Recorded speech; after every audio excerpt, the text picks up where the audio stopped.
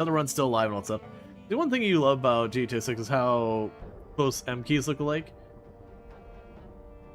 You'd say it looking like your beach house. Yeah, so today we're going to be playing more Product Zomboid for the Build 42 stable update. That, you know, it's now the stable branch. We do have our 16 times pop run alive. I did do a poll on the Discord for just a bunch of stuff, but including like, hey, Product Zomboid, do you want to see more 16 times pop? Do you want to see me do the it's like top of the town or high rise or whatever the name of the challenge is, but like the challenge where you're like on the top of a skyscraper in Louisville. Do you want to see me like do a little bit more casual settings? Still hard settings, like we're talking like insane, very high pop, but maybe not 16 times pop. That way we can actually see more of the map. Because when I do 16 times pop, that's my normal challenge. And like, to give you an idea, we streamed for over 9 hours yesterday of Product Zomboid, and I saw a farmhouse, I saw a house in a corner, and I saw like 2 houses that I didn't actually get into. And that was 9 hours, because that's the way 16 time pops roll. It is a slow burn. So needless to say, we're not going to see much of town or any of the map. Versus if it's like 4 or 6 times pop or whatever, that's still very high. But it will be a thing that'll be able to actually get into towns where, like, in the course of a stream, I feel like realistically, I wouldn't clear Lake Fallas in a stream, but we probably would have broken into like halfway through the town or whatever. And we did that poll, and the high-rise challenge blew it out of the water. It was more than twice. Well, sorry, it is about twice of what continuing 16 times pop run, and then the more casual one was like kind of split the difference. So I figured we're gonna do the high-rise challenge, give that a go. We also had like the vote for like RimWorld and all the other stuff, and all that's gonna still happen. So I do know 100 people were like really into the RimWorld run. Unfortunately, another game dropped that I have to kind of now juggle these. I might do RimWorld tomorrow. We'll see. I'll probably do some like split streams or whatever to try and juggle both of those until, you know, either one we finish RimWorld or like, okay, that run's done. Or, you know, like I get like wanting a break from Product Zomboid or whatever. Whatever it ends up being. Let me also check one thing real fast, because there is talk that one thing we might do today is later on in the stream, we might actually hop on a multiplayer server with Ultra. But I'm not sure if that'll get set up today or not. But, so with that said, let me go ahead, we're going to hop in here. Let's not dilly-dally, we're going to do all that. So we're going to go to the challenge maps. And so we've got, you know, 28 days later, or 28 minutes later, it's a sprinter challenge. If you want to just do sprinters, it's a sprinter challenge. The really CDDA is the classic. We've done this before. It is a challenge that is 100% completely and utterly front-loaded, where you are, you know, blind drunk. Yeah, challenge is vanilla. You're like blind drunk, the house is on fire, you tripped and fell through your shower, so you're naked, you've got a big gash in your leg with a piece of glass in it from tripping through your shower. It's the middle of the winter, and good luck. So your house is on fire, so you can't stay, so it's kind of like rushing to like get this chunk of glass ripped out, bandage up your leg, get what bare minimum you can, get out of your house. The whole area is just crazy with zombies, and at the same time, it's the middle of the winter, so you're freezing to death, and you get the idea. It's a front-loaded challenge. Once you get past that earlier thing where you get over your cold and everything, oh, and you have a cold. And once you get over your cold and everything, it becomes just a normal run with slightly more aggressive respawns. So it's one of those ones that, like, once you get to, like, spring, it's like, okay, I just don't want to do it anymore. Top of the world is what we're going to be doing, which is you spawn on the top of a high-rise in Louisville, and you just try and survive up there. And then winter is coming has been a whole thing. And yeah, I remember it's like the zombies are slowed, and it's just you survive the elements. I actually didn't find this challenge very interesting, but that's okay. So let's go ahead and do top of the world. And we're going to go ahead and do our build 42 0 to hero. And we're going to try that, and you don't get to have a name until you survive long enough.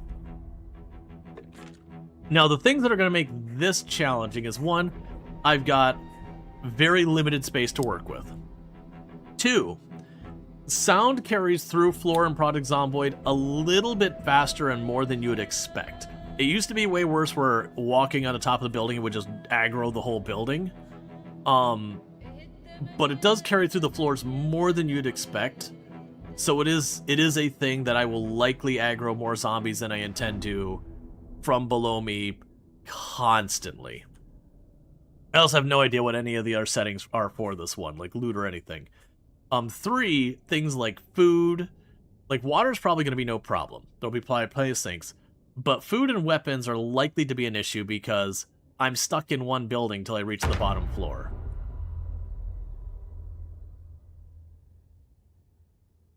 Okay.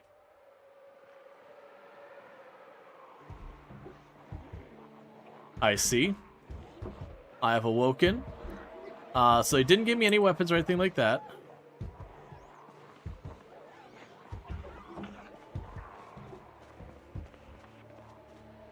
Okay, so there's a bunch of zombies in there that we haven't aggroed yet.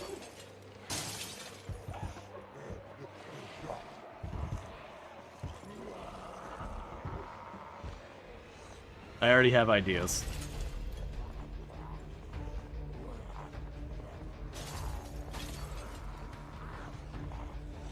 Come to me, my friends. I have ideas. I actually would really love that backpack.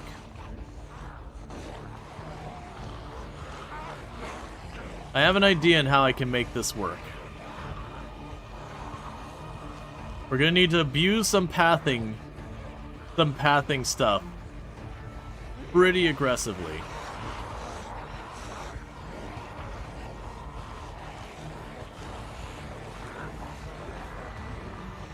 One zombie taken care of. 2 zombies taken care of. Because with no weapons, there's 0 chance of fighting this. 4 zombies taken care of. Can we clip this? Yeah, absolutely. Admin, he's cheating. I don't even know what those 2 are doing. Those 2 ones are just hucking themselves out of the building. I'm not even there anymore.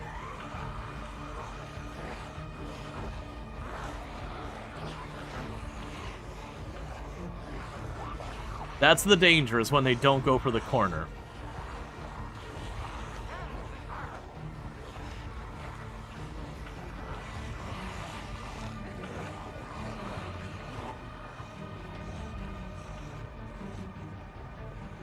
Alright. Did you lose? Oh, the backpack's gone. Right now, the backpack is not the immediate concern. I have 0 strength and fitness, no weapons.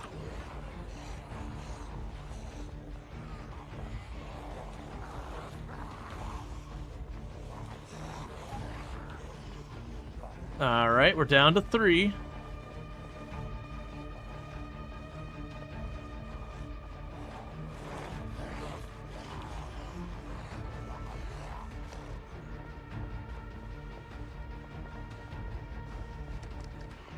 The door's locked.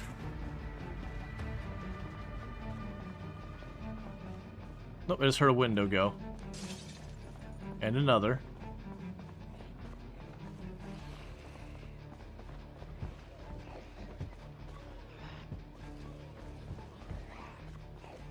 Basically,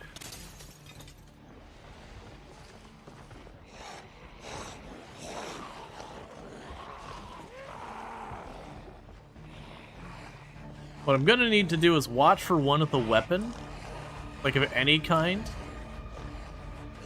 and not dump them off the side of the roof.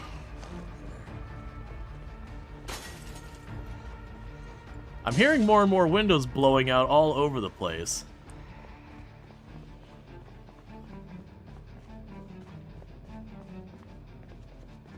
Because that door's locked. I'll have to wait for them to break that, and I can't remove the glass easily. We could take cloth.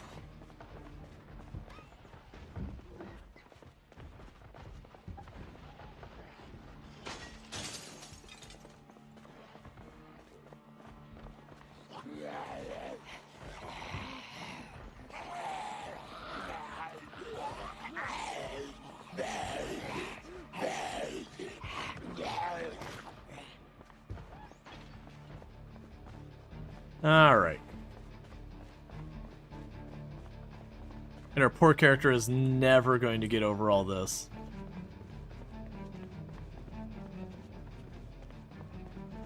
So what's on this side of the roof? Oh, I hate it.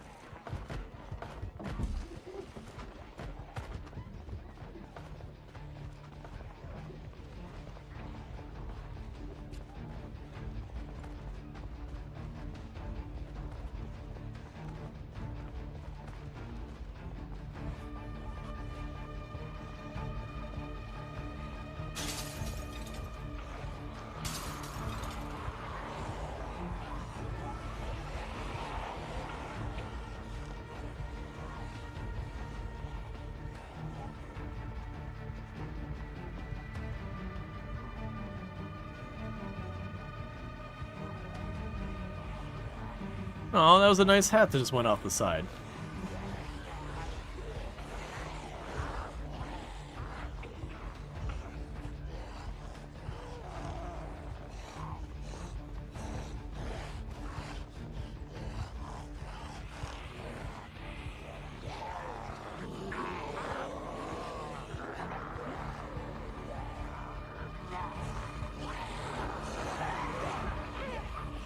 And the traps are, these side areas are only 1 tile wide.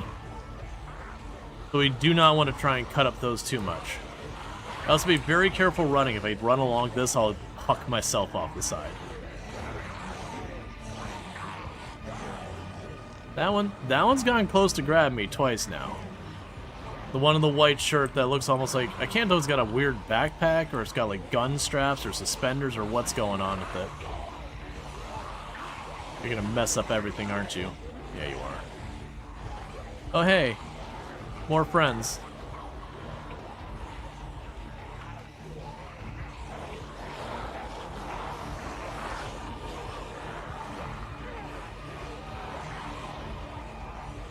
This is the problem, is what this is at this point. Okay. New plan, we're not going that way.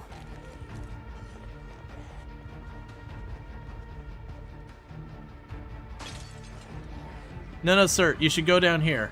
You should go to... Woo! Okay. Do they walk back up or bring more with them? They could be bringing more with them.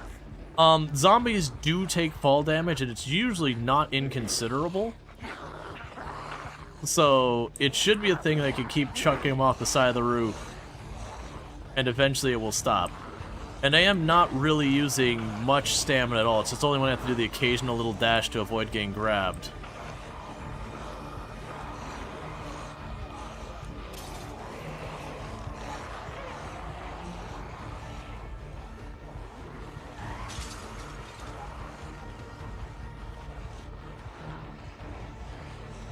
Okay, looks like we're all clear over here. We'll just shove through the one. Excuse me, sir.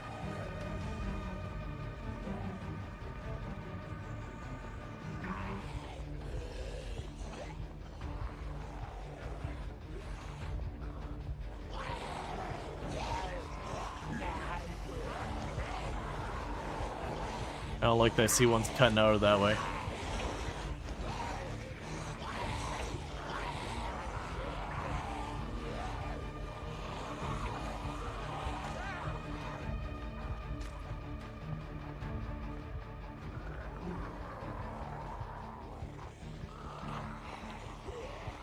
Alright, come on.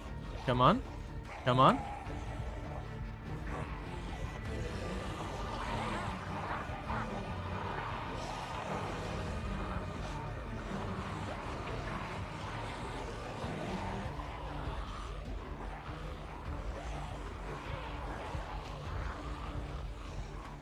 Every once in a while. Not the whole building, but some enough. Excuse me. Coming through. Stop stopping on these corners. I need these corners kept clear, alright? Thank you.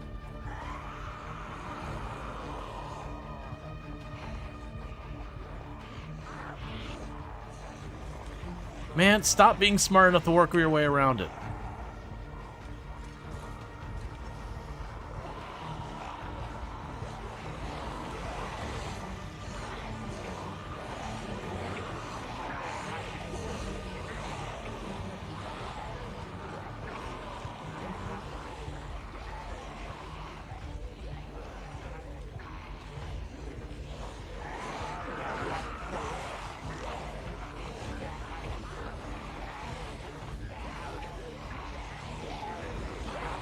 Stop coming from that window.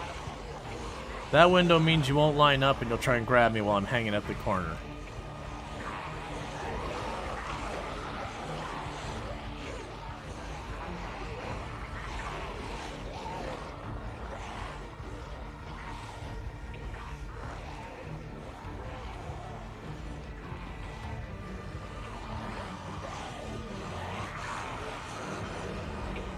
Once you've done this kind of thing enough times, you get a really good feel about what you can and cannot get away with. And that's the reasons why I make the comment about, like, when you know you're infected, don't just kill your character or just, don't just, like, immediately off yourself kind of thing. Instead, use it as an opportunity to try stuff you're not comfortable with, because that's where you can learn to do stuff like this. Because you'll be like, okay, how many zombies can I corral without dying?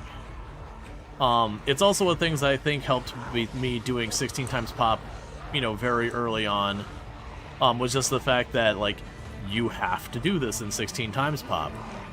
Like, there's no not pulling everything and just going with it.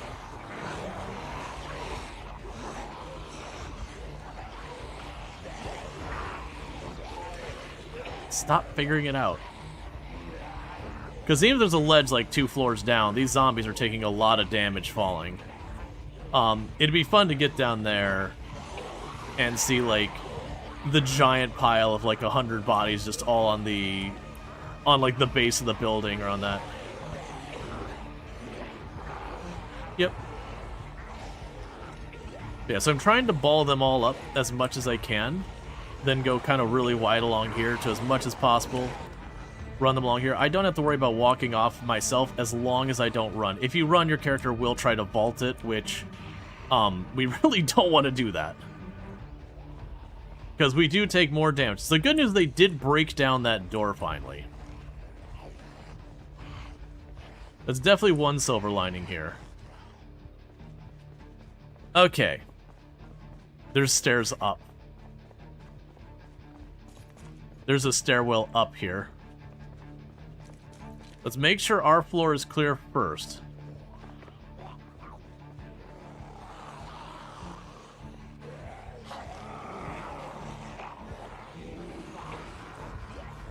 I didn't even have to coax that one. He was like, you know what?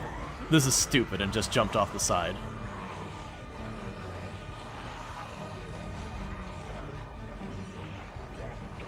Yeah. That one person's like, look, man, I don't want to be tired when I'm done with this. I'll just go.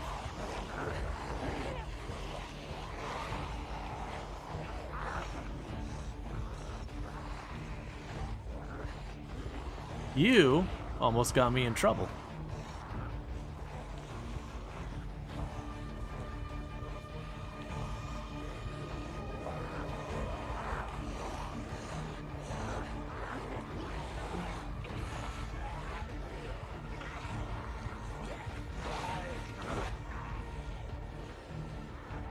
Yeah, when it's water, water's non-walkable terrain, so they can't jump over into the water. Versus this one, there is valid terrain at the bottom of the building.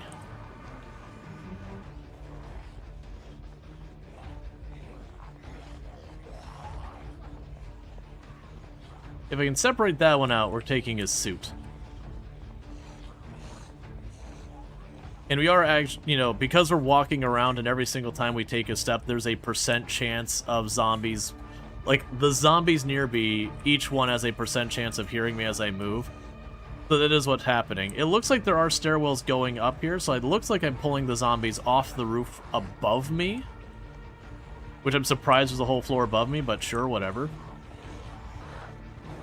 Alright, so we're starting to get a little thirsty. The reason our character is getting depressed is we're at maximum anxiety pretty much perpetually. And apparently that's bad or something? That was probably close and I should have actually let that get.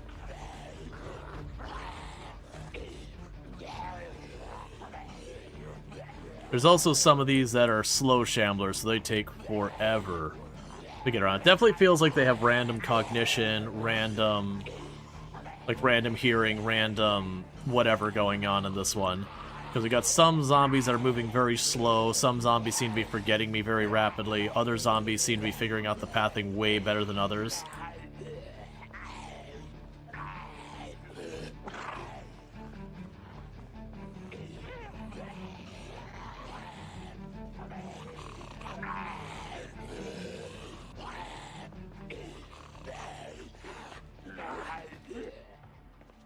Okay. Do another lap around the roof. Make sure we don't have any we know about still here. At some point, we have to switch to start fighting. Why are you all... Oh no. The ones that are surviving are just crippled. This is actually really bad.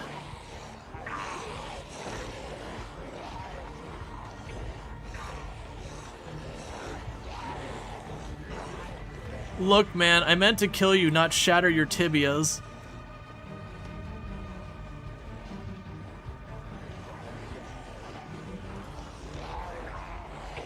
I don't think we changed our strategy. I was hoping you'd go off. So the problem is they won't go over the roof.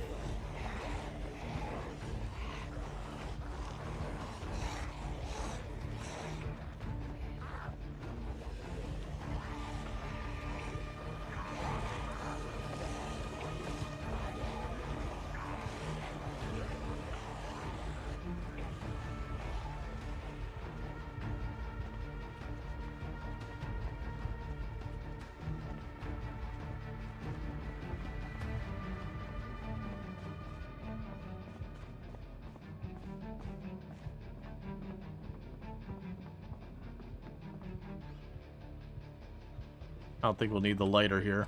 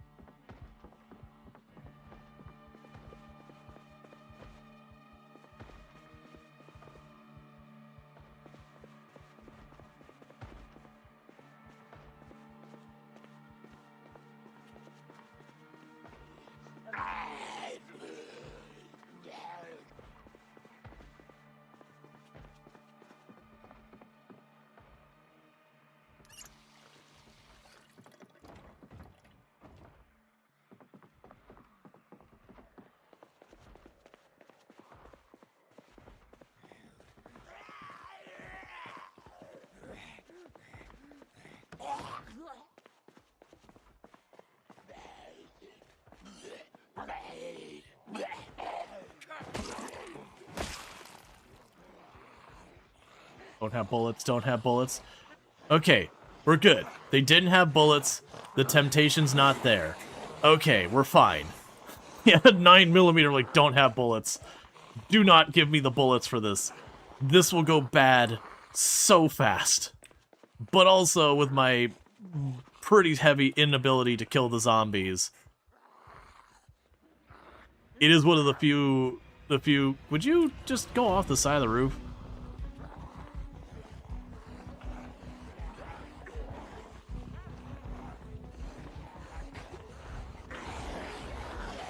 Oh, stop being smart.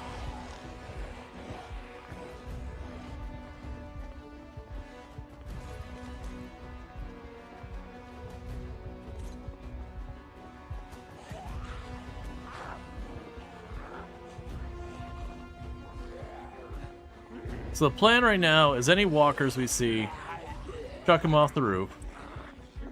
When I get a lone crawler, we dispatch it. The crawlers are nice and slow that we can corral them and then just walk away. The problem is when I disperse them.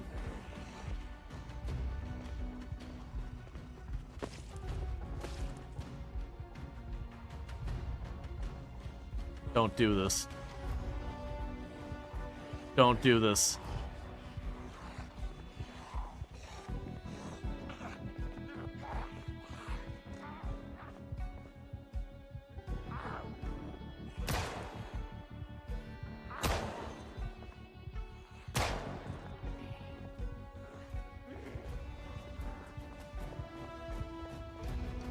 Things are probably about to get real wild up here.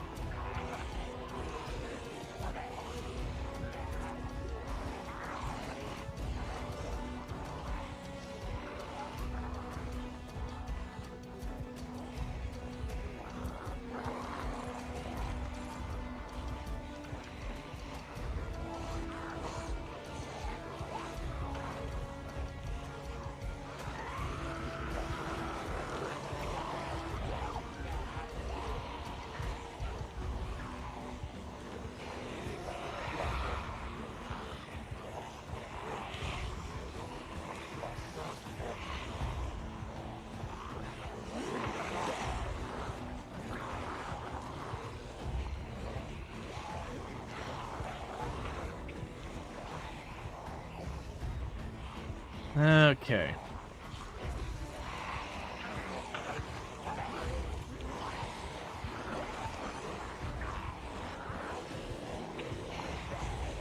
I wonder if you manage to break one of these sides, that the crawlers will go off the side of an unguard-blocked one.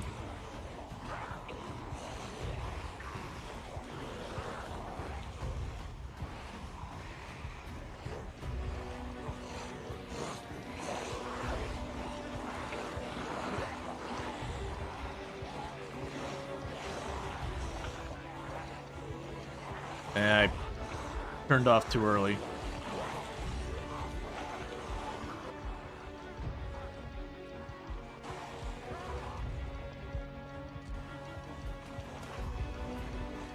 Come on.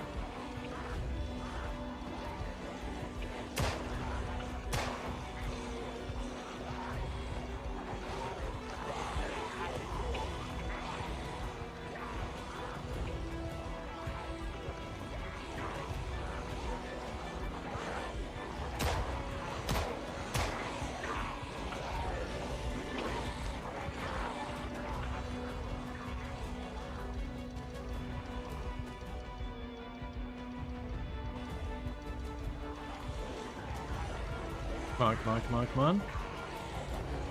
Ah, didn't go over the side fast enough.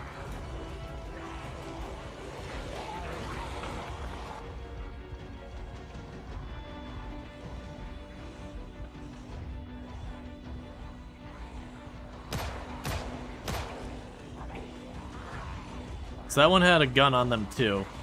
So I'm assuming that's the way this is supposed to work, because they anticipate you're not going to get any rest.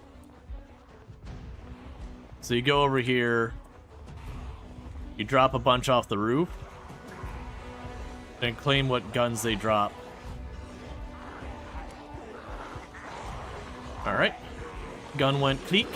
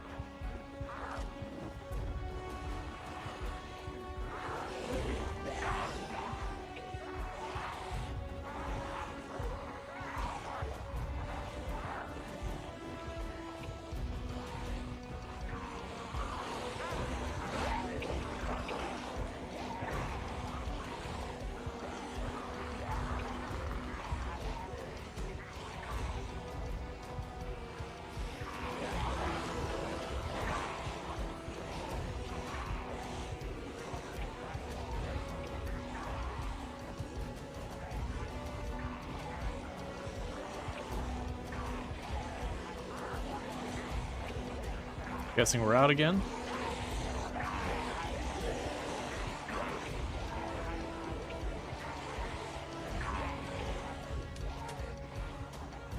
I forgot guns in this game jam.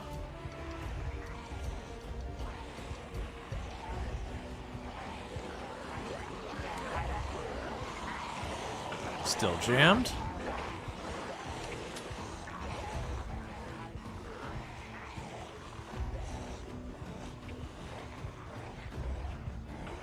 All right.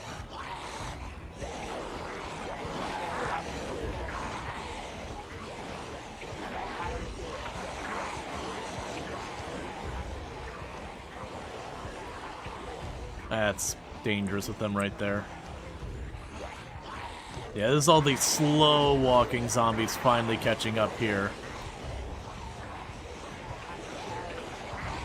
Ooh, that was almost bad.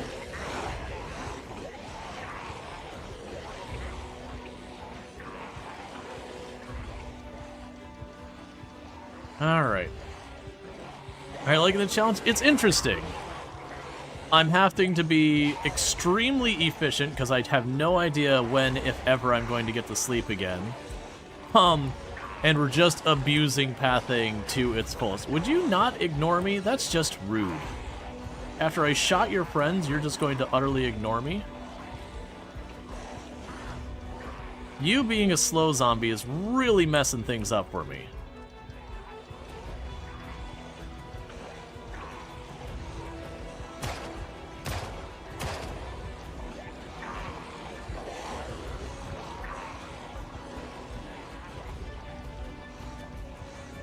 I hope you're having a good day and all. Can we get a shout out for Ultrasaurus, by the way? Absolutely fantastic content creator. Also playing Product Zomboid. So good times with all that kind of stuff. We're trying to watch for more guns or ammo. But also has played like RimWorld, Product Zomboid, all that kind of good stuff. The problem is, a lot of these zombies jumping off the roof are not dying. I'm merely shattering their tibias. Which is honestly worse than they would be otherwise. This many crawlers... There's a reason I'm actually willing to put up... Get off the roof, get off the roof, get off the roof, go, go, go, go. Oh, don't be smart.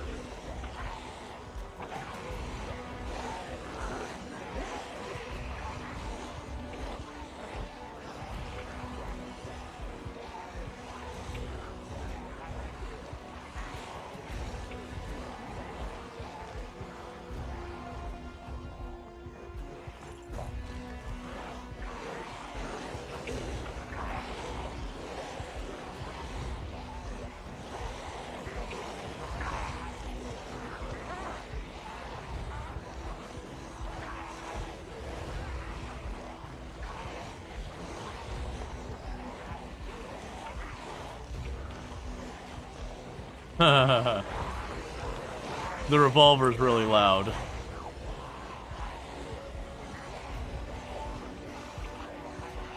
Come on.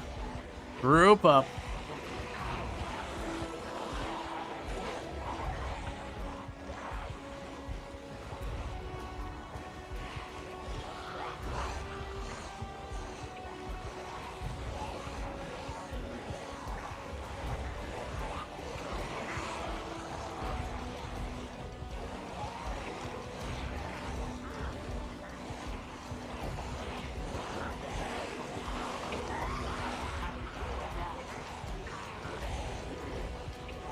Alright, big playtime. Got all but one. So many crawlers. That is a terrifying number of crawlers. Okay, so where was that revolver? One of you had a revolver for me.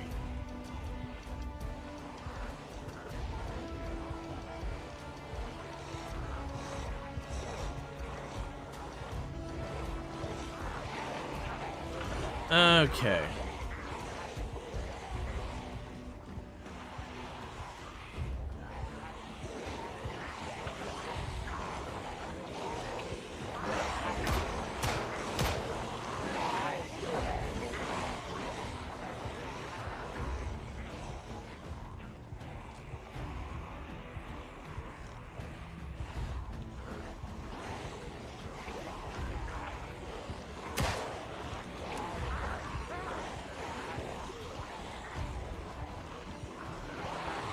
Next gun. Which is unfortunately a really loud one.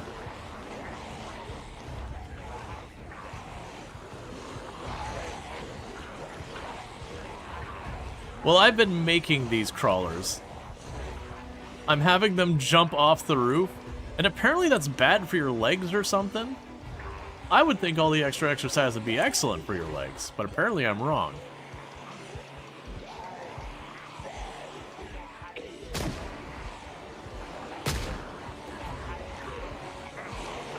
And this only had 4 bullets. Let's try and make them count.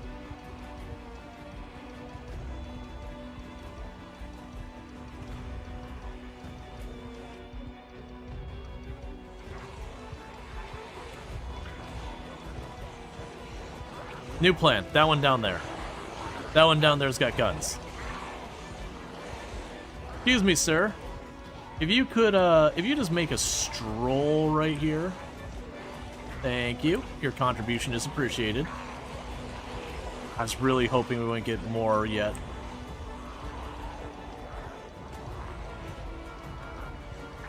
Because I want to kill that one, because that one's got guns.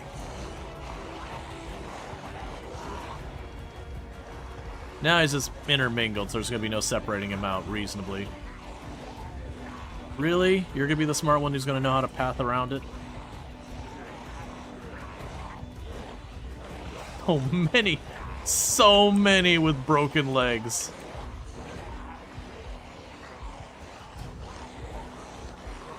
And we're gradually getting hungrier and hungrier.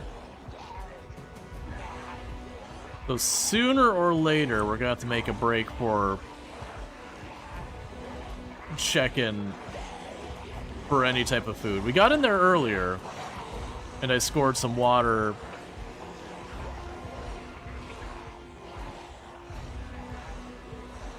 Give me a minute, give me a minute, give me a minute. Stop, stop, stop, stop. Ah, I shot the wrong one in the second shot. I'm pretty sure that was our last bullet.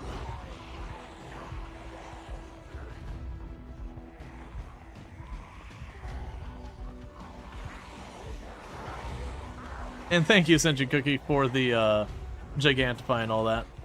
Do we get the one with guns? No.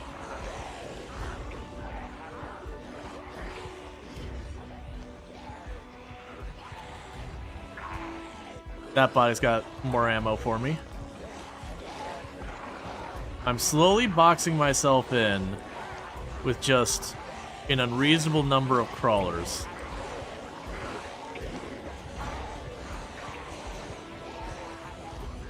Excuse me.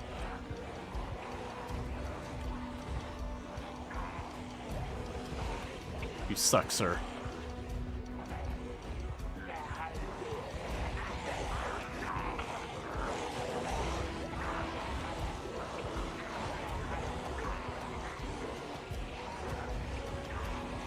There we go.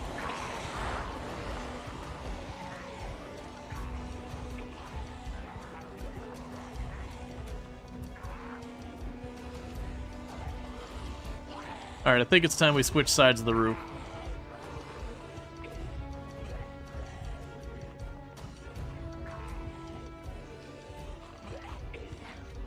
Come on, don't figure. Ah, you figured it out.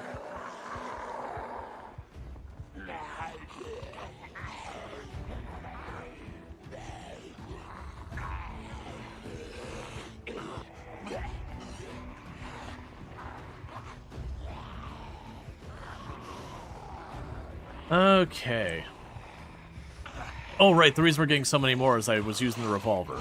Right. I did make multiple comments about it being louder.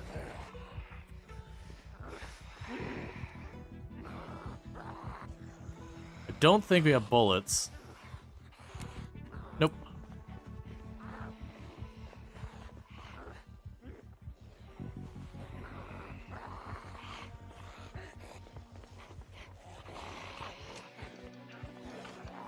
Alright, next set of candidates. I saw her behind me. I'm gonna try and dispatch a few before she catches up.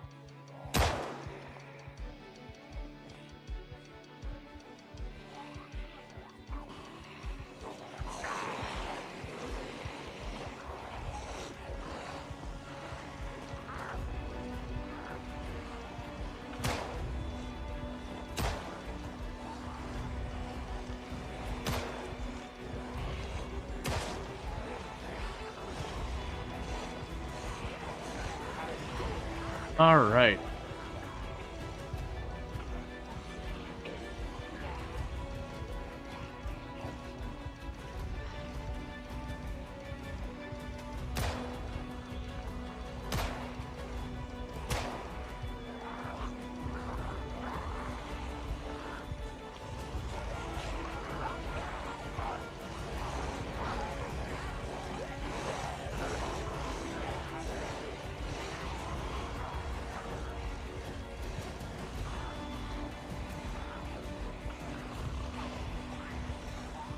Too many bodies. So we got another 6 and another 7 rounds there.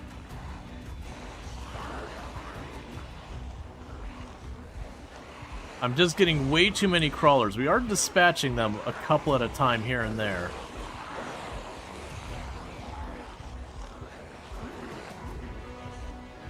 I do see the one coming through the window. Come on, come on, come on, come on, come on, come on.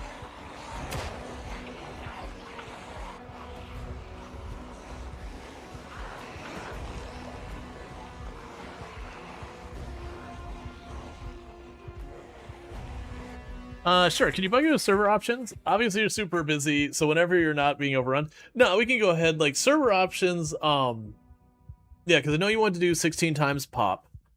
So what were the ones you had a question? So you just drafted a contract with your pops to get a new phone that you got through the phone call cable provider, complete with conditions that you must maintain order and keep said phone. That's good. If one can complete this, you believe in you. Yeah, the challenge we're going to run into. Is just, I need to do that. Day length, 3 hours initially, or just as we go. So 1.5 is default. The big thing we gotta watch out for when you increase the day length is literally everything that has a bar over it, increases by the same ratio. So if you're having a 1.5 day and a 3 hour day, the time it takes to nap like a knife or whatever, you will double that time. That also applies for the helicopter, which is kind of the big one. So when you increase your day length, to give you an idea, is on a server that we had something like 8 hour days, and the helicopter stayed for like a real life like 2 or 3 hours or some awful nonsense. Or I think it's like real life 2 hours. It was rough. I know people who've done 24-hour servers where the helicopter could stay there for 4 real life hours, which is freaking awful. But yeah, no, if you take the time, you can be like, okay, 3 hours day, but double the craft time and go through all that stuff and do it. But it is a lot of settings that I don't know all of them. Yeah, generally I recommend just keeping on default, or if you go off default, just a little. Like going from 1.5 to like 2 or something like that isn't too bad. But the farther out you get, the more unreasonable it gets.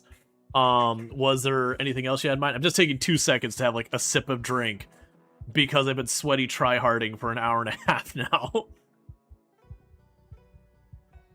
And people might be looking over here and be like, aren't you worried? These are getting really red over here. This I can't do anything about. This is from the zombies banging on the windows, and then this is from that. And then terrified. I mean, I got like 30 zombies perpetually chasing me. Don't mind me. Let's shoot more questions if you have them. Understand we might not get an answer for a while. Yep, no problem. Okay, we're back at it. Oh, we got 3 on that last pass. All right, let's go.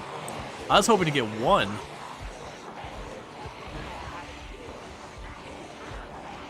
We should be down to like 2 more bullets. I'm wrong. I should be about out of bullets.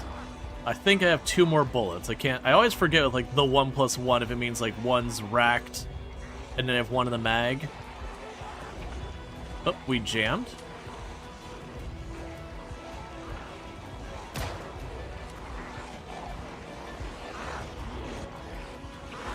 Next gun on the ground. Next gun in hand.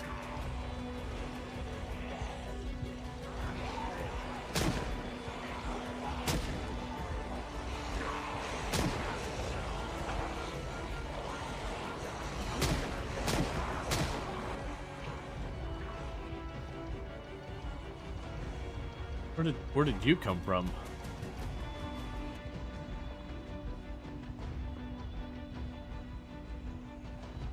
We're...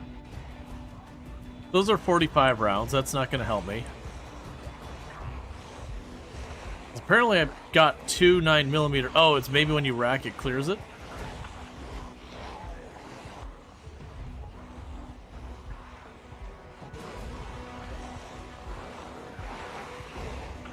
There we go.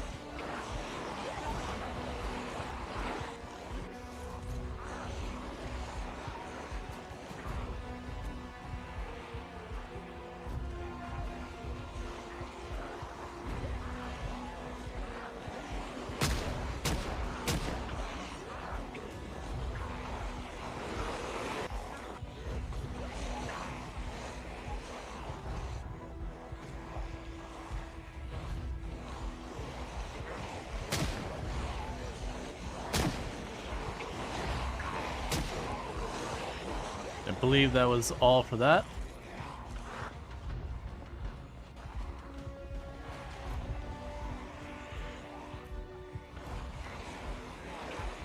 Yeah, I do apologize about falling behind on chat.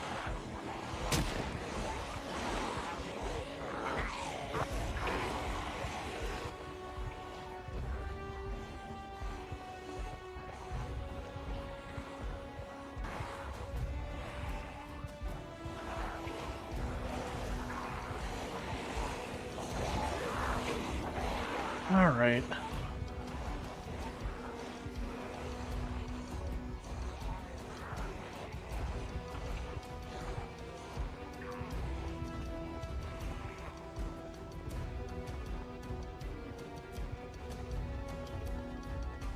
We're looking for more gun.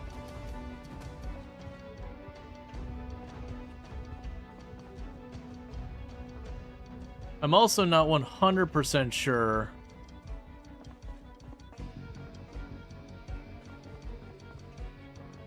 I should probably grab one of these keys, just in case there's like a locker I think we gotta deal with.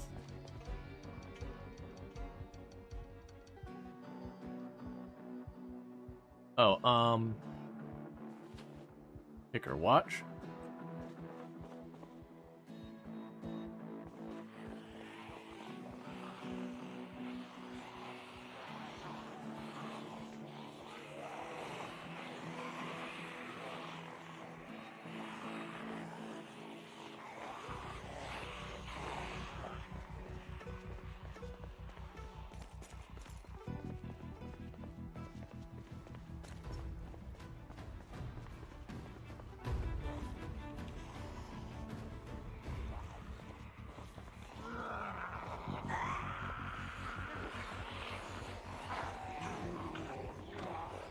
Are they just respawning?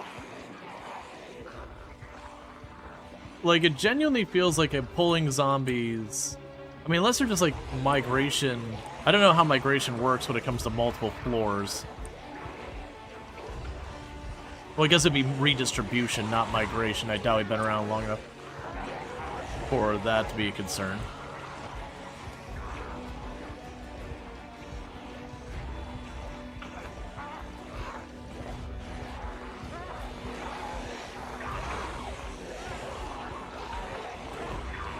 Aw, come on, the lead one blocked.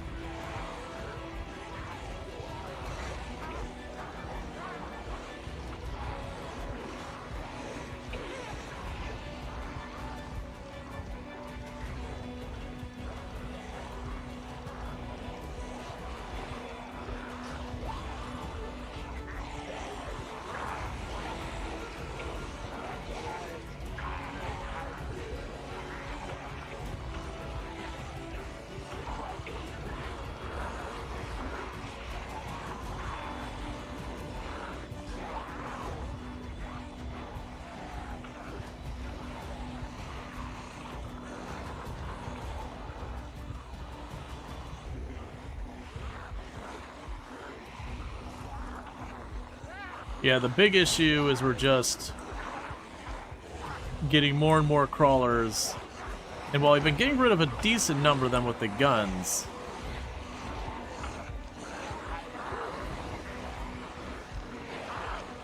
there's not a real opportunity to target them.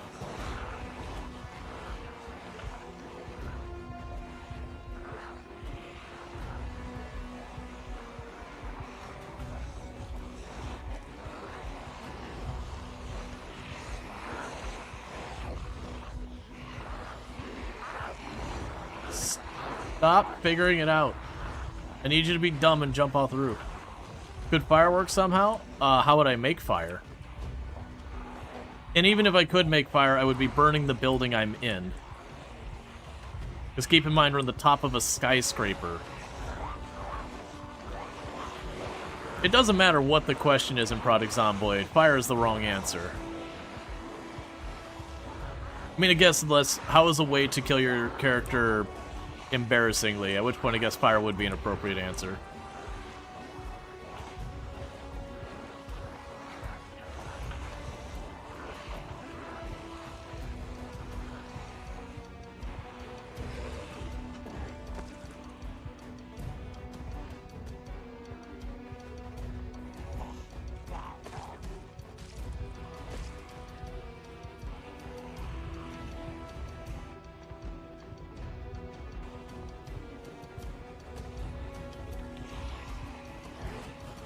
Hey, Dream, thank you so much for the raid.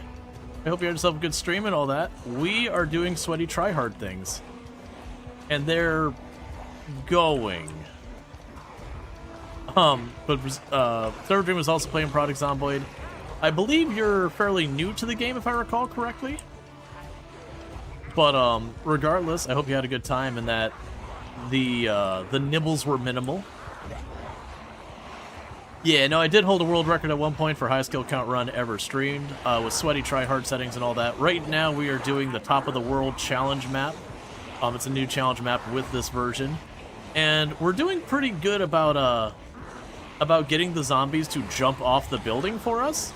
Unfortunately, a lot of them aren't dying, and instead are just shattering their tibias and then crawling up here, which is so much worse than if they were just up here.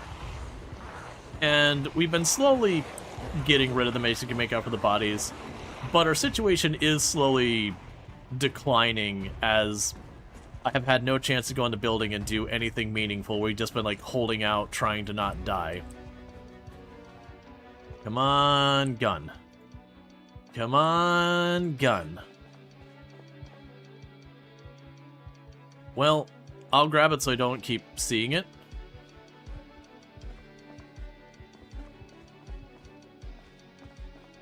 Come on, gun. What? You're 9x19 millimeter. Alright. But yeah, so definitely check out Storge Dream. Plays a lot of similar games to what we play here. Really good time over there and all that stuff. You're clickbaiting because you still have no idea how to play. That is totally fine. You all have to learn at some point. There's just a whole lot of things that went by. Oh, I didn't catch. Oh, okay, we got a lot of people here. I missed yeah, so now I can actually take 2 seconds to catch up. So thank you again so much for that raid. I do really appreciate it. It means a heck of a lot. And then, if we can get alright, you already got the shout out for Copters. Copter1 is another fantastic content creator, also playing Project Zomboid, also plays a lot of similar games to what we play here. Has been doing a bunch of retro games as well, so if you like all that, you can find that over there. And then we also have Alana Rama, who's another fantastic content creator, if we can get a shout out for Alana Rama. Also plays a lot of similar games to what we play here as a fellow member of the Halcyon Frequency stream team, the stream team that I'm on. And definitely good times. You did actually, still not big fan of the combat, but if you hop on again, you'll likely change to the base settings. Yeah, no, the combat takes a little getting used to. Right now, there's one thing with the combat that I don't like that has been introduced with this. So if I'm walking over here, it's not supposed to work this way, but if you notice, my character kind of locks in place when I'm rotating. I don't like that, and that shouldn't be how it works, because it doesn't normally work that way. So, 9x19.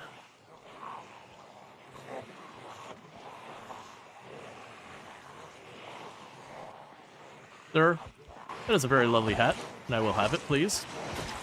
Thank you. Ooh! Ooh, you had a revolver. Alright, hold up. This does me no good, chuck it on the ground. Alright, duffel bag. You have my... Okay.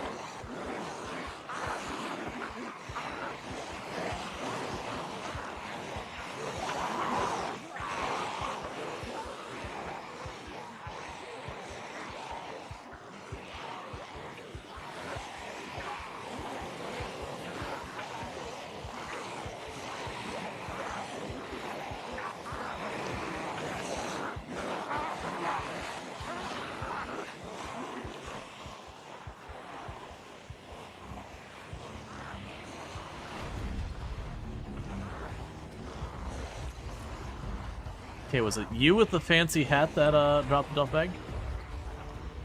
Alright. And again, check out Alanorama. Absolutely fantastic content creator. Highly recommend.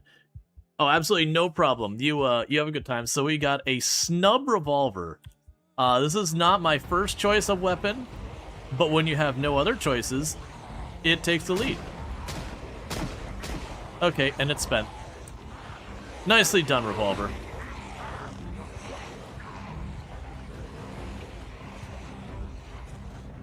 And hopefully we killed one or two doing that.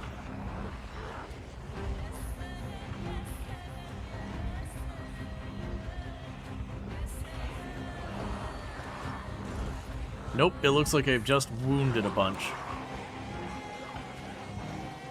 I keep hoping I'll find one that's got, like, a box of ammo or something on it. It doesn't appear to be that's on their loot table, though.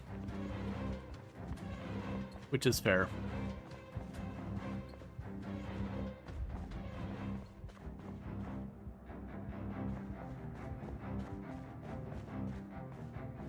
There's lots and lots of keys.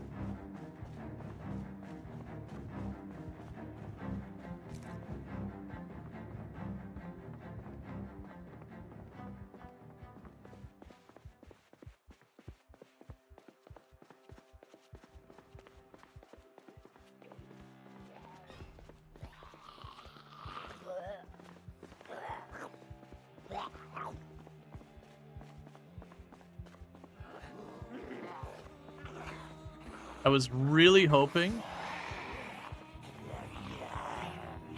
that it'd be clear for me to get water. Come on. Jump off. Jump off. Don't be smart. Jump off. You suck.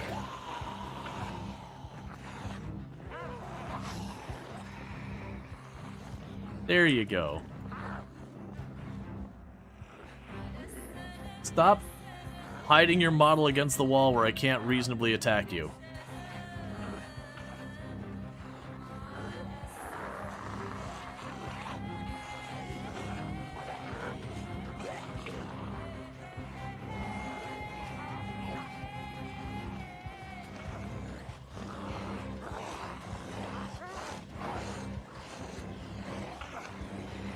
So the plan was straightforward, is I was going to run through,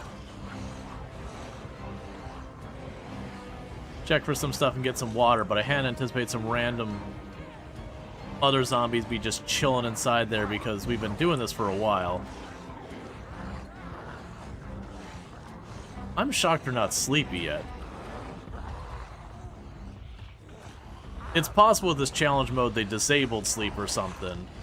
Like, we have no idea what the settings are without going through it.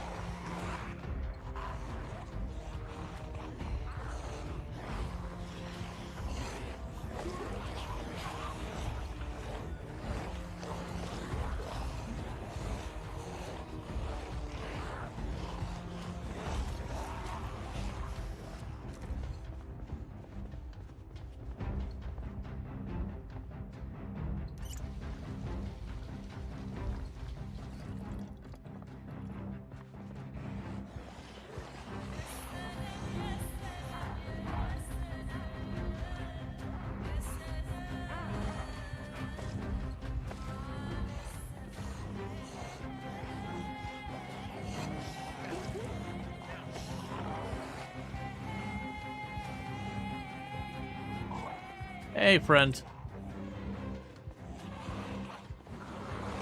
I want that duffel bag. I probably don't even need the duffel bag, but just out of personal greed, I still want it. I'm curious if it'll have food in it because of the challenge. Oh, that was not good.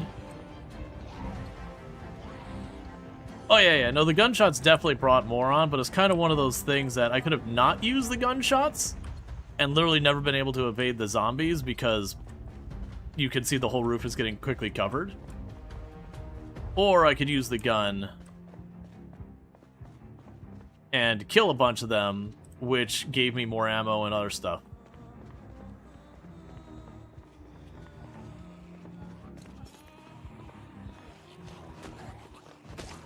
I hate the targeting on those.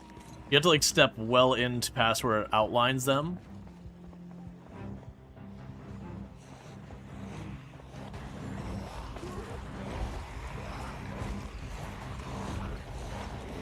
Okay, that's 2 more dead.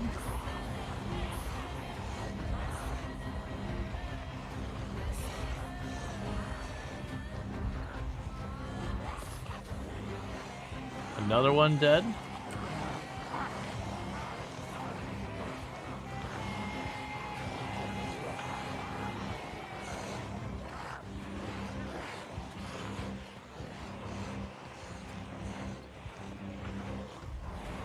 Yeah, so those are all overlapping. You don't want to try and stomp overlapping. You'll hit one and the other one will grab you.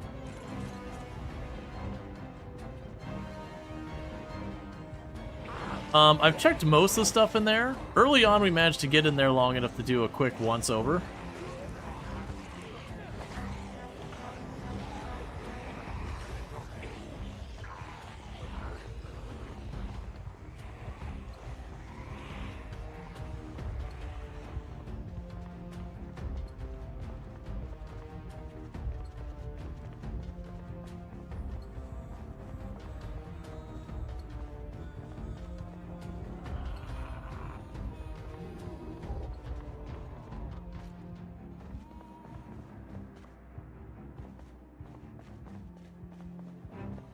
Oh, thank you, man. I'm glad you went all by yourself. It's so appreciated. Give me that duffel bag.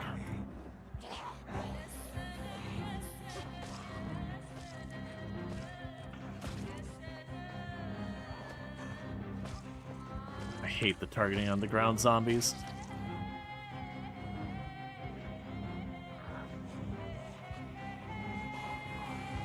I want that duffel bag. It's empty and useless to me, but I want it out of principle. Now the problem is we're starting to get exerted.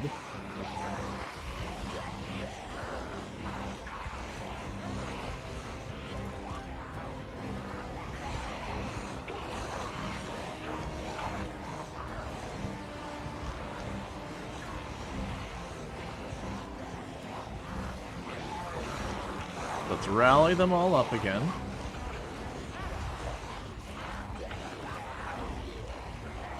And I've got walkers again.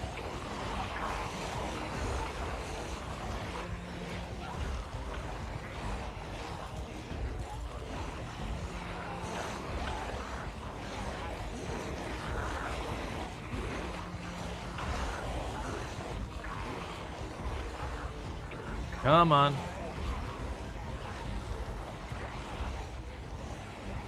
Oh, because I had pause constantly and I wouldn't, you know, require me to, like, stretch over, push the pause button and all that. I'm more watching it. If I see something good, I'll grab it. Otherwise, it'll be utterly obnoxious to go pause, unpause, pause, unpause, pause, unpause.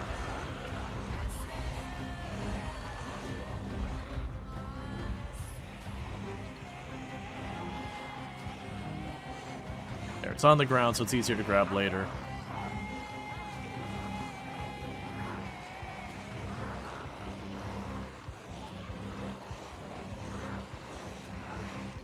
Yep, no, I can remove the glass now.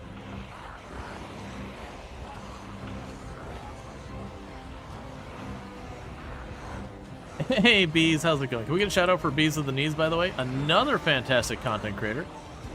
I highly recommend checking out. I assume you might be checking out Project Zomboid as well, but I don't know. Oh, you already have. Excellent. Hope you had fun with that.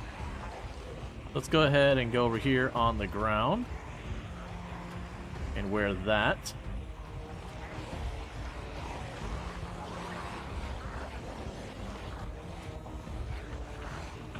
Yeah, so the zombies we killed, we don't see any here that gave ammo or anything.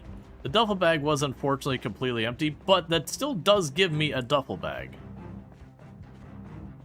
Now, another problem I'm running into is we're slowly accruing a lot of corpses.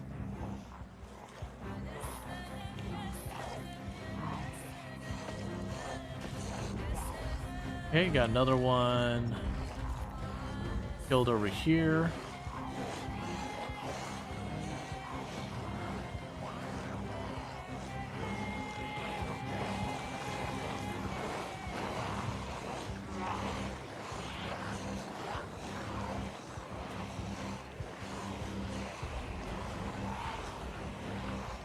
There, we got a friendship bracelet. At least we'll go where we at least have a friend.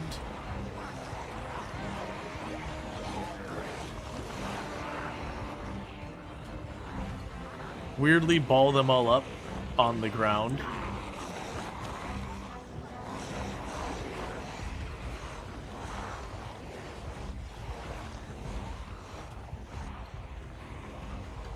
Okay, we're starting to get queasy from all the corpse stuff.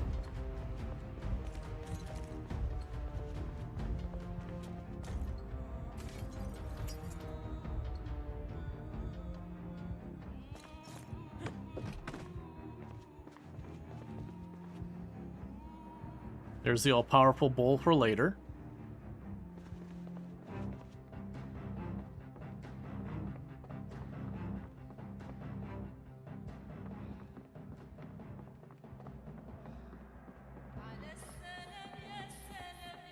How do I get to that kitchen?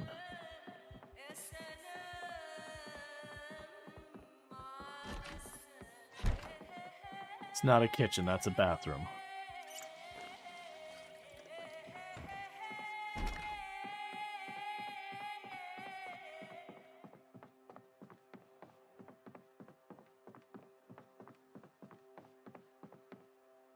Oh yeah, give me that ham. Give me the ham. The whole thing.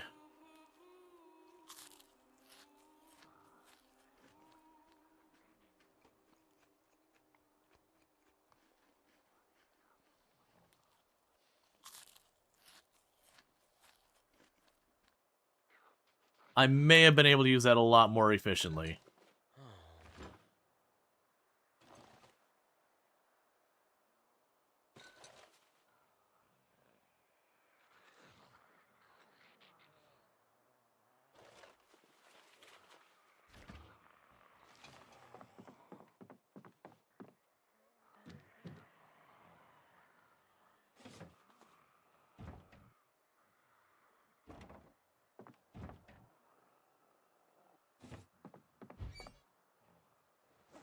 Okay, bacon needs to go in there.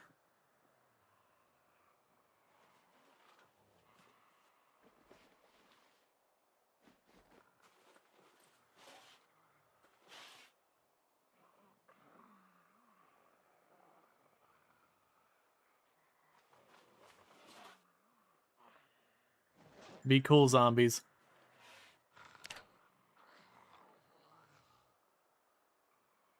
I'm just trying to eat dinner.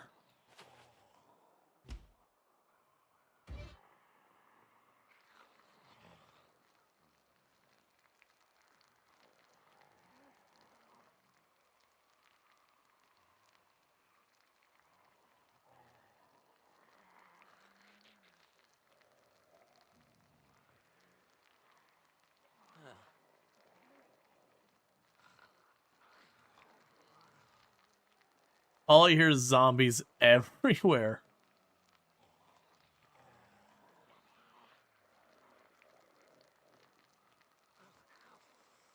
So far we haven't gone sleepy. We gotta be way overdue, right?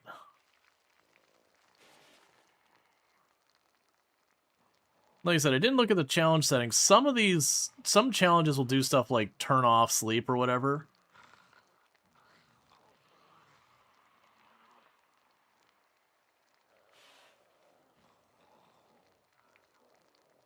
Looks like the hot dogs will be next. I'm just trying to cook all the stuff that's poisonous if you don't cook it.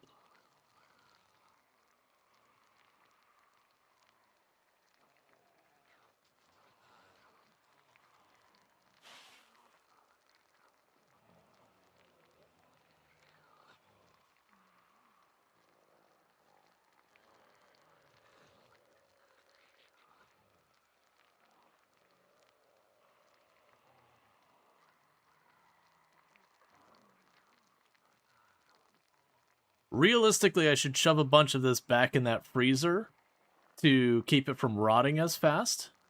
Make it last longer.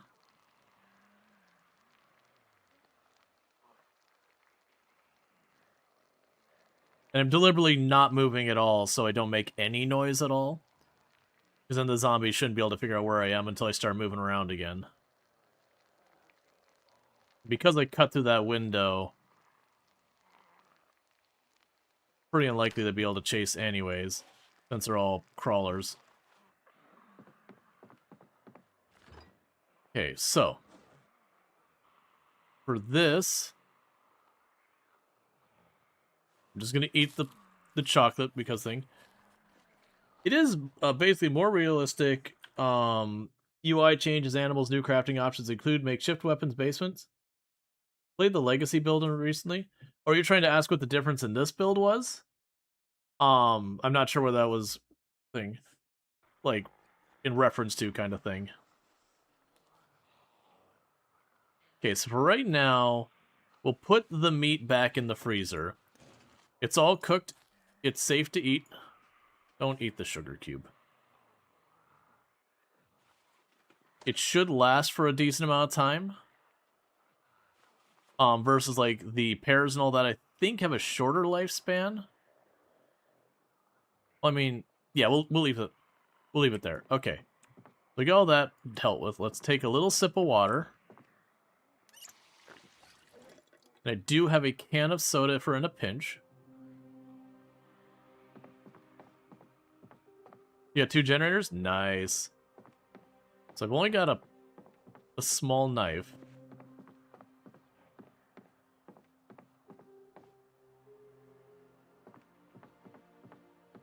Got knee pads, stockings, painkillers, the most sussy bed I could ever try and sleep in, matches I probably won't need. Life living on?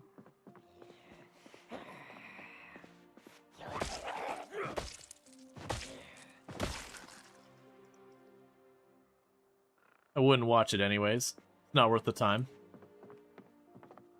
Right now I need to be focused on, like, surviving, weapons, all that. All the things you get on the TV programs, you can very easily get. I'm hearing a lot of noise.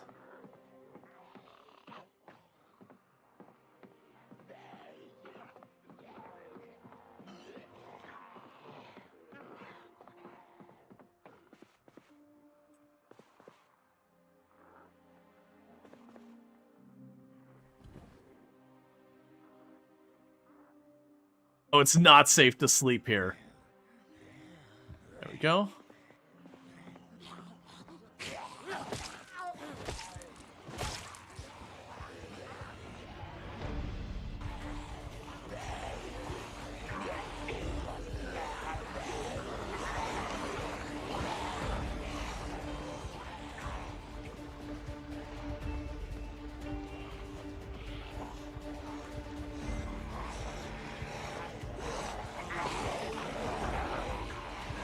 This is fine. I'm doing this deliberately. We're taking it for a little bit of a scenic tour.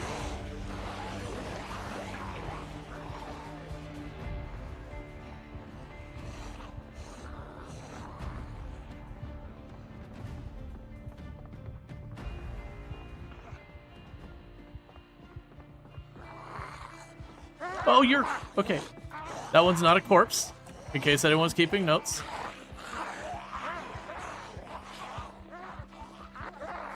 They could have gone real bad real fast. Okay. Alright, the one in the hallway I thought was a corpse, and then it turned as like, oh.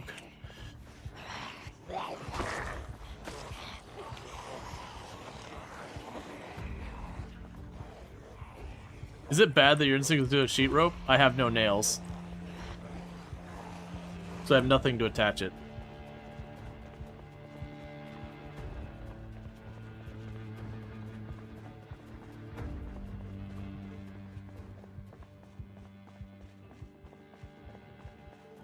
We're doing a quick lap here, looking for individuals.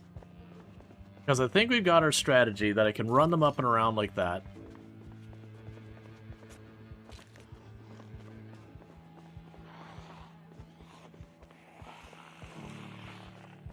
And then we get an individual like this. Hey, or you can just ignore me, that's fine, I'll go up to this one instead.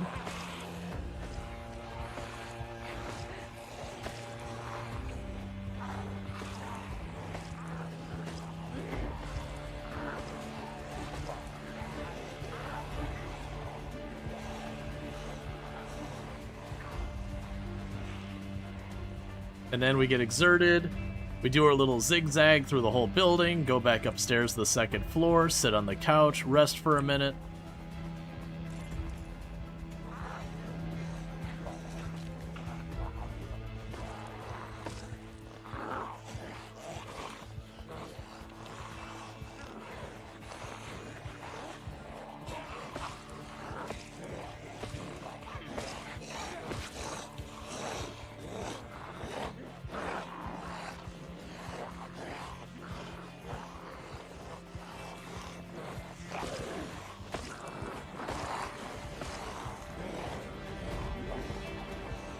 Oh, we're at high exertion.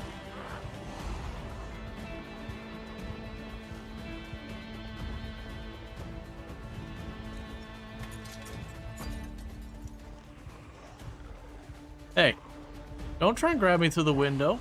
There are rules.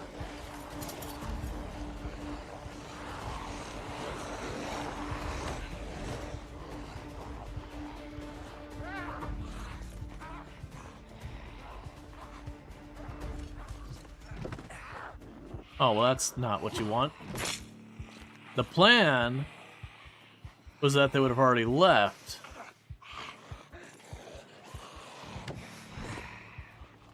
The upstairs so I could rest.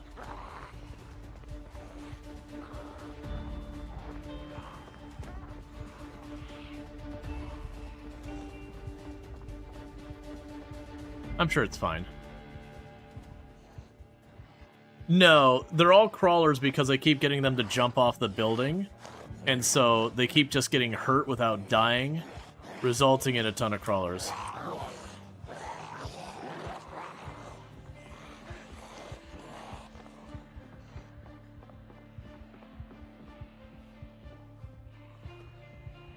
Okay.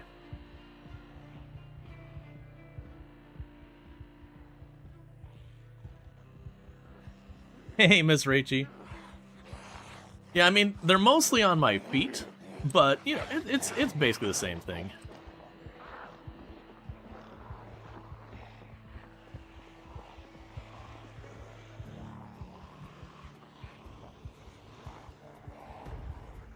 Just walking around from place to place, taking a little 2-minute sit.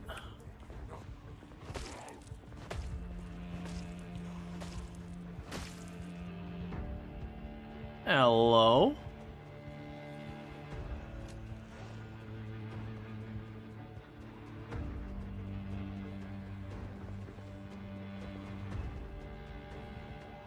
All right.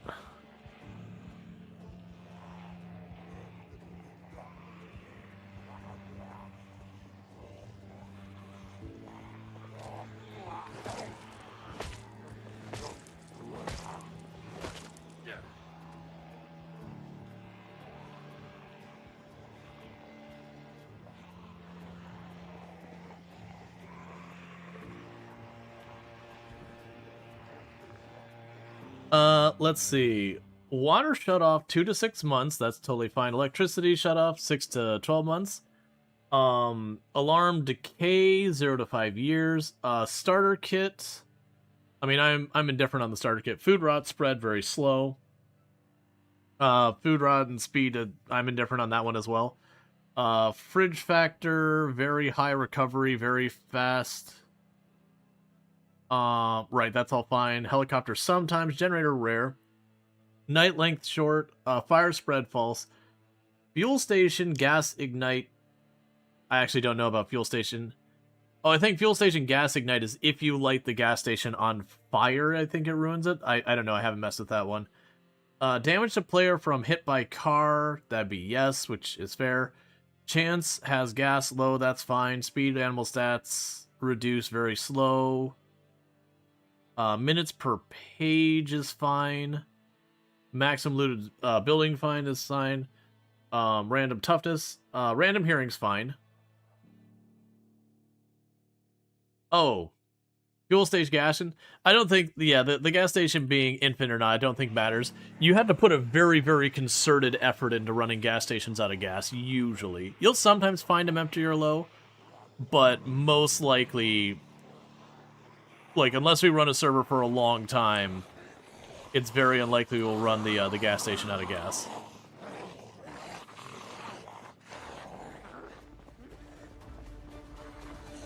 And thank you for the follow. Welcome to the stream.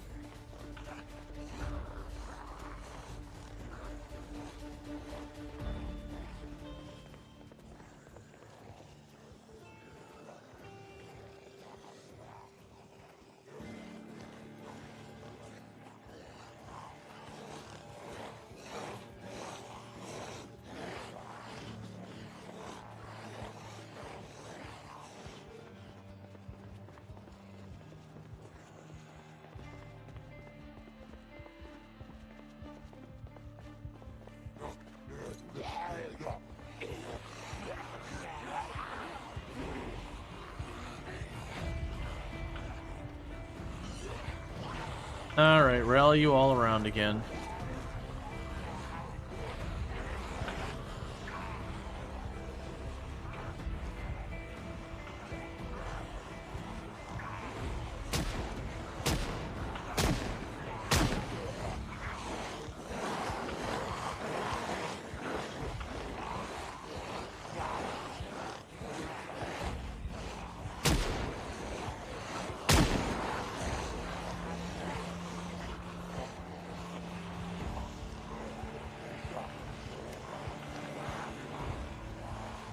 Is it a jam or out of bullets? Out of bullets.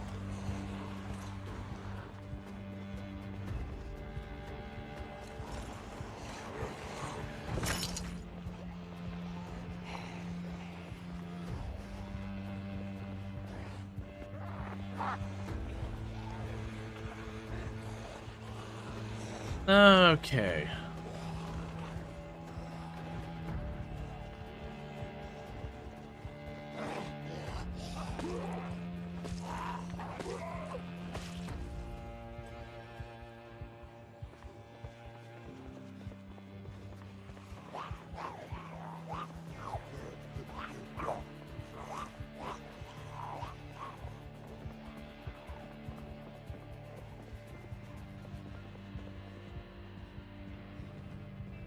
Alright, sit and have ourselves another rest.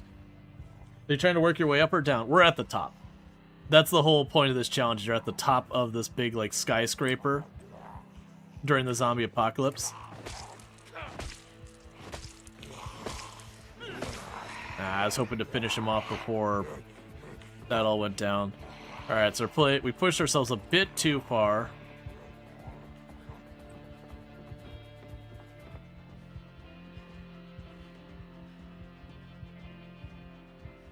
Just kind of moving around, resting for a couple of minutes. They don't know how to path to me, which I appreciate. And we're slowly killing off all the crawlers and all that. Which all those crawlers are because we made them jump off the roof. Oh, it's still only been one in-game day. We're still working on our first day. Okay.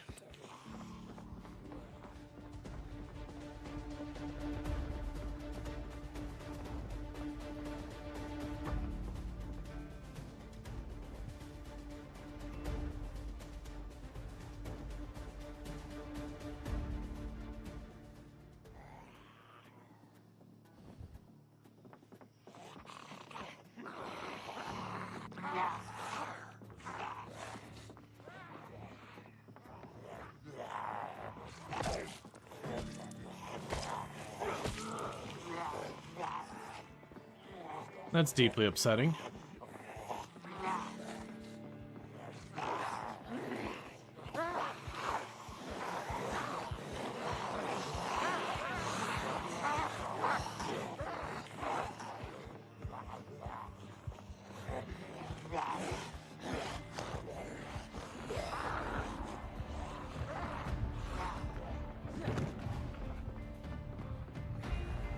So we are starting to get sleepy, which is a real big problem for a whole mess of reasons. And one of the bigger reasons about that why it's a problem, is we're in an area where it's just saying it's too dangerous to sleep. They can't, like, cheekily sneak a sleep in.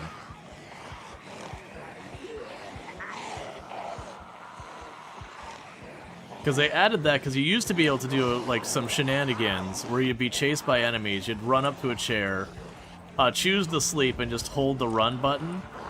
And so the enemies wouldn't be allowed to hit you while you were sleeping. But the moment it came back, if you're holding run, you get this be able to move the same time they do.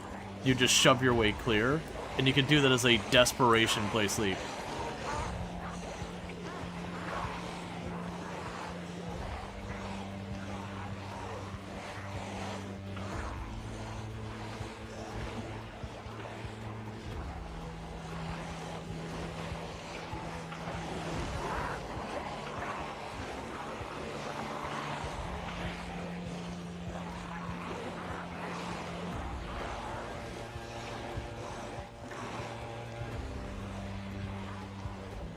Or thirsty, not hungry.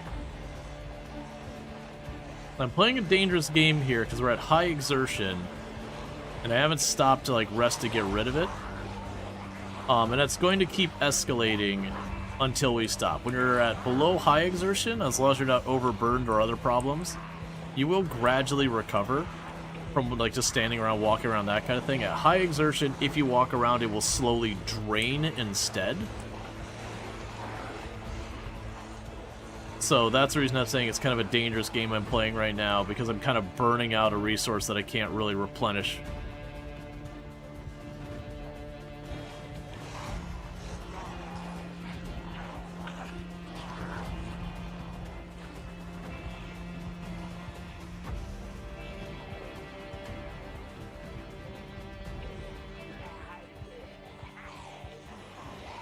What I'm gonna need to do is find someplace I can sit for at least a minute.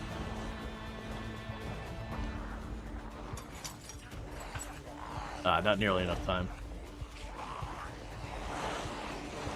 I'm also trying to gather them all up together, because then it's more likely I'll be able to ditch them.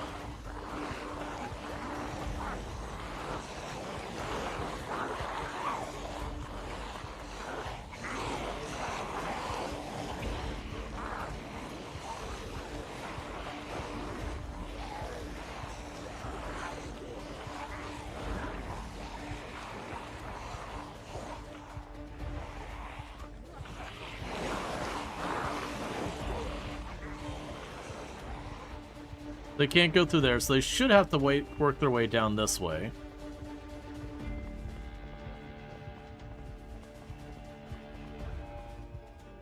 Really? Come on, man.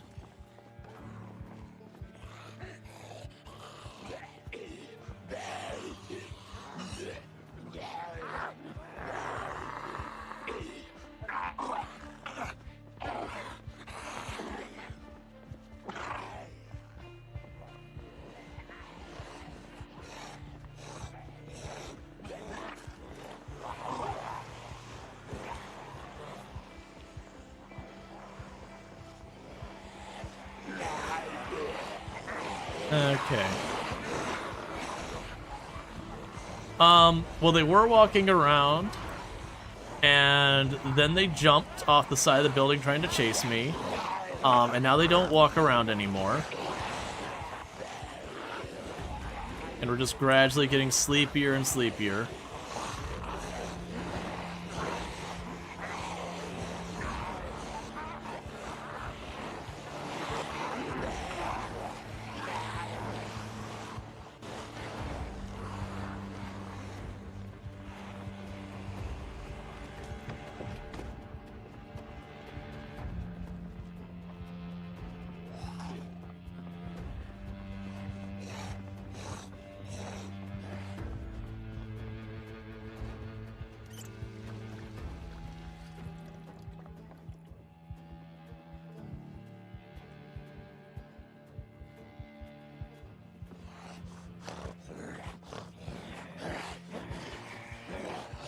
And we're too exhausted to fight.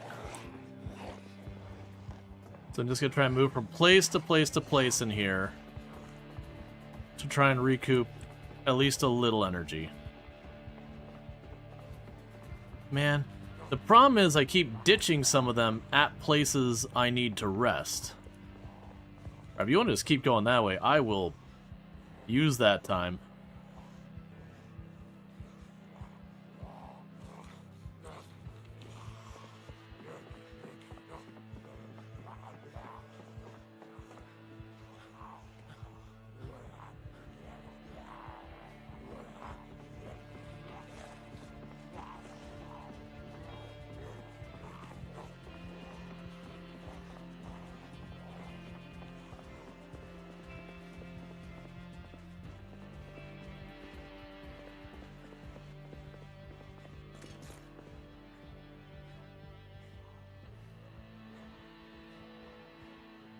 So need to get rid of high exertion.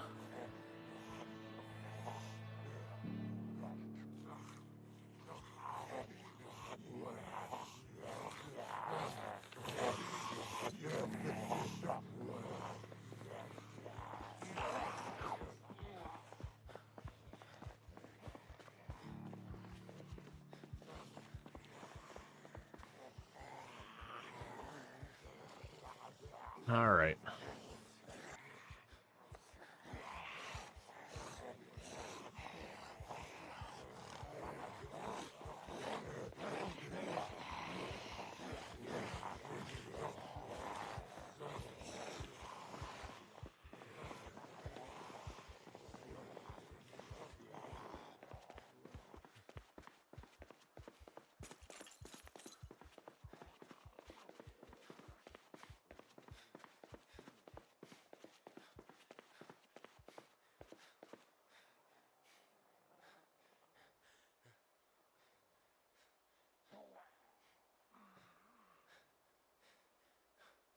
As they slowly make their way. There's one right there who just hasn't even noticed me, which I'm okay with.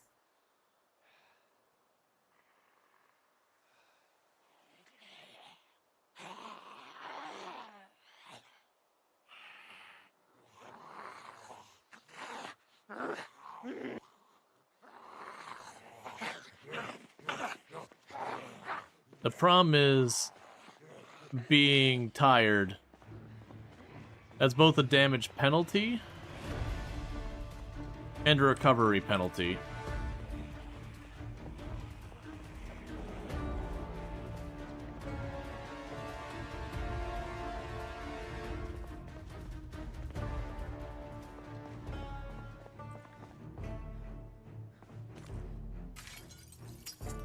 Give myself another way through here in a pinch. Oh. Oh, come on. You said I could sleep. I hesitated. I think the zombies were far enough it was gonna let me. Where do they all go? They're following me. I'm just way faster than they are.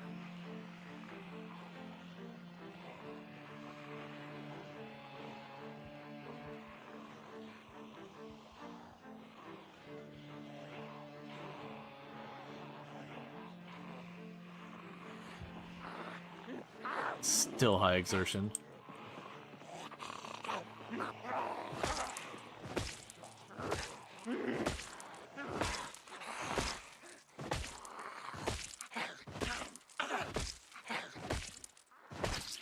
Yeah, I need to not do that again.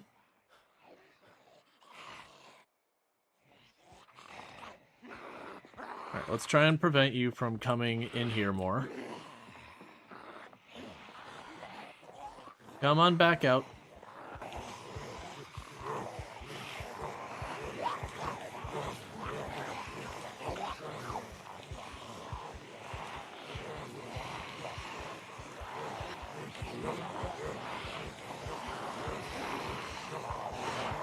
Yeah, so I'm imagining the trick is going to be, now that they're all crawlers, it's going to be using where I can break these windows and hop through a window, forcing them to go the whole way around.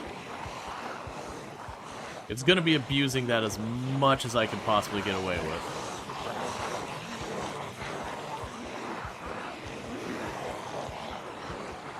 Because we're definitely burning down the clock on this one. So let's wait till we gather around as many of them as we can. And I'll go to one of the windows I can hop through to give myself a shortcut. And try and ditch them. And see if we can't get a really high-risk sleep.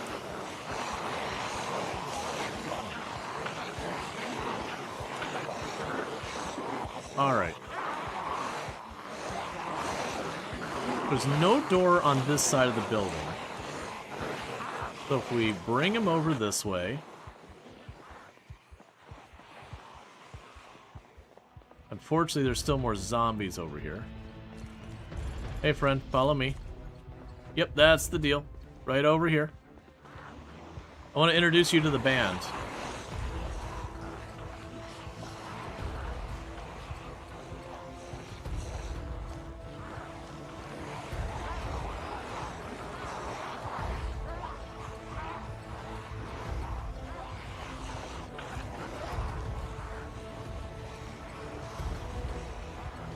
Okay.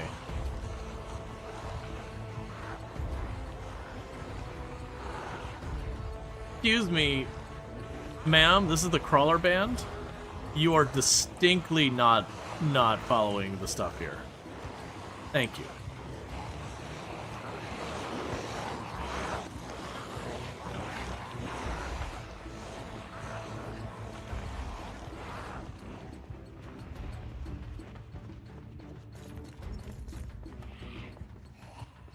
Come on.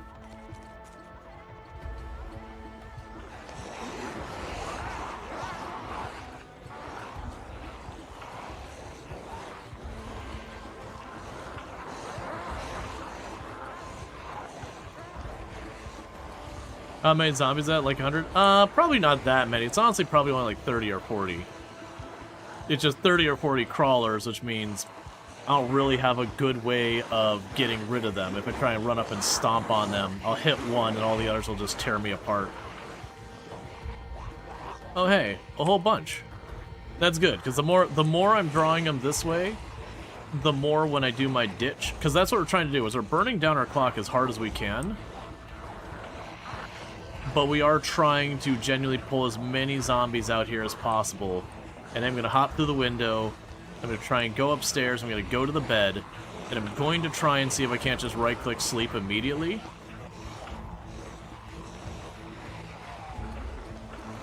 Because even if the zombies get there, I'll start moving the same time they do. And I should be able to clear the mess. Would you, lady, jump.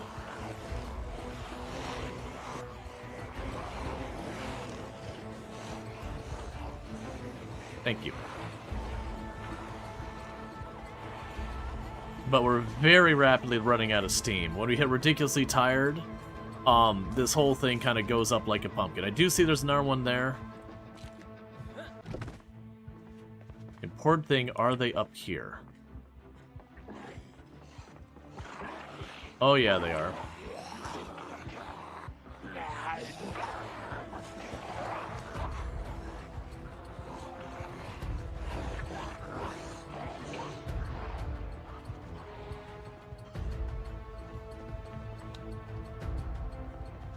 Come on.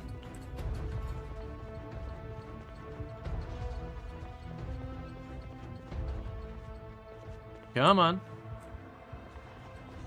Come on. You all saw me go downstairs. Thank you.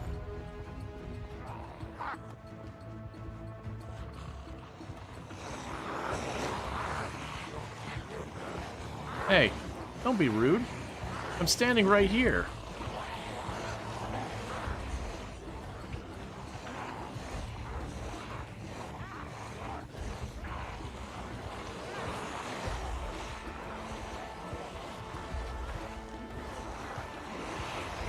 Yeah, I have seen there's a radio downstairs.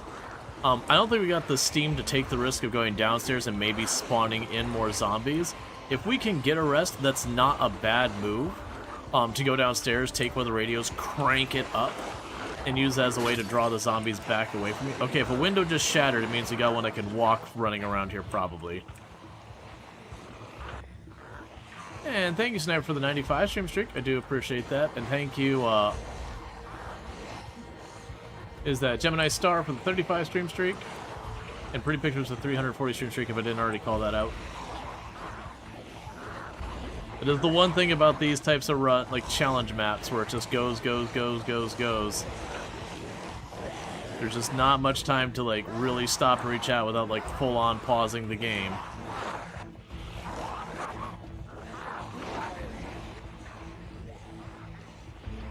Come on, keep on coming out.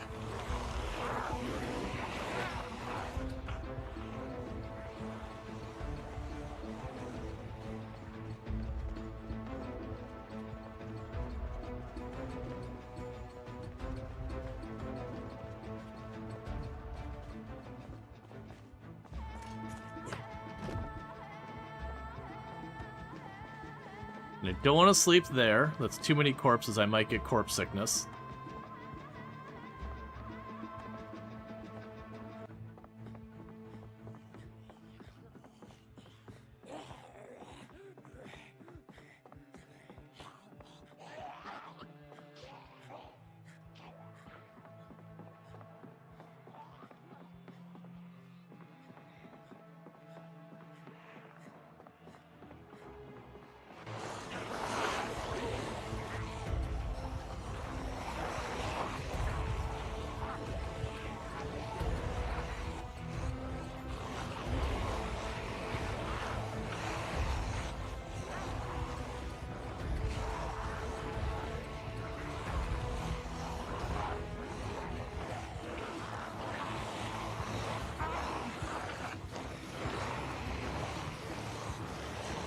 Okay, so we did get the one from up there. So we are slowly clearing out the upstairs. Because once I get asleep, we can actually kill a lot of these zombies the next day, because I could just keep doing where I walk around, one gets separated, kill it. Alright, so there's the one in green again.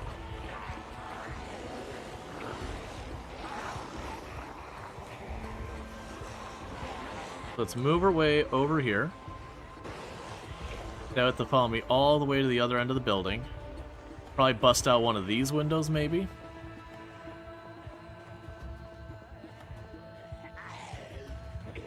Not enough time. Alright, you three follow me. Gonna make some more friends.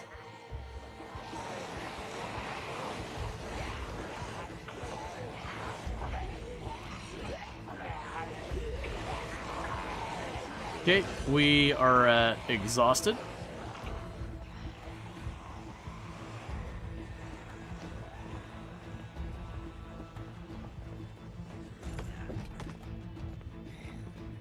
I needed you to not be there.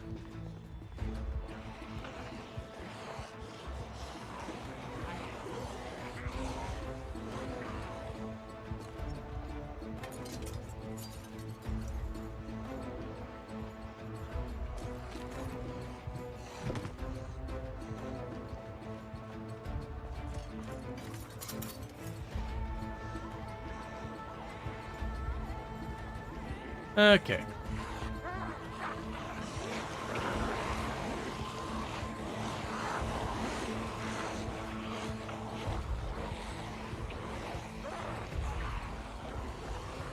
Is that everyone out of there? Everyone out of the building. I just need everyone to scooch on out.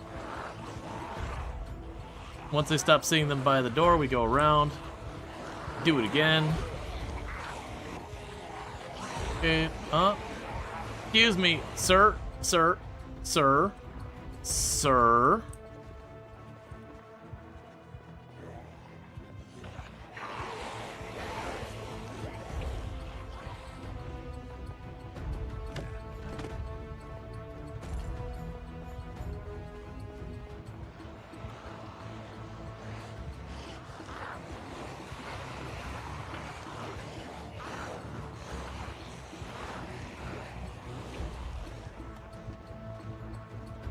Gonna enjoy ourselves a little bit of bacon.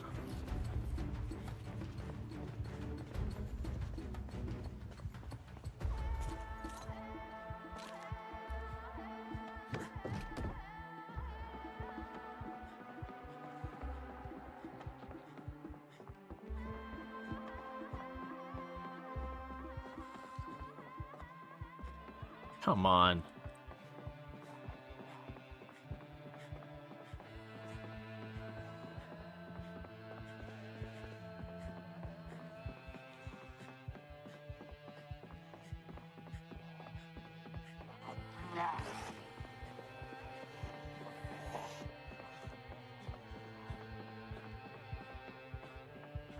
Come on, you two.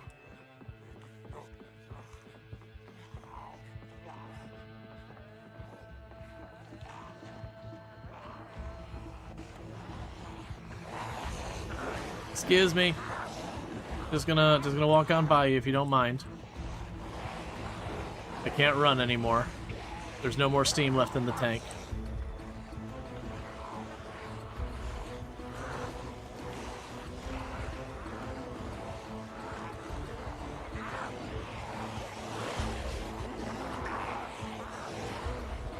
That was not great feeling. Could you two stop de-aggroing? Come on, over here.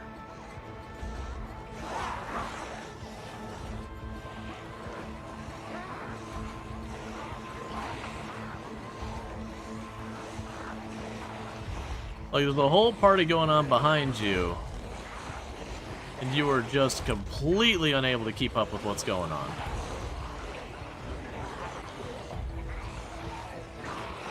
No, probably not. I've deliberately not been killing hardly any upstairs. Okay, you, sir, I need you to follow me. Sir, thank you. If you could just look very closely over the side of that rail, I mean really closely over the side of that rail, I'd much appreciate it.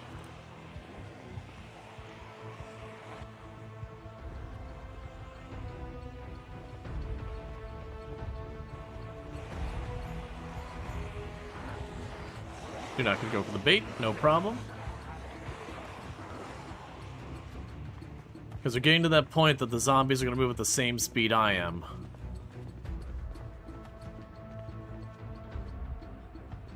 Yep, sir. There's a lovely view here. You should really consider... No, sir.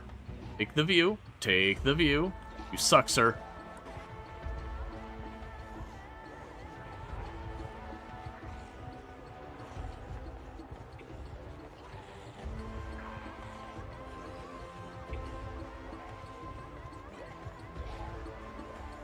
Thank you.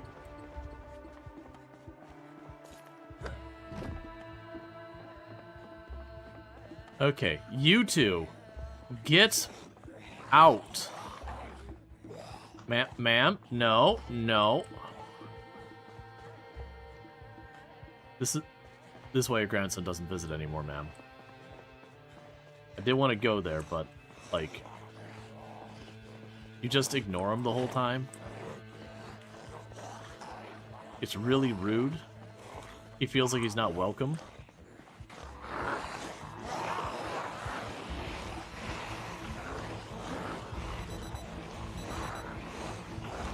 Let's turn off that 4:30 in the morning alarm. To be fair, I would have been pretty upset if I'd done all the maneuvers, got in there at like 3:30 in the morning, got to sleep, and then woke up 1 hour later because the watch alarm went off. I would be genuinely upset by that. Alright. So we got a little bit of time here before they catch up.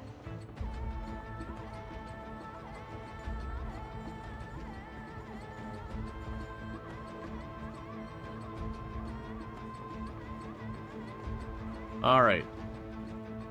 Don't be up here.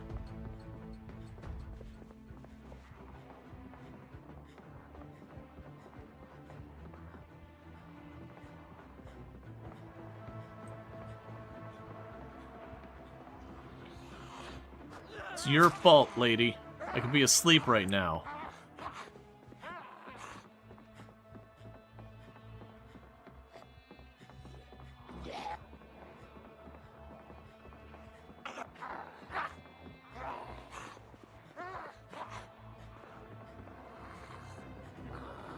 Unfortunately, it's going to drag a bunch back up here. Alright, there. We're at maximum slow movement.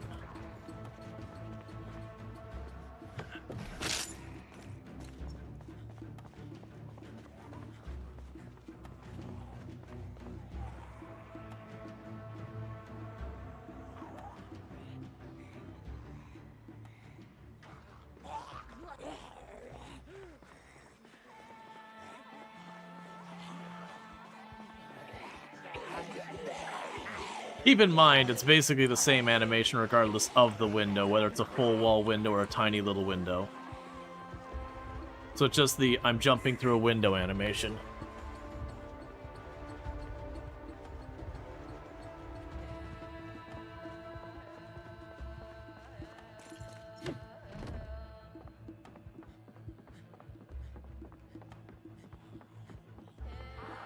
Alright, you two, I need you to follow me, okay? No. No. And no. There you go. Oh, we've been cutting through the inside a bunch of times. The problem is we got nothing left in the tank to fight the zombies. I'm trying to drag them out so I can sleep, but I keep getting unlucky and having like one zombie chilling upstairs.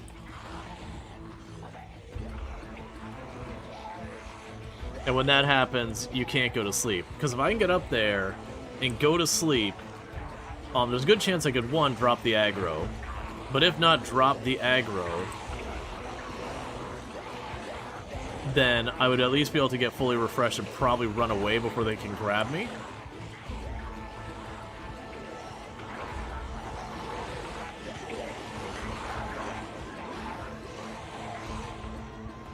Sir? Sir.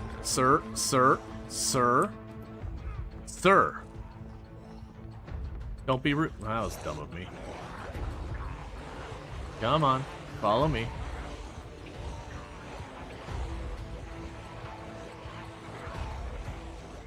And if you're going, why aren't you yelling to rally them? Most likely if I yell, I will grab zombies we haven't already aggroed from farther downstairs, because the yelling is a much longer carry distance. So I'm trying my best to not let that happen.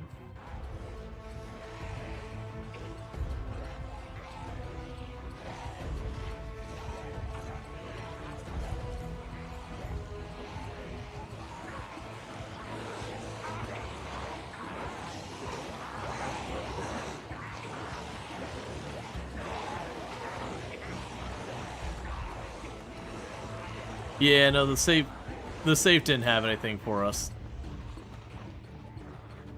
Always. This might be it. Go, go, go, go, go, go, go, go, go, go, go, go, go. Okay. Because I can't sprint to ensure I'm in the clear, so if they grab as I approach, then that's that. I won't be able to do anything to counter it or do anything at all.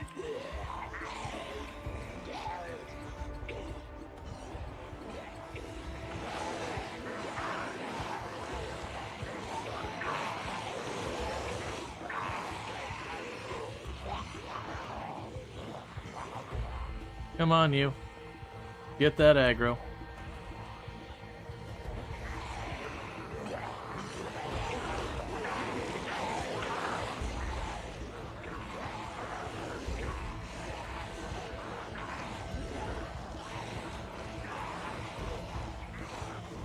Okay.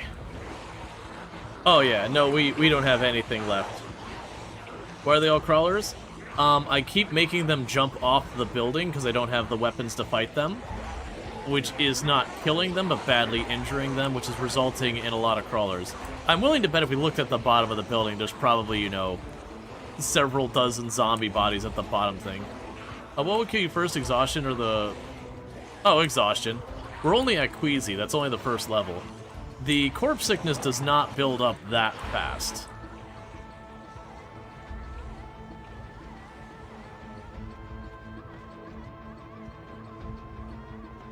Like, if I go to sleep next to a corpse, then yeah, we'll basically die. Would you stop always getting separated out? I need you to stop separating out. You. You two in here.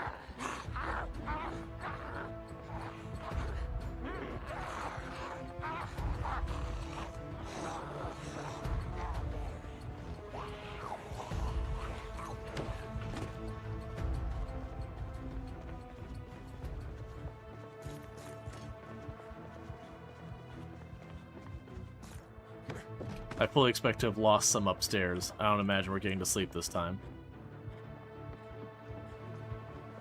There's always just one. Well, I mean, there's actually two. Hey.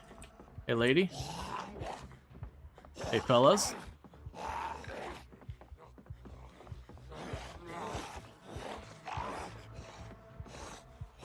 Come on. Come on. You can do it. Yep, yep, that's the way.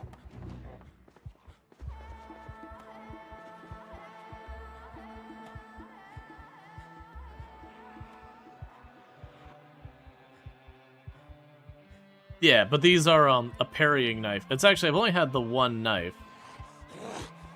Or not parrying, parried. Parrying knife.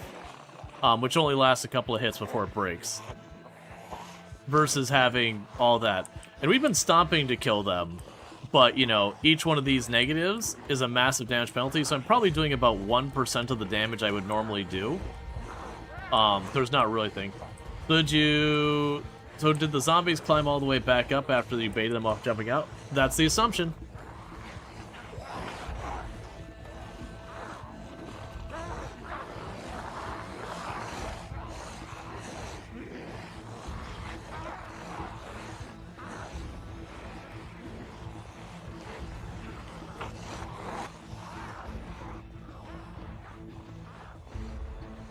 Let's see, can you not go to opposite corners and sit for a few seconds? It won't help. With ridiculously tired, my exhaustion will recover extremely slowly to a point it will just never meaningfully recover. So I could sit there all day and I would just lose anything I gained the moment I walk. That's the whole thing about Project Zomboid that can get you in a lot of trouble, is a lot of your negatives have feedback loops. So if you get one negative out of whack, like say for example you start getting dehydrated, that makes you start overheating, which makes you dehydrate faster, which makes you overheat faster, which makes you dehydrate or faster. You get the idea. And then for sleep and rest, or like sleep and exhaustion, those are feedback loops. Will you die soon? Probably not. We're only queasy. And with the crawlers, the good news is I can just walk away from them so far as speed. The bad news is I need to be able to break away from them long enough to get asleep, which I've been trying to do.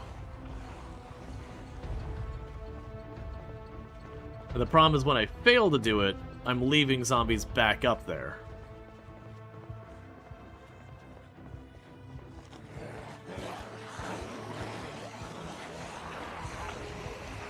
Project Zomboid, there's no winning anything.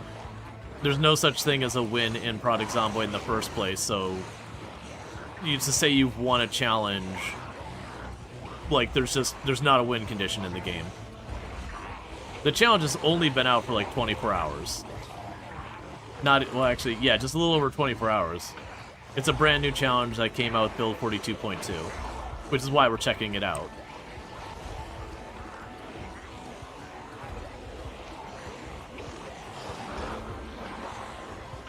This will be a risky turnaround.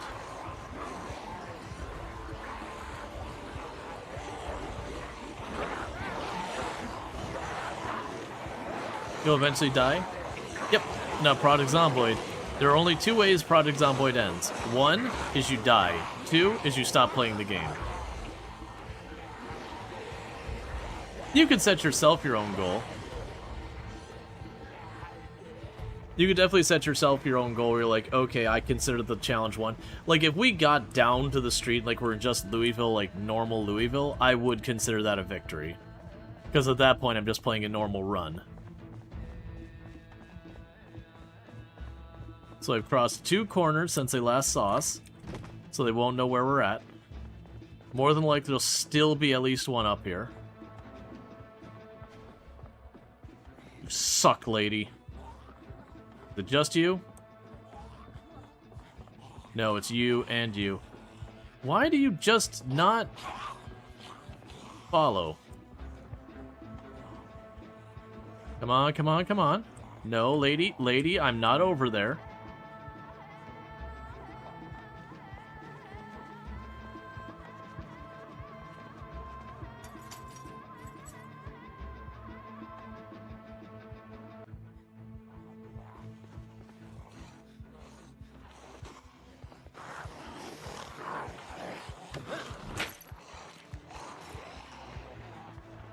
Okay, so I want to deliberately draw them back down here. I don't want them to scatter.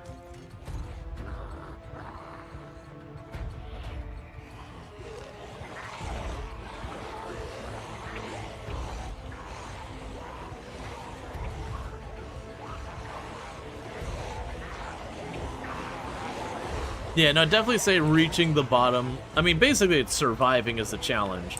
The reality is you can't survive up here long term. You have to keep pushing farther down, because it's not like you're going to be foraging for food up here. It's not like you're going to be able to farm up here without at least acquiring the seeds and, you know, sacks and all that. There's no fishing up here. There's no trapping up here. There's no hunting up here. So you are on a timer of just however long you can stretch the food you have in the building. Then on top of that, you know, maybe if you want to go a little bit farther, you know, the food would eventually rot in the building.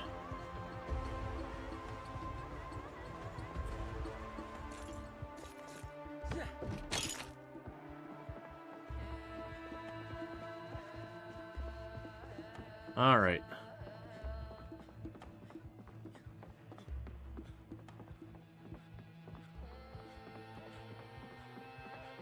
Be clear. Is it Am I free? Can I sleep?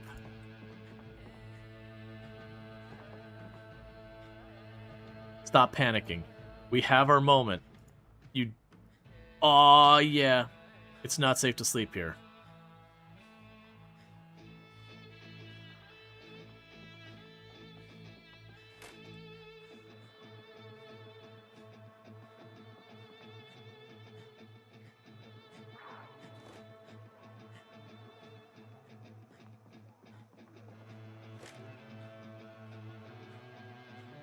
Should I close these earlier?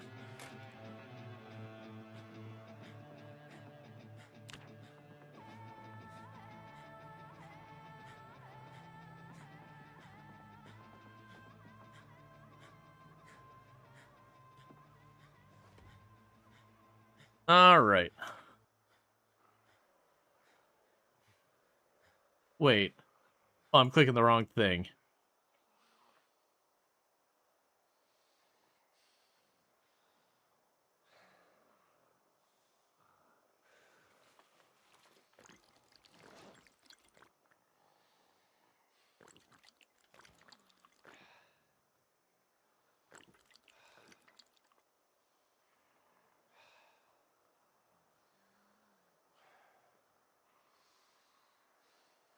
I believe it won't let me sleep on the ground either. So we're resting. And my hope is that... Oh. Do it.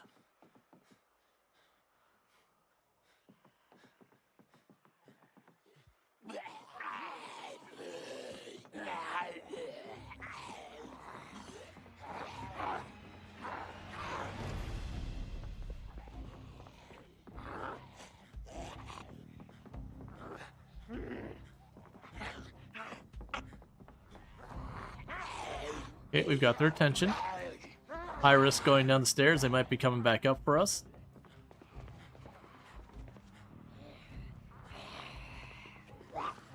Hey, sir, I need you to get out of that corner.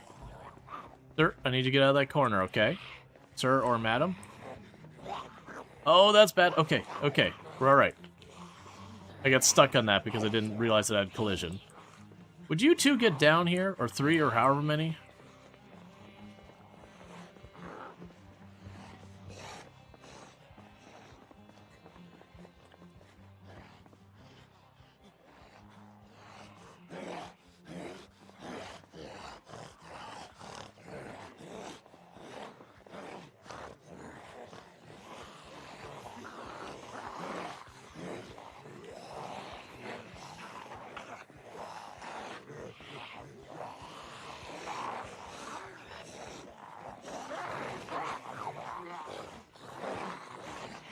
Okay, so not seeing more there. Alright, let's run them over to the other ones. Do this whole process yet again.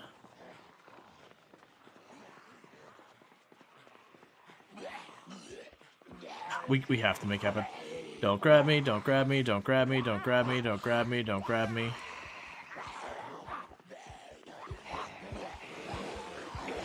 Hey everybody, how's it going? Did you miss me?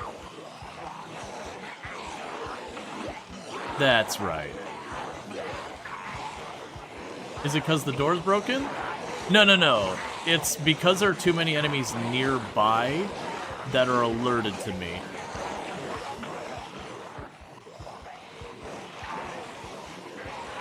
Which is the reason why I'm trying to drag them over here and then kite them around, because I want them to lose aggro with me down here on the other end. And that's more than enough space for me to be far enough away.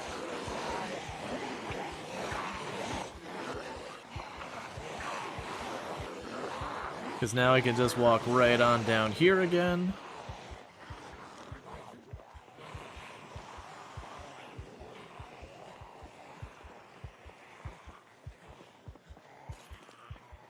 And so they'll know I went there. They can't... That's always what you worry about. Alright, come on, you two. It's always the one or two that get broken off on their own that are the problem.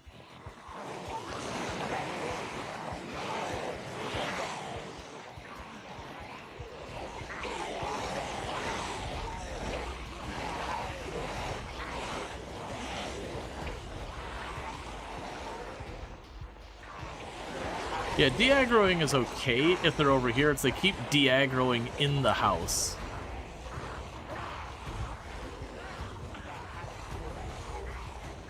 Don't grab me. Thank you. Okay, we can go to this side as well. We're not picky. Really, lady? Maybe you won't hear me.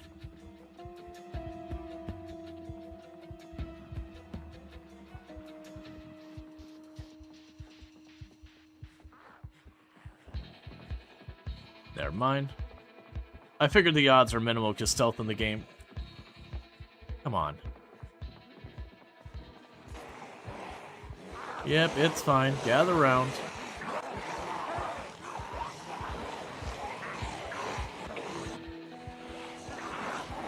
Like the last time we got so close, I got spotted throwing us closing the curtain so I wouldn't get spotted in the future. Otherwise we could have very genuinely just waited there, and we would have eventually been able to go to sleep. And once I get a rest, we can kill a bunch of these zombies. And then once we clear out the numbers, it gets easier and easier for us to get asleep. Yeah, they've been able to see through second story windows. That's been a thing for a long time.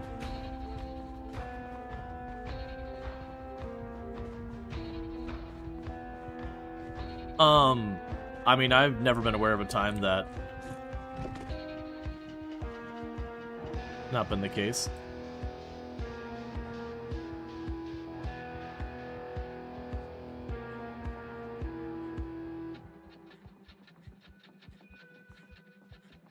Okay, so we gotta wait on the panic.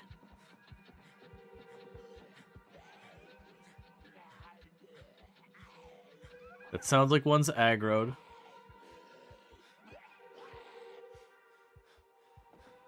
There was one here somewhere who saw me.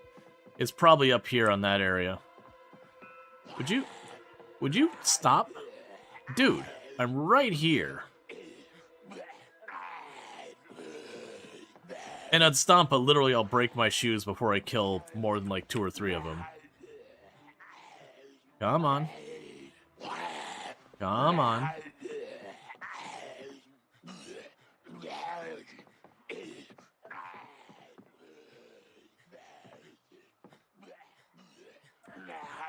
There you go. That's a good zombie. Here, I'll make extra sure you figure your way up here. All right, you're doing. No, that's not quite right, but it's close enough. It'll pass. I'm gonna go ahead and eat a bunch of vegetables.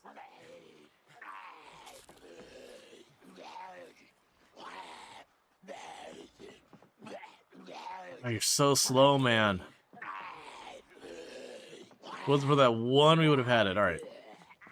So all the others should be down here on the bottom right. I would have lost them somewhere along that wall.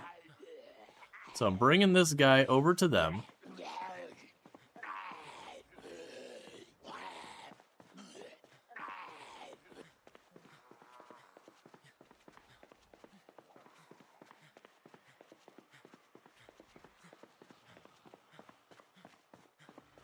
Oh, hey. Hi. You were all just silently waiting for me. You devised new tactics.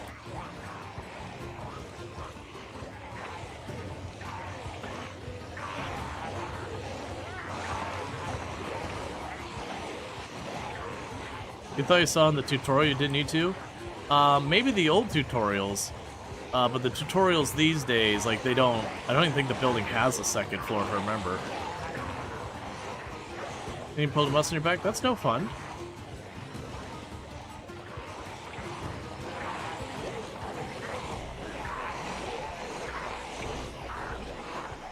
Okay. Oh, sorry, not in-game tutorial, but fan-made. Keep in mind, Project Zomboid has made things, like, is constantly updating and changing things. I saw that lady down there aggroed me. Or, sure, I don't know. So keep in mind, a lot of that's information ends up being wrong. You also have a lot of problems that, like, out of wikis being wrong with their information, Project Zomboid might be one of the absolute worst. for the wiki having objectively incorrect information. So we're not talking about, well, it says 5 damage, it's actually 6, but like fundamentally incorrect things. Yeah, like the idea that you can hide from the helicopter to completely change the helicopter's behavior. There is a thing where the helicopter will, circle you a little bit differently based on whatever you go. Is the Product Zomboid wiki editable? Yes, but people keep editing it to have incorrect information because of how much misinformation goes around Product Zomboid. Like, every once in a while, you'll have people who will still add the note that you can survive zombie bites, which is not true. It was only briefly true to a bug at one point if you had one specific trait, and even that was very short-lived. But you'll still have people who be like, you can totally do it, and you're like, nope, you genuinely can't. You have it all set up? Nice. I want to see if I can manage to get some cheeky sleep. Because if I can get some cheeky sleep, this is a doable challenge. And I believe it is.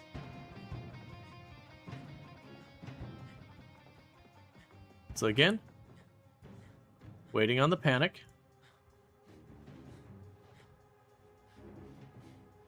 1 hour-ish? Yeah, that sounds good. Yeah, so we can hop on in an hour? Yeah, that'll be perfect. Because this character will be established or dead by that point.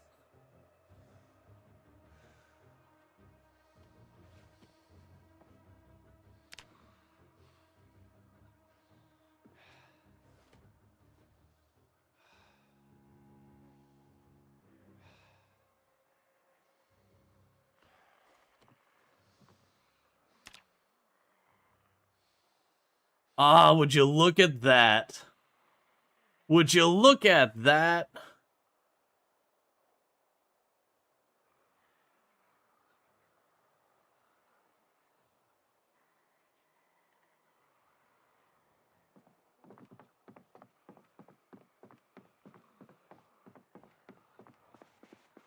Now, before we accidentally draw a bunch of zombies up here,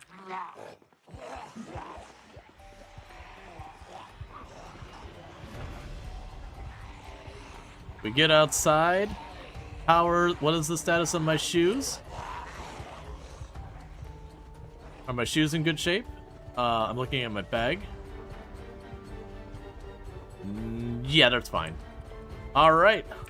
One by one, it's time for zombies to die. Okay, they're grouped up. We don't do that one. Now we walk around until we find another one by themselves. And sir, how are your shoes? Oh, those are much nicer than my shoes. Here, do you want some bloody shoes? There you go. So what we want to do is when they're bunched up like that, if I try to stomp, we'll just die. So instead what we do is we pull zombies to us. And when we get one separated out like you, we stomp them and we walk away. A lot of them are already pretty badly injured.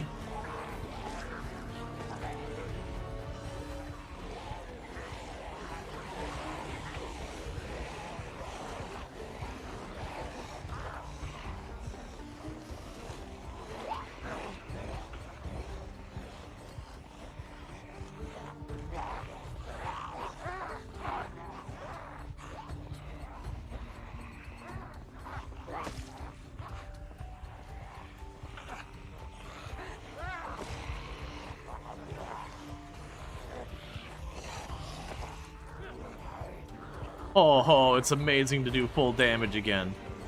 Even if it's full damage with 0 strength, 0 fitness. Just that it's not 90% penalized.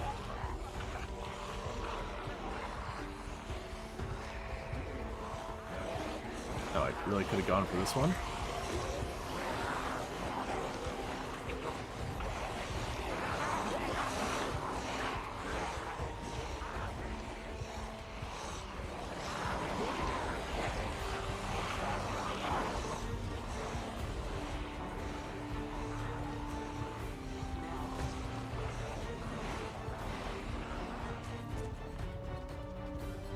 Oh no, it is a lot of zombies this time, but you notice how fast I'm dispatching them now that they're all softened up, and the fact that we're not basically half dead.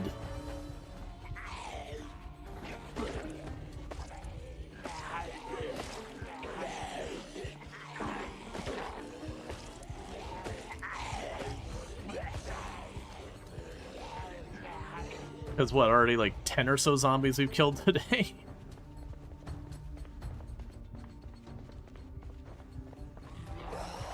Could you not do that?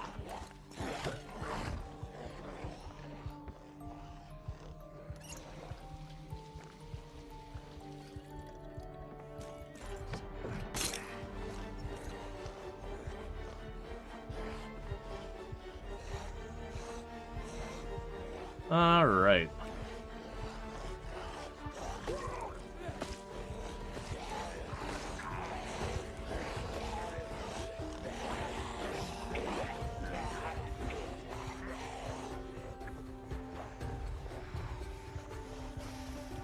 So we need to rest for a minute. Let's go.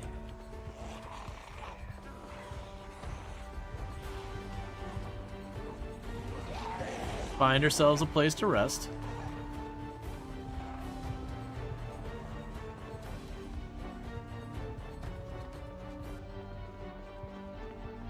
This room's probably my best bet here. Because if I jump through the window here, they have to go the whole way out and around, so it gives me a good little while to rest in there.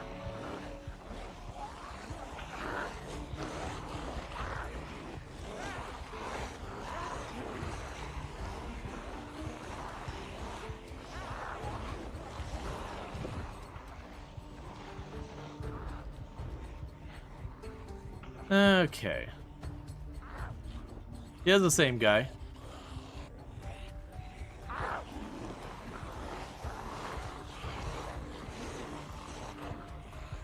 We did sleep.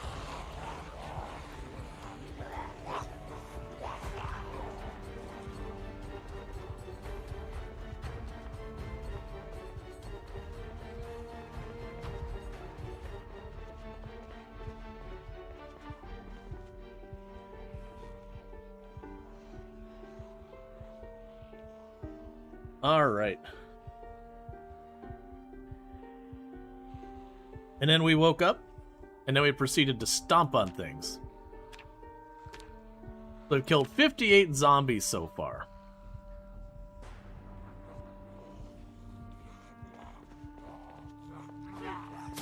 That's not what I want to do.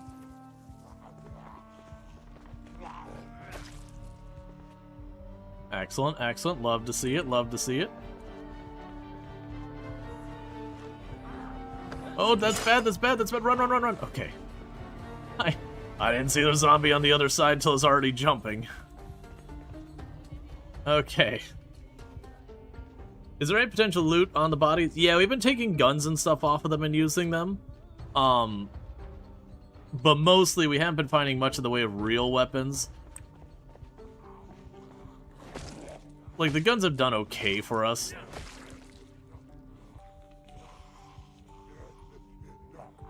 I've dropped it on the ground. I'm gonna try to not use the guns for as long as I can get away with it. Because that's to keep escalating things. Versus I can get in the situation where I'm not using the guns. Oh, we need to put those on, man. And I can get rid of these ones.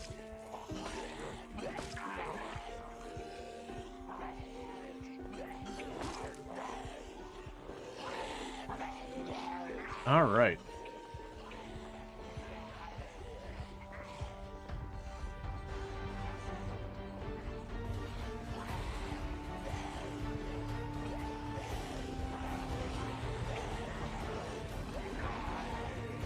And how goes the shoes?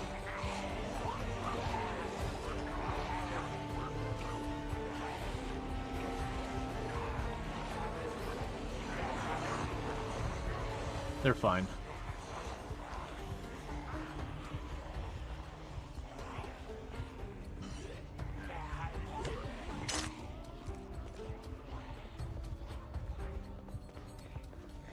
Oh, crap.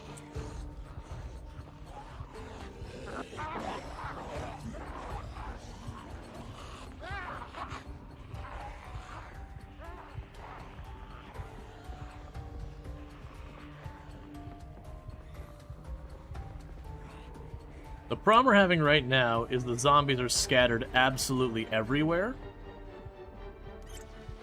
So I'm not really getting too much of a chance to try and rest. Because anytime I get to this out of breath, the damage penalty is severe.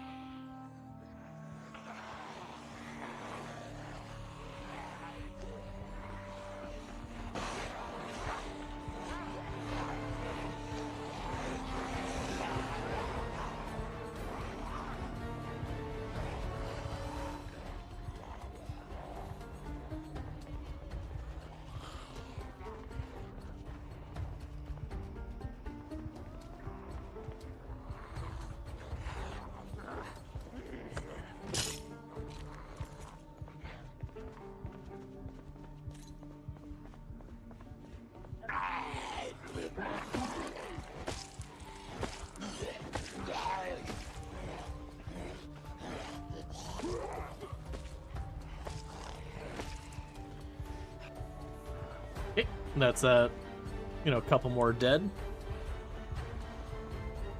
That's all we're doing is just getting enough rest to recover, catching one or two of them by themselves, kill them, move on to the next spot. So you're still on your way out to me. We give you a second.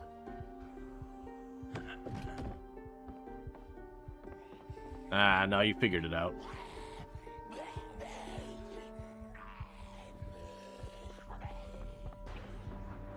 Let's not climb out that window. It did just draw zombies past there.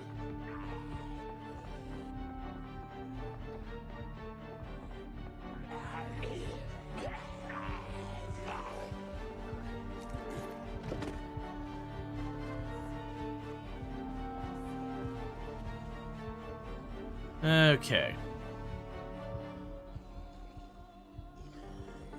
How do you get into those? You don't. They're purely cosmetic, last I looked at them.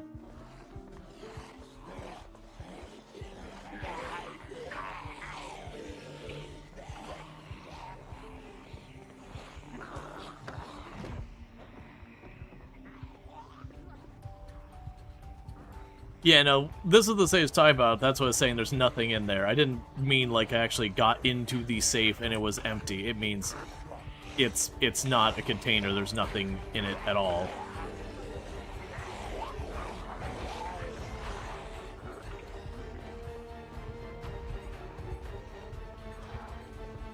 Yeah, no, you're good. I probably could have clarified it better, too.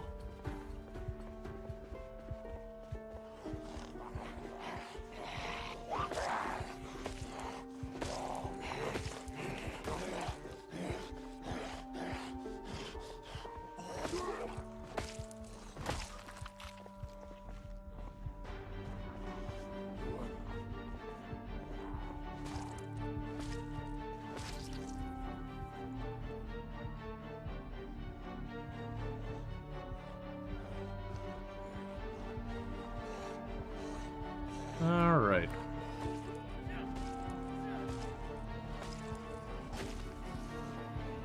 Cool. That's another, like, 5 killed.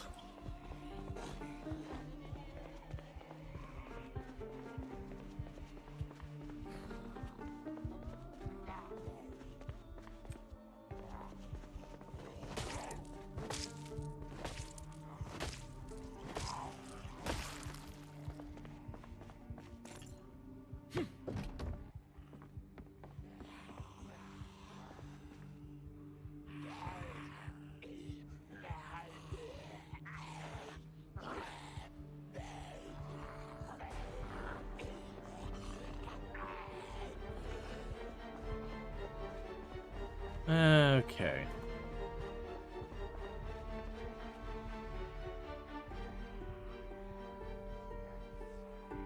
Little by little, we chip away at it.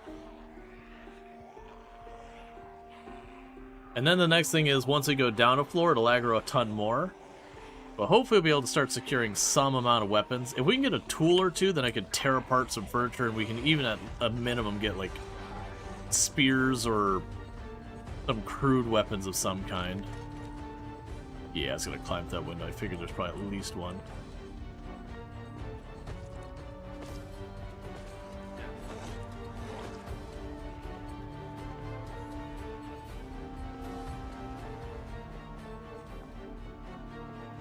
Like, the only thing I've got is this knife. I'm trying to deliberately not use this. I'm actually going to take the knife off. It's more useful to me as a tool than a weapon.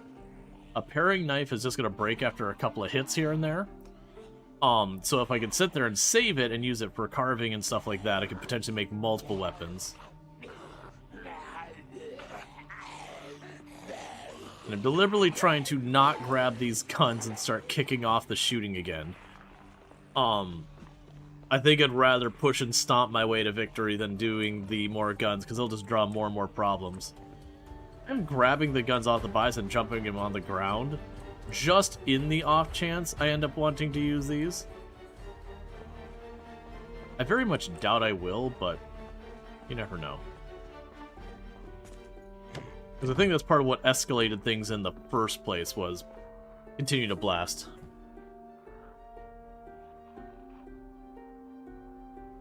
Yeah, that was the curiosity, is if you brought a crawler up to where there's no railing, the edge of a ledge, would it go off the side of it?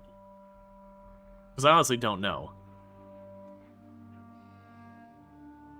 Because if so, we could then go down to that one corner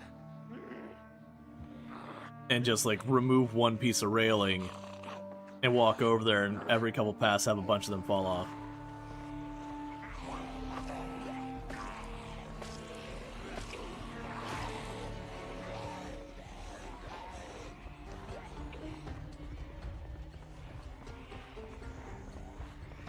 Yeah, I don't feel safe crawling and jumping in that one. This one's probably fine.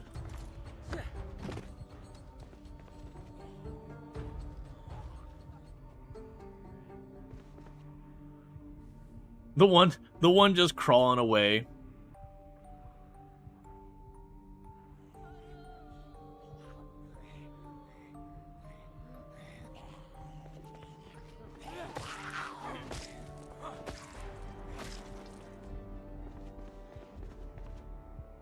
So one thing I'll eventually need to do is go upstairs and chill.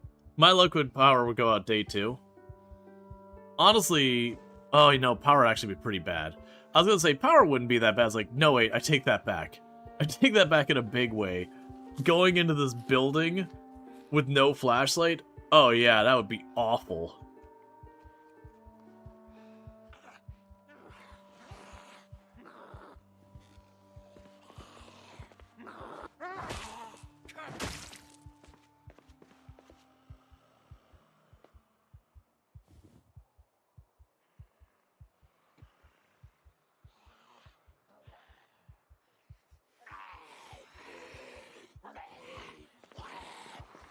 It sounded like there's more out the window, so let's not take our chances. We can just walk.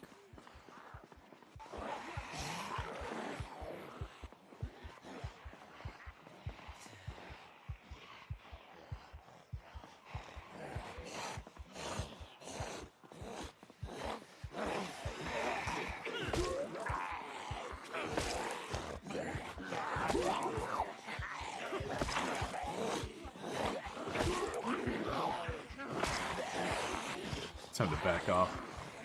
Being a little too bold with that. How goes those shoes? We've been using them for a while. Still fine.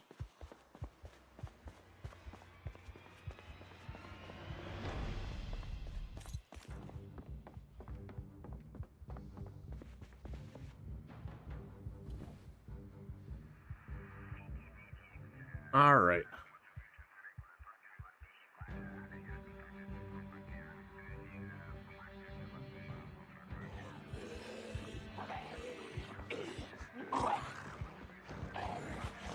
And I'm deliberately trying to not kill any more zombies in that room. Nah, if I stomp that, I'm getting bit. Well, I'm getting attacked.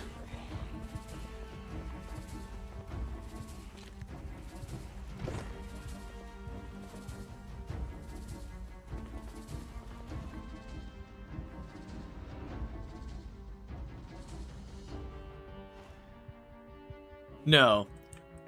The way exhaustion works in this game is until you start getting to the point that you are overburdened, carrying weight doesn't meaningfully impact things. Once you get to the point that you're overburdened, that's when you start having it where it costs you more endurance and all that.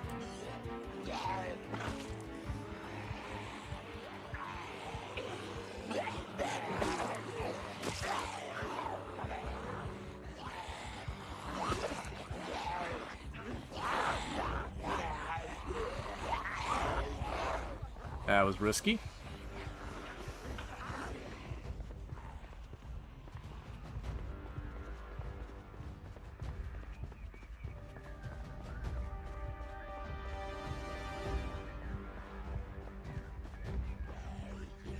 I really wish they wouldn't pile up, because that's the only time we can't do a whole lot with them. Just trying to move them around so that they split up. Yeah, there you go. Hate them. I hate the detection on stomping zombies and hitting like the ones on the ground. You can see they light up red, you stomp, it's like, nope, doesn't register, not a hit. Nope, nope, nope, it's not a hit, doesn't count.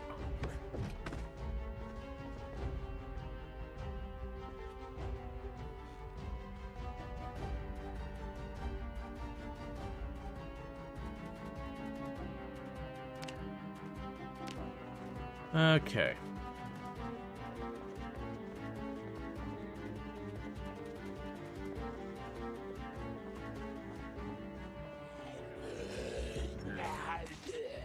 Oh, come on. That best not have hurt me. Okay. It did do a grab. My shoe protected me. Or at least something protected me.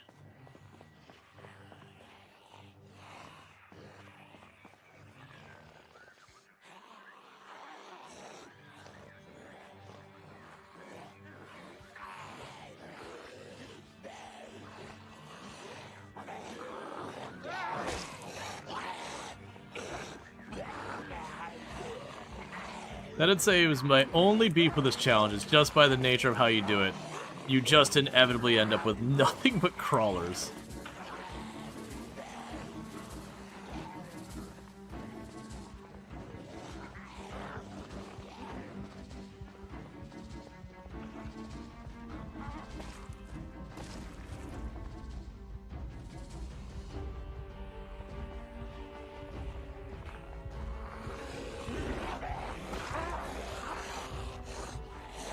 Okay, got rid of you.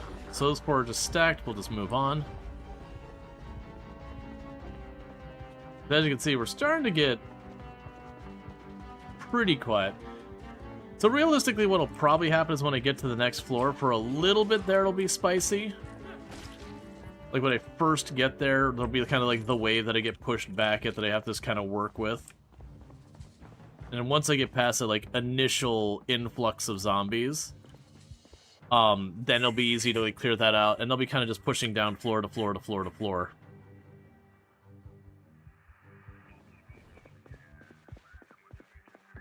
Because we're on this home stretch now for this floor.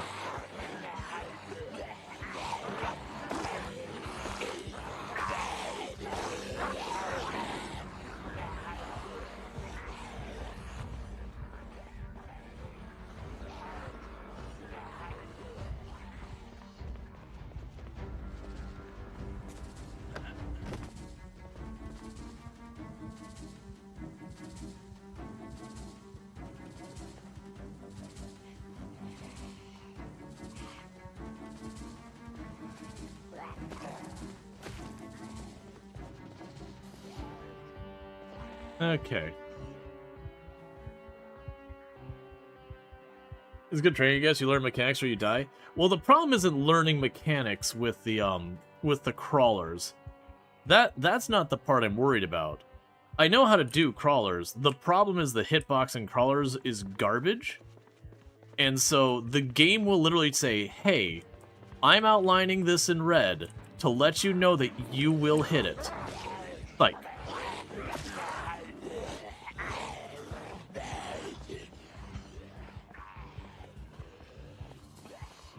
that's my beef with it. If it's not going to register a hit, don't light it up red. Because that's the whole idea, is that red outline is supposed to tell you this is the one you're targeting and you will hit it.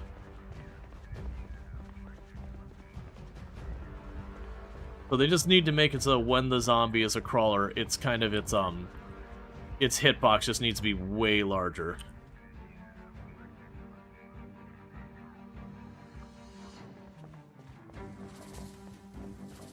Which I know means you'll, like, kill the zombie by stomping on its fingers and its toes, but it's like, okay, but the alternative is what I'm dealing with now, which is where you solidly slam center on the zombie. It's like, nuh-uh-uh. You didn't really hit it.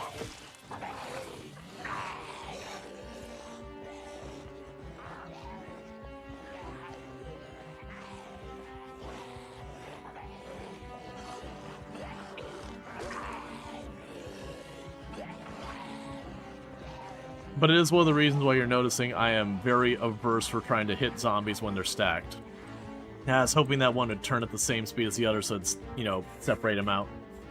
So it looks like there's 5 there. There's probably a couple stragglers here and there floating around. We are getting a bit dangerous on the corpse sickness side. Nauseous is still manageable. Next comes sick. Once we get sick, that's a real bad time. Fever starts killing you, but the gap between fever, or sick and fever, is very small.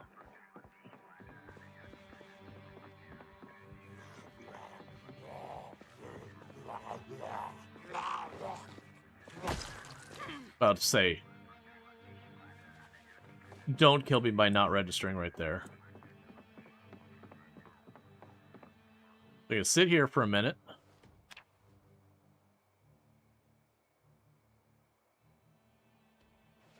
Actually, can I sneak into sleep?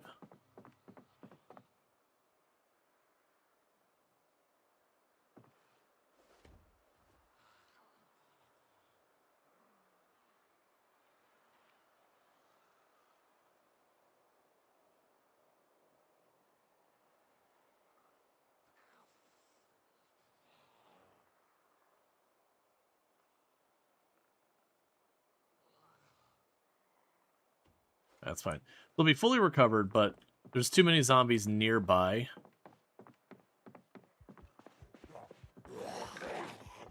Right, come on over here. I want to avoid killing zombies near that room. See, that first stomp didn't register as a hit.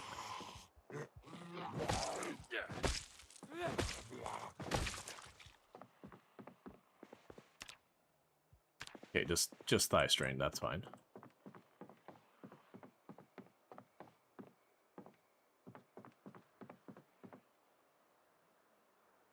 Okay, we're down to Queasy.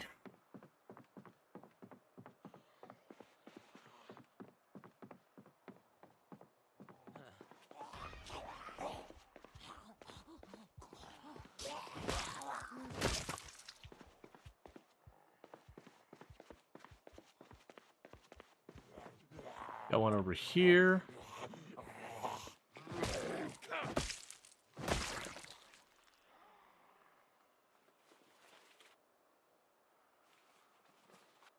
And a hand fork.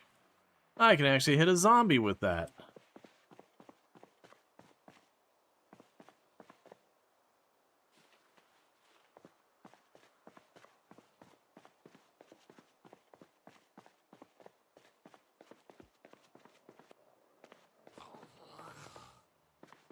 Which?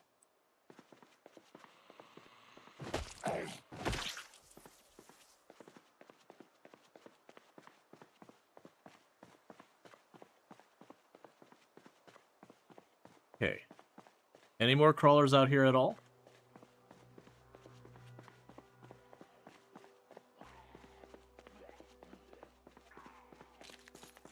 I believe Ultra is getting ready to start her stream.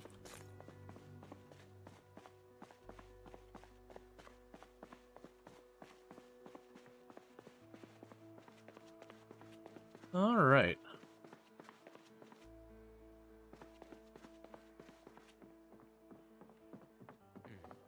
This is Top of the World. It's when you start the game, it's the challenge maps. It is definitely one that is challenging, but like it's those challengings of kind of, you know, figuring out the tech kind of challenge versus the like straight up kill ridiculous numbers. Like there's obviously a ton of corpses here, but this is over like 2 days and all that. And it's not an easy one. It definitely is forcing me to fight crawlers, which that part I don't like, because crawlers suck. But, you know. Okay. You are not tired enough to sleep. Really? Oh,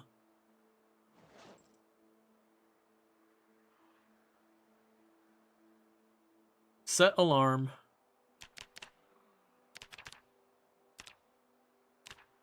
Won't turn that on yet. You think you'll be able to exit the building and enter the world, or is this an instance? Oh yeah, you'll be able to exit the building. If we look at the map, I don't have the whole map revealed. This is Louisville. We're like on Main Street, Louisville.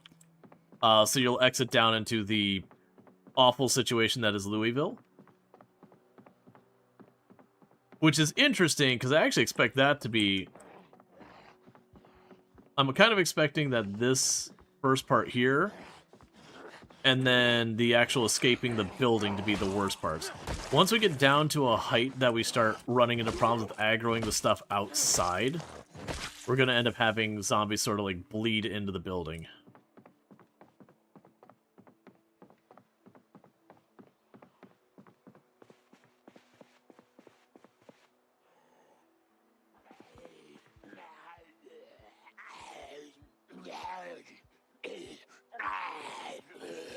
Yeah, that's dangerous. There's a light switch in that hallway by the stairway.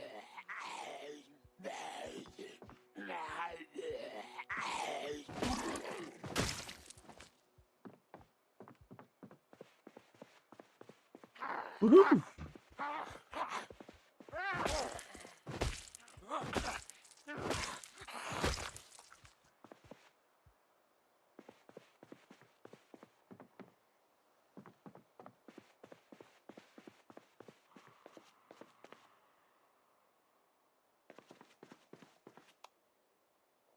There we go.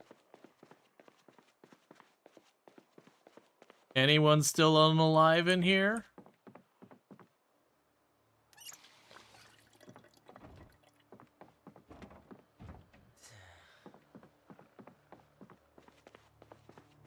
I can definitely hear a few zombies running around.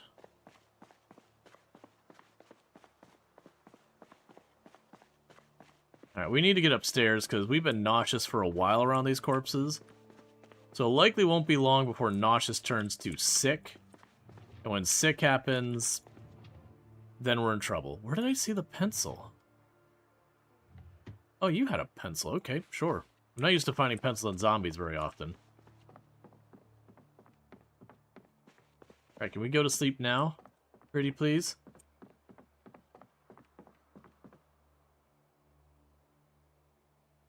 Not safe to sleep here. On the contrary, I'm pretty sure we killed just about everything up here. Until I go down our floor and spawn in the next floor. Just mechanically the way Product Zomboid spawning zombies works.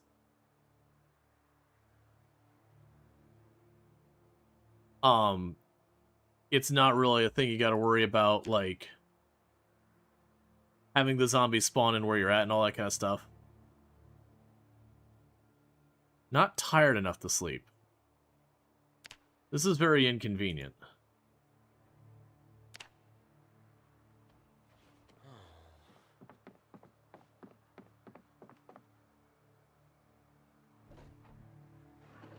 Pretty sure we checked all that. Rubber band. We got a magazine. Photo album.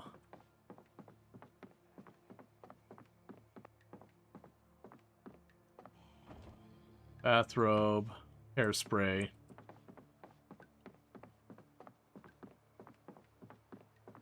There's definitely another zombie up here that I hear.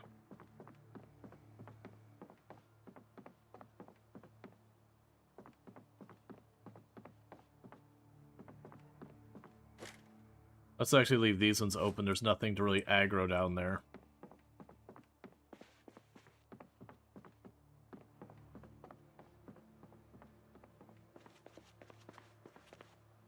And we got all that sorted.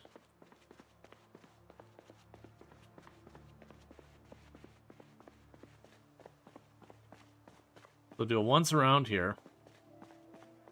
Because I wanted to get our character some sleep, so we'd wake up during daytime to keep going.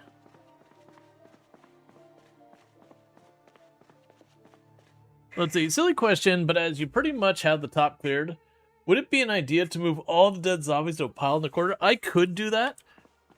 Realistically, they'll disappear after a couple of days, so I'm not going to. The one I would do is, say we actually got into a fight where I got ambushed in my bedroom up there and had to fight a zombie in there. In that case, where? You. You're still alive. There.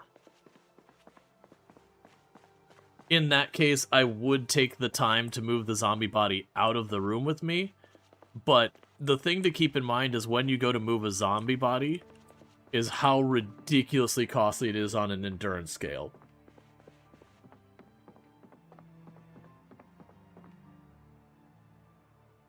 Not safe to sleep here. Are you sure?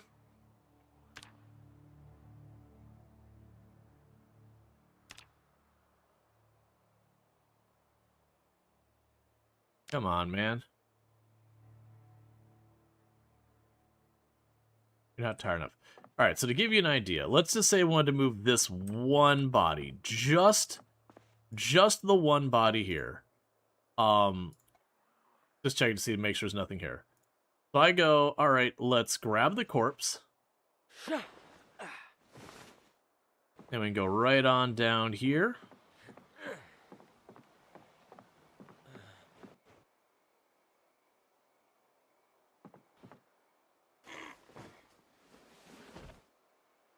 Trying to remember how to chuck him out the window.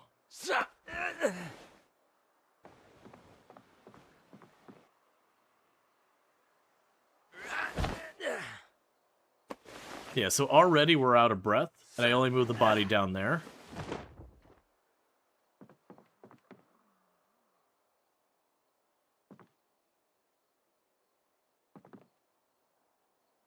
Fine, I'll do it this way.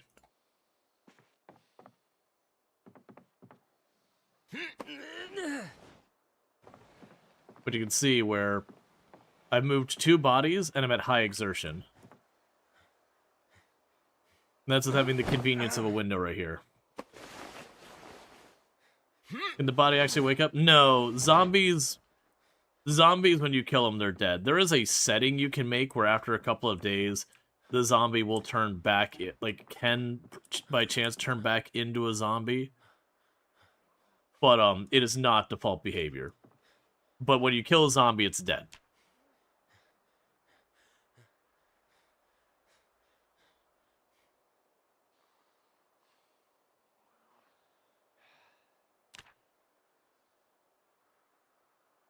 I was trying to deliberately get ourselves sleepy. That was the reason I was actually willing to move the bodies. It's very inconvenient.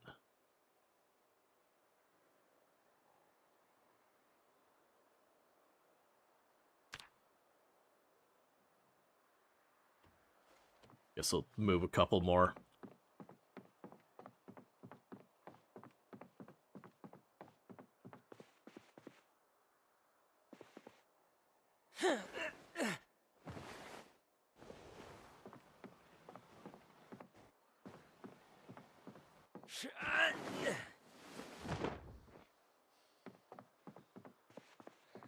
Okay.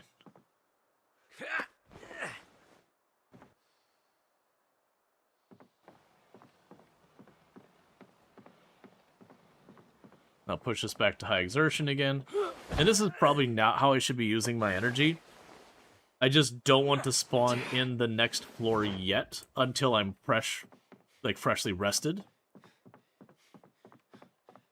And I can't freshly rest because my character's like, I'm not tired enough. There we go.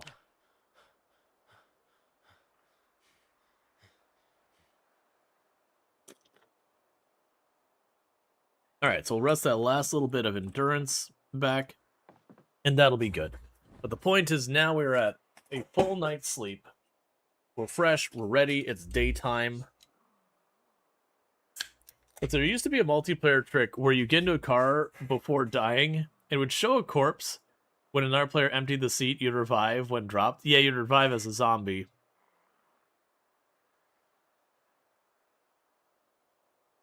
Yep.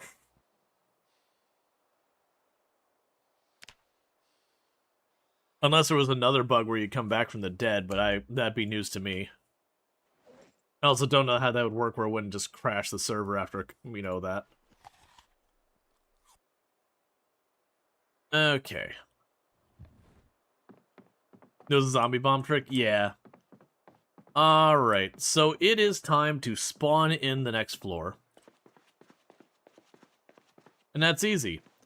Product Zomboid will spawn only, like, I think it's 2 floors above and 1 floor below.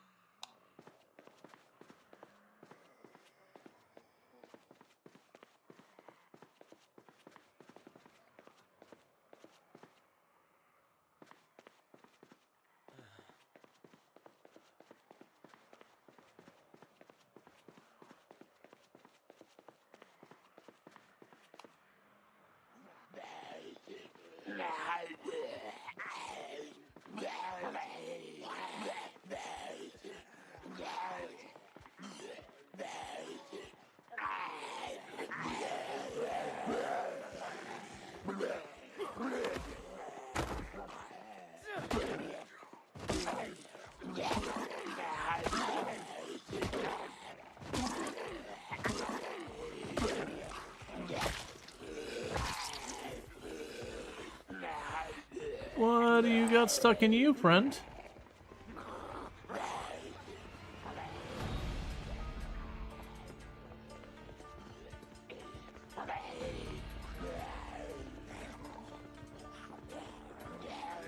All right. Well, you're trying at least.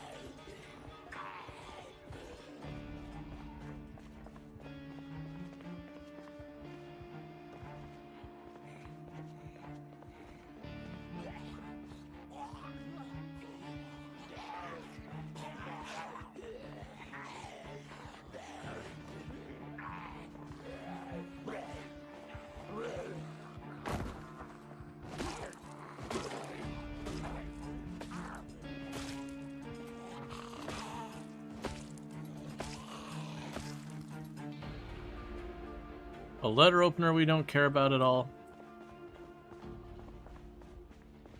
Okay.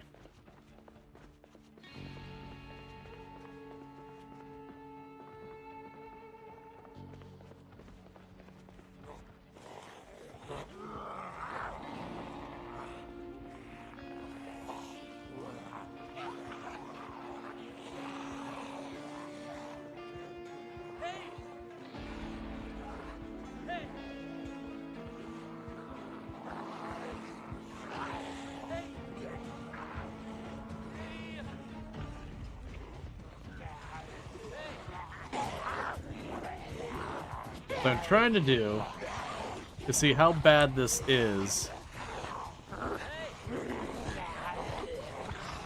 if we go just down 1 floor. Our 16 times pop is still alive. I did a poll on the Discord, and people wanted to see me try the new Top of the World challenge, which is the new challenge map, so we are doing that. But the other run is still alive and fine. It's right where we left it off last night. And Top of the World is you start on top of a skyscraper in Louisville and, you know, make it work.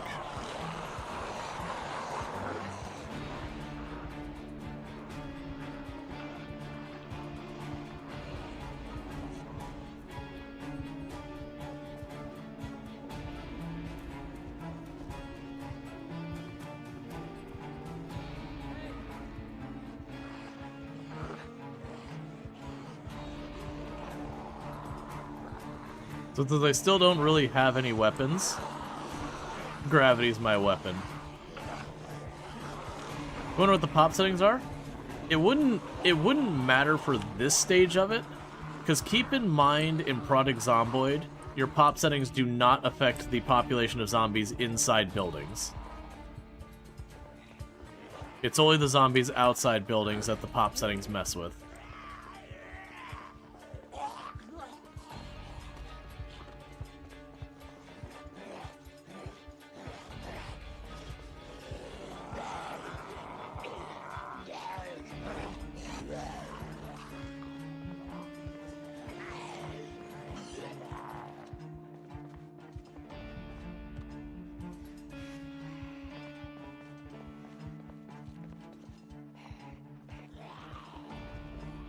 All right.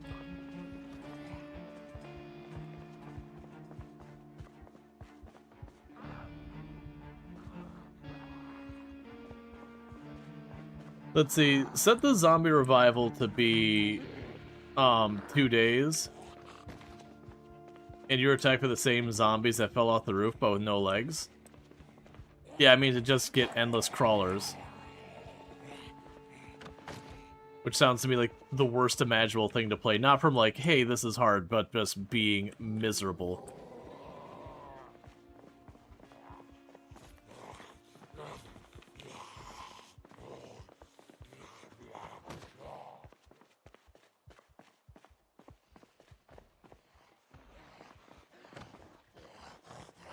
Let's just set the world on fire and walk away. Well, that's the thing. People are like, could fire help? It's like, no. You could choose to light this place on fire, but then there's going to be no navigating it yourself. Especially if, like, the stairs burn, so you have to jump down a story.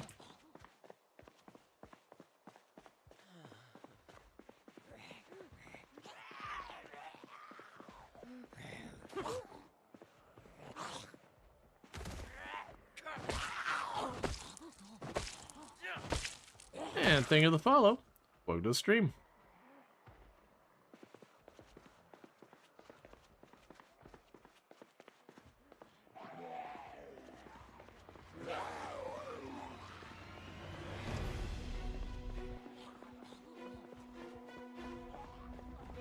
And the problem is just stomping on him. I don't gain any weapon skills or anything like that, so there's no benefit in me doing that.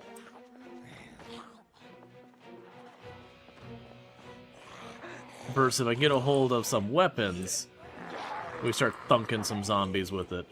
We can start building up some kind of weapon skill. But sourcing weapons is going to be pretty rough, because I don't imagine we're going to find exactly like a utility closet full of crowbars or something. We might get lucky and find some type of like maintenance closet. They maybe get a pipe wrench or whatever.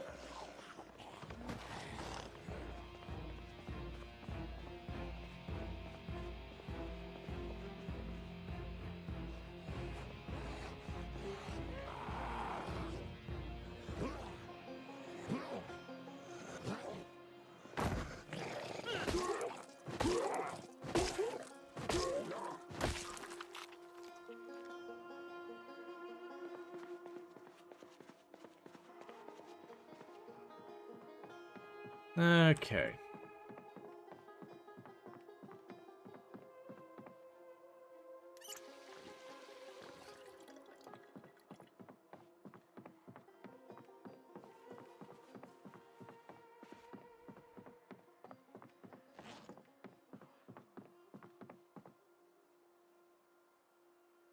Did it not open it?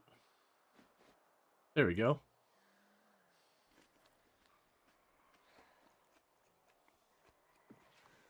All right.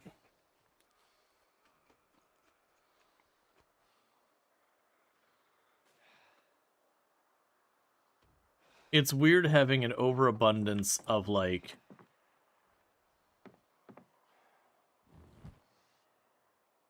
It's weird having, like, plenty of inventory space with no stats. Keep in mind, this is a character who has no strength or fitness either. So, these fights are way more involved.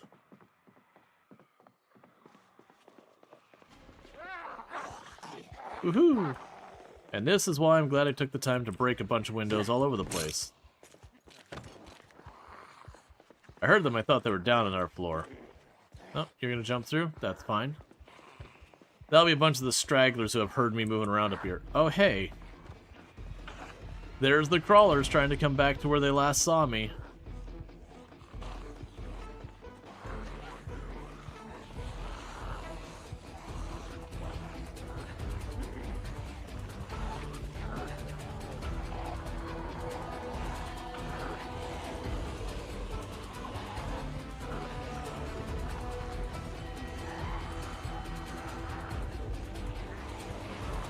I wonder what percentages of them just straight up die from the fall versus like what percentage of them, you know, does actually become a crawler and come back up.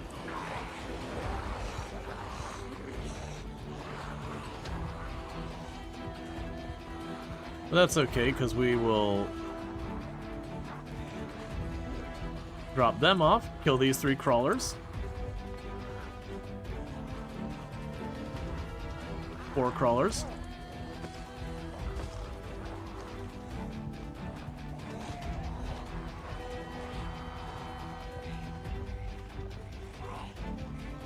Looks like maybe a third of them die.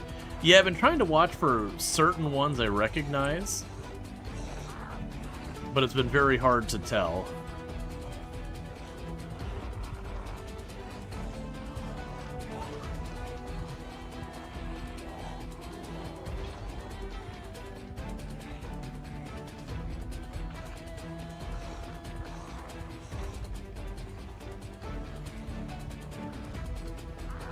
Okay. Come on. You don't need to do that. I'm right here.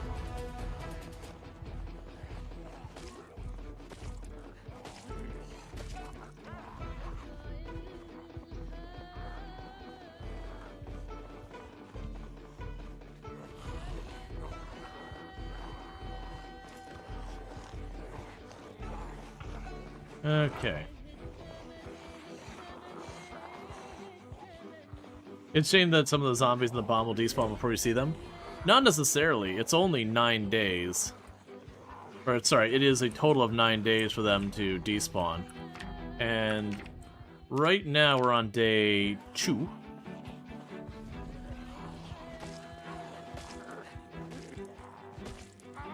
That was too much? Okay, we really should have gotten punished there.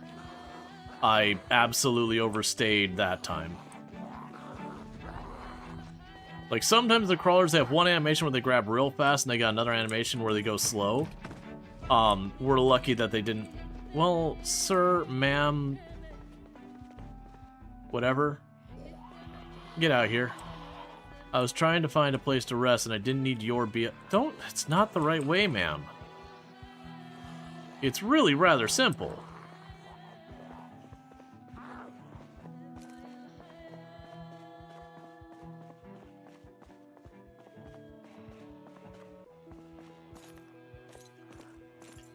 Did you figure it out? No?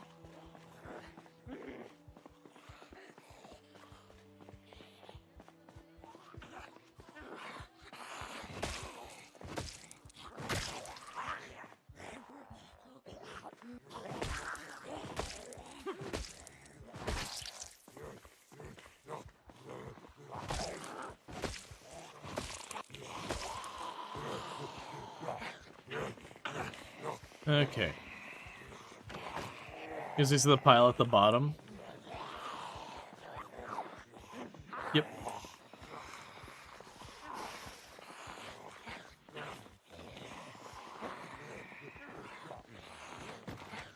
Alright, 1 second, chat. Okay. Just double checking a couple things here.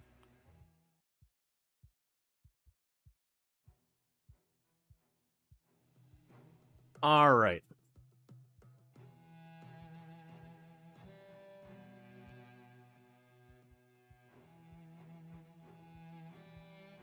I'm just double checking because we're going to be playing some gearing up.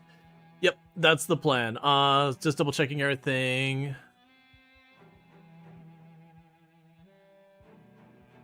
All right.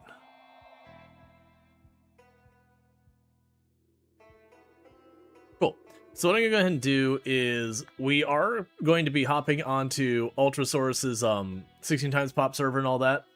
With all that, it is going to be something available for people in the community who do want to join, but there will be kind of like there's gonna be rules I'll post and everything, like not following the content creators, keep it, whatever, and all that kind of stuff. But the big thing is I am going to make it subs only, not because of anything else. It's for Ultra it's also subs only. That's just to make sure, like, if people are gonna pop in and troll and all that, you do just kind of have to do that. Normally when I run a lot of the servers and all that, I don't tend to do subs only, but I think with having multiple creators on there, that's just going to be what's happening. So let me go ahead and put that in the subspace kind of thing. Making sure nothing here is anything got to worry about. That's all I'm double checking. And obviously with like server passwords, don't just grab the server password and share it to people not in the sub only channel. Because then we have to restrict it and not even let subs in. But yeah, so if you're subbed to the channel and on the Discord, in the subspace channel, the server information will be there. But we're gonna go ahead and jump over to do that. So we're going to pick up this run later, but while we've got, Ultron, we're going to be starting together and all that stuff. Oh, server won't be up till you boot it up? Oh, no problem. No problem. Give you 10 minutes?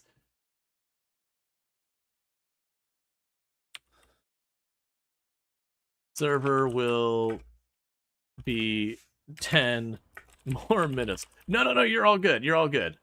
There will be 10 more minutes. That's fine. That's fine. I should have confirmed that it was available, like, right this second. So I'll pop right back in here. Might be a good time for... You know what? That's actually fair. You know what? That's fair. That's actually fair. So what I could do is I could take 2 seconds real fast here. Because we're about to have an ad break in 5 minutes anyways. So what I'll do here is I'm going to exit the game for just a minute. I'm going to go let the ad break happen, use the restroom. That way, while Ultra's getting the server and all that booted up, I take a break. Because that is one thing, is once we get into the multiplayer, it's a lot harder to take breaks when, you're collabing on a multiplayer stream in a game that, like, consequences are real and all that. You both think, 10 more minutes of exhausting height is your favorite zombie comedy show? But yeah. But we can get all that stuff. Are you going to want to do the stream together? Let me go ahead and get that up, because I need to check to see if it just works on... I'm going to just see if it works on Opera, because I was having to boot up when I was using... I don't remember. I was having to boot up Firefox just to make it work. So we could check out Opera. Okay, so let's see. I've already paused it. It's weird that you'll pause your stream or whatever, and it'll play like the next 10, 15 seconds. Because we'll get all that stuff ready so we can do that. Oh, there it is, way down there.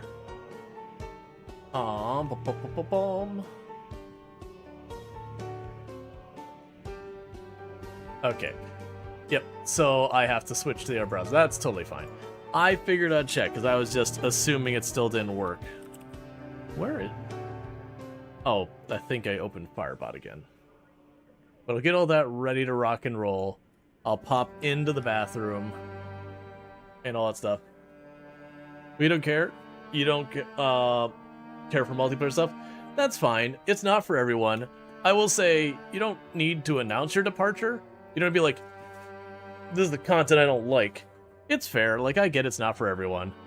But, announcing you're leaving is kinda not great.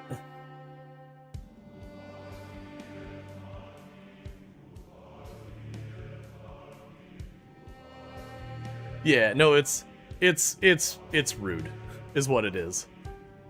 That's not intended, but it's rude. But yeah, so it'll take just a minute, step away, use the restroom, and I'll be back at the thing. 16 times pop, correct. Alright, I'll be back in a couple minutes, and thank you again for tuning in.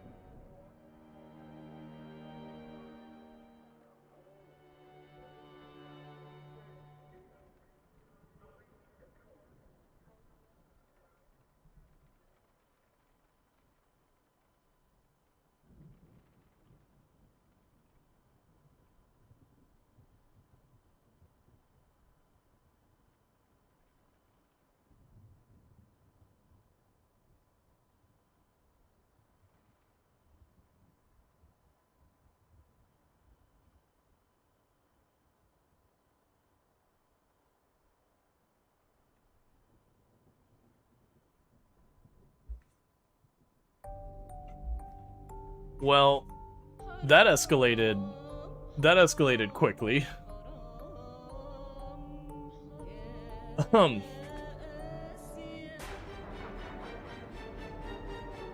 Yeah, no, that's because they've been around for a while, and like by all means, with that attitude, get them the hell out of there. Like with that attitude, like get them the hell out of there. Like, but it's surprising they've been around here for a while. But you know that happens. You'll have people who stick around, and then they will lower the guard or whatever. Yeah, no, absolutely. Like absolutely. Like even before the auto modded comment, which we did not let through, because it was pretty awful. But you won't go into details on any of that. Yeah, that's surprising. And to be fair, there's been more than once with that where the person will pop in and be like, "Oh, I'm so excited to see you play this game," and everyone's like, "Oh, I don't like this game." It's like, okay, then what? I don't get people like that. It's like Pop is like, "You're playing a stupid game." It's like, okay, then go away. But yeah, all right. Either way, I am good with everything. Yeah, no, I mean, but that's the thing. I got more time to put up with that. And like even if you're a creator who's only dealing with like 5 or 6 viewers or something like that, and you have someone in there, you'll have people, because they go to the very small like viewership channels and all that, who are, you know, they're trying to grow, and there could be a certain level of desperation there at times with some people, that there's stuff you would not let pass that you'll let slide, and it's not worth it. It'll just chase away other viewers and all that. Why did that escalate? I don't know. Like, it really did kind of jump up from like 0 to 11 almost instantly. Like, I genuinely don't know. Like, the only thing we've had, you know, with the individual is like, yeah, they'll pop and they'll be like, "Oh, I'm excited to see you play this." Like when I'm playing a different game, where I like watching you play this. And I've had before where they've been like, "Oh, this game's not my jam," and then leave. It's like, okay, you don't need to announce your departures. It's fine. Like, I get it. You know, if I play a game you're not interested in, okay, fair enough. But now they don't get to watch anymore, which is certainly a weird call to be like, "You're playing content one time that I don't enjoy, so I'm gonna escalate it to 11 so I never see it ever again." Let's see, you see it often with streams that tend to be long-time viewers. You also understand voicing, "I'm not a fan of this." It always seems like you perceive. So that's the thing. You can be like, honestly, it's like, "Oh, you know, I don't prefer multiplayer content." That's fair, but being like, "Okay, well, I'm out because I don't like multiplayer content." It's like, okay, that's a little much. It's a little rude. It's not ban you rude, but it's kind of like, okay, so you're basically telling me like, "Oh, well, this thing you're doing, well, I hate it." All right. Cool, I accept feedback, but that's assuming the other 200 and something people here also agree, which one would assume if that was the case, we'd see like the viewership drop off, and then that kind of dictates that we don't do it more. But yeah. Yeah, no, this thing, like, yeah, that's, like, and I won't say what the automod one was, but is a personal insult kind of thing. And yeah, that was the, like, absolutely no comeback, you're out. Like, when it turns to personal insults against, you know, friends of the channel and all that, just straight out the door. Let's see, I wonder if it's part of the concept that gets people attached to the streamer and thus talking in a manner like you are more friendly than you actually are, said streamer? Yeah, no, we had someone on the YouTube side. Yeah, we had someone on the Twitch side who, like, just kind of blew up, was like, "I don't like this, you know, I'm gonna leave because I don't like this content," then immediately jumped to personal insults. It's like, holy crap. Is that the definition? So, parasocial as a term, there is the thing that parasocial causes that you normally hear about, like toxic parasocial, where, you know, people stalking or like pushing boundaries and all that. But parasocial in itself doesn't necessarily mean something bad. Parasocial just means it's an unequal relationship. So, like, a parent-child relationship can be parent. Well, that's probably not a good one. A teacher-student relationship can be parasocial, not in a bad way. The teacher has 30-something students, but there's only one teacher. There is a very distinct unequal thing there. The students get to know the teacher far better than the teacher gets to know the students. Mind if you call real quick? Do you want me to, I assume, mute the audio and everything? Trying to think of how I can do that where it won't pick up on stream. Or do you want me to just... Oh, no, okay, that's fine. Let me go ahead and, yeah, I assume you're talking on Discord. Yeah, that's good. Yeah, okay, cool. I just wasn't sure if there was something that went on the back end. Alright, join call. I hope my audio devices are set right. That's going good.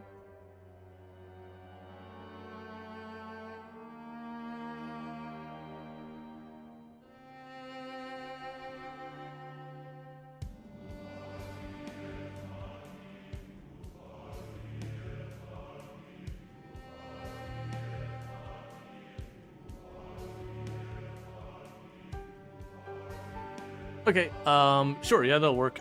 So you're saying we should figure out where we're spawning. So, did we want to spawn directly into a town or, like, near a town with the intent of going into it?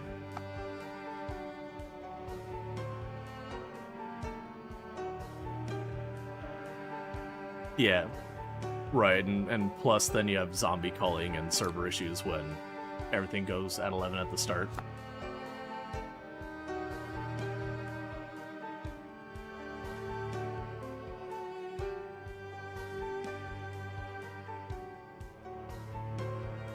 So we could, like, with the locations that change, we could look at, starting at or near Valley Station with the intent of going, like, West Point or Louisville or whatever, or the mall. There's also being in the outskirts of, like, Riverside or Rosewood. Well, I mean, Rosewood would be probably a good place for a lot of other people to pop in, but, what were you thinking? Or West Point?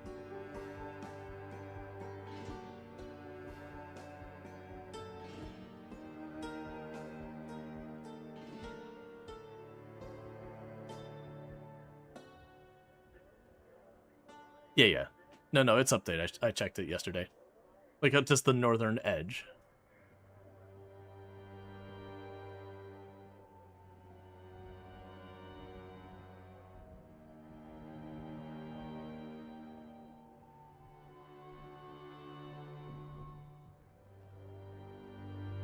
Okay.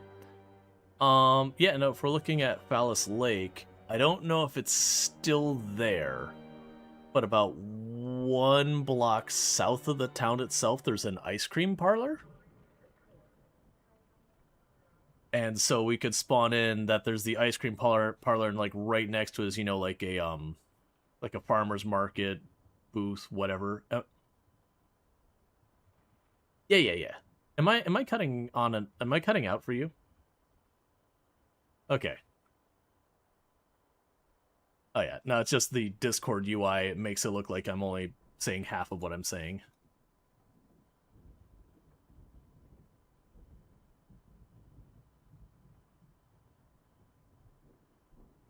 I mean, either way, is it just gonna be me and you, or anyone that's gonna be joining later? It's fine either way.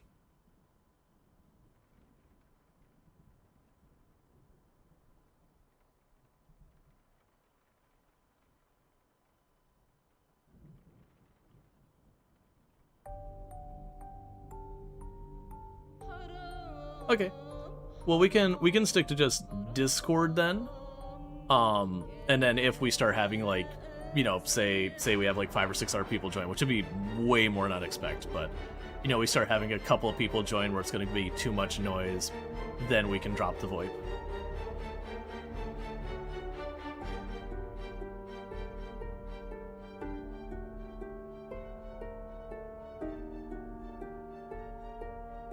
And I'm going to hide my screen when it comes to server stuff, just in case it shows stuff.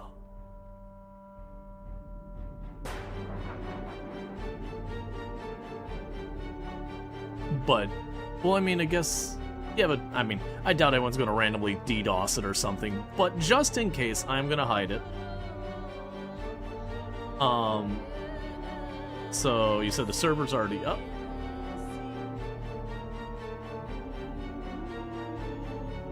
Okay. I could probably delete the old server called Ultra. I actually can't figure out how to delete that. It's removed from favorites. That's what it is.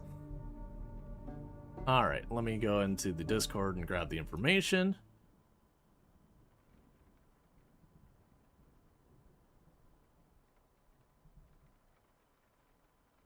That's fine.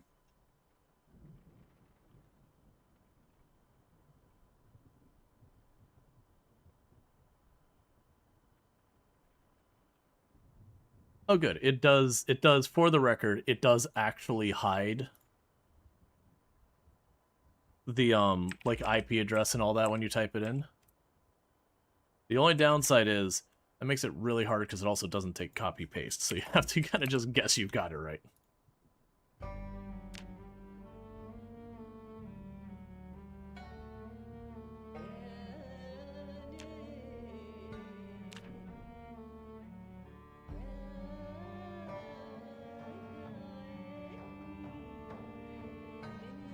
Okay, so that should let me turn on that, because it does asterisk out everything.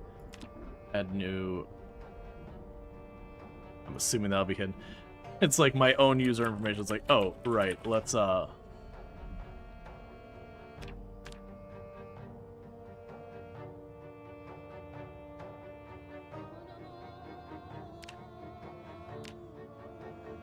Okay, now let's try doing that. Alright, so everyone should see it now in just a second. Yeah, because you can see it's like the IP is all asterisked out, so we're good. Alright, so connect.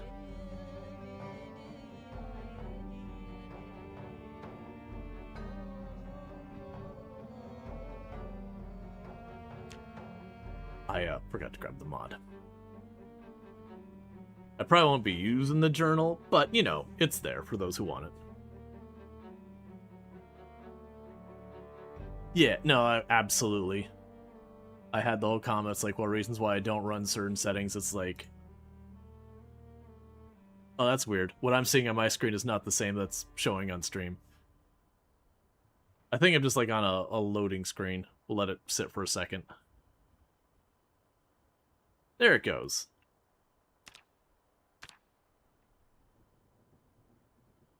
It'll probably be no zombies by default.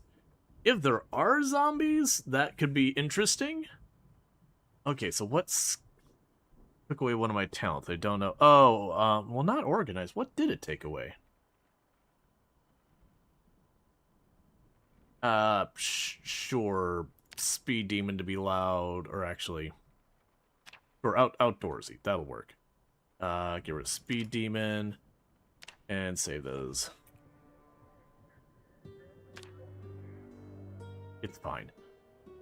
Next.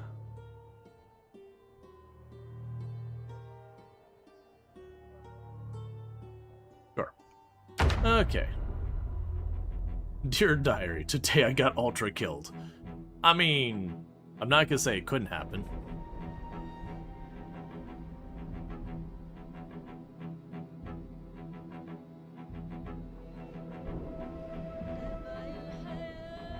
Warning, server has port 9011 closed. Performance may be severely affected.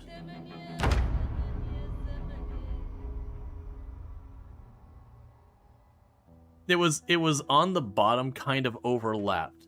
Right now everything seems fine, so you're gonna teleport me.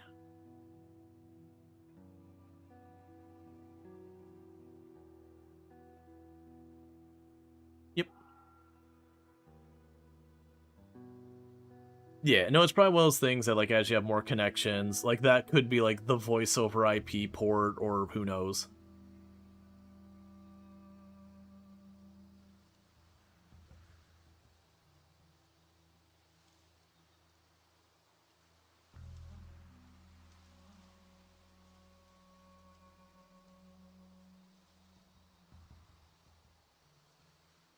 Oh, interesting.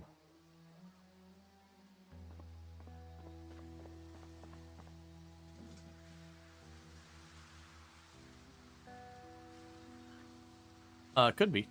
Honestly, probably is, actually.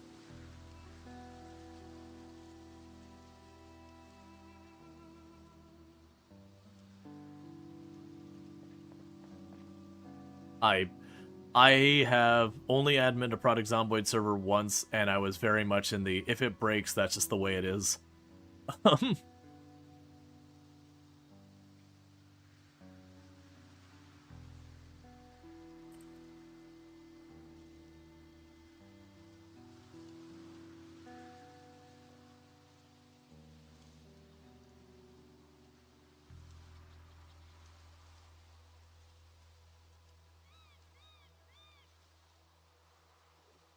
There, just updating the tile.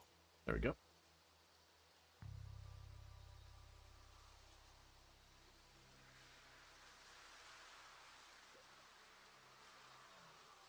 There we go.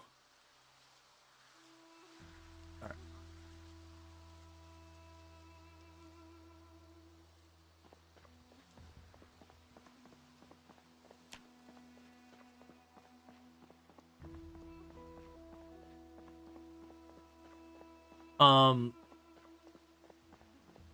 Yeah, no, it's okay. Like it could be just something like they did something to change with the respawn since I last played Build 42 because it was like everything was busy. But it does seem like they've made some places not have zombies, and I know in Build 41 that ice cream parlor, if there was any, there was like 2, even on 16 times pop. It'd be whatever was inside the building.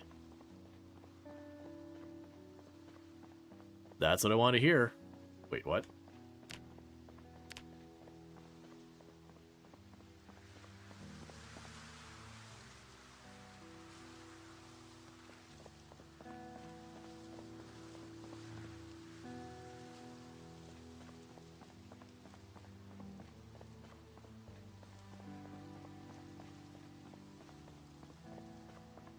That's no problem. I'll probably not be pushing yet. I'll probably be getting weapons or stuff. So, see you then.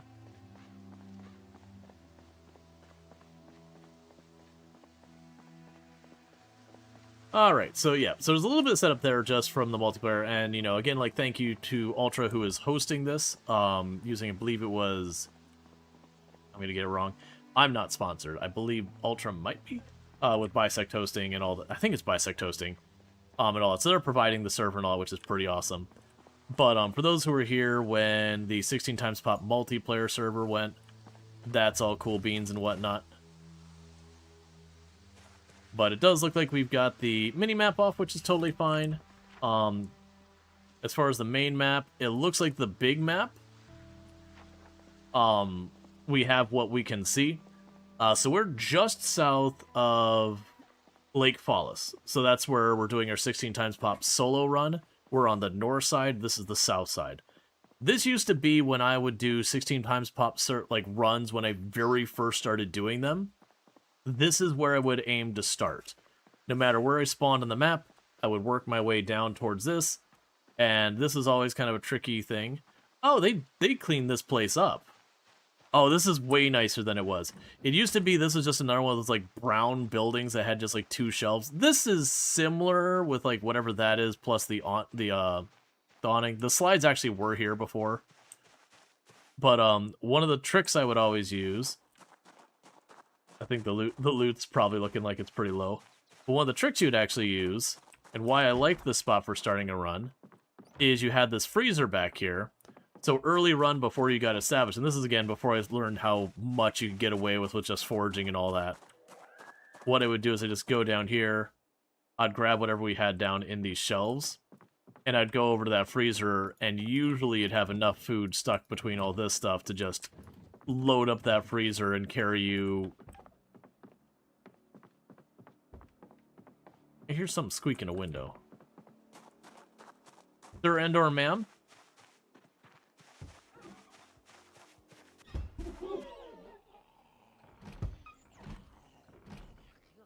I'll go around.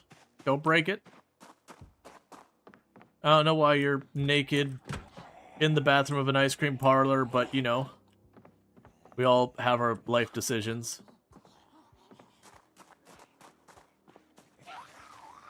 Okay.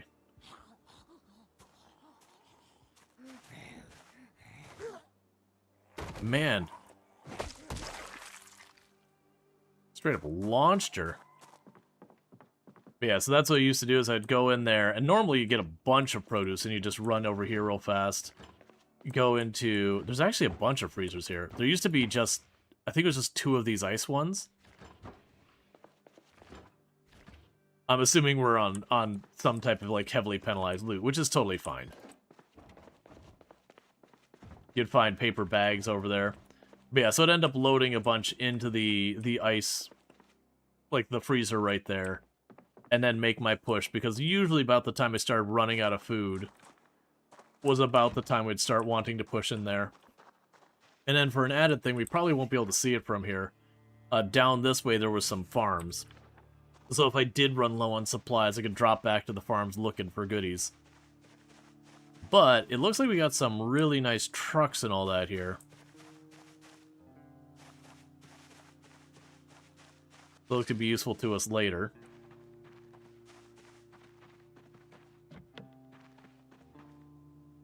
Okay. That gives me something to hit zombies with.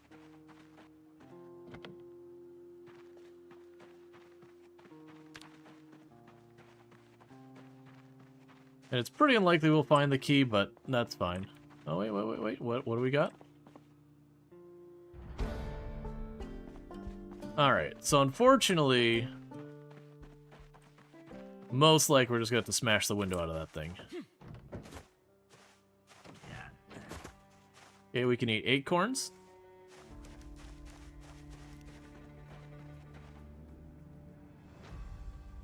Right, they put it there.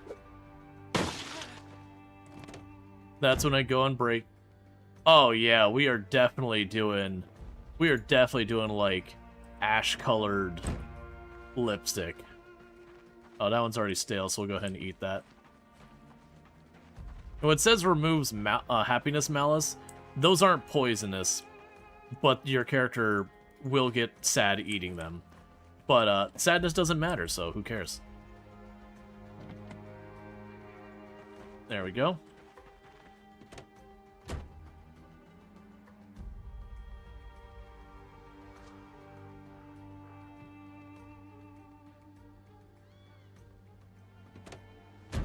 Oh, right.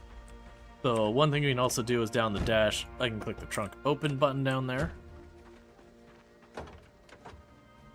So that's a big win. We got ourselves a water bottle. So I can at least pick up water. And even better, I got a water bottle that actually has water in it. Hey, Soulspire, thank you so much for the raid. I do appreciate that. Hope you had yourself a good stream and all that good stuff. It's like a second weapon.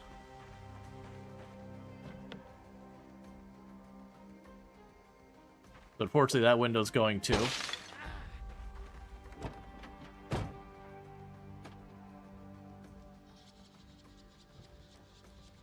Grab ourselves a pencil so we can mark our map.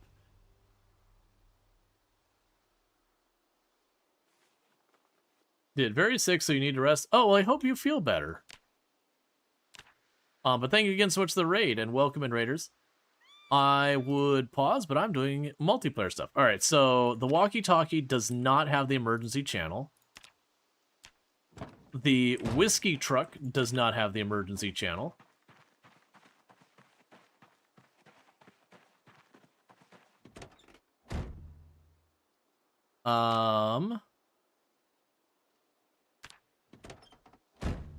The car here doesn't have the emergency channel. So we'll check the pickup. And I'm thinking for the immediate get-go, it's probably in our best interest to go south. 102.6 is our emergency broadcast channel. Let's go here, device options, turn on minimum volume, add preset, emergency, tune it up to 102.6.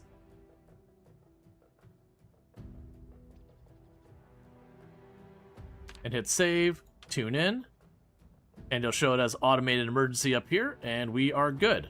I don't actually care about that radio channel right now, but we've got it. The one thing I am going to do is I'm going to pull out my map. We're going to go here, and we're going to add a note.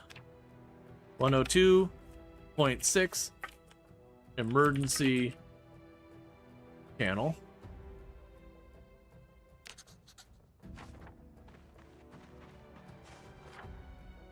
And also I'm going to go ahead and put an X on both of those.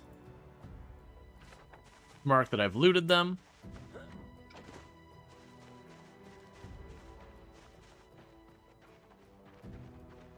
Oh, right. Let's go ahead and for right now we're going to use the ice cream parlor as home. I'm going to chuck some of this, I'm going to chuck some of this, like, extra bottles of water and all that there just to be a little bit more reasonable. One thing I like they did add with the rework of this, they've added, like, little electrical boxes and wires and all that in the buildings, which is a nice touch, because they didn't used to have any of that. Yeah, so I hope you had a good stream. You get that rest and all that. So I'll put this underneath the cash register. So that'll be a random, like, crafting material kind of stuff.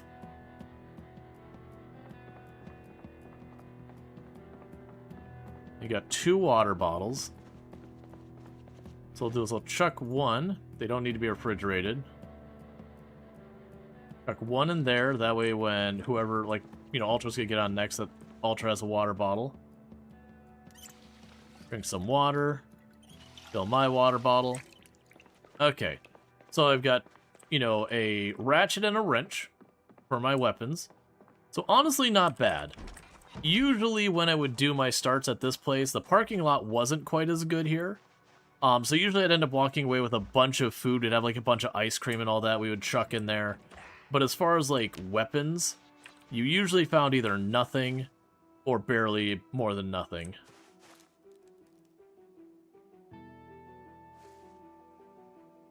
Okay.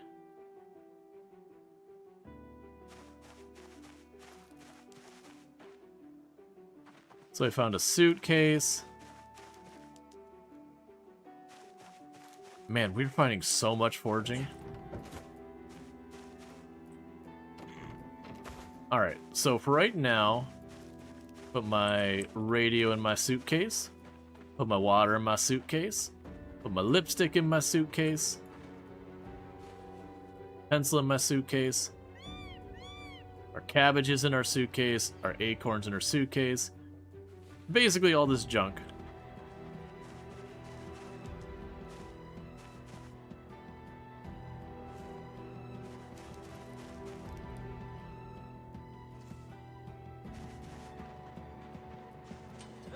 There's a zombie body down here. Because this is a world spawn zombie body, don't trust it. The zombie might not actually be dead. So approach with caution. Okay, it is actually dead.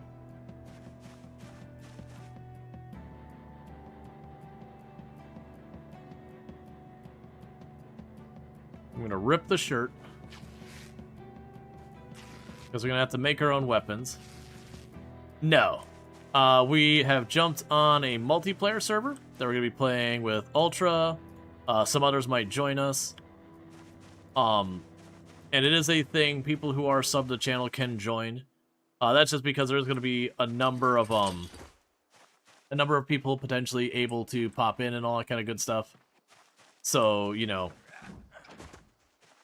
it is unfortunately a thing that when you're talking about mixing a bunch of communities and all that, it's just best for everyone to kind of have that barrier to entry, unfortunately, because there are people who will just pop on to cause trouble.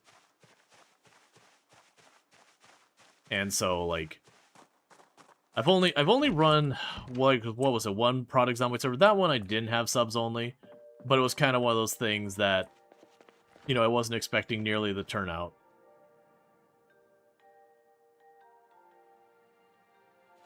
I'm gonna eat some stale rosemary.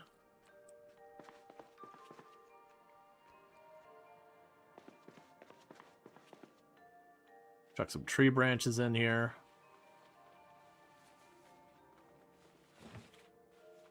Drop you in here.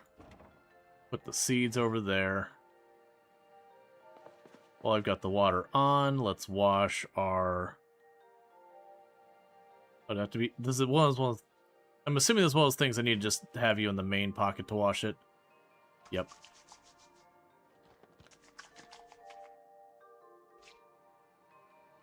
Okay.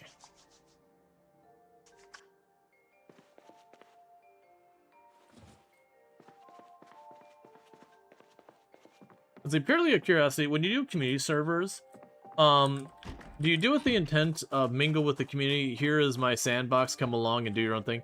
Well, generally, if you're going to host a community server, you're going to want to kind of do stuff together. Yeah, this is starting with no skills as well and all that kind of stuff. Oh, also, I didn't check to see if Ultra asked me to, like, do the stream together and all that. I said we could do it. And I proceed to not do anything with it. That's fine. I'll wait till she's done doing her intro and all that, and then we can get that popped up. That'll be no biggie. But yeah, no, generally we do stuff together in the long term. This server, at least at the beginning, while we have multiple content creators and all that involved, the content creators are going to kind of be off doing their thing. You'll be on the same server, and then the idea is, like, once that starts to wind down a little bit, or once we're comfortable, then we'll start bringing people together. And that's kind of give people a chance to hang out without having a bunch of people that are, you know, uncontrolled variables popping in there, potentially causing chaos.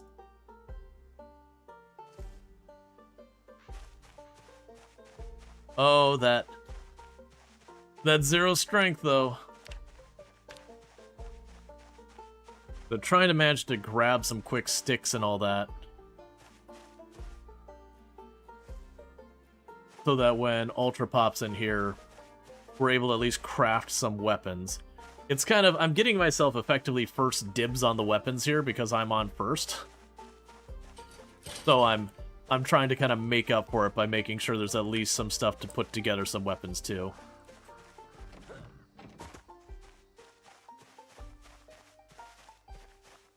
That tracks. You're providing a service at the end of the day. So you need to get situated to entertain before other people come in and derail everything through just natural interaction kind of thing. There's a certain amount of that, but it's also one of those things that, like, when a server first goes live, that's usually when things are the most chaotic. And there's definitely a point when you have too many people that it can be kind of overwhelming. So say we have like 3 or 4 different people who are trying to do content on that. That's already a lot without anyone else involved, that we like to kind of participate all meaningfully and not over talk each other and all that. It becomes a whole pain. But then when you throw in a whole bunch of extra people too, who may not be conscious about the fact that, like, are you speaking over people who are trying to stream and all that, it could be a whole thing. Again, not that we haven't done, because, like, for example, I did host a Project Zomboid server. Was it when Build 42 went multiplayer? I don't remember. I don't think it was related to a thing. I think we did that for, like, a community goal or something. I don't remember exactly why we did it. But we did host a Project Zomboid server for a good, like, week or two. Oh, right. No, fast forward. It was Build 41 multiplayer? Yeah.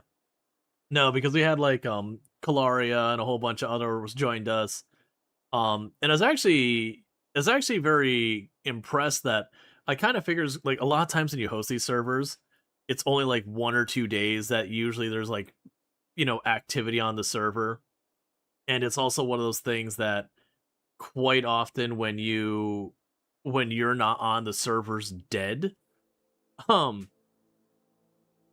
But it is one of those things that, like, when a bunch of people pop onto the server, you know, like, it was like, genuinely, I would pop on, like, the next day and I would see, like, a whole bunch of work had been done on the server, and there's a good, like, admittedly, we had, like, 6 or so people pop on at the beginning, and then there was, like, 4 or 5 people who were just kind of there very regularly doing stuff, which is really cool, because I honestly didn't really expect that much. Okay, and I did forget that we don't... this is actually a setting I might have wanted to warn Ultra, but I didn't think about it. To turn up the endurance recovery on multiplayer. It shouldn't be too bad of a problem with two of us. But that might be a thing to tweak that in multiplayer. You usually want to turn up the endurance recovery just a little bit since you can't fast forward. It'll be fine. It's something that can be adjusted the next time we need to do a server reset or whatever. Not reset, restart. Like reboot. Not like a new playthrough. Alright, so if I remember correctly, there's some farmhouses down here on the left. Should probably also move these windows around so if Ultra needs to DM me or something, I can see. There we go. It is already different in quite a few ways.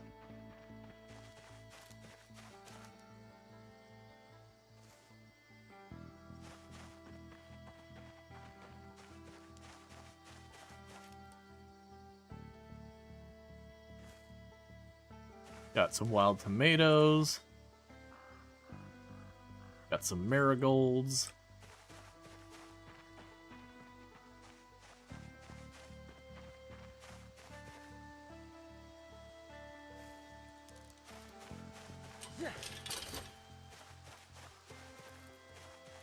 Finding a lot of worms.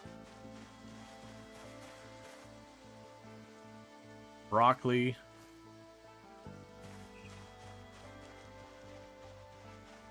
One thing I do like that gives me a little bit of hope that maybe they revisited the farming to make it better since Build 42 dropped, is I have noticed when Build 42 dropped, they did still do the same thing where it's like, oh, you want to plant potato, well, that's 4 seeds. Oh, you want to plant broccoli, well, that's 12 seeds. Oh, well, you want to plant this, well, that's 6 seeds.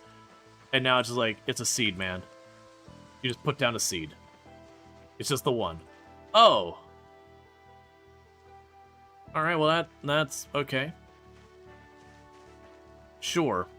I also don't think there's literally anything in those buildings. I believe the farmhouse to the right might have stuff in it.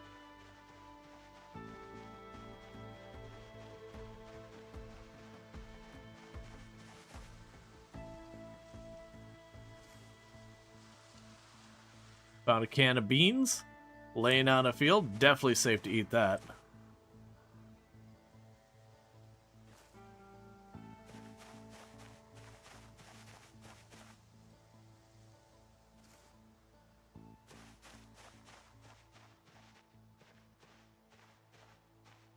Yes, I'm guessing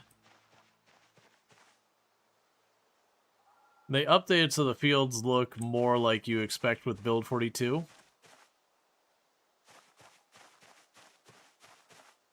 What are you? What are you? Oh! Alright, we'll just forward for a saw real fast. Don't mind me.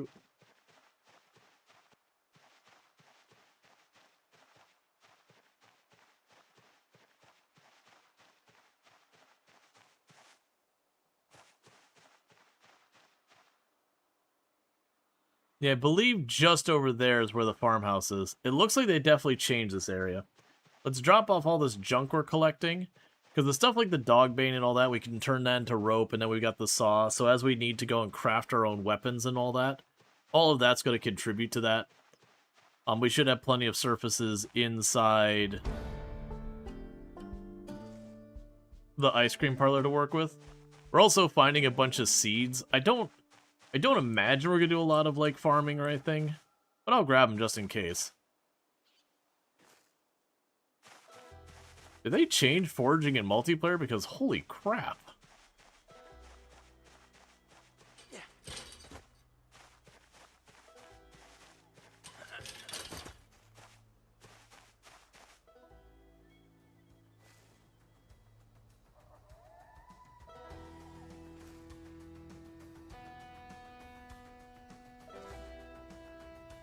Alright, well, that's a cursed branch. We'll just leave it alone. Stable, by the way.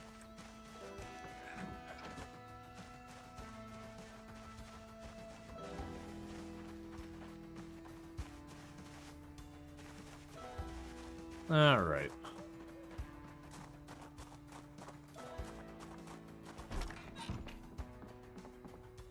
Look at our hacksaw. Bunch of dogbane.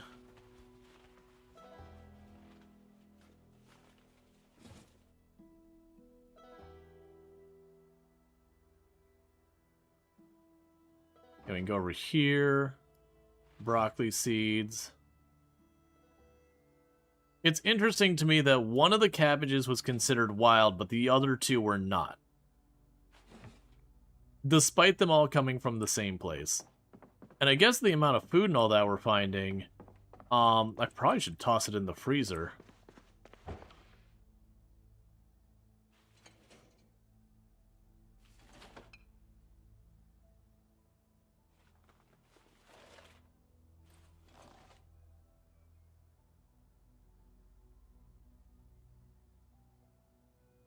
You'll eat a bunch of this. We'll toss the thistle and all that in there.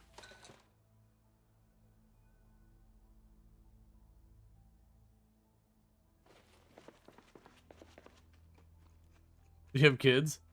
It's like that. I do not have kids.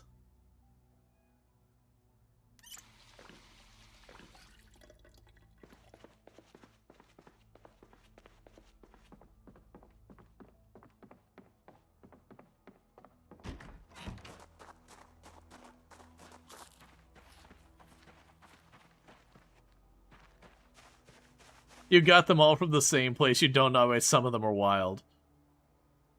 I understand.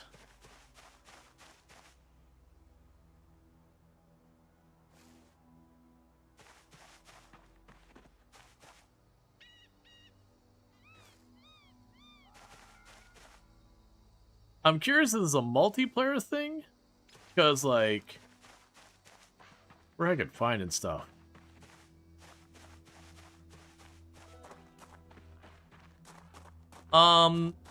Let me wait until Ultra pops on. I think it's good for others to jump on. But, let me wait, because Ultra's hosting and we're, like, guests here, so let me have Ultra make that decision of, like, when's good. I think you'll be able to jump on right away. But, because the intention is you're going to spawn in a little bit of a different area than us. And then the idea is eventually we would join up.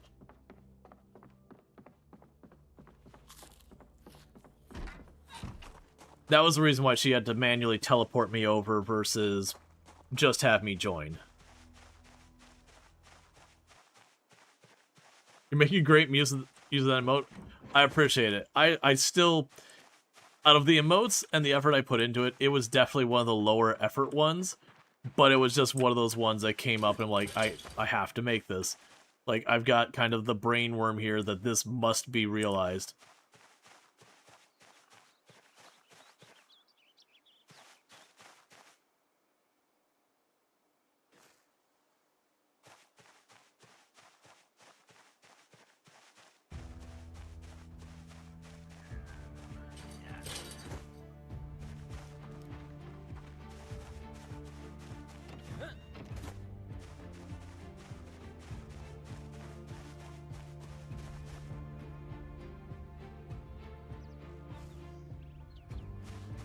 Okay.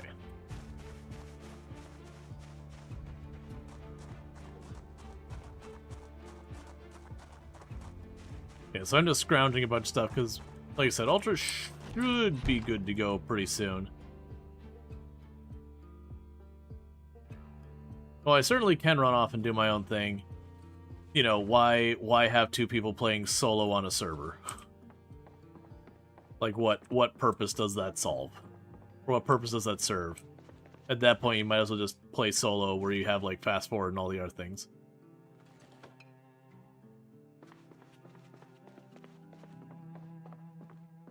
Honestly, let's chuck the tomatoes in there. I believe the tomatoes will last longer than the cabbage. I want to say that's one of the big negatives of the cabbage, has an incredibly short shelf life in the game.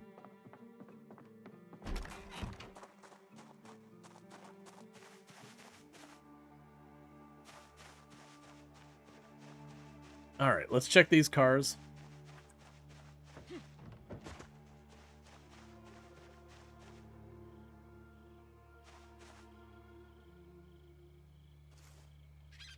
Honestly, we're finding, like, all the things I'm hoping to find in early run. Like, yeah, sure, I don't have a crowbar or anything amazing.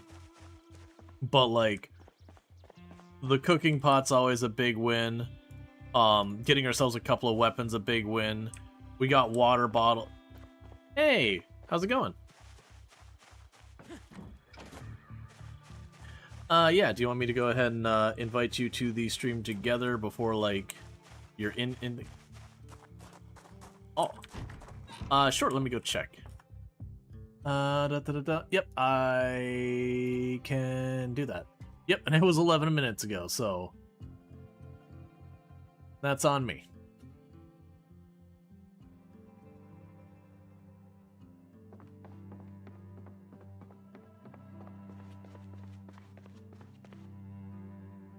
Gotcha. Yeah, and on my end, I actually don't have the push to mute on. So if it takes me a minute to, like, when someone subs, someone follows or whatever, that's what's going on. It's me taking a minute to mute the audio long enough to thank. So... Alright.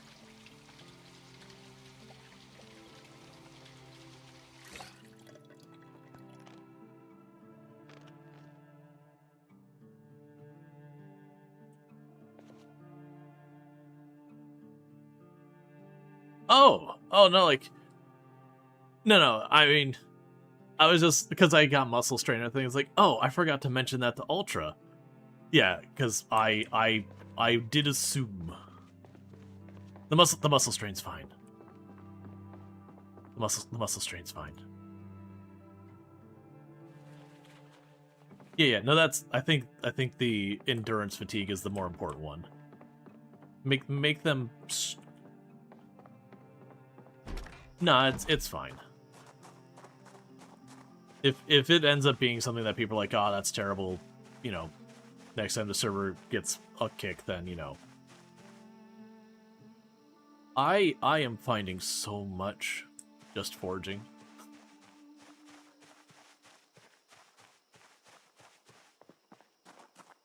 Yeah, no, I think that's good.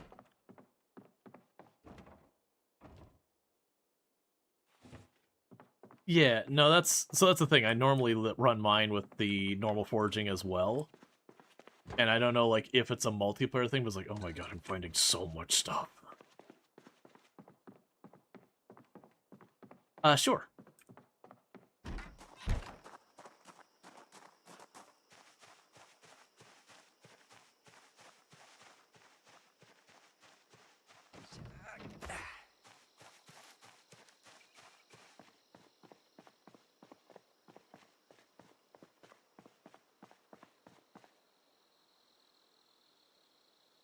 Okay.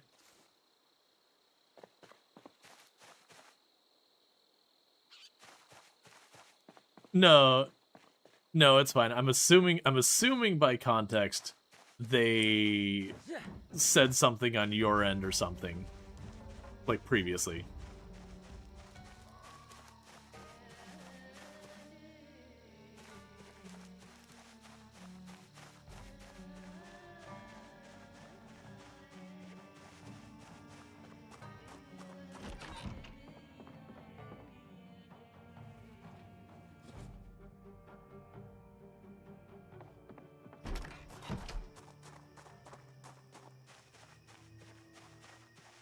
Yeah, nah, good riddance.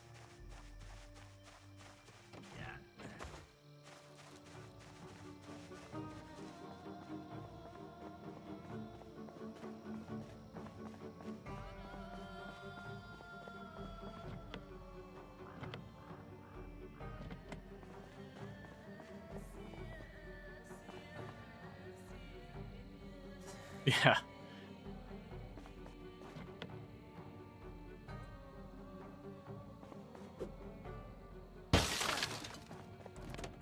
Yeah, no, it's just, like I said, it was one of those things like, hot dang, that escalated fast.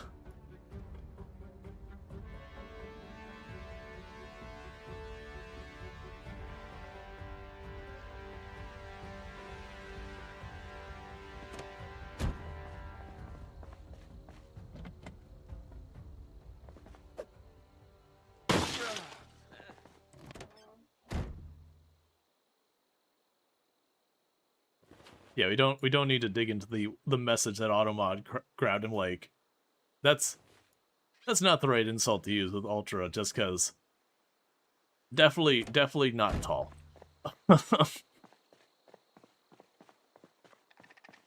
Anyways, yeah, we can move on from there. It was just one of those things like, man, people weird.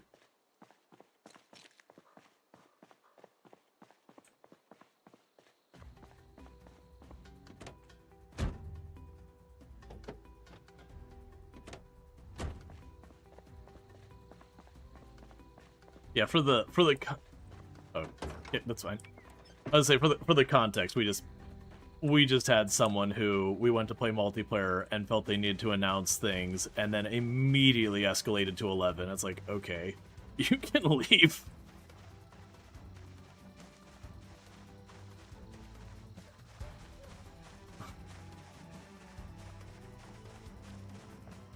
But yeah, and I'm just south down the road. I've been grabbing stuff for at the ice cream parlor, and just whatever I grab, I'm chucking it in there, so that we got supplies.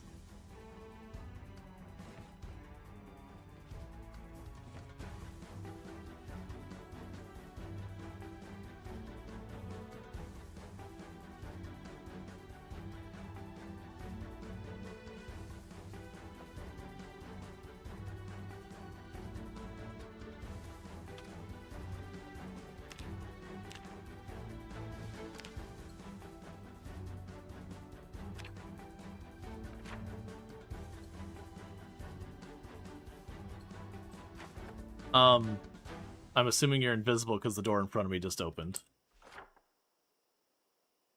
Oh, so that bug's still in the game?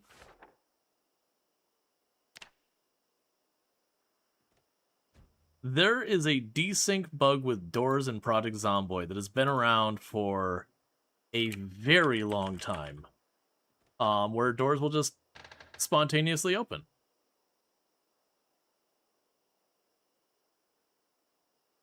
To be clear, you have to have opened it before, but it like forgets whether it's opened or closed.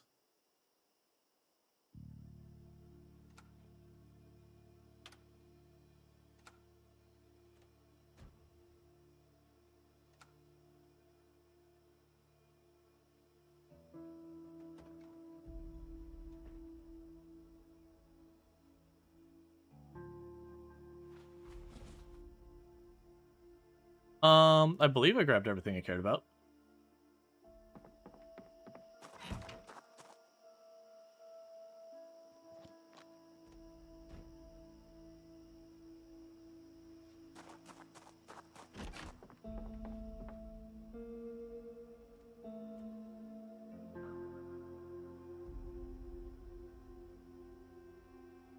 I have no idea, because I've never changed those settings.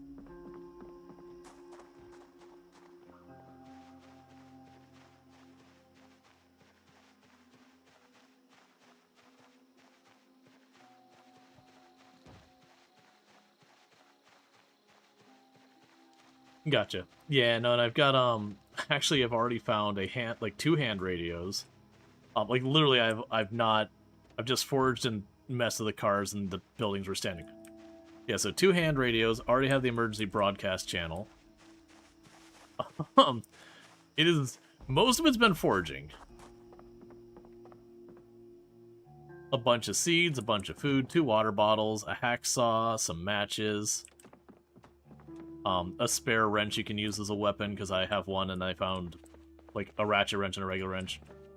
A bunch of produce, which surprisingly did not come from the produce stand. I foraged for it, the produce just had 1 cabbage.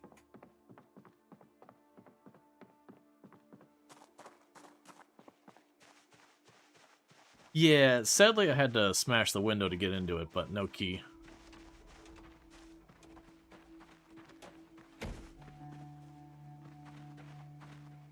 Oh, I also got a really cool worn-out suitcase.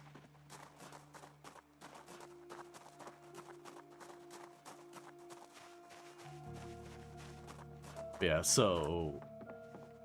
Nope, there was, oh yeah, there was 1 naked zombie in the bathroom, which leaves lots of questions that I wish not answered. I drug it outside and killed it. But there's a water bottle for you in the fridge here. There is a ratchet over here on the shelf that you can go and beat zombies with. And then there's a radio in there for when you have to worry about for the helicopter and all that. And then we got a ton of food already from just foraging.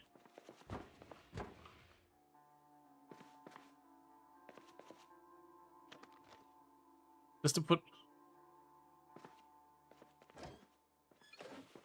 The organization is, it's food.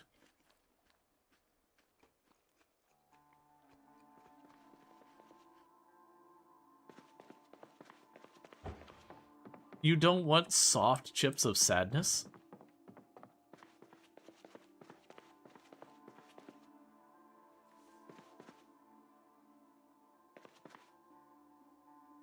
It does look like someone who's got a very well-traveled suitcase.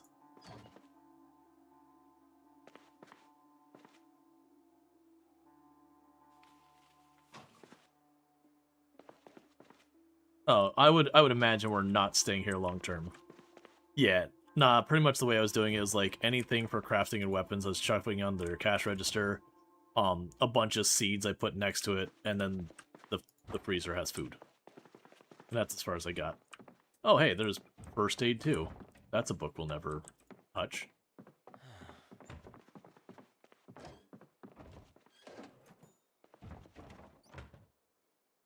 Oh, I did not. If it was like a book and it wasn't like a level 1 book, I probably was like, yep, I got 0 strength, I don't got the carry weight for that. Just habits you develop.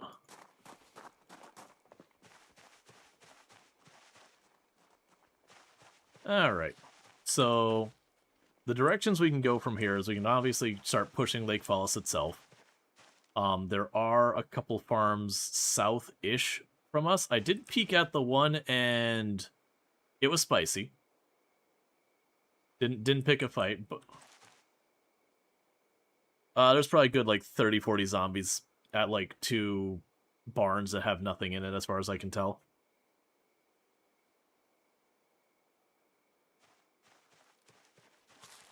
Okay, so do the barns? Okay. There will be much weapon crafting in our future.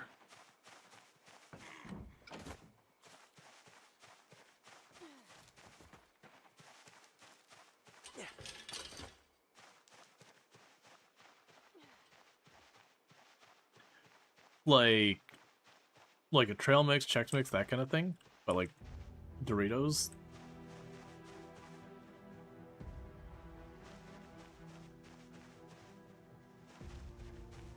Yeah, I mean, Pub Mix is a thing. I mean, it sounds good. I'm unfamiliar with it.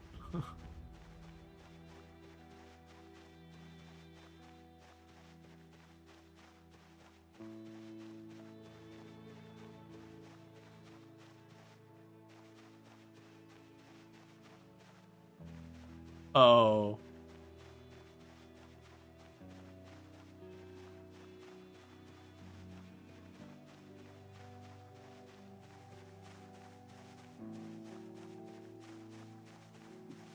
Yeah, I'm just moving to the road since it's getting dark so I can see easier when I'm actually fighting. Oh, there's a fence here. Didn't see that.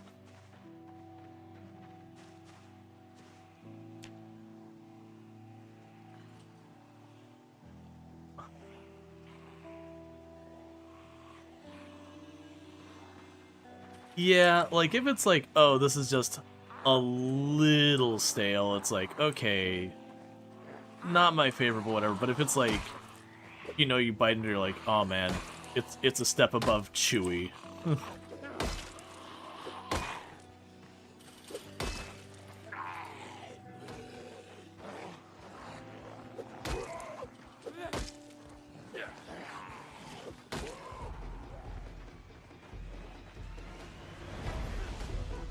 Gotcha. Because these wrenches should hold up okay, but probably not great.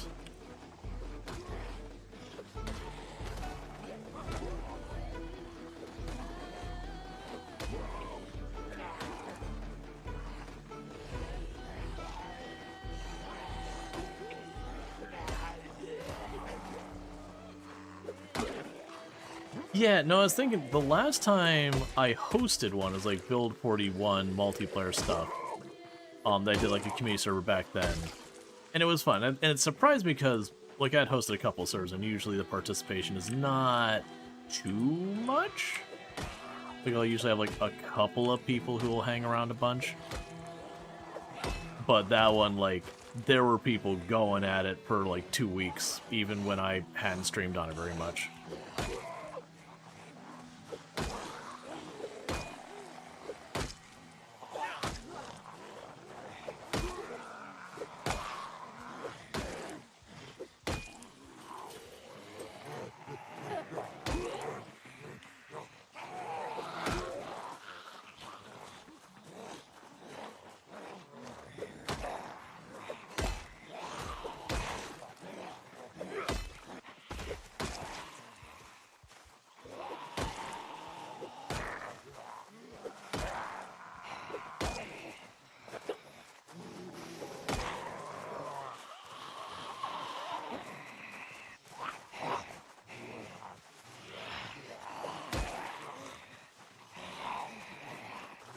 Yep, there will be much weapon crafting in your future.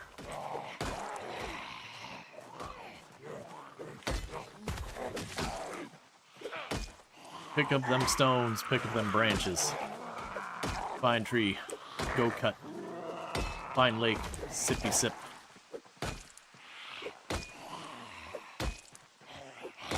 Eat the poison berry. Do not eat the poison berry and sip and sip. One or the other.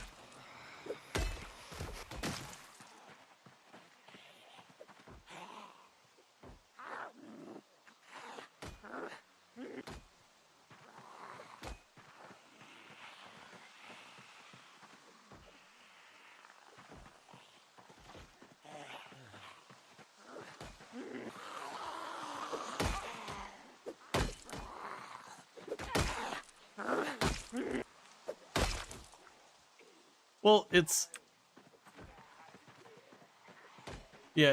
funny though. Like I know you crank the loot down. I've done that before too, but these days it's kind of like loot settings. Like, loot settings. It doesn't matter.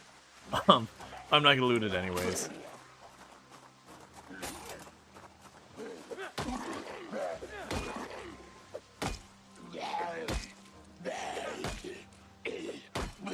Well, there is a bunch of sticks and stones and flint in the cabinet. You might need to tear some clothes. I only had 2 rags I got a hold of because naked zombies don't drop much clothing.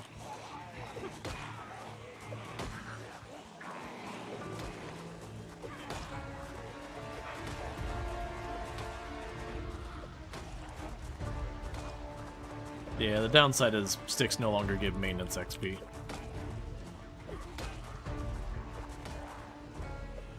I think you get strength and fitness. I don't think it contributes to, like, any weapon categories. So, like, not long or short blunt or anything. So how do you join?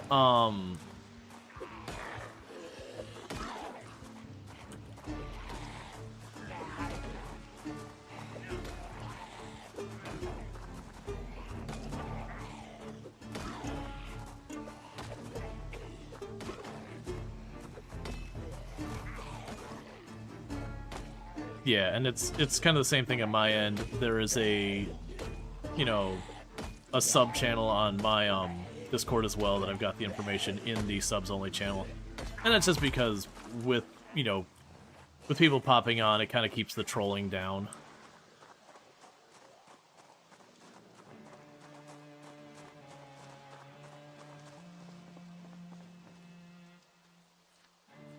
Like, for games where there's not much opportunity to do anything significant trolling, I don't mind, but, like, Product Zomboid, you can really screw people.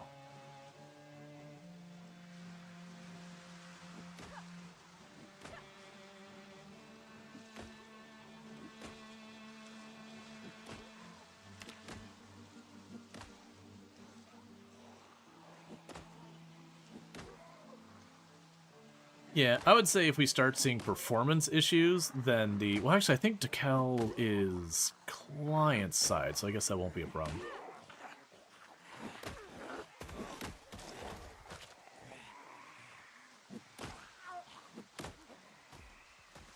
Hey, Queet, how's it going?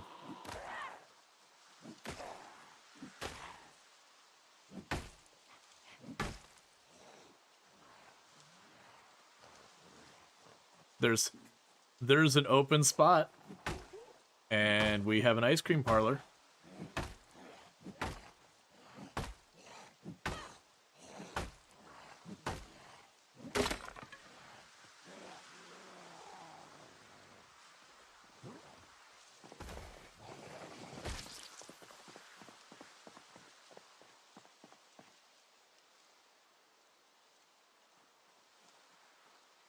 Right, yeah, no, I noticed you made the, yeah, you noticed you had the lights on longer. I mean, basements are still sketch as all get out. And yeah, like, don't get me wrong, when you walk into a building, it's like this giant warehouse or whatever, and you open the door and it's just darkness, you're like, how bad do I want to go in there?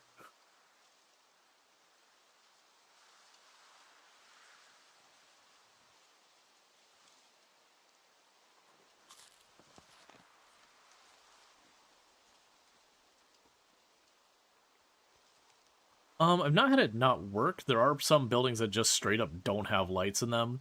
And then there's a lot of times the lights just won't be on when you're in there, so you have to go and find the light switch. Can be sometimes its own journey.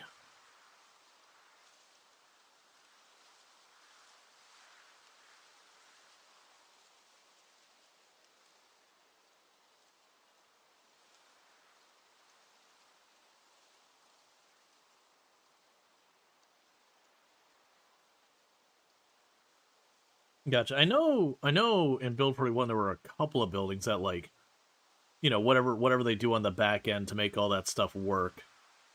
There was a couple of buildings that, you know, the light switch just didn't work. There's no lights.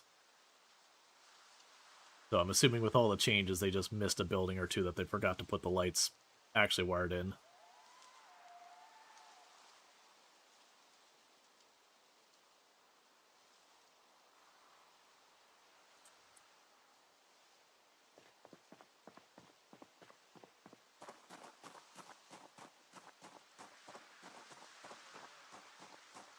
We probably should be.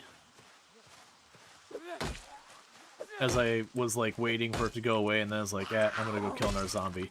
I mean, to be fair, with her shortage of weapons, what it could even be is as the muscle strain gets bad, we drop back, clean rags, make weapons, sort of use as the thing kind of forcing that issue.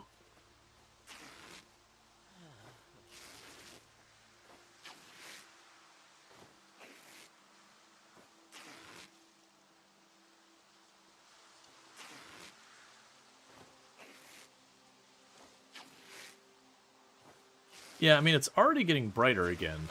So it didn't stay dark. Yeah. So, like, I don't know what the settings, because normally it starts getting, like, properly dark at, like, 11, and starts brightening back up around 5, and it adjusts a little bit for, like, winter. But, that's roughly what it is. So, you know, that's like, half the day. Versus this is like, oh, it got dark, but, I mean, it was dark for about the time it took us to kill, like, a rally group.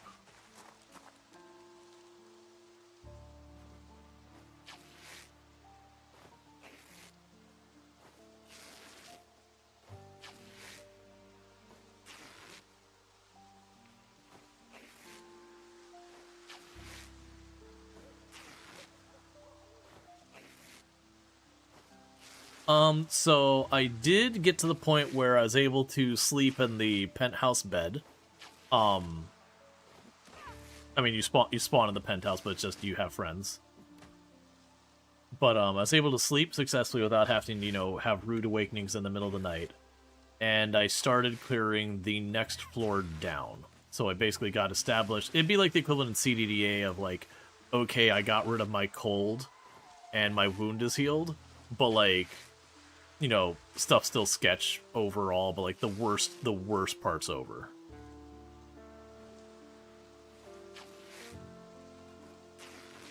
I actually think the next point it's going to get really, really nasty is not when I'm going floor to floor, but when I get near the bottom. Because then everything outside's going to come in, and it's Louisville.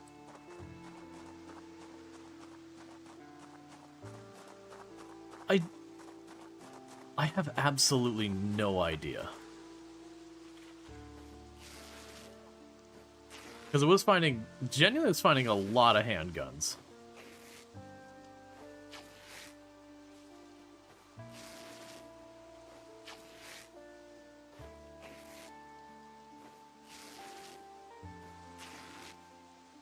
You could log in, Queet.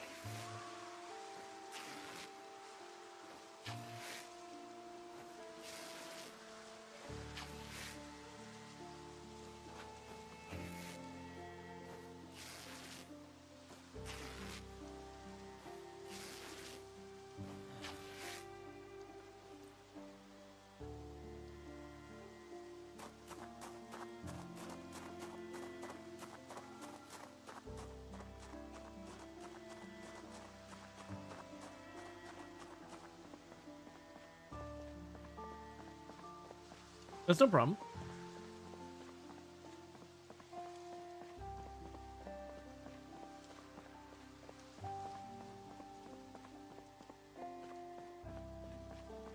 So that's what I'm not super sure of, because I don't know the building super well, so I don't know if, like, 5 stories down there's a ledge and they're all hitting the ledge, or if they're going the whole way down. I don't even know how tall the building is. I assume it's one of the tallest buildings. But I don't know if they're hitting a ledge below me or they're going the entire way down. I would... Oh. Oh yeah, so they drop like 10 stories and crawl back up? Yeah, I imagine a bunch of them do die. I was gonna say, I imagine a bunch of them probably do die from the fall damage, but yeah, there were plenty who do survive to come back up and say hi. Yeah, no, it's an interesting scenario.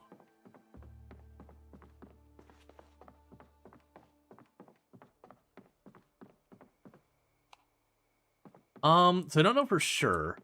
I know they did make it so the game can handle up to, I think, what was it, like 32 floors up or something like that? And I believe you're in the tallest building in the game. So it's 27. I was going to say, I don't imagine it's the full 32.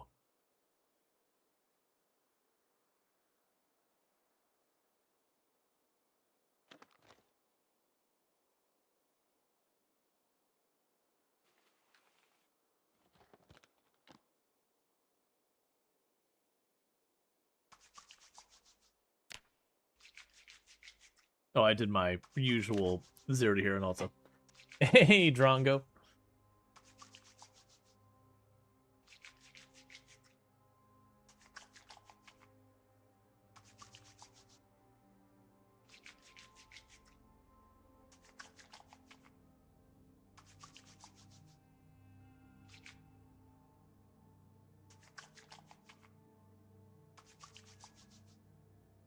No, you can get 0.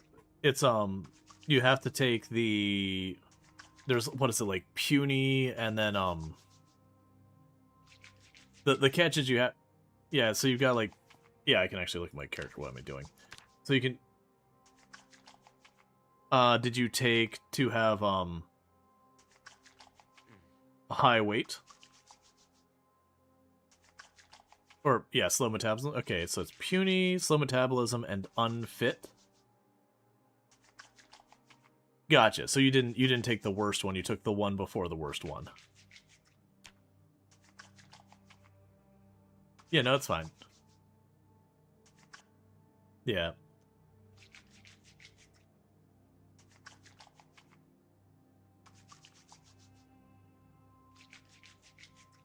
Yep.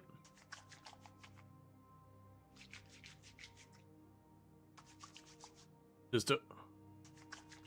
Oh yeah, no, the big thing that's going to become our delay is just, you know, each time that we have to back off and, like, make weapons, you know, forging up sticks, cutting down trees, whatever we got to do. The good news, I got a lot of rags, so that'll be that for a while. And I do have a bunch of sticks in here too. But those low maintenance axes and low maintenance hammers are not going to go very far. Have you seen the new giant trees?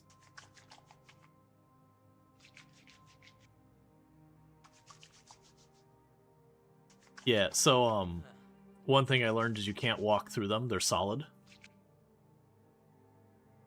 So those are gonna be dangerous running with cutting through the woods. But when you cut them down, they give you like 6 tree branches and a bunch of logs and guaranteed saplings and everything. They're really generous. They're a booger to cut down though. It took me multiple axes, like multiple crap axes, to get through one.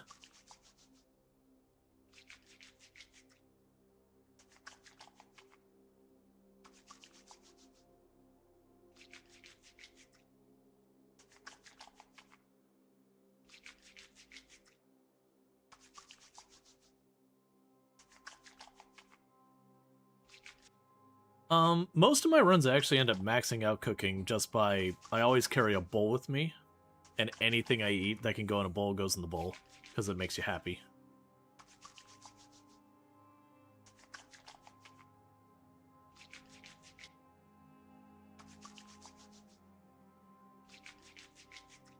Yeah, no, cooking's good. Like, I think if you get, it's like 7 or 8 cooking, you can actually cook with rotten food, and there's no penalty. Like, you get way less nutrition for it, but there's, like, no danger or penalty. The idea is your character is smart enough to know, like, how to cook around the bad part, which only works with some types of things going bad. In real life, I mean. In the game, it doesn't care, but real life, there's some stuff that goes bad, and you go, no, that's garbage. Then there's other, it's like, well, we just... Oh, I'm pretty sure all dairy's horrible.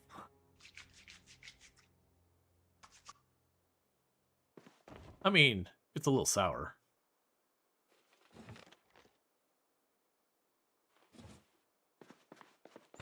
I don't think it was the sour cream I know about. There was something else you had that's like super past expired that you had. What was it? Sour cream? Okay, I just didn't remember it was sour cream. Oh, that's terrible.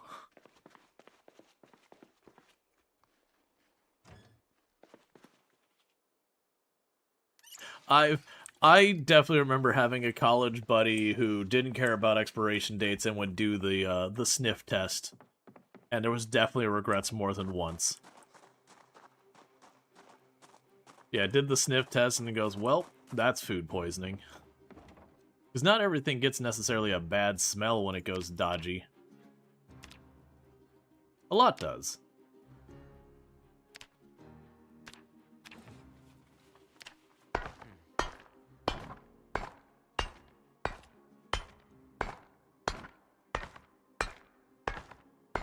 Is there a ship soured dairy product? Its test is different. I mean, you could definitely have it where you'd sniff it and it would go from soured to a new experience. I'm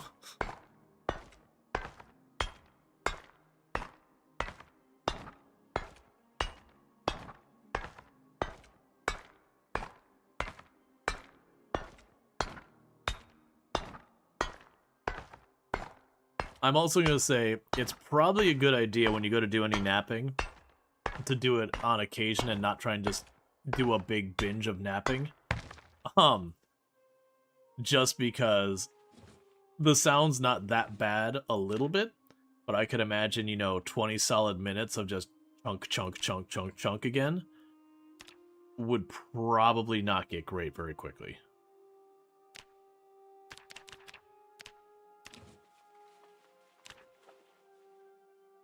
Yes.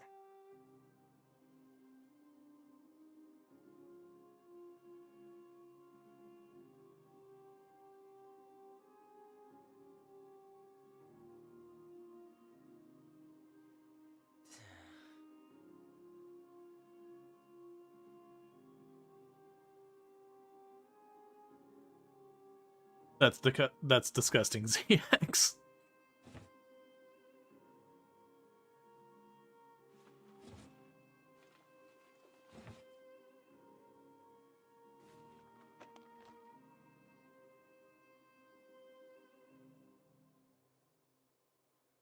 Nope.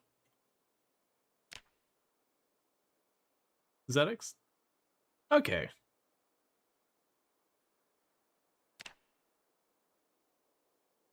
Just Canadian, by the way.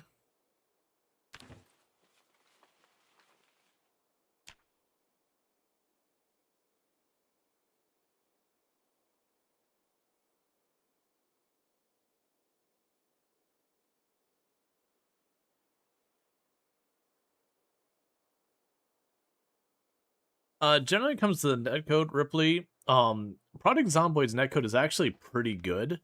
It's the way it handles a lot of things makes it look bad. So, for example, when I have a zombie aggroed onto me, I'm determining what's happening with that zombie. So that's where you'll get like weird zombie teleportation things. Is my client is updating where the zombie is. The only place it gets real dodgy is cars moving fast. That gets spicy.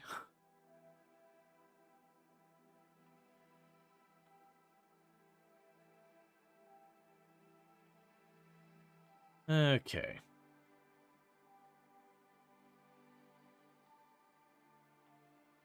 What am I missing to make axes or whatever?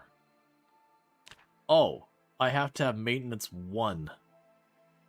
Make an axe or a hammer. I see.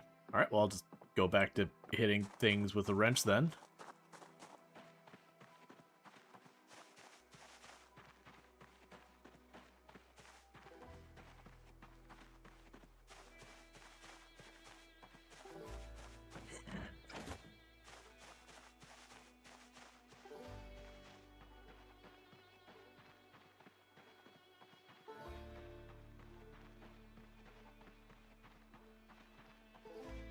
Yeah, I feel... So they did... I forget what they even called it. There was a thing where they did some adjustments on it, but yeah, when Build 42 first dropped, even before the multiplayer's part, yeah, you'd be like, literally this little cabin in the woods, and even at 16, it's like, okay, you know, I'm gonna have more show up and all that. Sorry, I was being distracted. But, you know, you'd sit there and be like, okay, if there's 2 zombies there and I'm at 16 times pop, that'll be 32 zombies or whatever. And so, sure, you walk up and it's just like, oh my god, look at all the zombies. But yeah, no, there's definitely some weirdness around a lot of that. But yeah, for people playing multiplayer who haven't done it before, like, one thing to avoid is... I'm not sure how much, the others know how to deal with multiplayer combat, is... Yeah, Quiet's doing it perfectly. So, what ends up happening is you want to come behind or off to the side of anyone you're going to go help. And the reason for... Well, that's my weapon broken. And the reason you want to do that is, unfortunately, if me and Quiet say, like, I'm standing next to Quiet, and we're fighting the zombies below us, they can switch aggro a lot easier. And when they do, that can cause the zombies to teleport, because I'm the client when it's aggroed to me, determining what the zombie does. And then when it switches to Quiet, now Quiet's determining what it does, and it can create weird desyncy things. And don't get me wrong, it'll be correct on Quiet's side.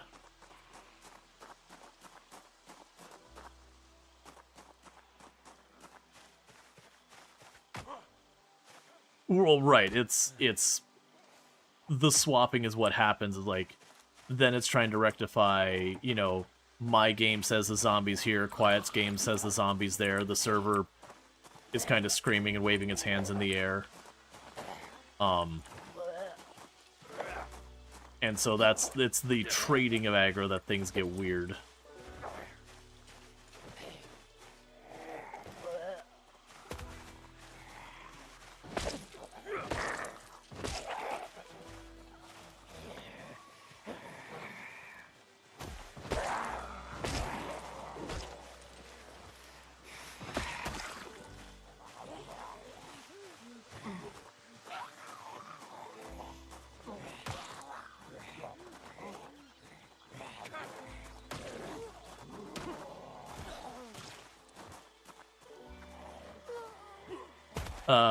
Quiet, you got a lot of friends coming up behind you.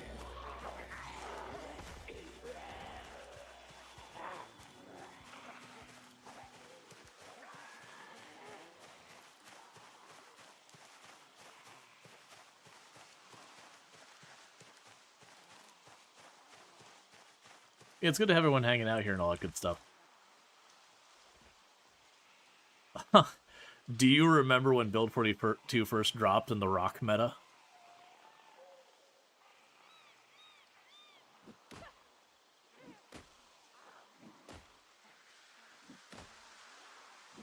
Yep, they were a short blood weapon, you gained maintenance from them. and just you could find him everywhere. Hi. Hello. I love you. Love you too. Huh? Tomb just showed up. Hi, Polaria Star. One second. Give me just a moment. What's happening? Can you grab the one chasing me real quick? Oh, are you talking to someone? Yeah, we're in multiplayer. Oh, sorry. No, it's all good. Hi, back. Hi, Bloody Jungle. I know Bloody Jungle. I know him. I know him. One second. I know him. Clicking all the wrong things. Why are you clicking wrong things? There. Okay, you can go for it.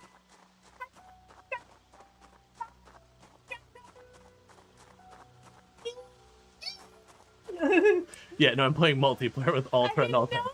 No, sorry. No, you're good. I'm sorry. So, Hi, Ultra. well, she can't hear you now. Yeah, well. Yep. When you go back, tell her I say hi. I will. No. Tomb didn't realize we were playing multiplayer, so just went for it. She also said hi.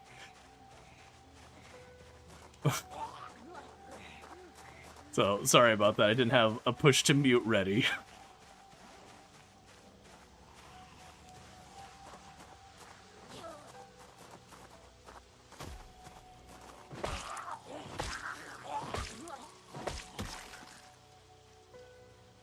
Alright. So, I'm not going to gain any maintenance for hitting stuff with sticks. I'm running into problems with coming up with weapons.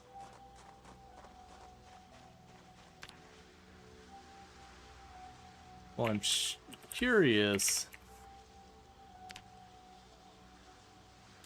Okay, I believe if I have a tree branch and a knife, I can carve stakes, which are awful and terrible.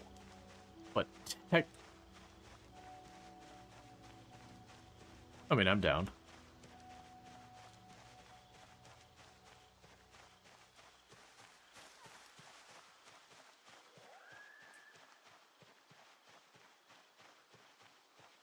Yeah.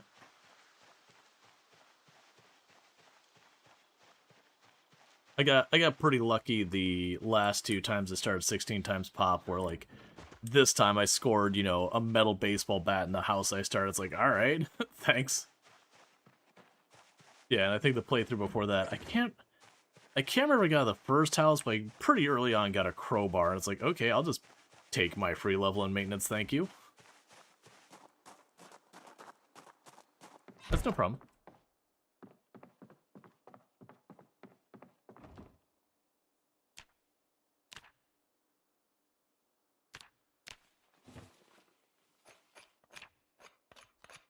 Okay, now it's time to carve ourselves a whole lot of steaks.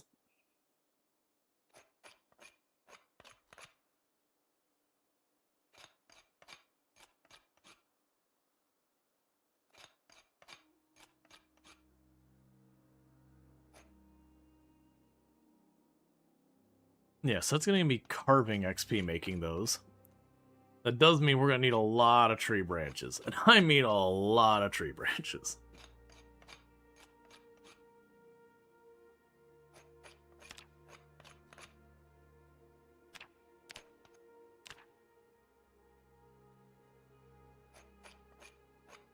The good news is I'm halfway to maintenance 1.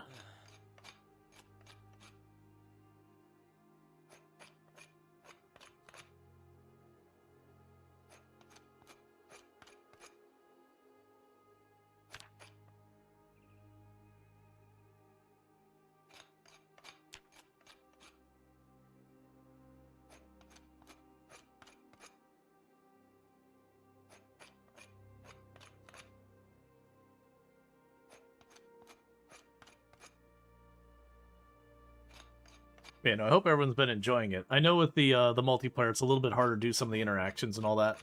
But yeah.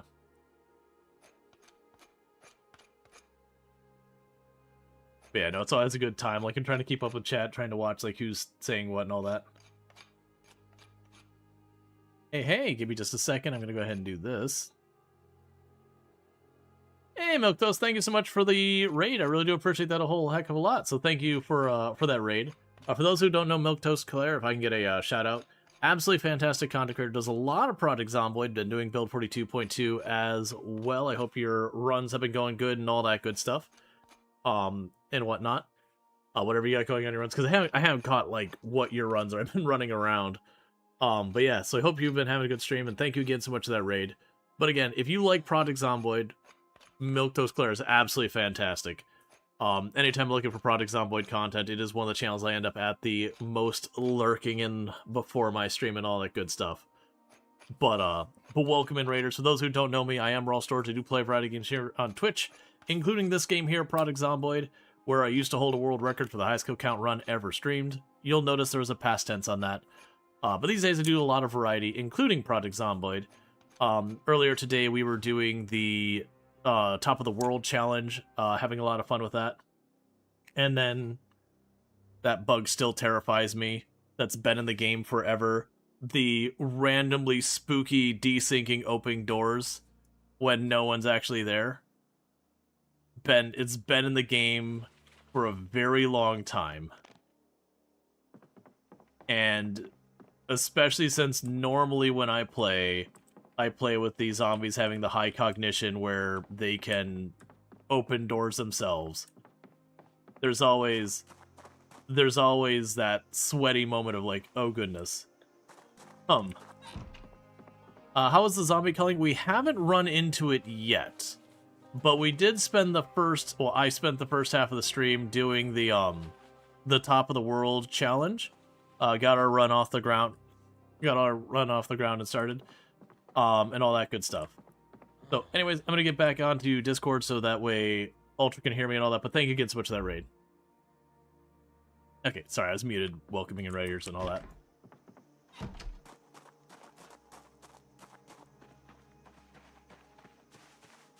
No, I had to run errands and I was like, scramble home and get stream started right as I got home, so I missed today.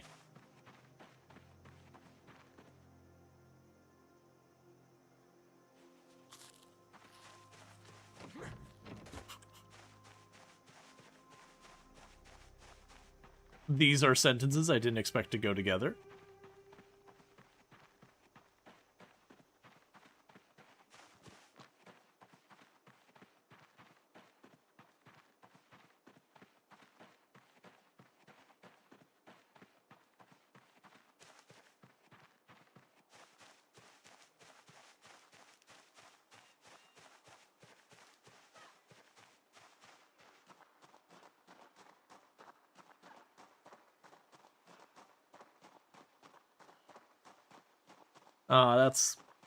That's a bit of a bummer, because I know it was a problem that you would butcher the animals, and it was just like the leanest meat that has ever leaned in the anything, so you'd literally die of malnutrition while eating an entire boar a day.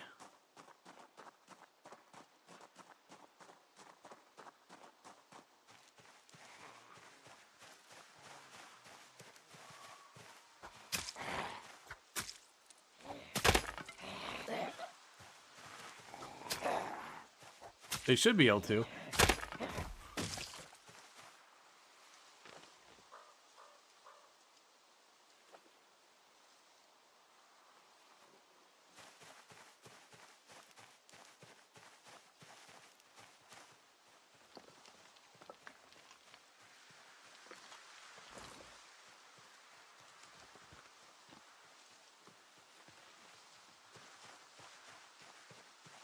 Yeah, I don't even think it's a spaghetti code. I think the devs have a fear of tuning it up too much, where it's like now it's, you know, quote unquote easy. Right.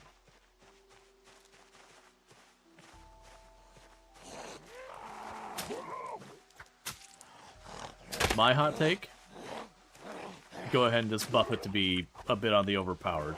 With all the effort that goes into hunting and all of that, it should genuinely be a little bit on the overtuned, if on any end.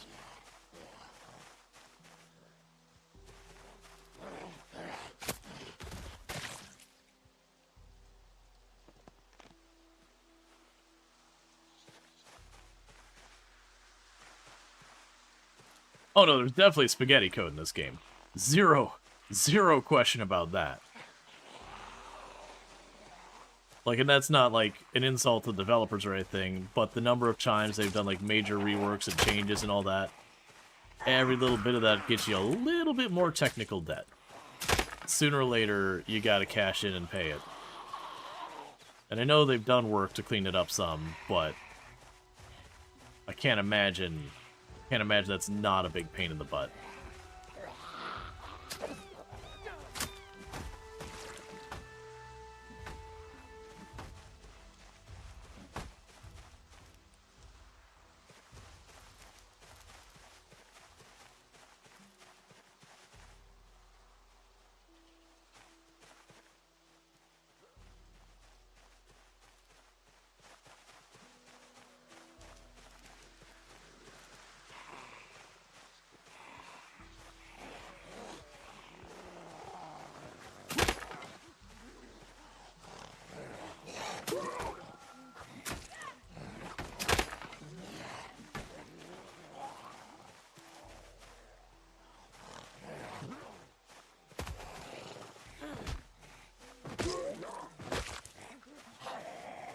Okay, so imagine you booted up Project Zomboid for the very first time. You hit Apocalypse, and you hit go. And you see a zombie. And then you see a second zombie. For us, we would see 16 and then 32 zombies in that exact same spot. It's quite literally the amount of zombies you'd normally have times 16. And you accomplish that by going into the settings, going to advanced, and saying 4x times starting, 4x times base, 4x times peak. And yeah, it is every zombie you see, just pretend it's entirely too many zombies to be reasonable.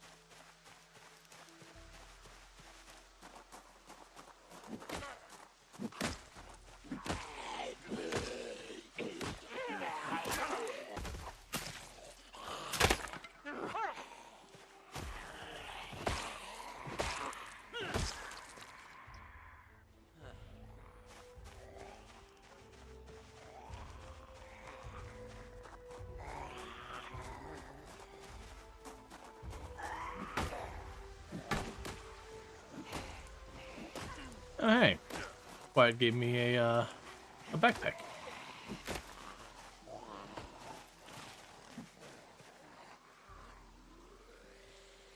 I'm okay with this.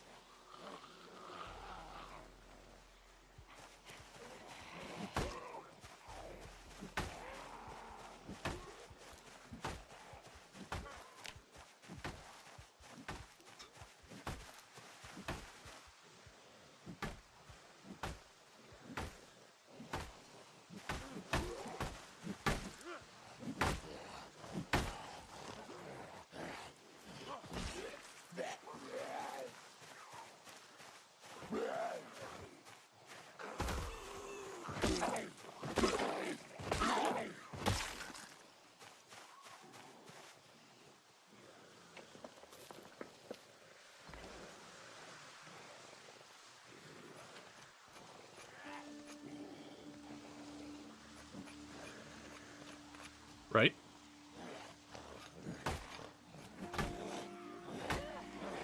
Yeah, no, you eventually get to the point where, you know, the zombies are too far from where you're basing up. That if you're trying to, like, explore more area, get more loot, you're having to wake up, spend 10 minutes of your day driving to reach them. So sooner or later you want to relocate. Usually, most of the time, I end up with, like, at least a place to sleep in every town. Now, I usually only keep one base I put proper effort into, though.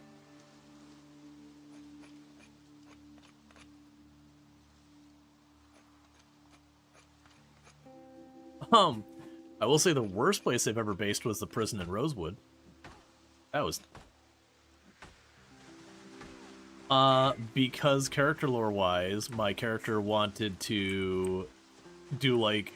He was an elementary music teacher who wanted to be, like, a rock star, jazz star, whatever. And figured he could be, like, a big concert hall in the prison. Off story, that's where my past run had died, so I wanted my sweet vengeance. And I wasn't just going to clear it, I was going to make it my home. Which it worked, and it was terrible, because it's just so big.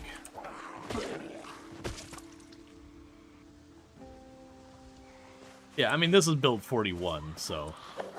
Yeah, build 42. I mean, even build 41 was pretty dark, yeah.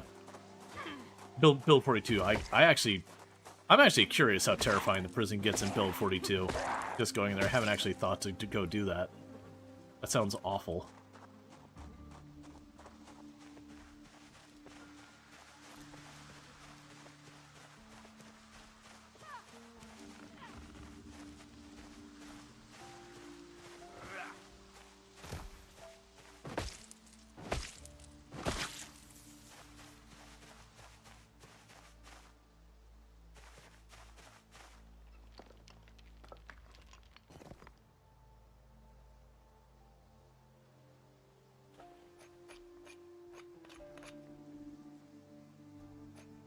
Generally speaking, the building's interiors of furniture are consistent, run to run. Again, with the exception of the basement.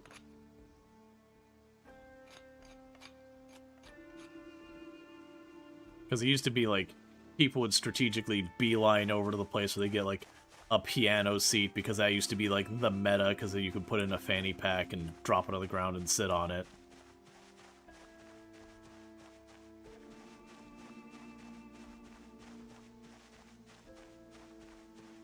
For me, people ask, like, why aren't you doing this? Like, I don't want to pick up and put down a seat all the time. I'm just going to drop a seat somewhere and leave it there.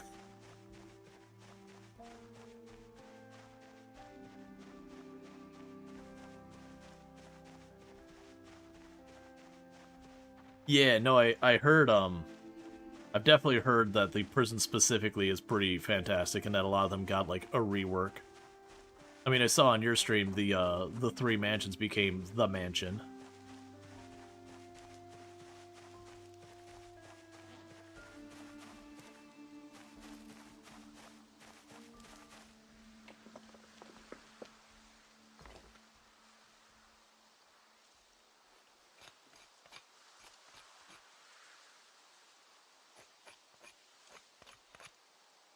The one big run I did in build 42, I went to the resort on the southeast, which is maybe like 3 or 4 times the size of that mansion you're hanging out at. And it was those things like, you know what room I care about? This room in the bottom. Do you know other rooms I care about? None of it. Hey, Sue, it's good to have you.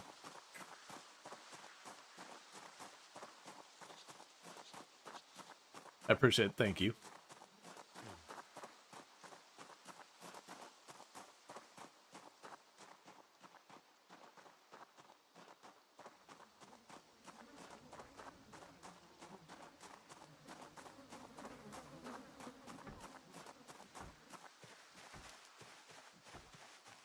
You had that building destroy a playthrough of yours.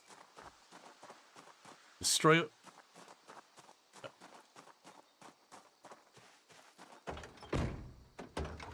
is not here anymore. You mean like the secret military base is gone?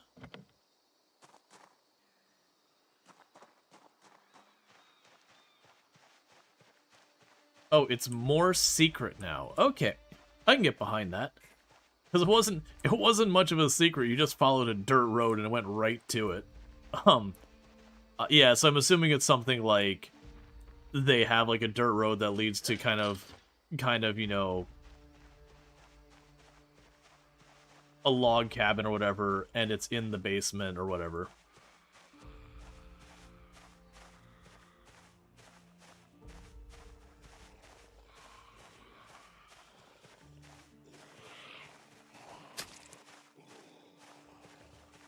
Yep.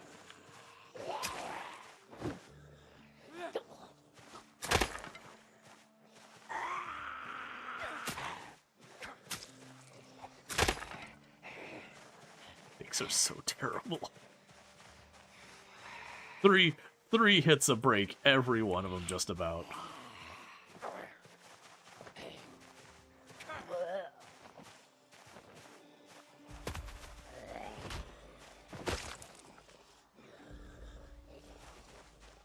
So many tree branches are dying for this.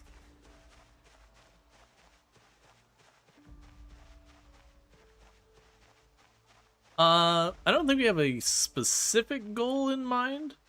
Mostly it's like sweaty tryhard settings, like as far as the 16 times. Most of the other settings aren't too bad. Like not the extremely rare loot, you know, no foraging, practically sweaty stuff that Lamprey would always do.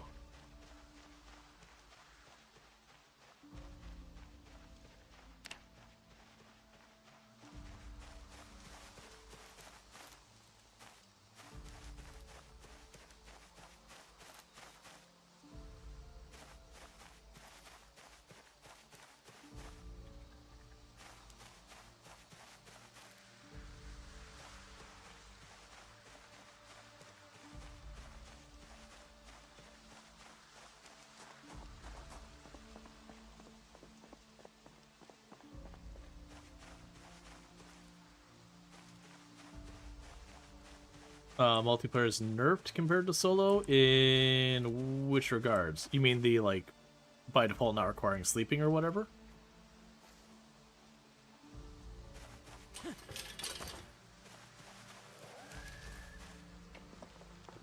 mean, broadly speaking, multiplayer is easier than single player, just in the fact that you have...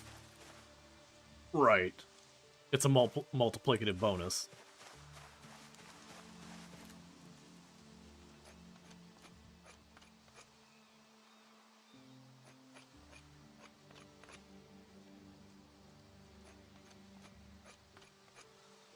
You can change your settings to have sleep be optional or not. That's a server setting.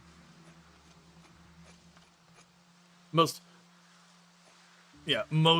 people are going to leave it so the sleep is optional, because otherwise you're going to want to rip your hair out trying to get everyone to be ready and able to sleep forever, or everyone's just going to have to stand around and wait.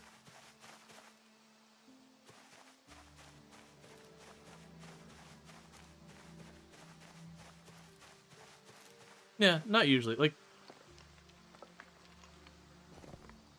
yep. Now, even as long as you don't, like, massively overextend, you usually don't have to worry about sleep too much. Like, it can get you in trouble early game sometimes, but, like, one of the things you learn as a player is when it's time to cut your losses and walk away, and then just go sleep on the ground and be miserable.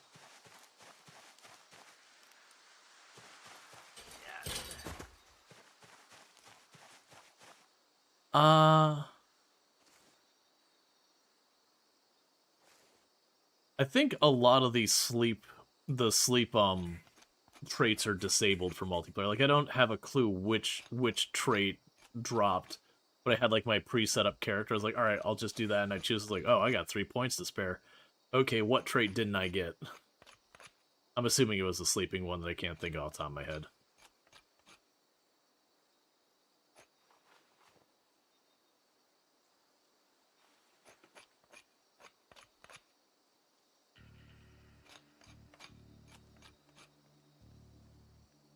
Yeah, Caveman, there's actually a number of server settings you can do to manage the sleep, for multiplayer purposes, and there are mods.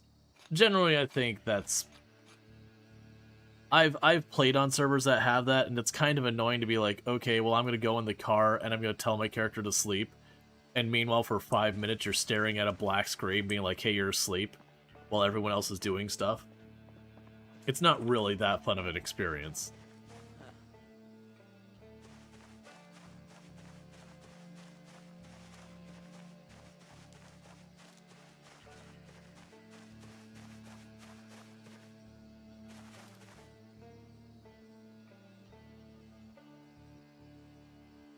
Condiment question.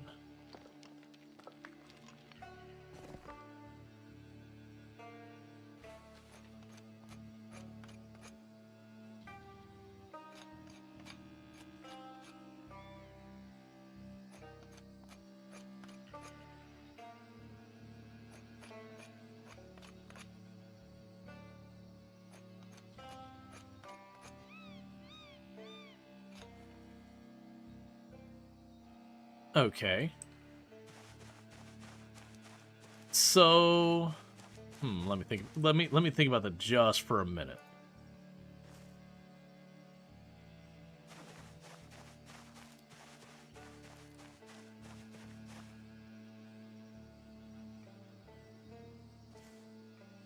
So I imagine for a condiment that I'd be like, heck yeah, it would be something like chocolate syrup or whatever, because that's a condiment for ice cream or whatever.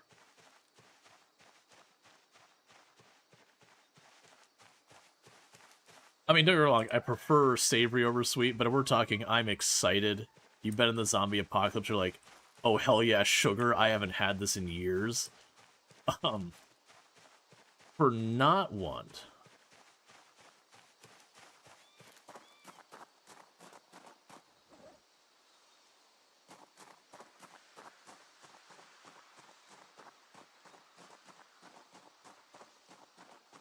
So are we talking, we're just fingers in the jar, getting the condiment, or we're putting it on something? Mayonnaise. The idea of just chugging a bottle of mayonnaise. So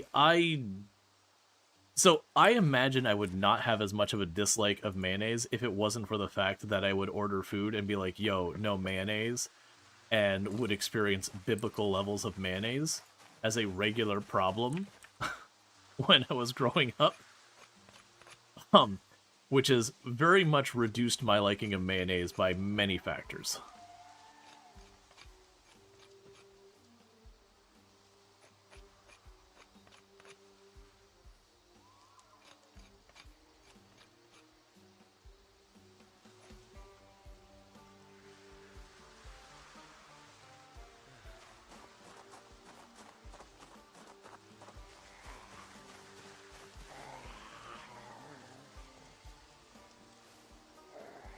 Yeah, I mean, so like depending on the vinegar, I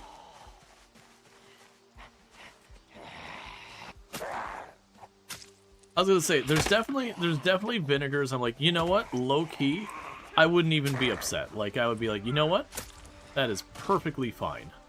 Then there are definitely some vinegars like, all right, okay, wait a second, that's it's gonna be a little rough.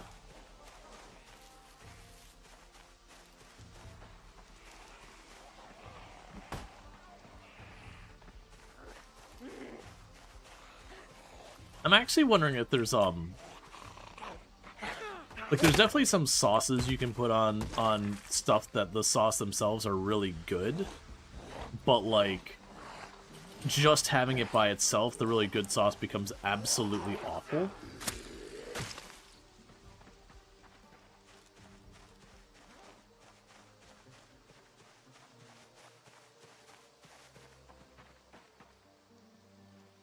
Right. That's the thing. I'm like, in my mind, I'm going towards like some of like the spicy sauces. I like spicy. Well, that's what I was saying. There's definitely ones I would tear up, and then there's definitely ones I'm like, ooh, I don't know about that one. I'm blanking on it. It's like I love spicy oil, and I would absolutely drink spicy oil. I would hate existence the next day, but I would drink it. But there are some stuff that they'll use like spice oil with other stuff in like ramens and all that, like just that like spicy ramen broth. Like I love the taste of it, but the idea of just having that plain, like a whole bowl of it, like, okay, I'm gonna enjoy like the first third of this bowl, and then it's gonna be all downhill from there.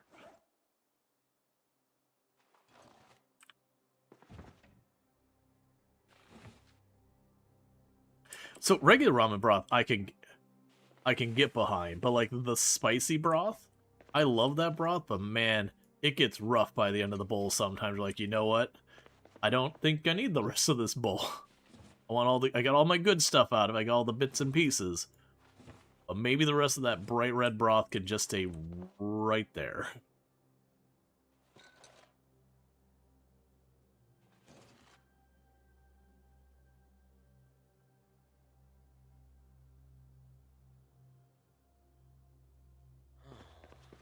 I have absolutely eaten salsa with nothing else. there are 100% salsas. It's basically like a fruit and veggie salad, but you know. I mean, heck, there's Mexican food you get pico de gallo along the side. Pico de gallo is basically salsa with a little less liquid.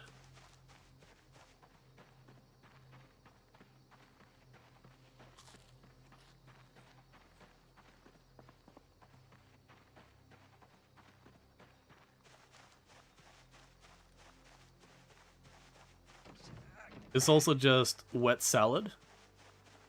I mean, I would argue it is a wet type of salad.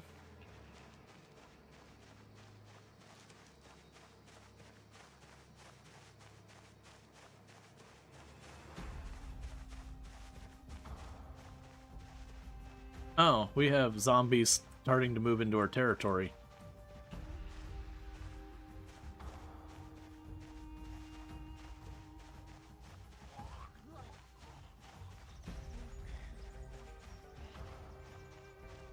Gotcha. Yeah, no, for a lot of the ones saying like wasabi and horseradish, I'm like, all right, if we're doing this not on something, as much as I enjoy horseradish, just taking a scoop of horseradish or like just grabbing a root and biting into it, I like it, but my sinuses burn at the thought of it.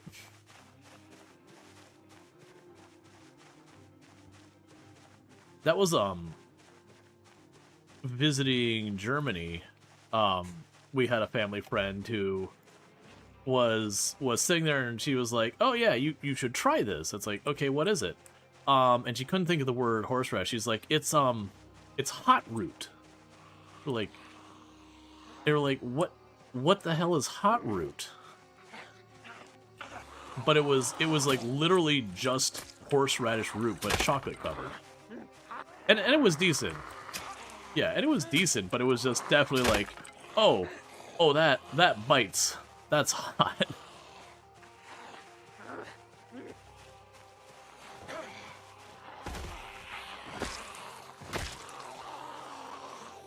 Yeah, that moment of just, it's hot root. Like, the hell is hot root?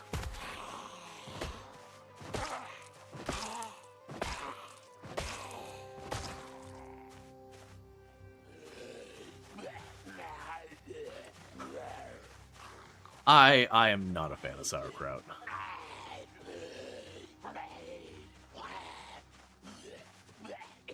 Not quite to that extreme, but it would definitely be one of those things that you're staring at that like jar of sauerkraut being like, okay, you know, gotta live, let's crack it open.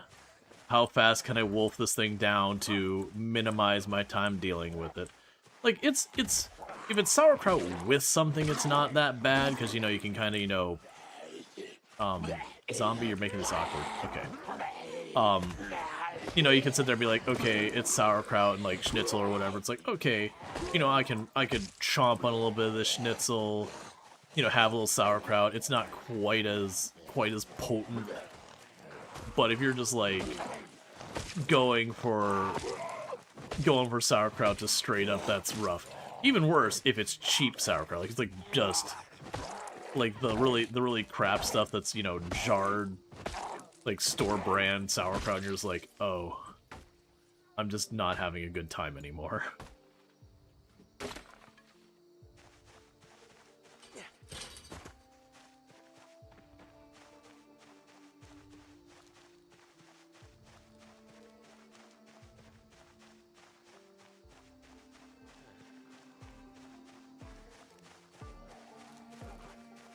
So I actually have a lot of family friends in Germany because my mom did like an exchange student program when she was like a teen, 20 years old, something like that. So we have a lot of German friends, and most of them do not like sauerkraut. Yeah, just don't know what to say about that.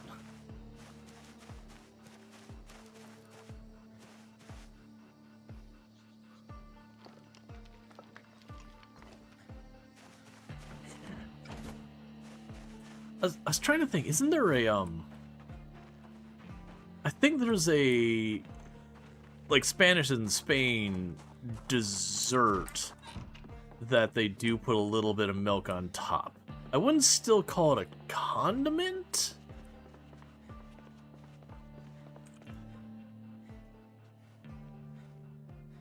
Yeah, no, milk is definitely soup. Like when it's in the cereal bowl. If you put it in a bowl, it's soup. If you put it in a cup, it's drink.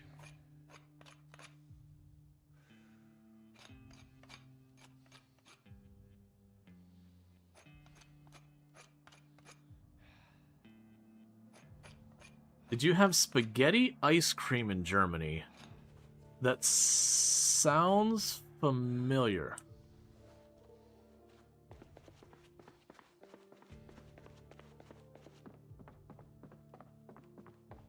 So here's a random one. So, like, someone, you know, Thanos snaps their fingers. And you're forced to choose between all rice disappears off the planet, all forms of it, or all noodles of all types disappear off the planet. And you gotta choose one.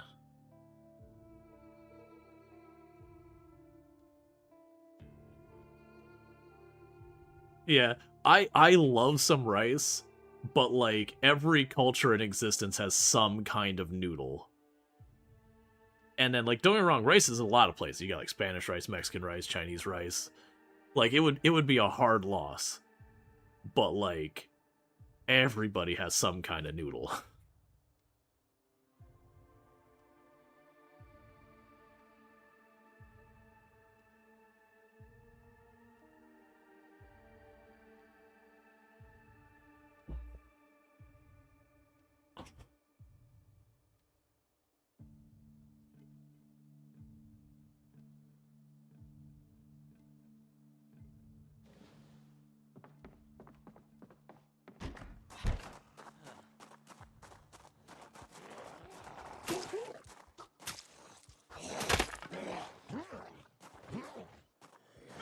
I think for me, if rice was gone, I think the one I would have the most difficulty being gone. Like, don't get me wrong, I love me some fried rice. It'd be a hard loss. I think losing stuff like jambalaya and paella would be really rough to give up.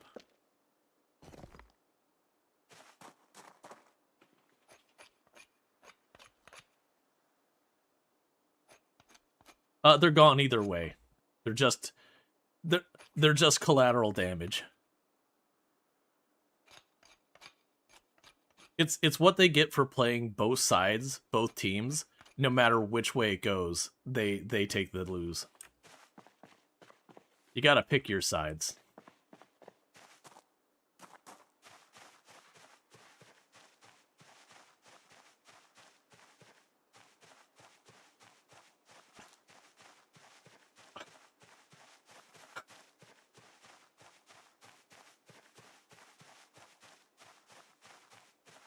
Yeah, I can't... Like, that was something that came to mind. I didn't even ask the question or whatever. It's just, like, the rice versus noodle thing. It was just kind of like, you know, you're sitting there and your brain goes, like, if I did have to choose between these, which would I choose?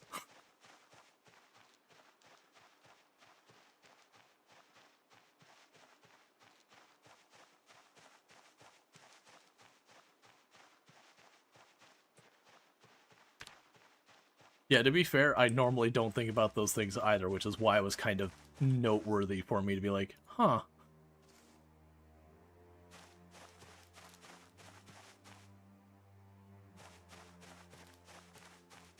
I'm usually the person that if someone, like, if I don't want to answer a question, not because, like, whatever, because usually it's not something fun, like, you know, condiment you don't want to do or whatever, they'll be like, well, you could do this or that. It's like, well, that is a false decision. You have presented me two options when there is at least 3 or 4 other options.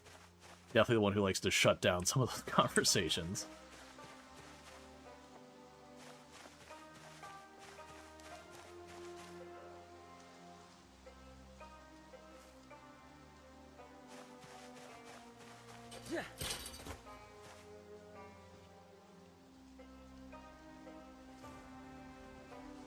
I think we've talked about this before. You know about the whole thing where, like, cilantro tastes like soap to some people?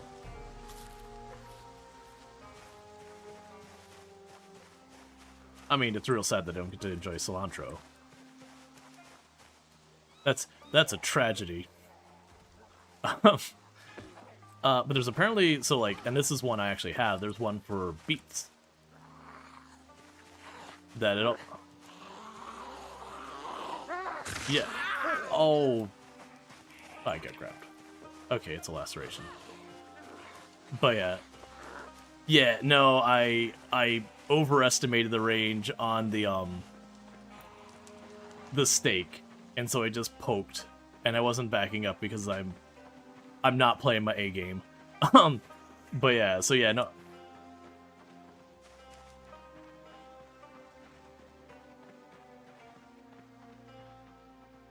The zombies are definitely just walking on past the ice cream parlor now.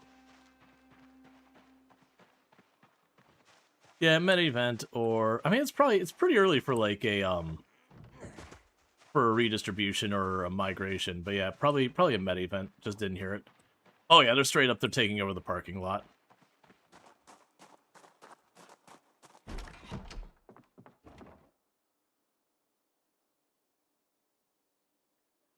It just means we'll probably need to put a thing.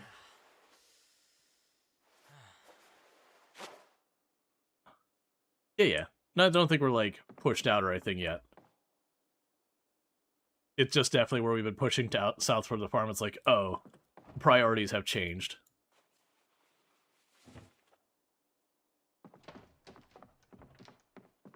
Yep, so 25% chance I'm already dead.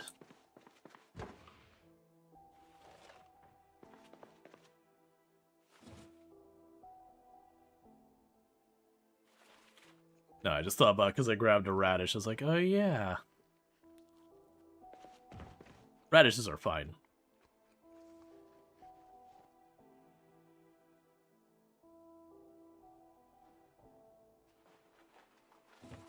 Oh yeah, no, but normally in these runs, like when you start getting forced out of an area, all you do is you just kind of, you get forced out of this area, you just keep going up the road until you're able to push back.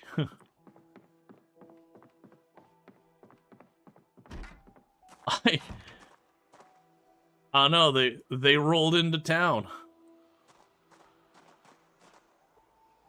I mean, they heard something about ice cream.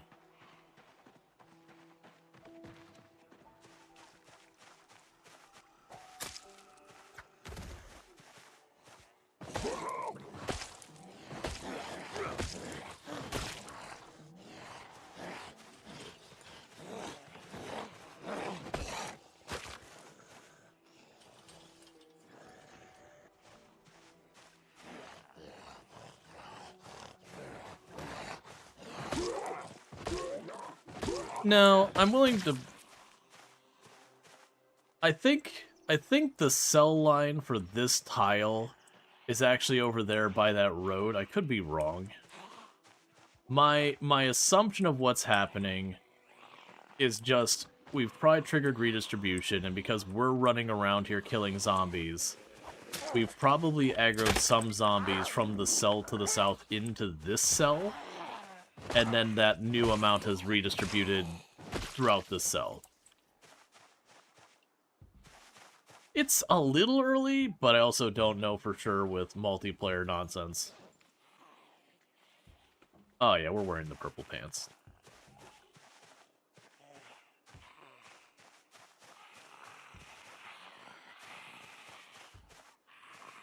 When you get enough zombies, there's like different escalations of combat music. So, you know, with just 1 or 2 zombies, you might get a little bit. And then when you start picking up like 10, 20 zombies, that music starts getting really intense. So the music in Product Zomboid is contextual. I probably should say that was responding to Gordy.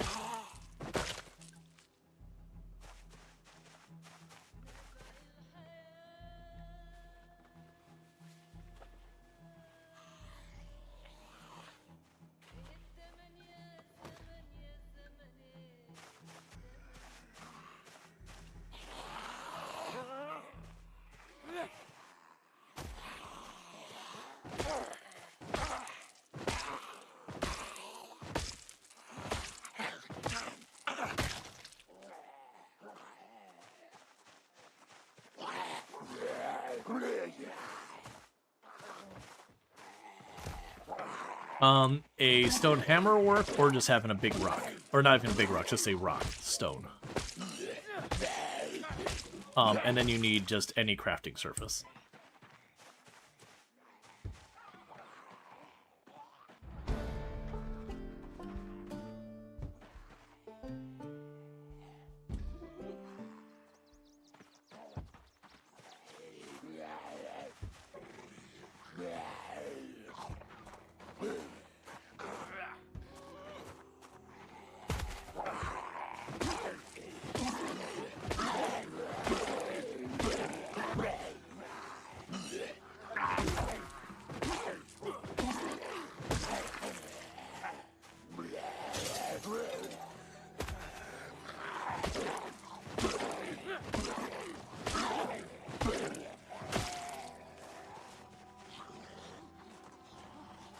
Yeah, no, I've never had with like the bite where I'm like, maybe I'm okay. It's like, no, man, I've had the conversation so many times where people are like, you can survive a bite. It's like, no, man, you really can't. With the laceration I have had where it's like, okay, I was queasy and anxious, but it went away. I'm probably okay. And then it comes back to like, oh, never mind.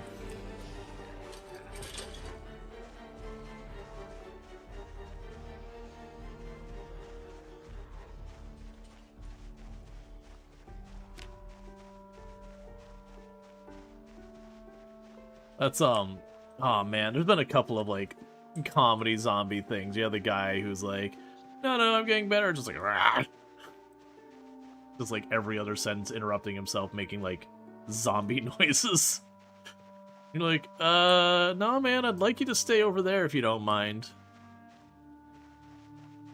Doing like if you from Fallout the TV series where like the one guy runs out of his medicine or whatever. It's like that.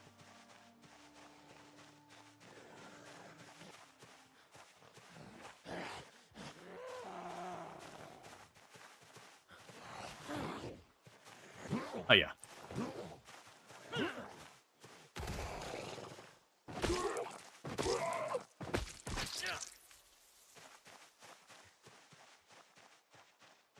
Interesting.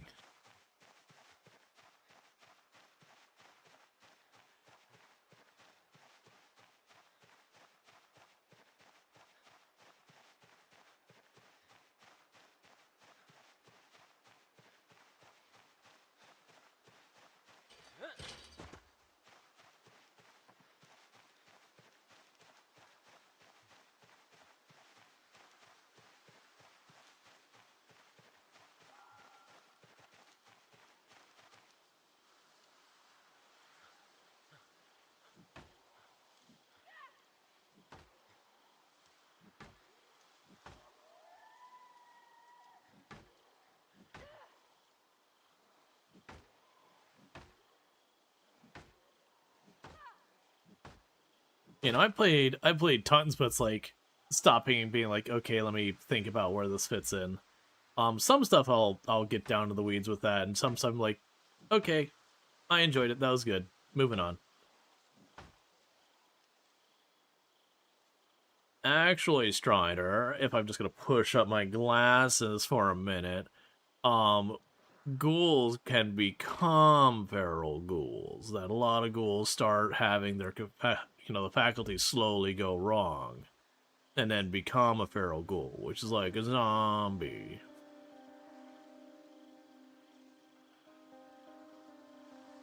Yeah. No, absolutely. It was, Gyra's being like, there's two types of ghouls. It's like, well, actually, they're both the same thing.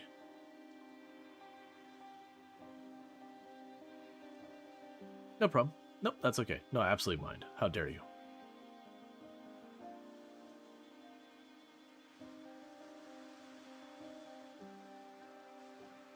Then you like, do the files and all that.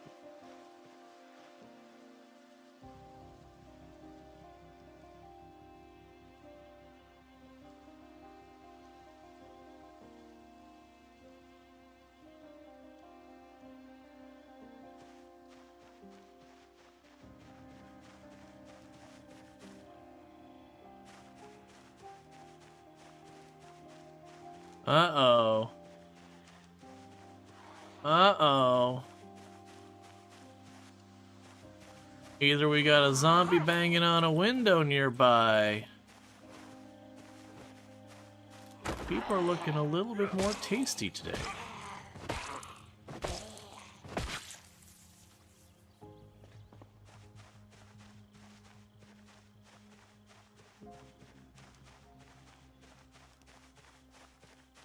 That's a bummer. I'm willing to bet I'm pretty close to maintenance 1.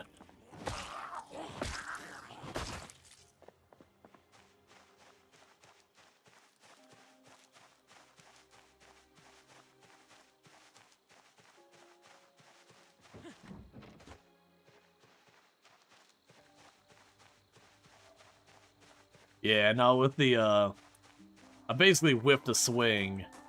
And normally I'm good about, like, backing up when I'm doing it, which means if I whipped it, would still been no problem. Well, we don't know for sure that it's zombie. There actually are a number of things that can cause tents. Like, if there was a zombie banging on a window or a door anywhere nearby, that can do it. It probably is zombification, but it is one of those things.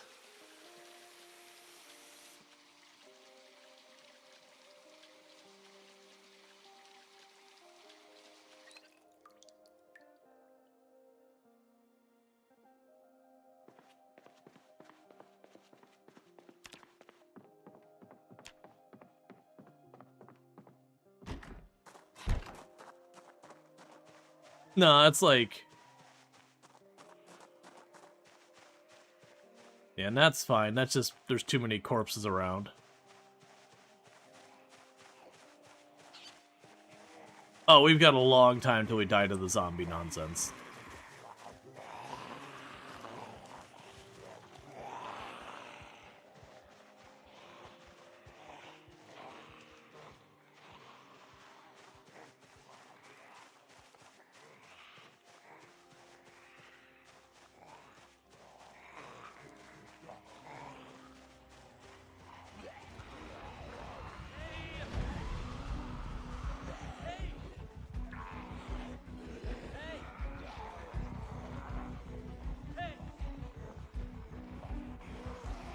I'll start trying to drag these back down.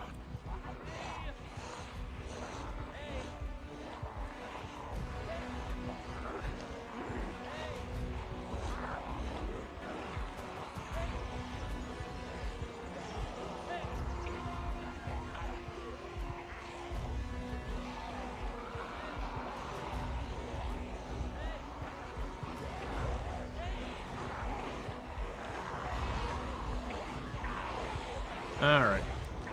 They're just going to corral these up a little bit. Bring them down. I do see both the windows on that building to my left are broken. So there is a chance that we were just listening to it. It's not a high chance. I'm generally considering we're probably dead.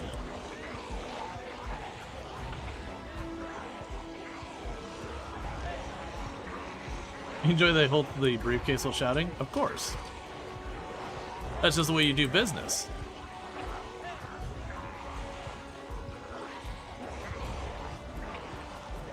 Welcome back.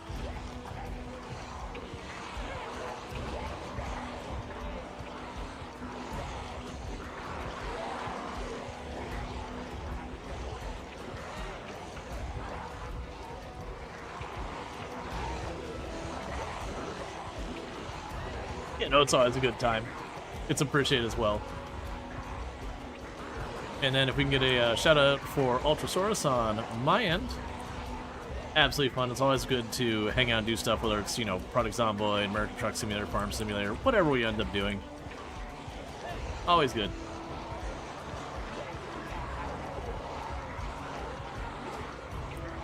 I'm focused, sweaty, tryhard because we're trying to drag some of these zombies away. And I'm left with the question of, our windows were being banged onto the place next to us, and then we got anxious. So is it anxious because the windows are being banged on? Or is it anxious because we're getting a little hungry? No queasy. No queasy. No queasy. So we're in that it's probably I'm dead, but there is that possibility I'm not.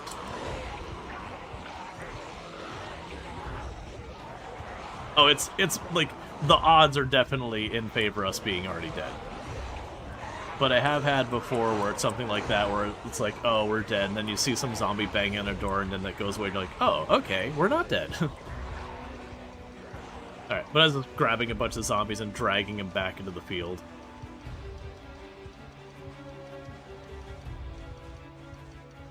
If I am, it is what it is. I'm only, let's check how my skills are. We're only 2/3 the way to maintenance 1. We haven't launched yet.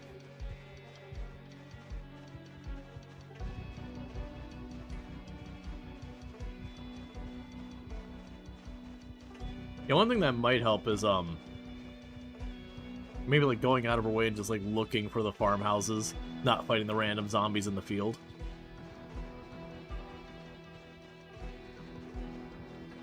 Try and sneak and grab some loot.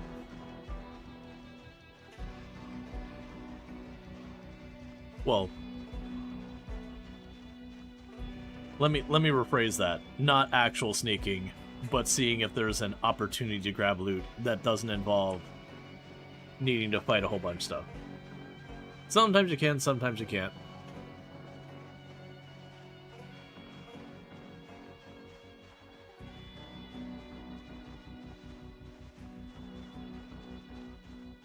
Yeah, because I remember there was, like, 2 or 3 farmhouses down here, but that was before the map rework. And I know at least one of them had, like, a garage or shed or whatever.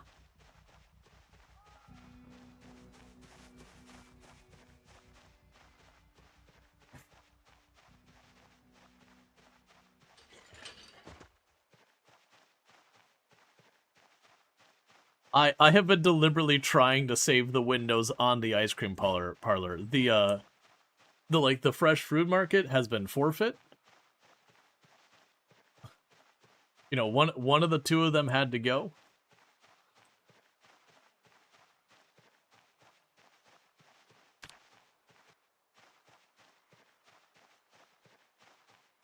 I'm pretty sure those barns you've been clearing too, I don't think they have literally anything inside.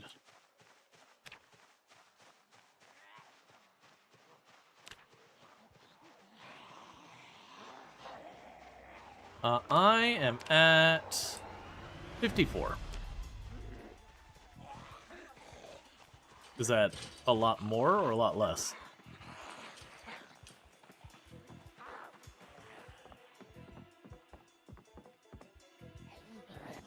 Yeah, keep in mind I've been, like, stepping back to, craft up a little steak and poke a zombie 3 times and have to make a new one.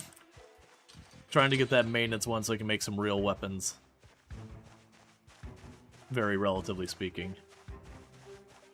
Oh, that's interesting. This isn't the stable the way it used to be. It's like... It used to just be like the barns where you just had a door on the side of it, and then, you know, you'd go in and there's, like, nothing in there. Now they're like stables you might keep, you know, cows or horses or whatever in when they're in the barn, as opposed to just out and about. Oh, there's the farmhouse, which I'm guessing someone's already been through, considering the door's open and all the windows are busted out.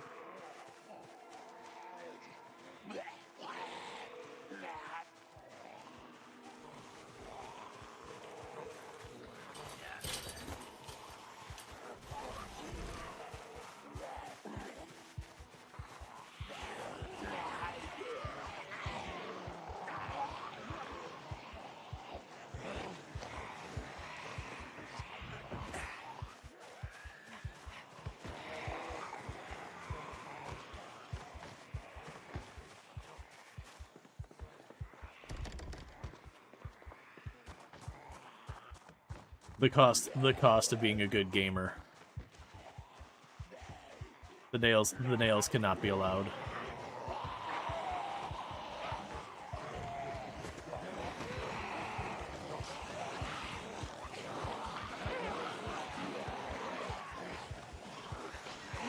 Yeah, it definitely looks like the top house got looted.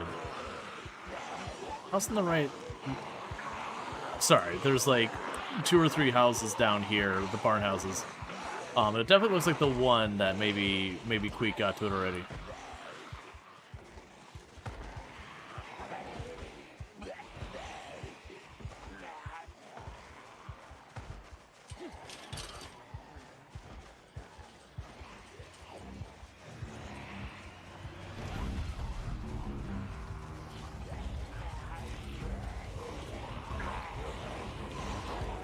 Yep.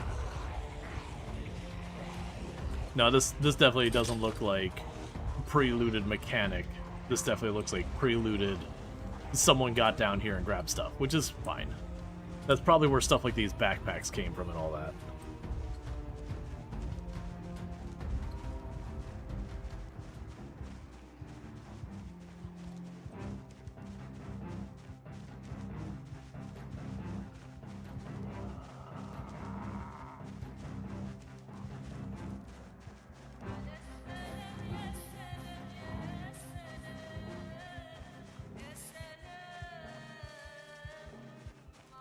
Yup.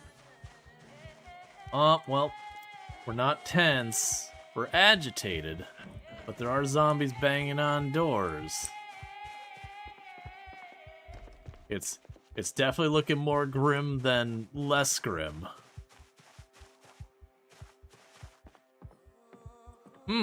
Pitch black basement? Nah, I'm good. Not at the top of the stairs, and I had friends following me. I was like, I'd take a sneaky peek. It's like, no, never mind.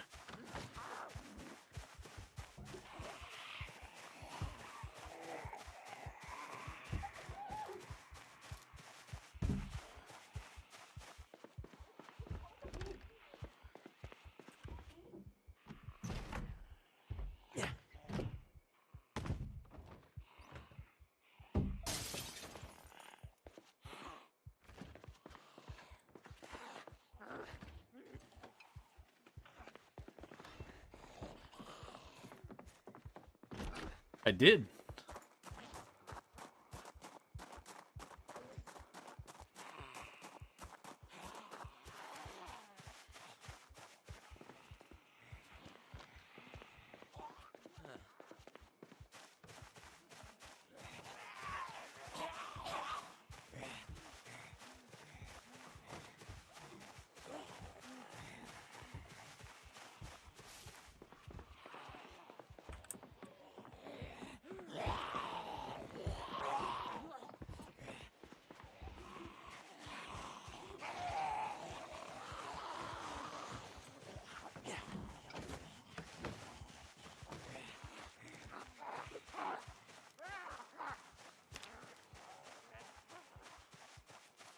No, the storm shutters in the game are non-functional, which, it's funny, I had people be like, well, that's just dumb, why can't you turn this on? It's like, well, actually, if you want me to fill you in on a secret, a lot of storm shutters in the US are non-functional cosmetic things.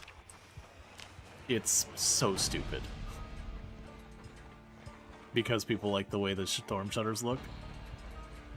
But for some reason don't want to actually have them. So it's funny watching when like a hurricane's coming through and you got the place that has like the faux fake shutters along both the sides of their window, and then they're putting like the plastic, you know, window protector over top of it. That's like an actual storm protection thing.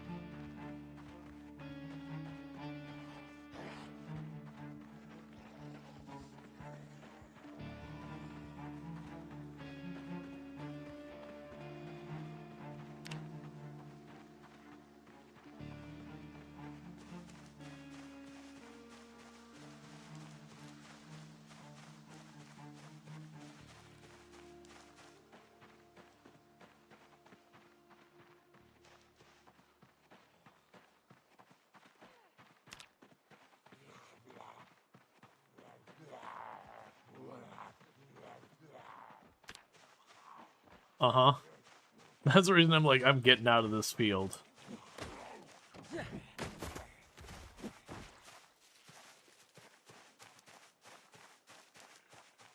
I don't know if something was following me or not, because I can't see.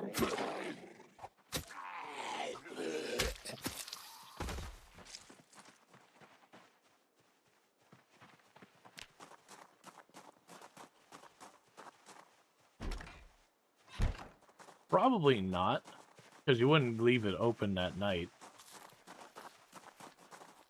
Well...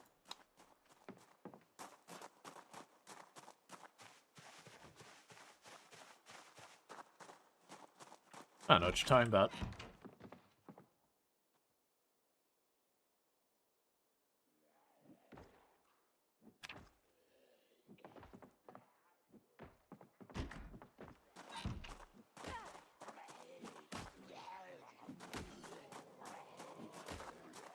We're here looking like Android 16. Oh, man.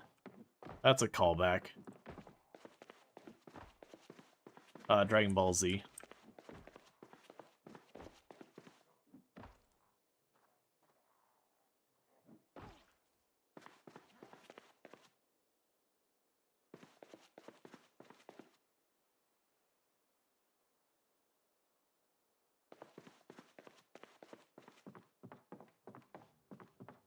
I have a knife, but I also have something far more important you're going to partake with.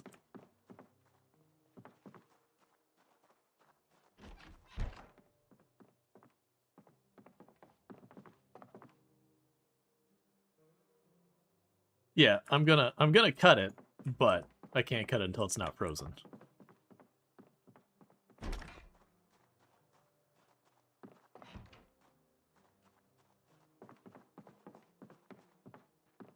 Yeah, so there's no longer anything hitting a window nearby. My character's stressed out. So we are at the point that we are fully locked in and confirmed.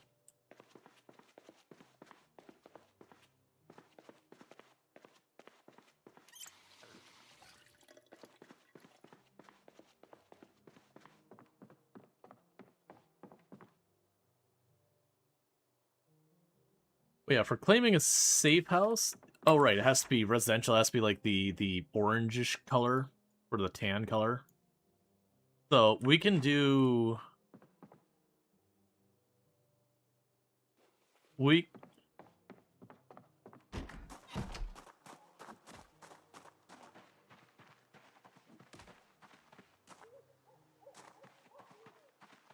This is true.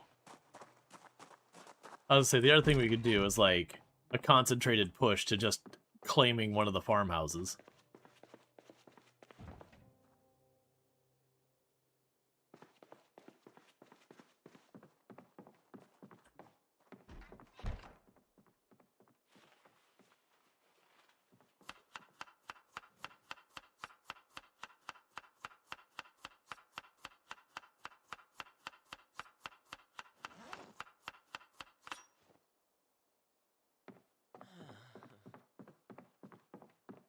So there's an advance.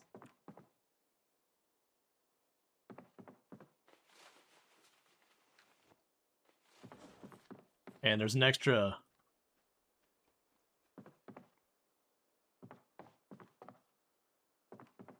It's like, if you want more where that comes from, we got a house to claim. Two more.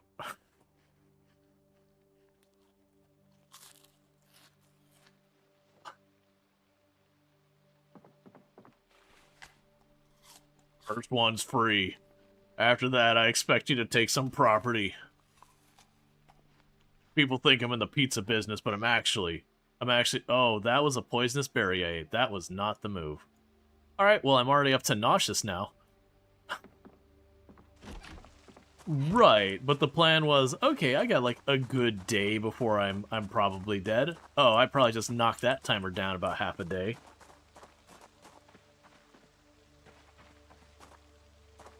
No, I ate a slice of pizza. I gotta look, man, it's the end of time. I gotta drag this pizza out for it's the last pizza we're ever gonna have.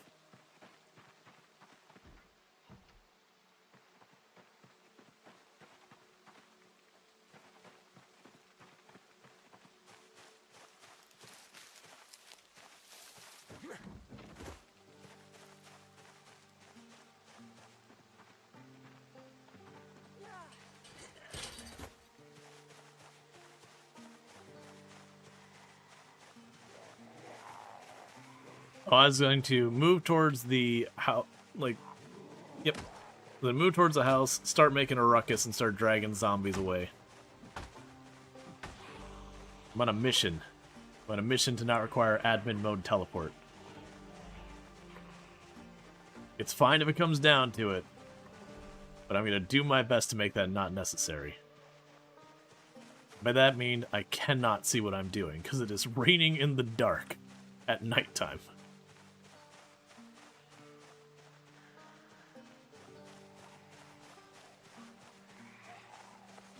So normally it's 5, it goes from like, where you can start actually kind of seeing. But with our settings, I have no idea. I would assume if you made it faster, 3 might be reasonable.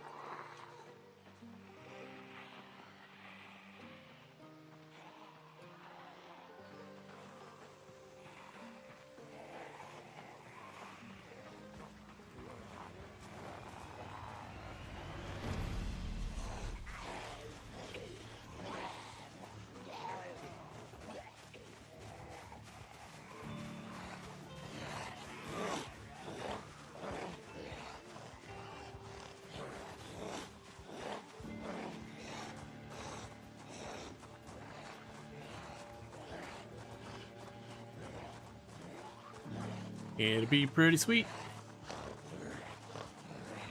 Wait, just 3 zombies? That's all the... Oh, never mind, there's more. I was about to be like, wait, there's only 3 zombies here keeping this house covered?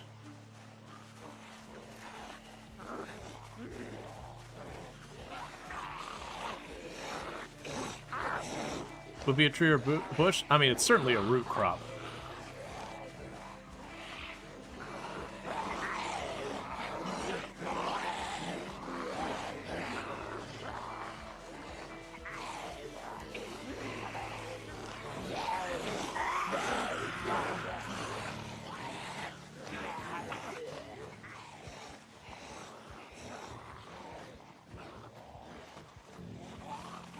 Oh, it's usually either at night or like super foggy. That's the way most of them go.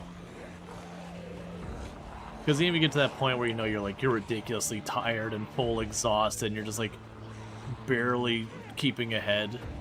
You usually manage to hold out until your visibility goes bad, and then one wrong turn you bump a rock and then it's over.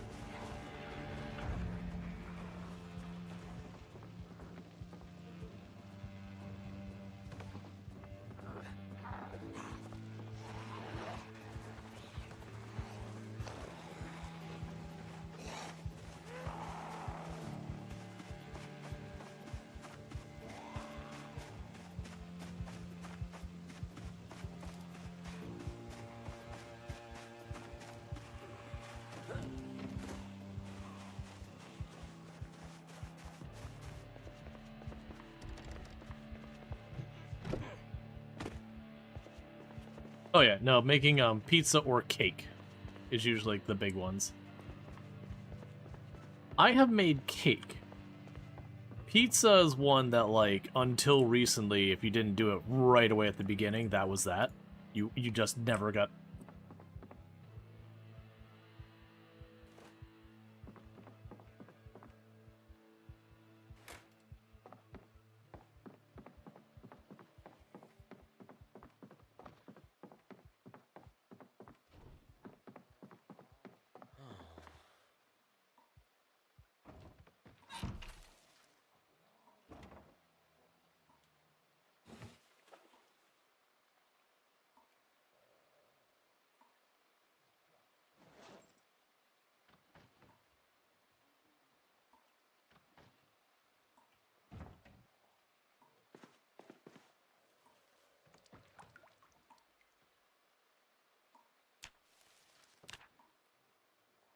Okay, apparently I need to survive 9 more hours, and if I can survive 9 more hours, I can make this my safe house.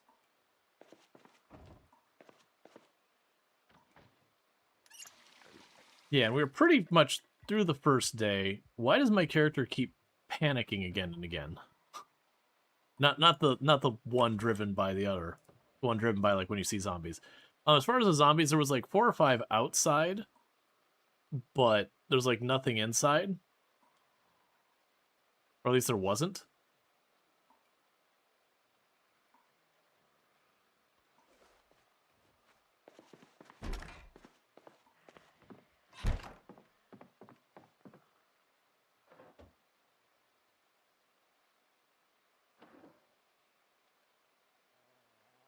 A satchel? I believe what we have is better than a satchel already.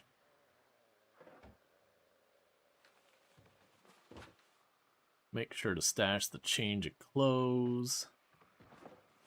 Put the weapon in there. Put my backpack in there. Okay, that way when I die, there's nothing. Well, actually, digital watch, put that in there. That way when I die, I have everything in a nice little drawer.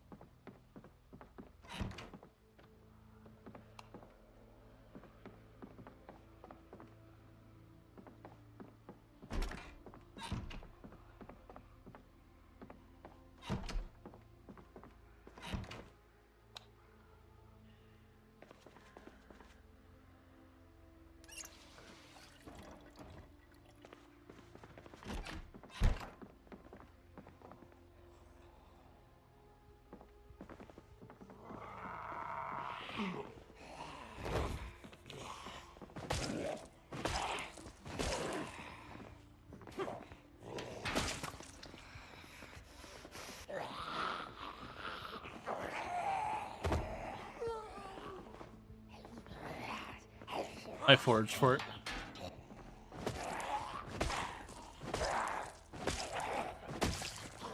Yeah, foraged for it. Yeah. I was like, what's that? I was like, oh, it's a hacksaw, okay.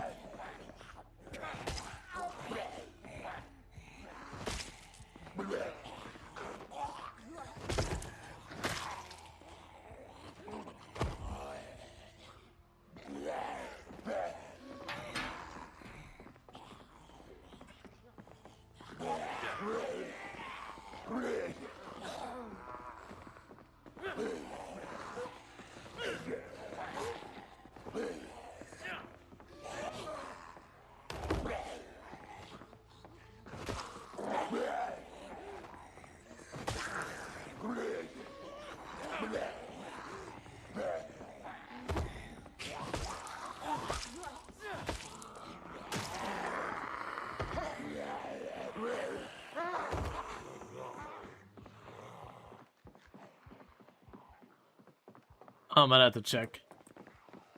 For me, it could be on or off.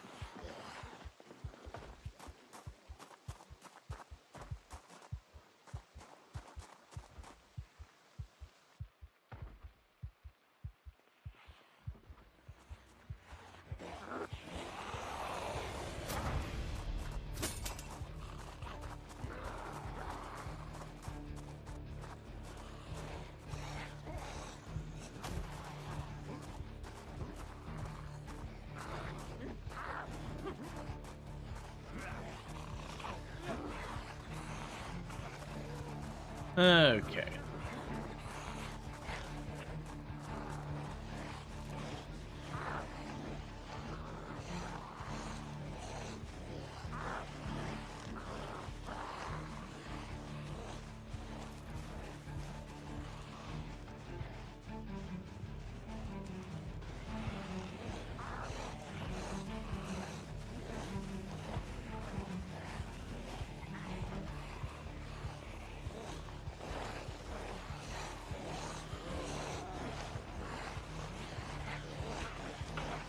I had it basically cleared, but I managed to get like 5, maybe 6 zombies have rolled in. I was killing them all upstairs, and then I had to back out.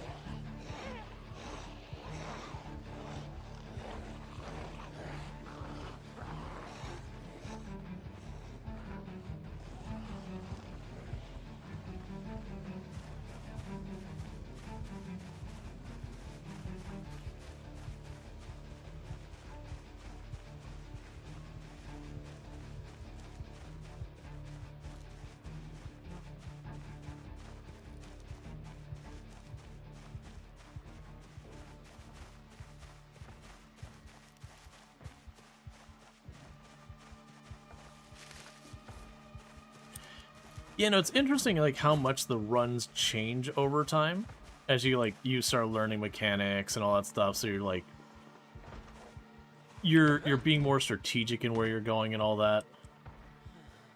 And then it kind of actually does start to take away from the runs too.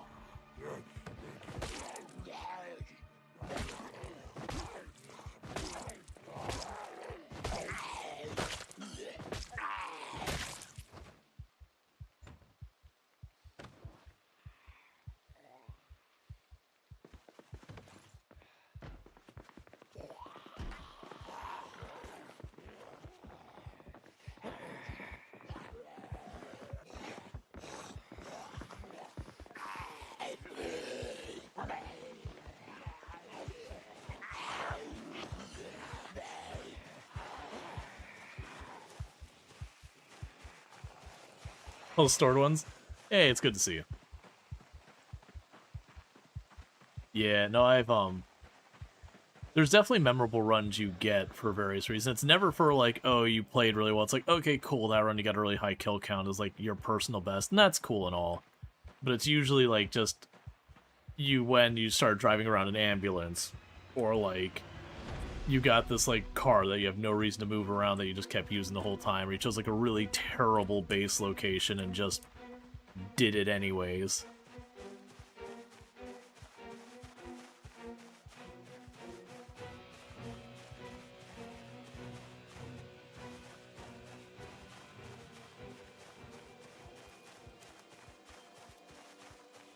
Oh good, they turned the sun back on. I was worried about that. We got 7.5 minutes past. 30 more seconds, we would have froze to death.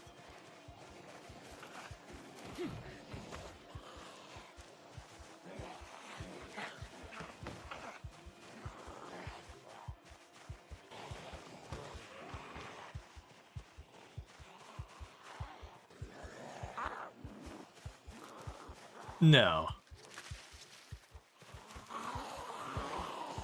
Unless they change something, a lot of weapons, once they break, you just huck it on the ground or huck it... I mean, usually huck it on a body so you don't just get stuff everywhere.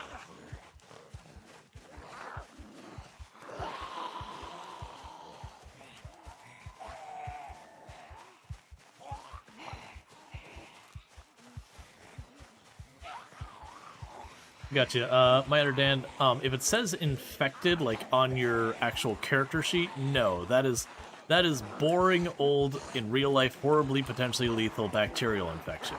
In Product Zomboid, that is what you call a sleeper, you don't care, utterly meaningless thing. It just causes your character mildly more pain and you'll heal slightly slower.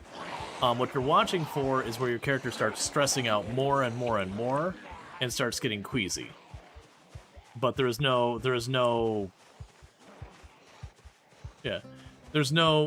in-game thing that ever confirms you're infected. It's just you watch the symptoms.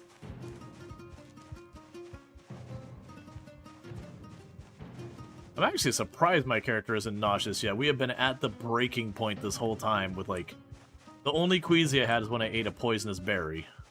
Which, you know, fair enough.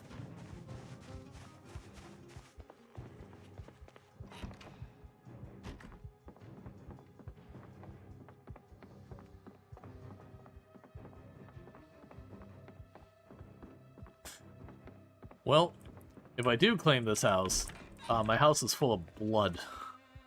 Not the way I was... there's been a lot of fighting.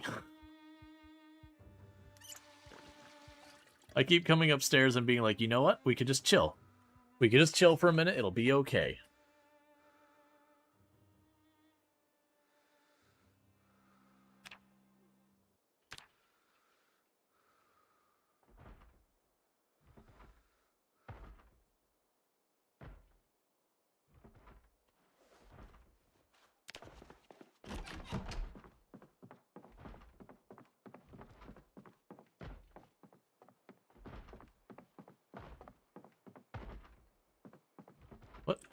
What door is being banged on?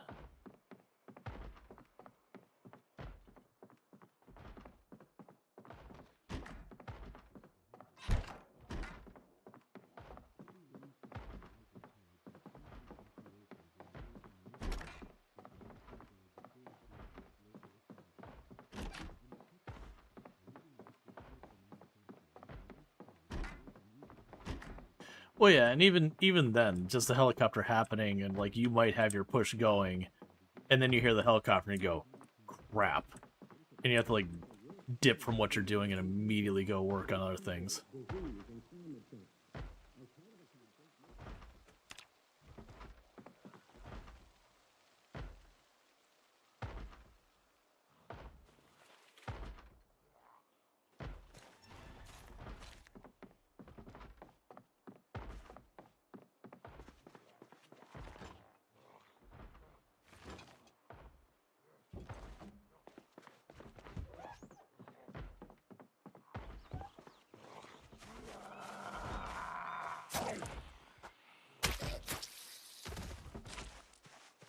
Oh, I'm hearing a zombie just smack a fence again and again because it's a crawler. Yeah, so there's like, what door? I've looked at all the doors in this place.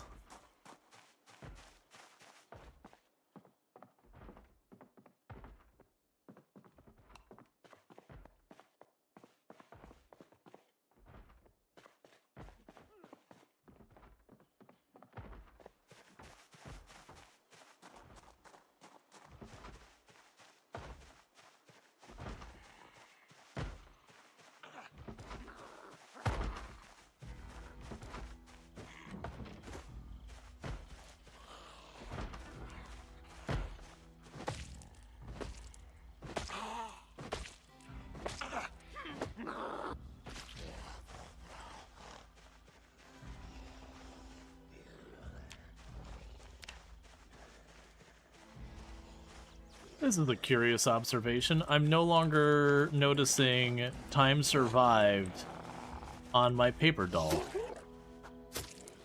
which I'm not sure what to make out of that.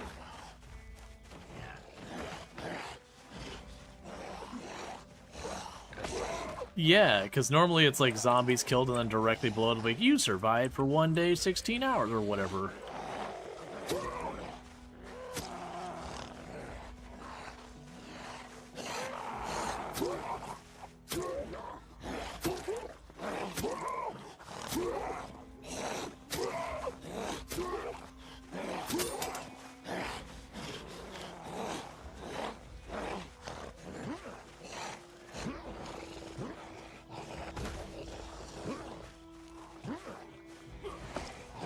To be fair, it does.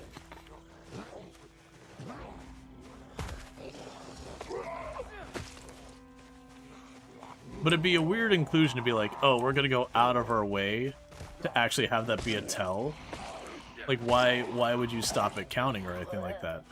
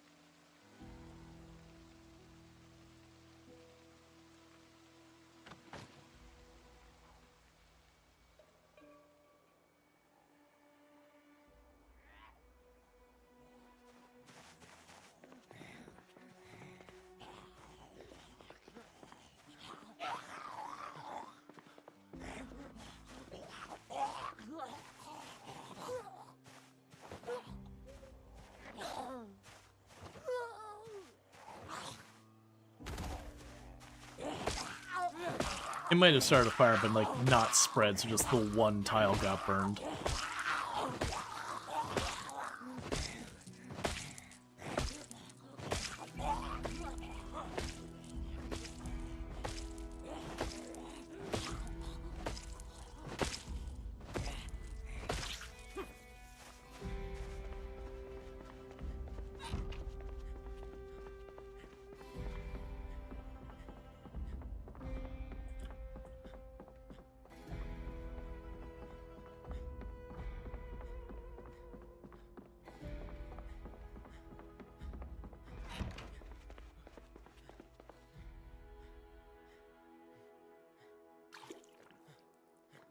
That is an excellent question.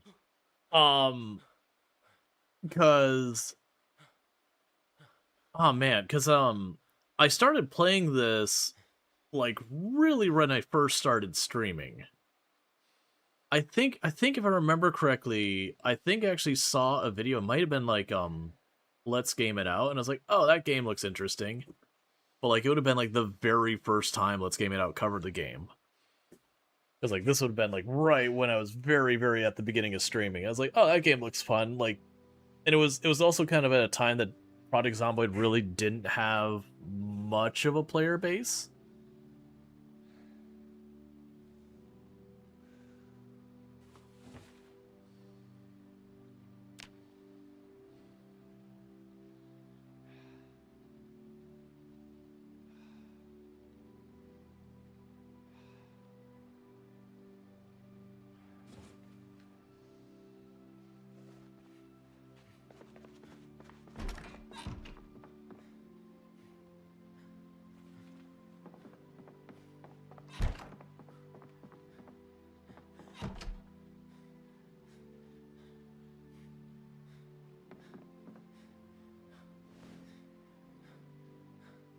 Just gonna sit on this bed and contemplate my life decisions for a minute.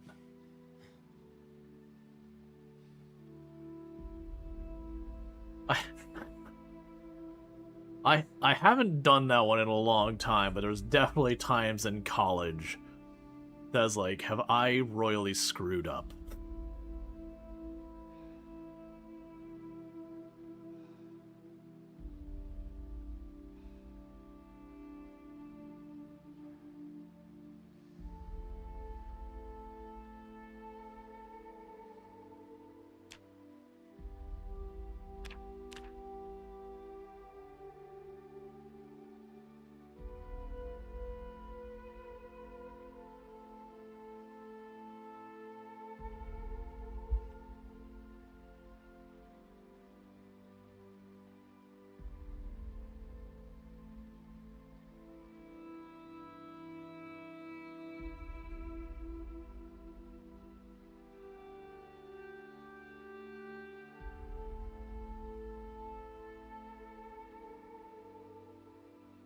Yeah, no, that's open bar rehearsal is a bold decision.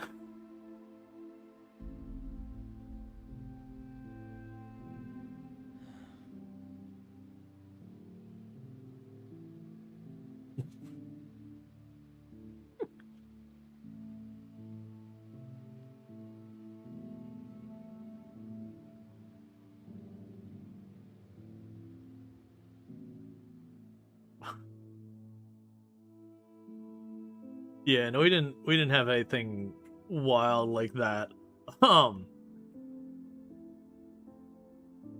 oh man.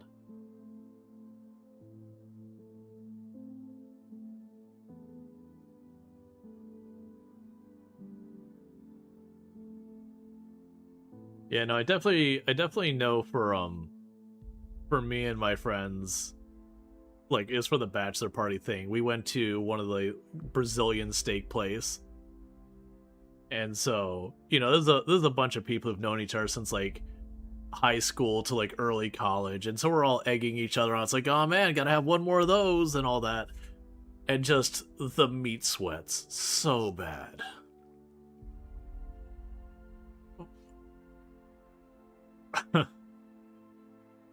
Then we went to like it was like a bourbon and cigar place. I don't smoke. It was whoever the group plan is like, maybe you missed on this one. Which it was a good time. Like we hung out, we had drinks or whatever. I definitely had my one friend who was probably the one who had the least money to throw around, was like, here, I'm gonna get you this like 70-year-old like whiskey or whatever. And we all tried some. I was like, in my head, I'm like, this is terrible. This is genuinely awful.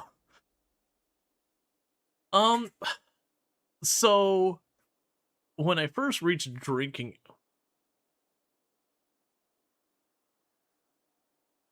yeah, I mean, I don't. It's not my go-to, but I definitely like when I first started drinking like I would drink 7 and 7, which is Seagram 7 whiskey and that.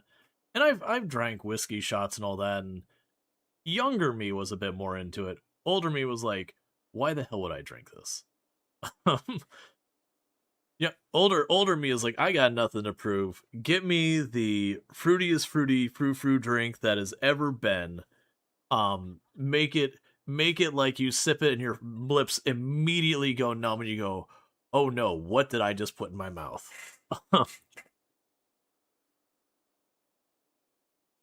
I did that on a cruise. I went to the bartender. He's like, "What do you want?" It's like, "Whatever you want to make me, man."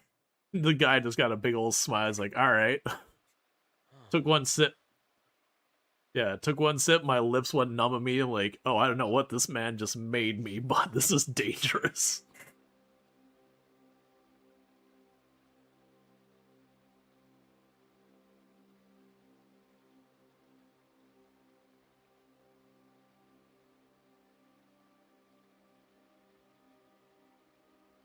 Yep. For the wedding, I believe we had open with a cap because I know some of my family members. It was fine. I can't remember if we even hit the cap or we got close to it, but I definitely know some people's like free booze. All right, let's go. Mead's good. I like mead.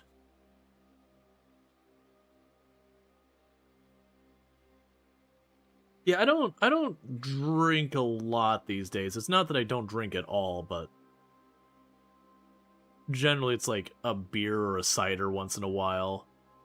Unless like food and wine or something's going on, and then, you gotta go around and try all the different things, and that gets dangerous real quick. Um,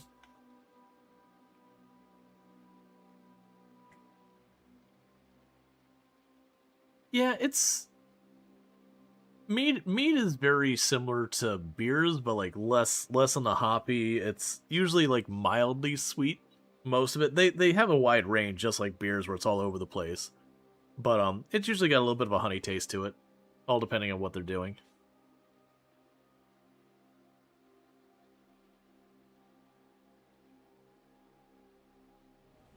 All right, so we're probably fine to go back to fight.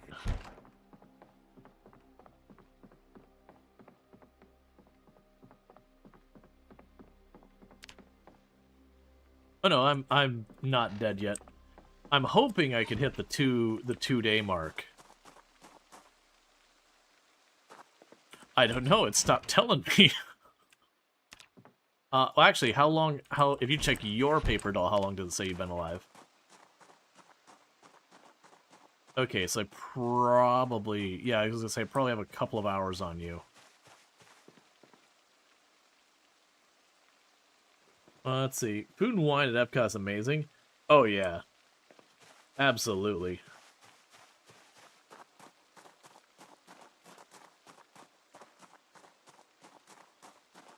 Yeah, yeah. Epcot is Disney's it was once upon a time their edutainment park. But then they learned that's not the most marketable thing in the world.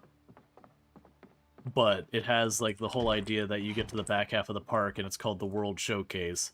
But they have a whole bunch of different countries are represented there. And a lot of them are actually the countries themselves, their governments are involved in like that thing. Yep. So I have like tons of them, like, Morocco, Japan, Canada, Mexico, a bunch of them there. But they'll do food and wine where they'll have, dishes authentic to those places available. A lot of fun.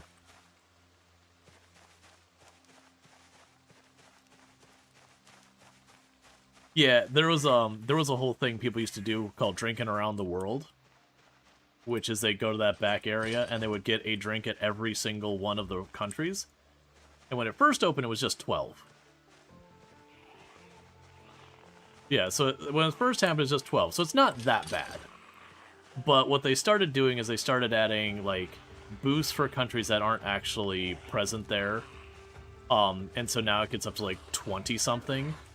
And it's It's a pretty bold thing to try and do now.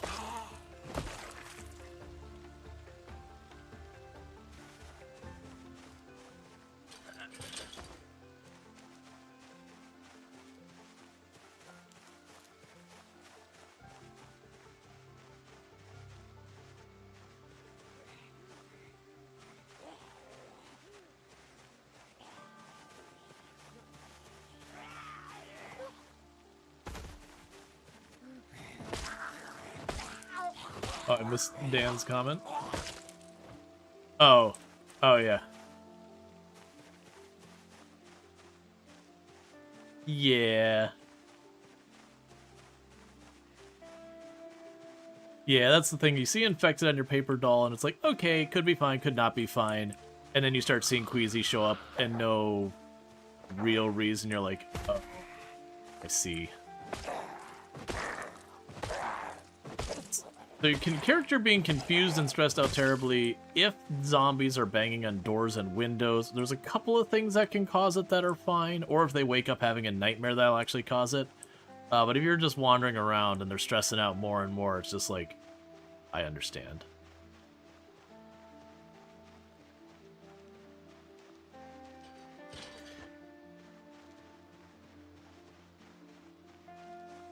Yeah, no, it's the same thing. Even my recommendation to people, even when you are 100% confident, you are like in the middle of nowhere woods, there's no zombies, and Queasy rolls up, like, okay, I am all the way hosed.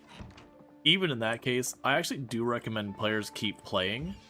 But what you do is choose something that you like normally wouldn't necessarily be comfortable doing. Like choose that thing, like drive the car really fast. Go grab 50 zombies. See how long you can kite them around before they overrun you. Like do those things. Because when you get it wrong, now you got a chance to learn, and it didn't cost you anything you weren't already costing. Hey, look, my life's going down for some reason. Little heart's doing a little dancey over there.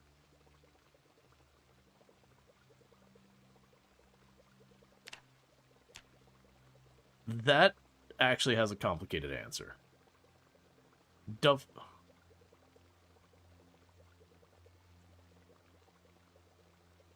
Right. One's more efficient, the other's more capacity. I generally just grab the duffel bag.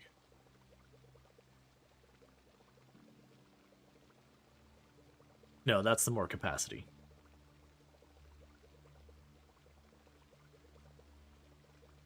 I mostly grab it because it used to just be, like, unilaterally better than the backpack before they got adjusted, and I'm just like, ah. I'm gonna keep this habit. It's fine.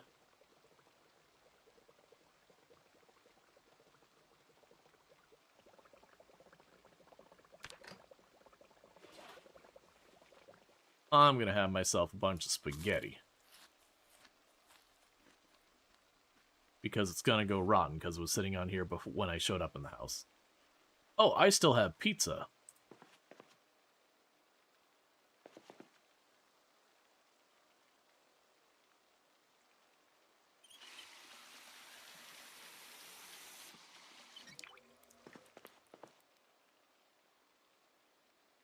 If Lassie fell down the well again, that's Lassie's problem.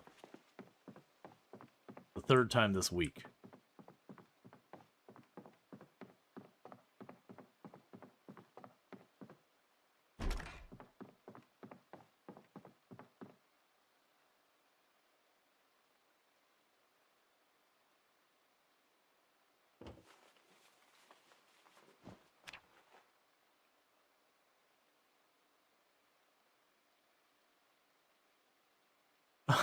I should have been a teacher. You're finding out lots from him. So, you mentioned that. I did used to be a teacher.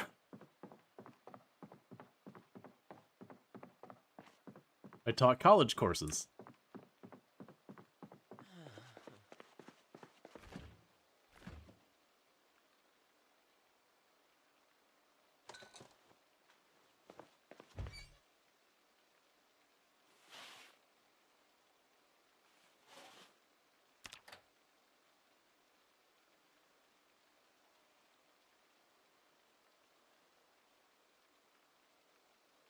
Fun fact, even though there's a running joke about Timmy getting stuck in the well, he actually never did get stuck in the well from Lassie. No, that was a Family Guy skit. I don't remember how it concludes, just they show like an episode of, you know, Lassie and Timmy in the well or whatever.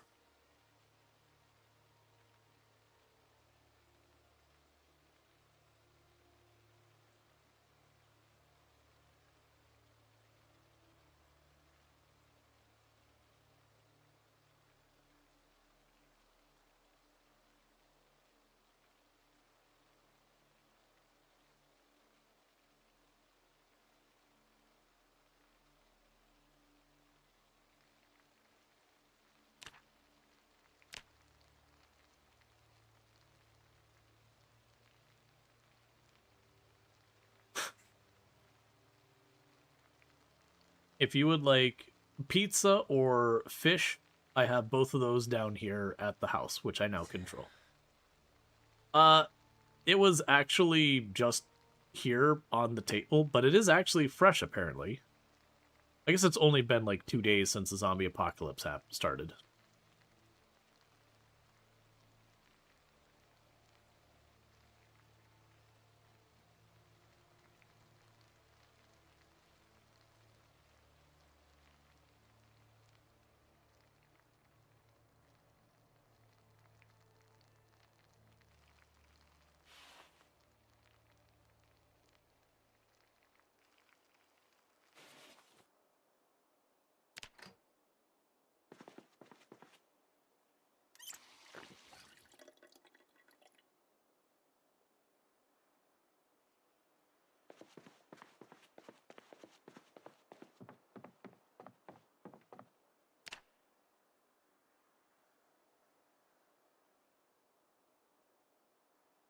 Safe house is claimed.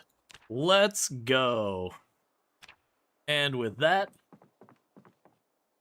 I will be placing pizza on the table here for anyone who wants it.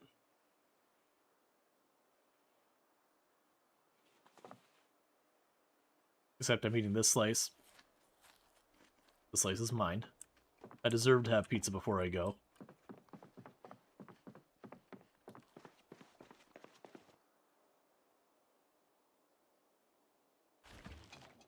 Put my fish in the freezer.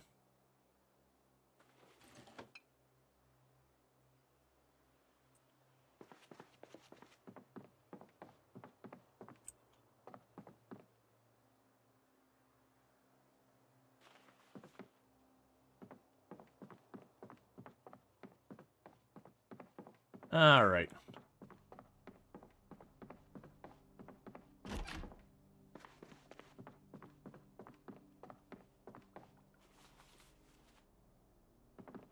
Okay, we can put our backpack here. Just getting all of my stuff set aside.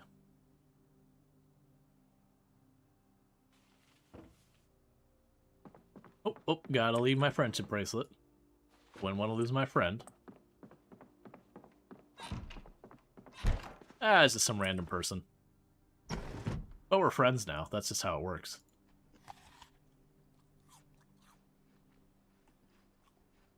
So, is this berry poison or safe? Oop, that's poison.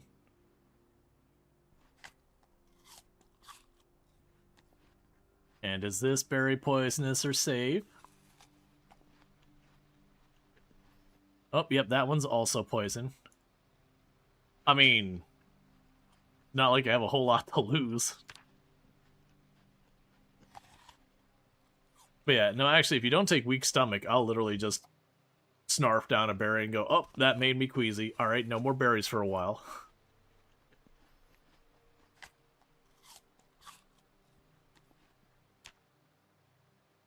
My heart's jiggling way faster than it was before.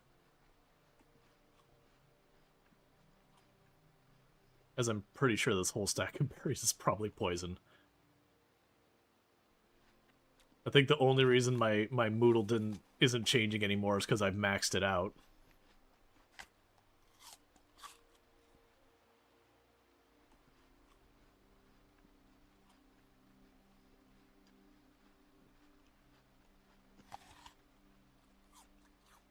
Oh yeah, no. If you eat 2 or 3 poison berries back to back, or you drink bad water and then eat a berry, or if you got corpse sickness and then you eat a berry, it'll finish you off. No, I didn't break a bone. That broken bone just means that you're low life. Oh, I guess jumping from the 6th story doesn't do that much damage, does it? All right, hang on. We'll do it again. No berries.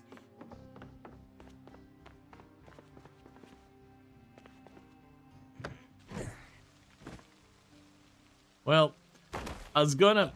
Oh, actually, I did fracture my leg at that last one. 2 days, 1 hour. Alright, continue with new character.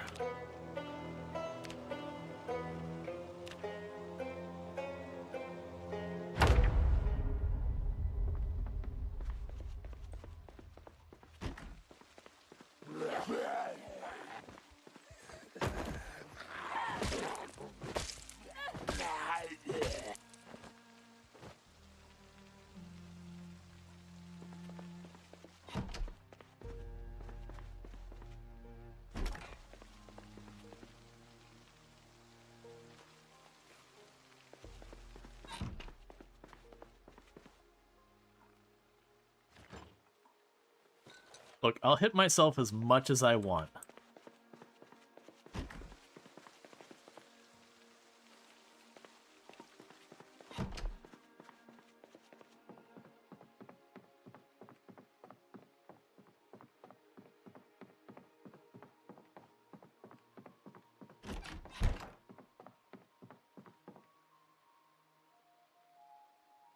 Yes. I believe there's, that one, if I recall, is not as bad as the, as, like, exert and all that. I want to say it's more like 20%. I never can remember that one, but yeah, it does impact your ability to do damage.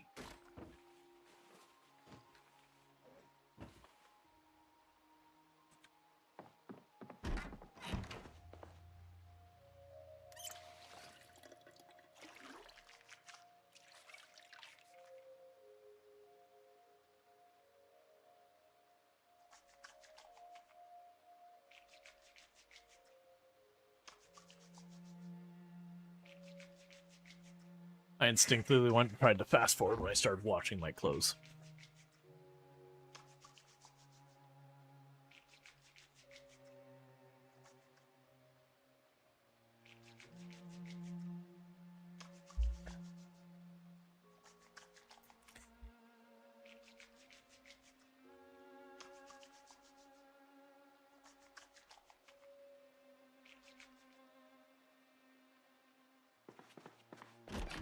Yep.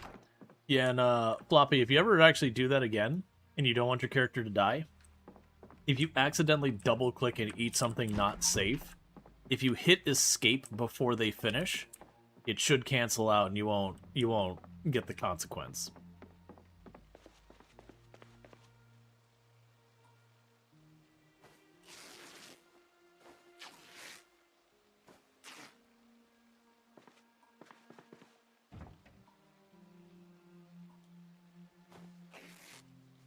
Yeah, and you can do that with any animation that you don't want to follow through with. You can just hit that, like...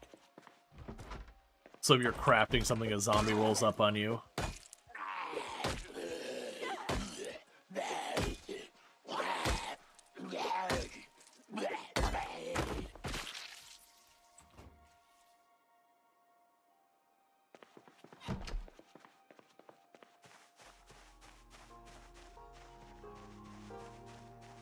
Alright, now that I'm not dead anymore, I can actually work on trying to get maintenance.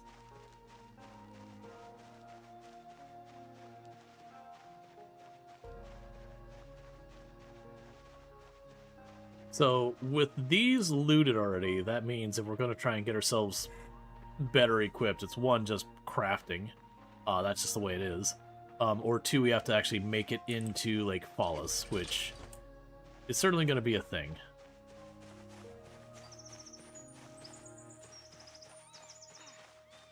Oh, right, I left the pizza on the counter.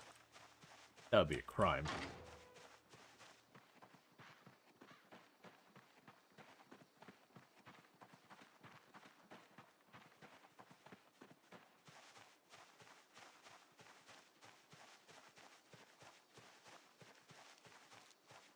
Yeah, no, and I don't think there's... I know there's other buildings down this way, but not as close as these ones were.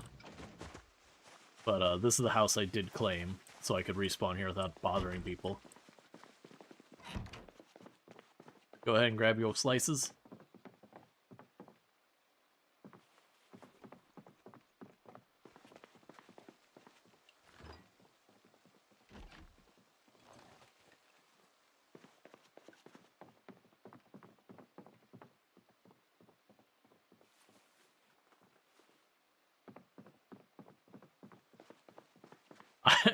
I said it was a pretty bloody house. There was some fighting.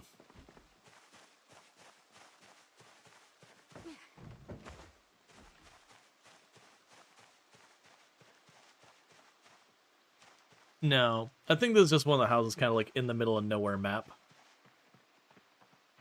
So it doesn't surprise me that they didn't, you know, put much effort in these ones.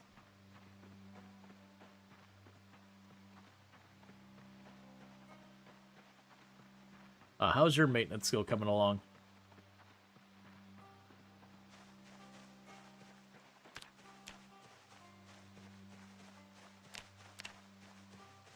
Yeah, the only reason I ask is because if you're really close to getting maintenance 1, once you get maintenance 1, you can craft weapons, which then makes it easier for everyone to get maintenance 1.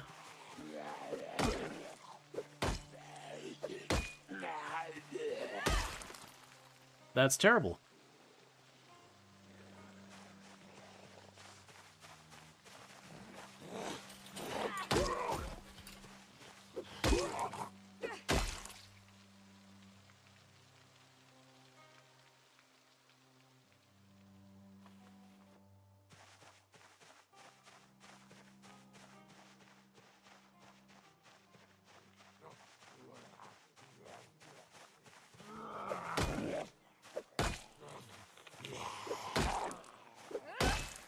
Yeah, no, the only...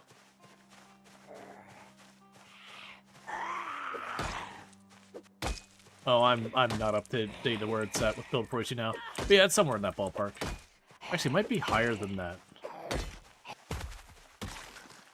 Yes, to give you context though, the world record that took well over a year to make happen, which is a little over 1 million zombies, took again well over a year to make happen, and that was playing the game almost exclusively full time.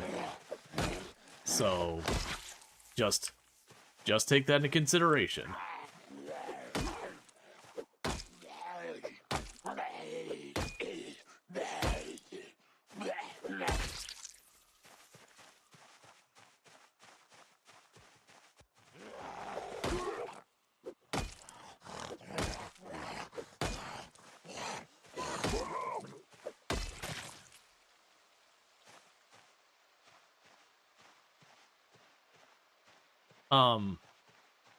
I, that doesn't necessarily mean anything. That can spawn on its own.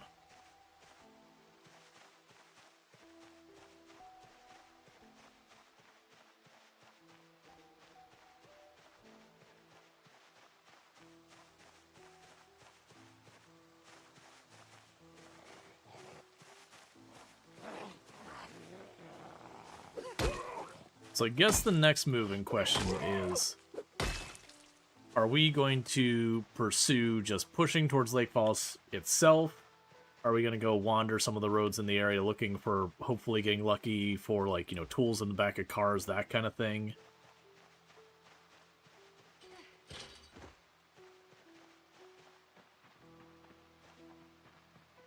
Okay.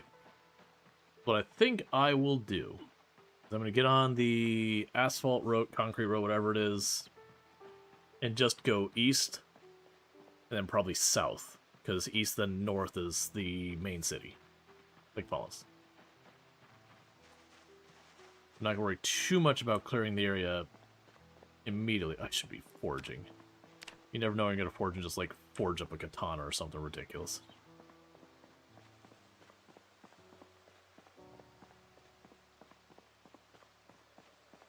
Oh yeah, no, it's low key early on, like if I'm not fighting, I usually just have the forging thing up at all times. Because as long as you don't pick anything up, you get the XP and there's no stamina penalty. So why not keep it up? Unless it's like super dark outside, at which point then screw that.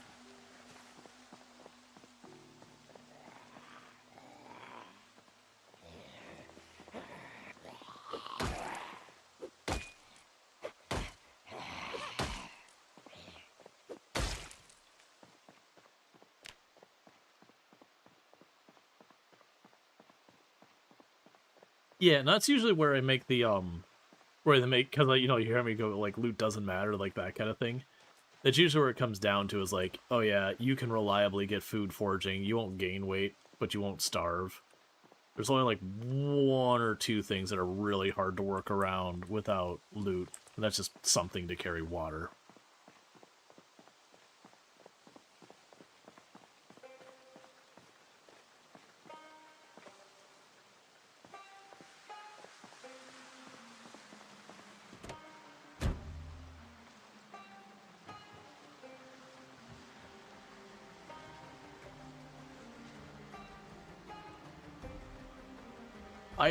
I have twice now found like ash-colored lipstick. No other color. I've twice found ash-colored lipstick, like just like a gray lipstick.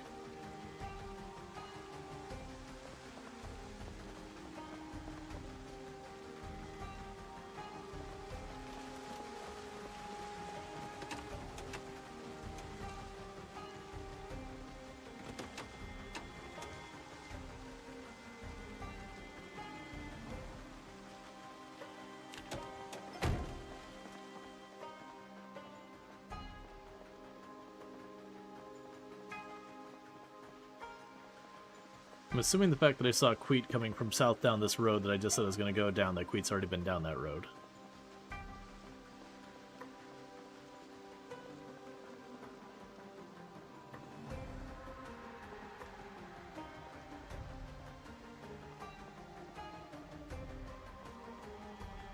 There is an okay-ish sports car over here as well.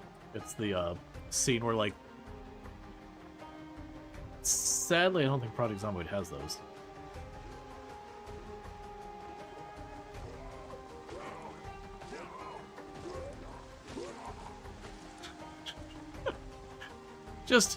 Just Queet with a shotgun, standing on top of zombie hitting it, but yeah, but just like the animation is him shoving the zombie with the shotgun, but this, you know, zombie is just freaking out.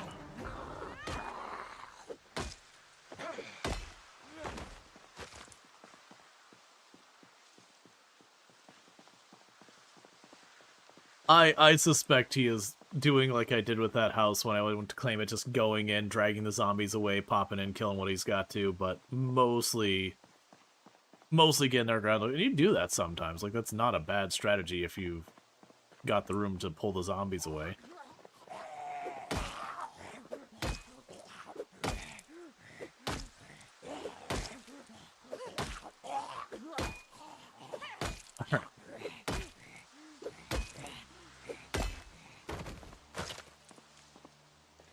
But yeah, no, absolutely, you can, it's definitely a strategy. You can go in and grab stuff. The big danger there is if you ever zombies come up behind you, you can just get yourself cornered. So you'll end up taking more deaths. Versus, like, a lot of my approach, since I do a lot of marathon runs, is far more on, like, the slow and methodical, you know, check behind you, drag the zombies out of the place, fight the zombies, work them down one by one, all that kind of stuff. And it'll let you survive way longer doing that, versus, you know, you'll survive okay-ish and then take a random death here and there doing other things. Kind of the same reason why I don't use, like, fire. You can make a lot of big numbers kind of thing happen with fire very quickly. But also you're going to take the random death because fire has all sorts of shenanigans that happen.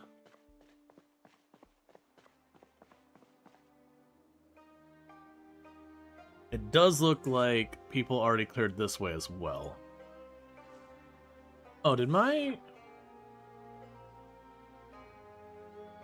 Yeah, okay, so we didn't lose our map progress.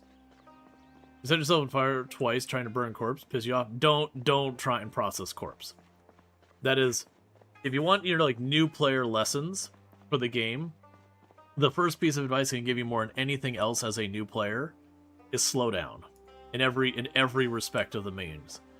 You don't need the generator magazine right now. You don't need that generator. You don't need to get those weapons now. You don't need those guns now. You don't need to get into that house. Yes, your base is getting overrun. You don't need to get there today. Like, very, very genuinely, like, nothing is... The only urgent thing in the game is to not get bit. Everything else, you can back away, come back when you're not in as bad a shape, and make happen when you're in better shape.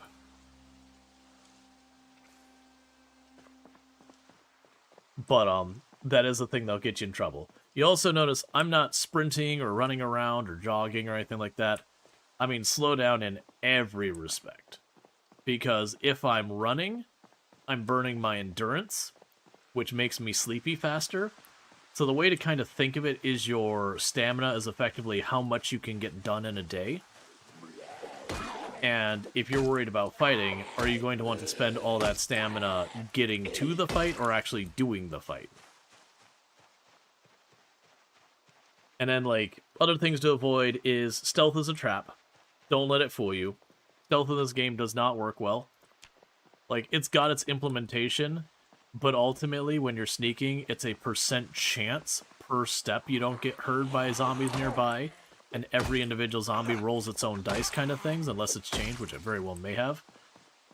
But, the problem there is that if you have any number of zombies, and you're wandering around them, you're just rolling the dice again and again. It doesn't even matter if the odds are low. The moment you aggro one zombie, you've got to deal with it.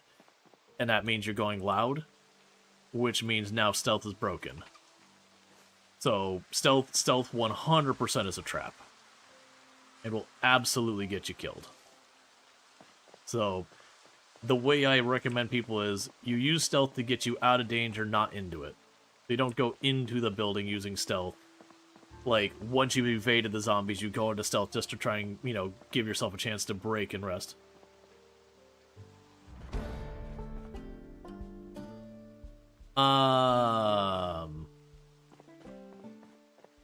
You tried build stealth build 42, graceful, inconspicuous, maxed out, is wild. Oh, does it actually make it so you can ditch them? Because the big problem you have with stealth is, like, you'll be in a building walking around, you know, stealth maxed out and everything, and a random zombie will hear you and just come in. I know they reworked it when Build 42 first came out. It didn't work well. But, does it work better for you, Queet? Because I'm actually curious. I haven't done it in a while. But no, we were... Yeah. No, that's the thing.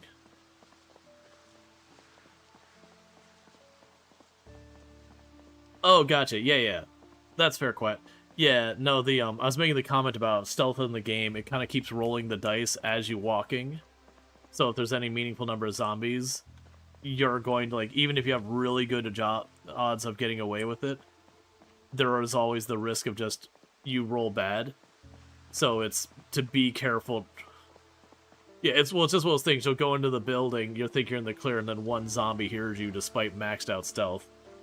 But I know they did rework in Build 42, but when it first dropped, you know, Build 42 was still...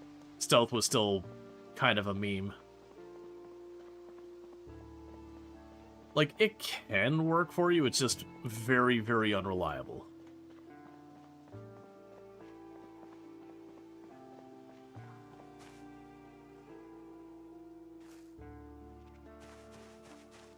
Your FPS affects how many times it rolls? Oh, Project Zomboid. I'd say never change, but, you know, maybe do.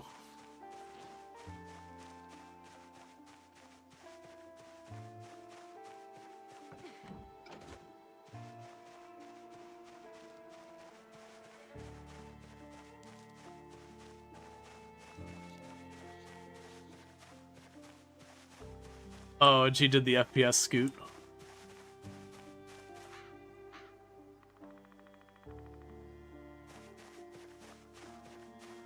Yeah, no, that's always a fun one, is when the FPS gets so bad that if you move right, um, you can actually just like get away with not getting hit and all that.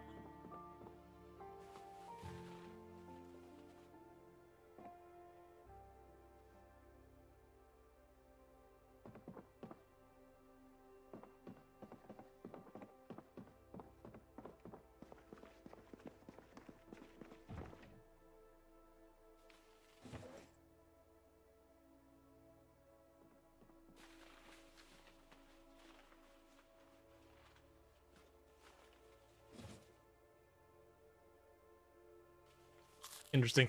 Yeah, no, Project Zomboid, for all the cool stuff they do, it is one problem that they've run into with all these different systems working together, that you get just these really wild edge cases.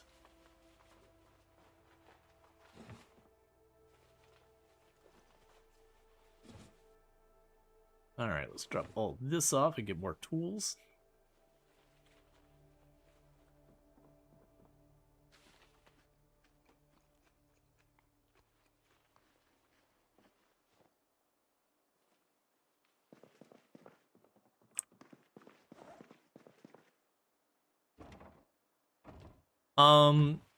It'll say where it's like it's like 5 to 7, so it's like the 5th day or whatever. Like I usually watch from like the survived time, and once I start seeing 5 days and I'm clocking up, that's when I'm like, okay, we need to watch this. Because it can't come in under 5 days. And that's your survive time, not like the number of day in game or whatever.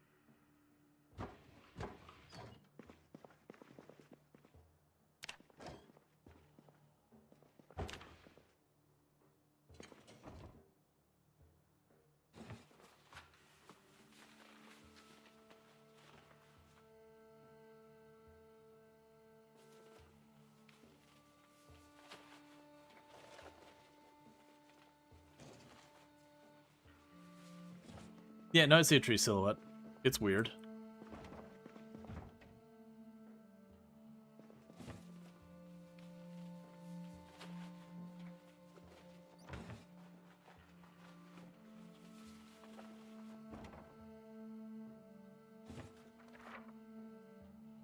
Yeah, no, I have no complaints.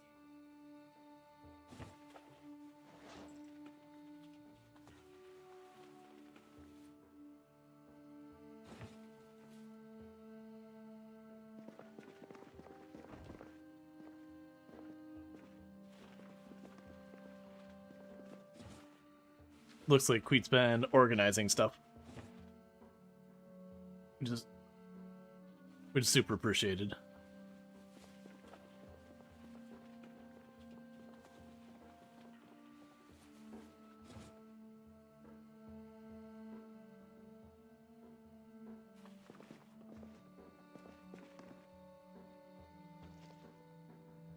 Oh no, neck injuries, like, you could straight up go from everything is fine to dead in seconds.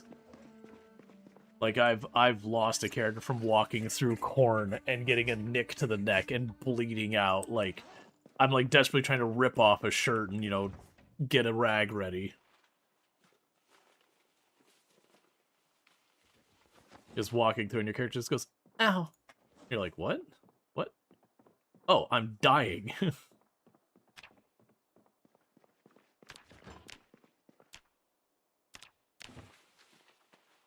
Honestly, it very much is a good idea. I'm pretty bad about actually doing it, because it's kind of a meme trying to go through the game without ever having a single point of first aid.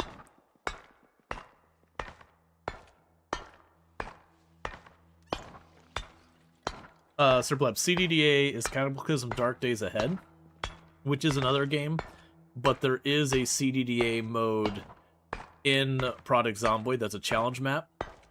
It's basically where you start where you are drunk, you have a cold, you are naked, you have fallen through your shower door, and so you got a piece of glass lodged in your groin, your house is on fire, and it's the middle of the winter.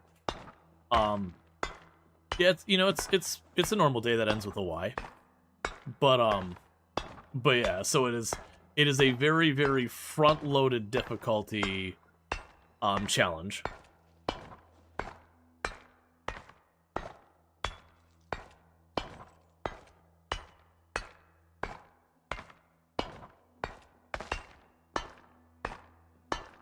Nope, that's all I get.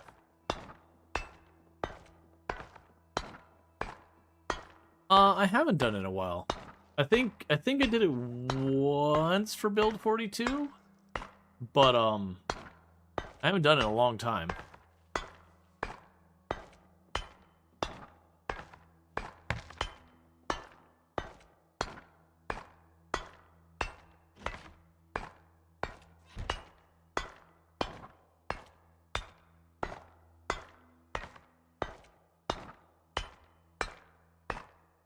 Oh, Allison's saying that basically the house got the glow up.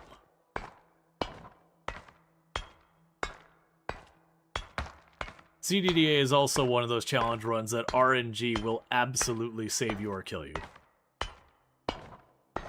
Like, sometimes you spawn in, you're standing there, and you're literally surrounded by fire, just going, well, I guess I'll die.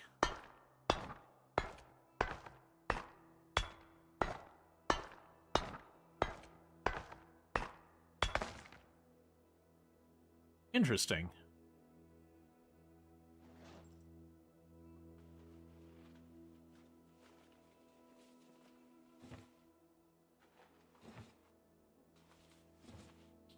You know, sometimes you get lucky with the spawns, and it'll be like in the bedroom, in the bathroom. You're like, all right, I could just take the time, go grab myself a curtain, make a bag. Then the windows start exploding in at you.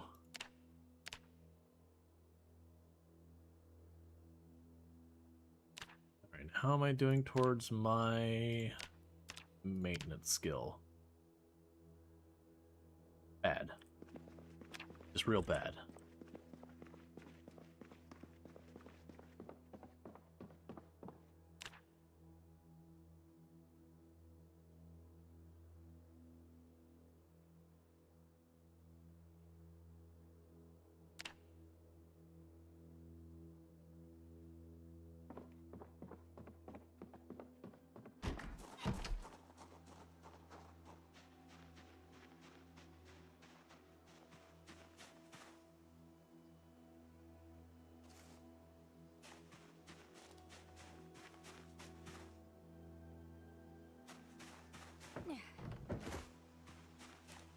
I remember the number of people when Build 42 came out that their entire start of the game is to just get some food, then make, you know, get just enough to make axes, and they would just spend like the next in-game month just cutting down trees and then carving them until they can make short bats. No, all the things where it's like, okay, got enough food, I'm gonna sit in the corner and just do sit-ups until my character has good fitness, like those kind of things, like, man, no. The playstyle of, I watch bar go up. Fast forward, turn on TV. Alright, Luxray, you take it easy.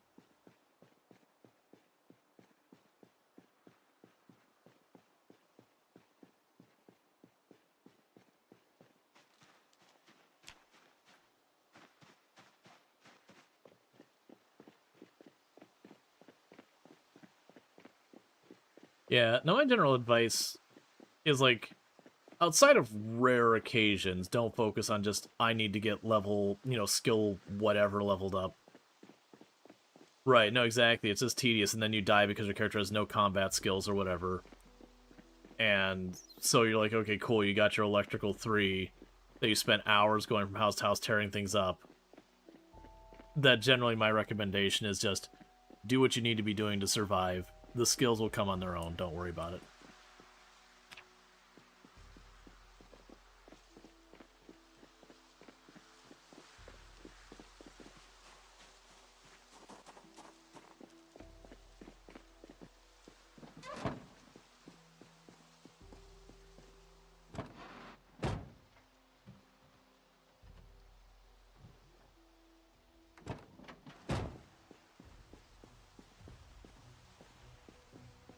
Admittedly, I've not got to check out a lot of the places.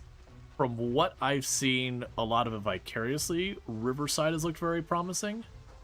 The little trees it used to have were like, you know, back in the day were kind of a bit eh. But the new trees and all that, and the new lighting looks really good.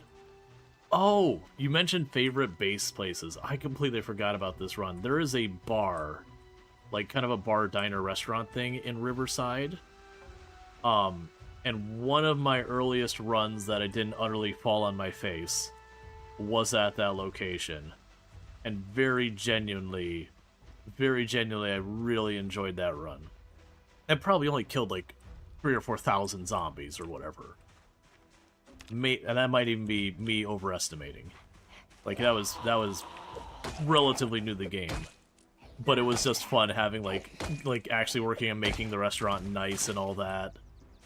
Getting mad that all the windows are getting blown out on the bottom floor because, you know, zombies. But it was living the good life, not the practical life.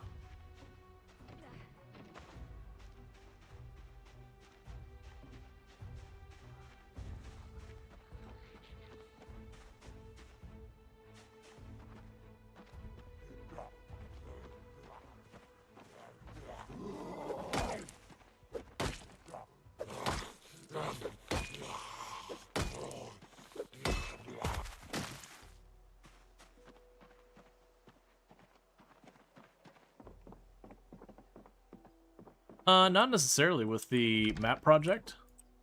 They could just pull stuff up through the map project.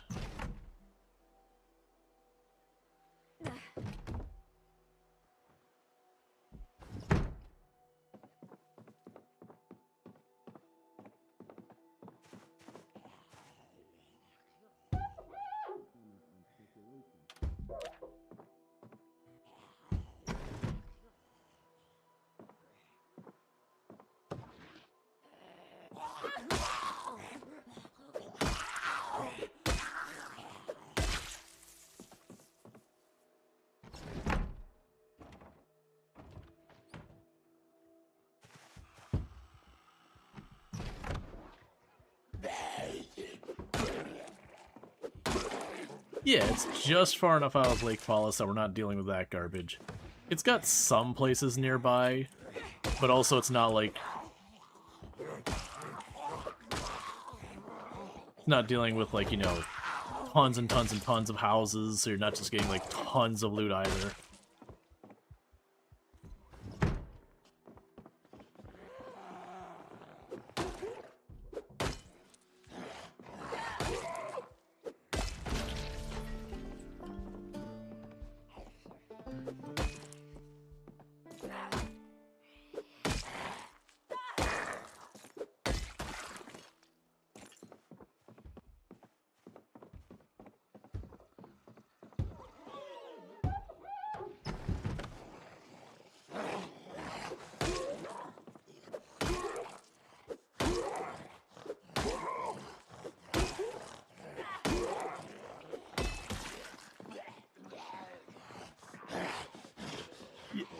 That's what I'm running into, is like, oh, there is, like, no weapons that don't require maintenance 1.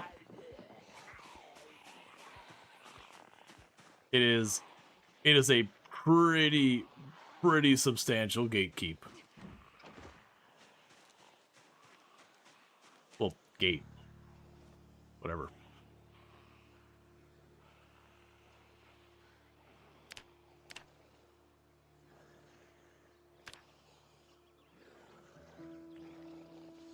Okay. That said, I found a nice big house I want to loot.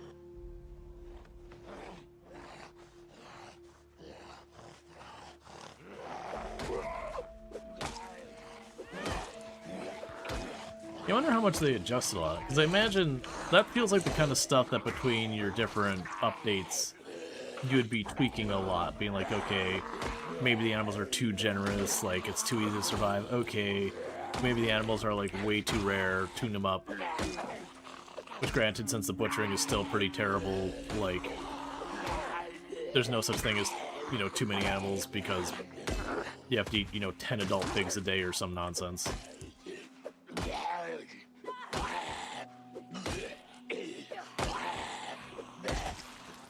Yeah, but there is like pigs, chickens, cows, deer, rabbits, like actually physically in the game, not just you put down a trap and it appears out of the ether. Rats.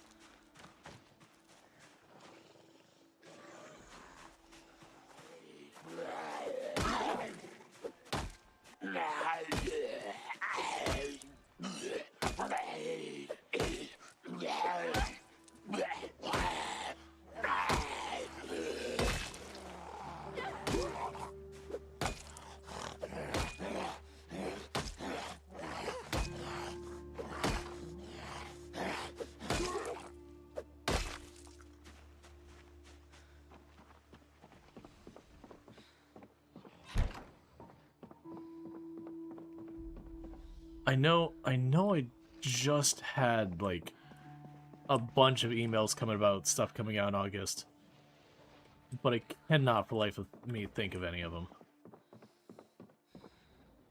Oh, I mean, I know a lot of games are updating in August. So Necess is having their big update. Actually, is that... yeah, or...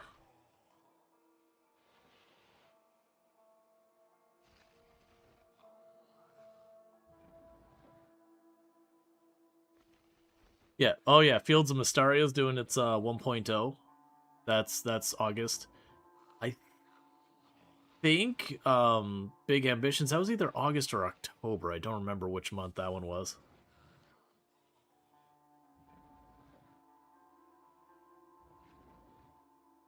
Yes. Yep.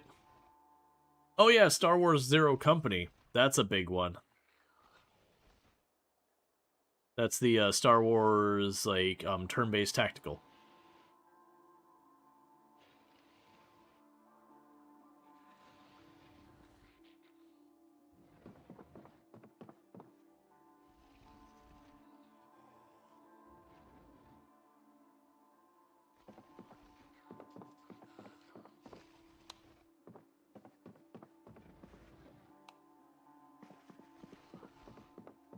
Oh, they're talking about the new Star Wars game that's coming out is basically XCOM but Star Wars. It's not literally XCOM. Yeah, no, you're all good. Like, I imagine it's gonna have its own implementations of a lot of stuff.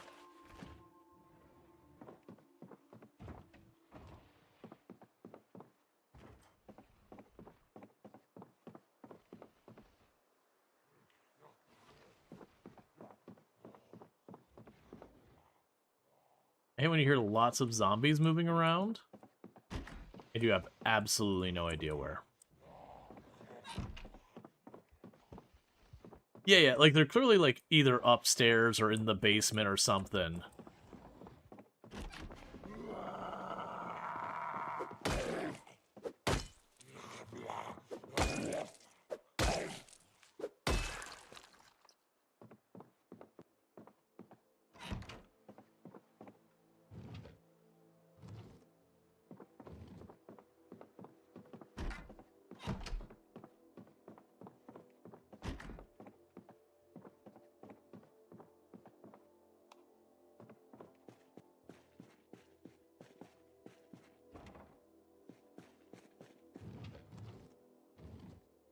Oh man, I remember being new to Project Zomboid, be like, I have to find the old-timey stove for when the power goes out. I have to find the old-timey stove. And then you realize that, like, you just, it doesn't matter. It's fine.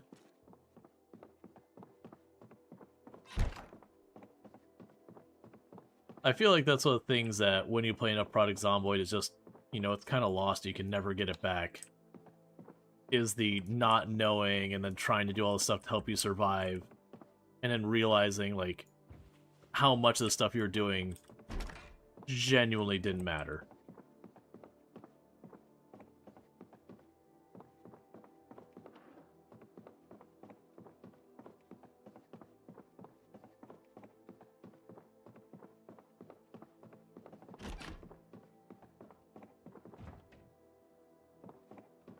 Lawnmower Sim 2 is coming out. Is Lawnmower Sim Any good? I have no idea.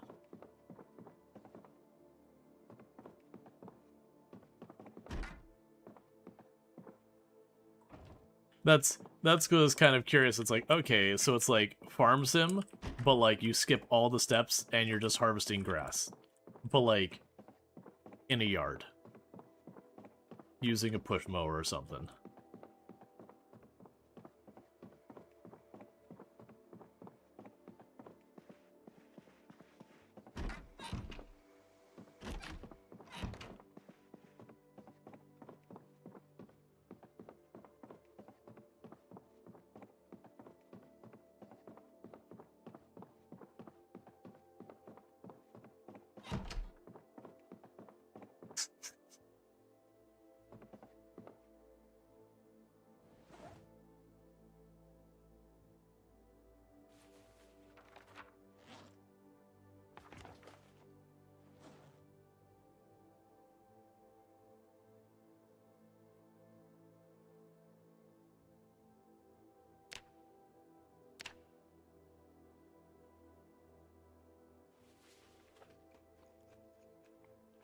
And I'm going to enjoy my slice of pizza and my pineapple separately, as it was meant to be. I did actually find a pineapple. It was in a fridge. Versus when you forge up a fresh pineapple, I'm like, I'm sorry. Pineapple does not grow in Kentucky. Maybe in a greenhouse. I genuinely actually don't know what, like, yeah, I was gonna say I don't imagine they do, but I was like, I actually don't know like what type of climate avocado prefer.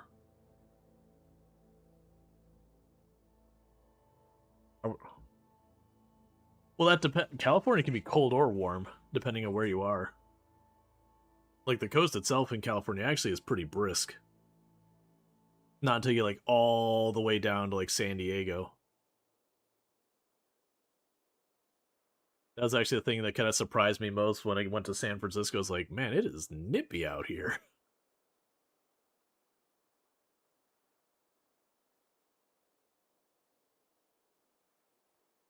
Nice shade. Actually, forgot to share it. I did find the emergency frequency 102.6, the radio I gave that I put in the place I already programmed it in and everything.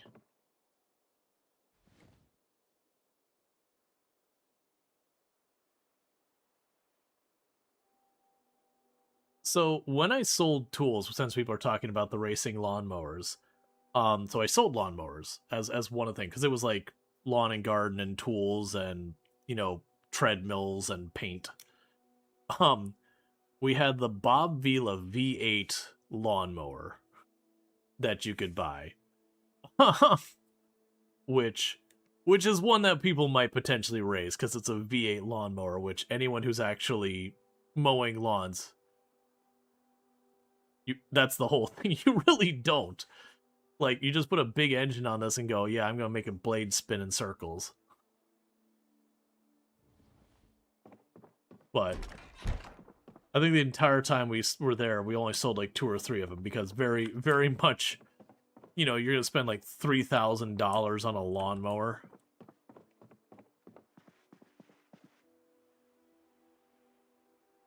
Is this co-op? Yes. You technically can also turn on PvP, but PvP in this game is terrible. It's the one who hits first wins. Because you spend the rest of the fight stun locked. And then if you turn off the stun, then both people lose because you're both full of holes by the time it's done and you bleed out.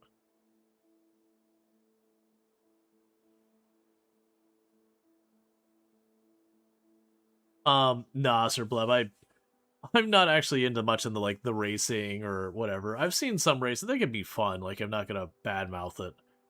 But I don't watch much like sporting events or races or much in the way of television.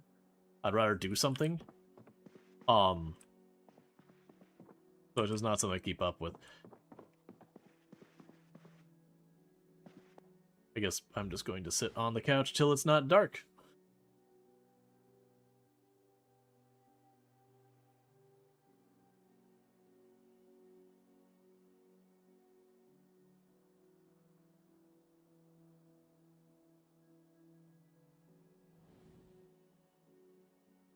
Yeah, no, that's kind of the thing with the sleeping mechanics. Unless you're dealing with just 2, 3, or 4 people, where you can like really be tight knit kind of thing.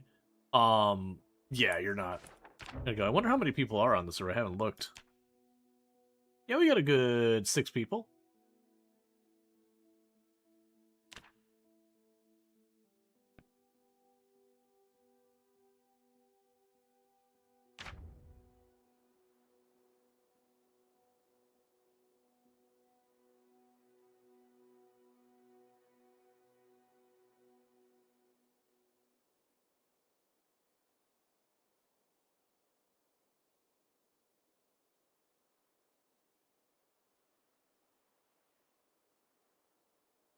Yeah, no, I definitely have like the insomnia come and go, and it's rough. I am. Oh, go ahead.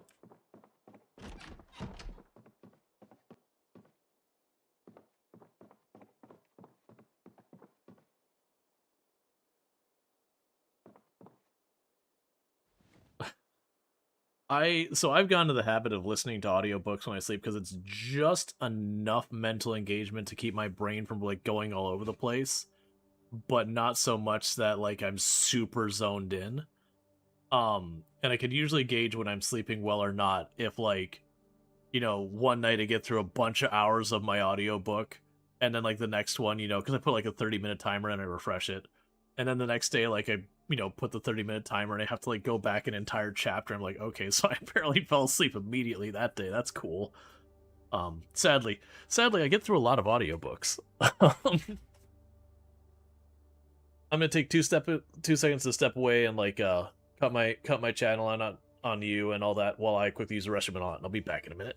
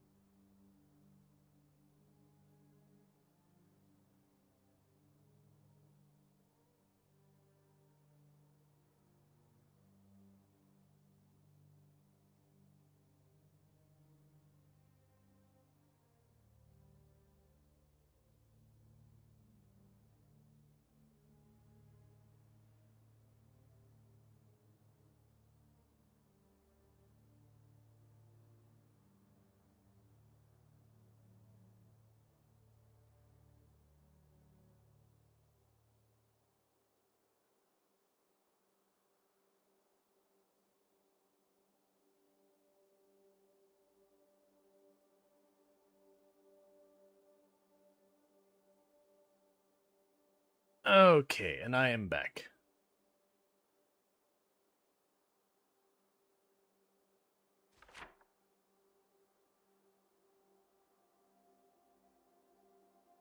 Oh, it's probably there was like a joining the group or whatever, or it's you join the same safe house. You might be able to see each other on map. Either way, it doesn't matter. I was just curious to see where everyone was.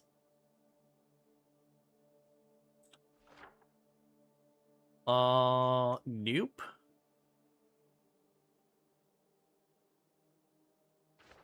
Ultra over here cheating using her admin powers.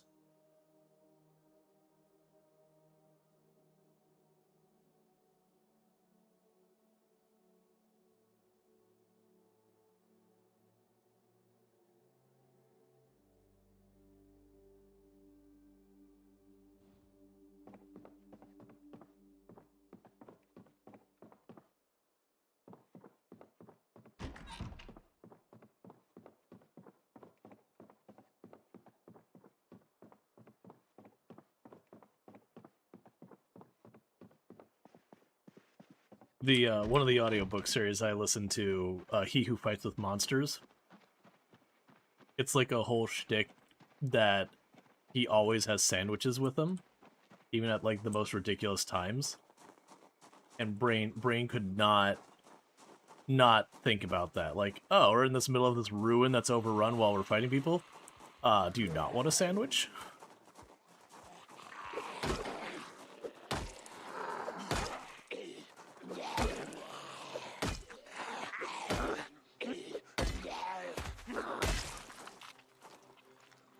Yeah, I can see that.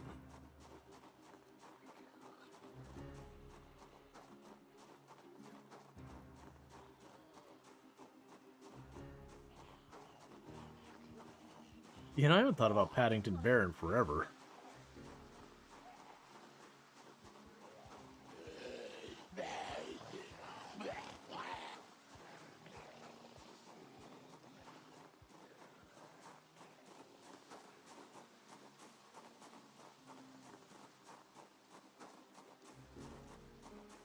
Alright, I can see it.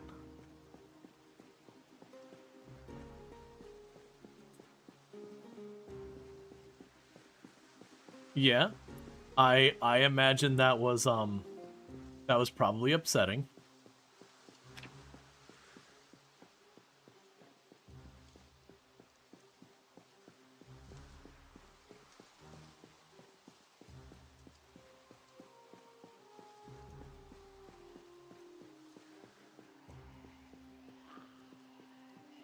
I definitely remember really fondly as a kid getting like your stack, like getting saltine crackers and like Cheese Whiz, and just having that as a snack.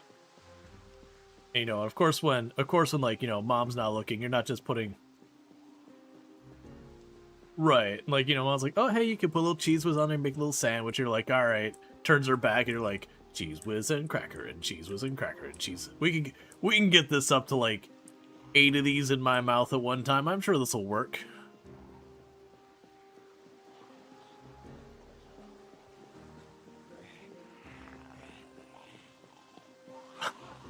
Oh yeah, that's exactly the thing. It's the grapefruit and orange juice thing.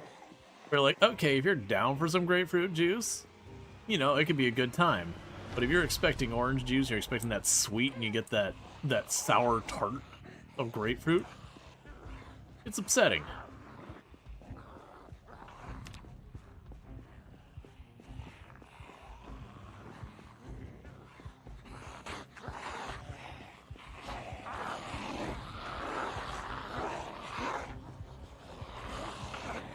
How could you possibly miss out on Cheese Whiz cheese product? It's not cheese though, it's cheese product.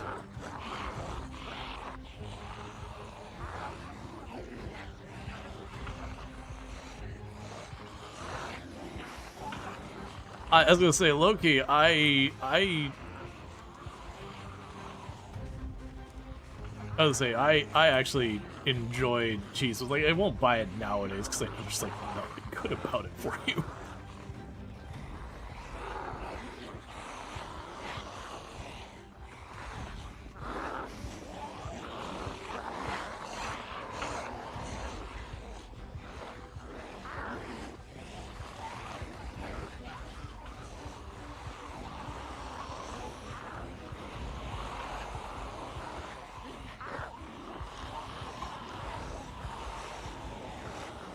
It's like it's very mildly cheddar-esque.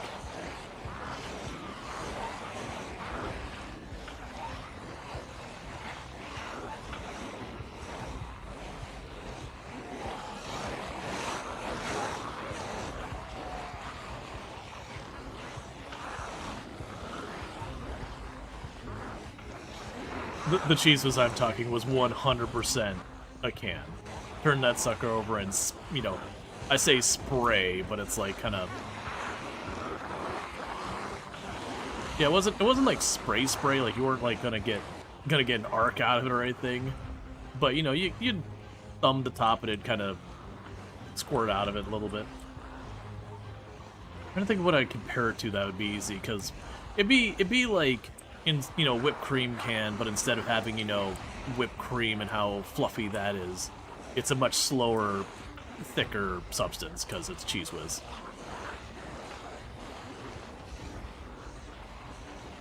Yeah, like kind of in the texture of like a toothpaste. Well, not texture, but the viscosity. I think I'd be pretty upset if Cheese Whiz had the texture of toothpaste.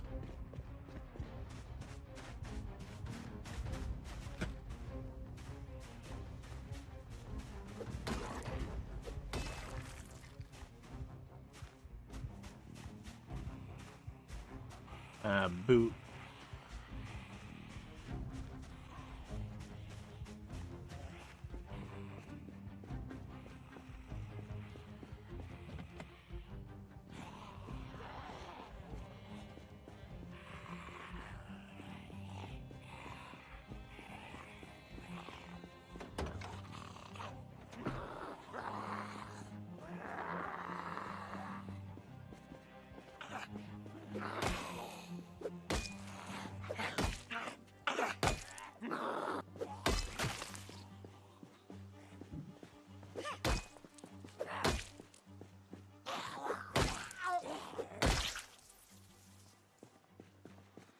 I am excited for...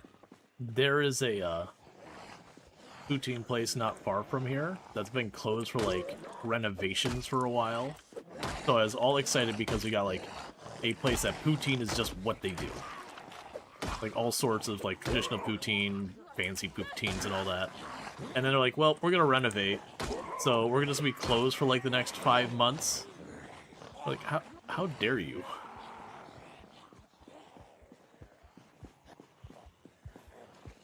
Just... Yep. Squeaky cheese curds.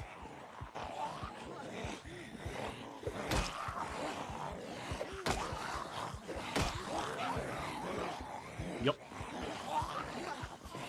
No, I was saying all sorts, comma, traditional, and then a bunch of others. And fancy, is I think what I said. There was an implied comma.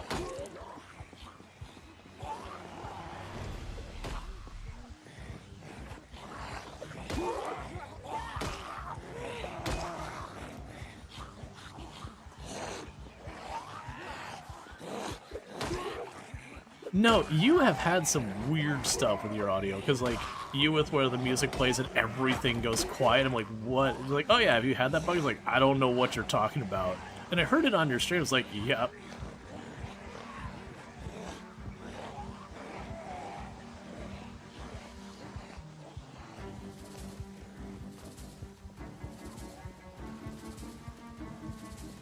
Yeah, I was gonna say, it's like, I don't just randomly hear death music every once in a while.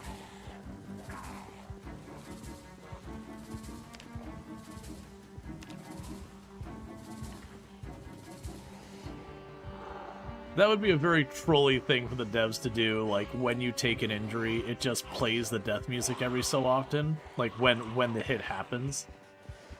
Just immediately goes to the death music, you're like, oh wait, is this trying to tell me I'm infected? Which you know 100% it would end up on the wiki that if it plays the music, you're clearly dead, even if that wasn't true.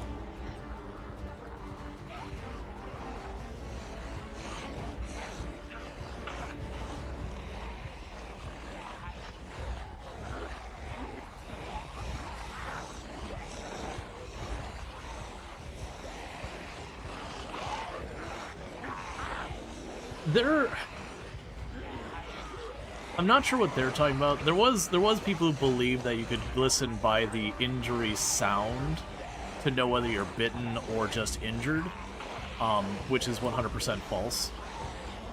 But as far as an audio cue to know that you're infected, that feels very wrong. But I also I'm not going to...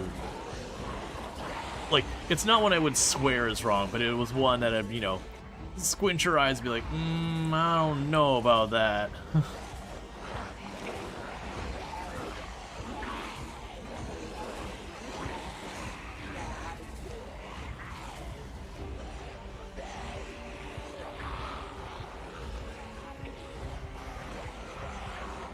Yeah, That's what I was gonna say, is this sounds like more like it's probably a confirmation bias kind of thing. Like, you believe you're probably infected, so you hear the music and go, oh, I clearly don't got. Because I imagine some people would start hearing the music and then offing their characters before they know they're sure.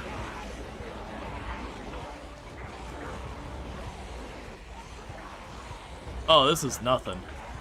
Like, we're playing 16 and all that, but like we're on the sticks right now, 16 times pop. This is relaxing, casual 16 times pop at the moment. Versus when you show up in West Point or Louisville and you're just like, you know, you see the sea of zombies moving at you because a gunshot went off, and you're like, oh, we out. We all out.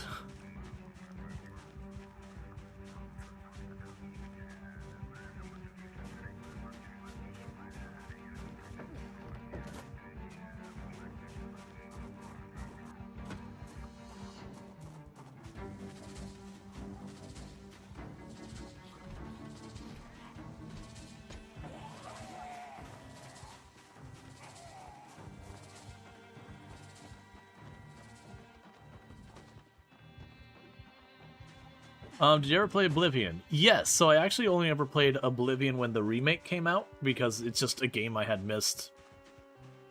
You know, I was playing other things at the time. I enjoyed it. I got away playing a lot more of it on my stream than I thought I would, because it was definitely not my normal content.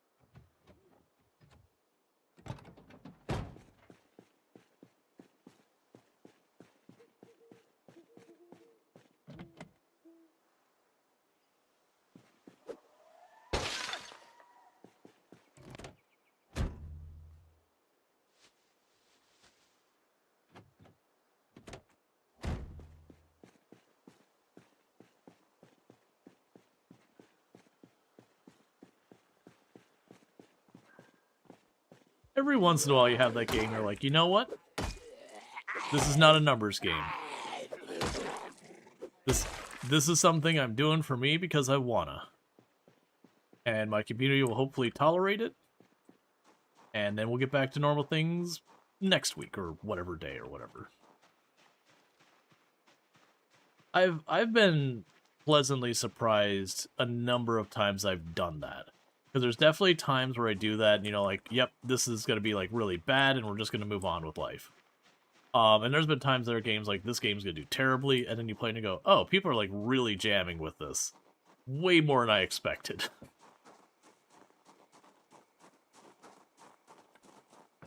Because, like, when I first played Pacific Drive, it landed pretty flat. And I adored the game. And I eventually... Yeah, and it's definitely one of those things that's like, a little while went by, and like, you know what? I just really want to play this game. Like, it's been a hot minute. I just want to play this game, so I'm gonna play it today. It's fine, it's whatever. And played, and like, people just really jammed with it. I think it was like before, you know, before people kind of really figured out what it was, or anything like that. And yeah. I've had that happen a few times. Like, I'll play a game and it'll land very flat, and then I'll come back to it, you know, a couple months later, and it'll be an entirely different experience.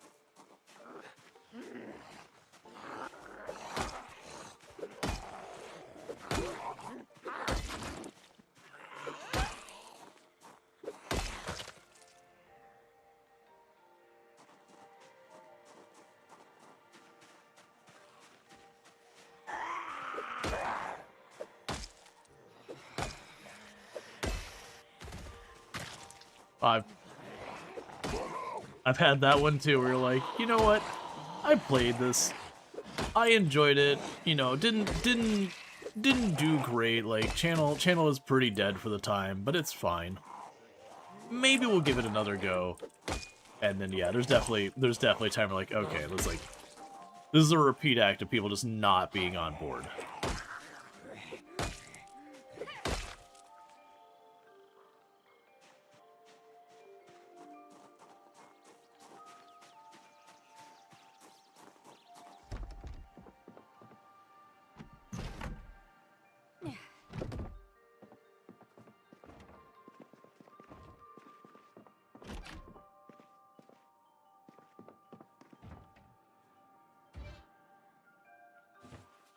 Yeah, Magic's just hitting up a bunch of the houses. Like, cause I've had multiple people, and I don't know this for sure because I haven't kept up. I've had multiple people say that they have buffed the amount of guns in the game, which I'm curious. Yeah, well, I mean, to be fair, it was kind of hard for people to do much gun stuff in it, but it was always one of those things that they were worried about buffing the guns because then everyone would just run and gun, and melee would just vanish off the face of the earth.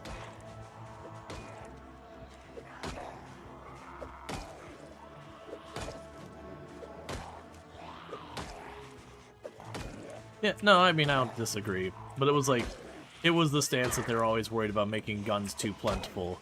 Because, you know, as a constant complaint, like, it's rural Kentucky, why can't I find Grandpa's arsenal and be, you know, kitted gun-wise for the rest of the game? But yeah, so it does sound like they potentially have buffed it. I haven't heard anything official through that or seen deliberate patch notes. I have a lot of people say that it got buffed.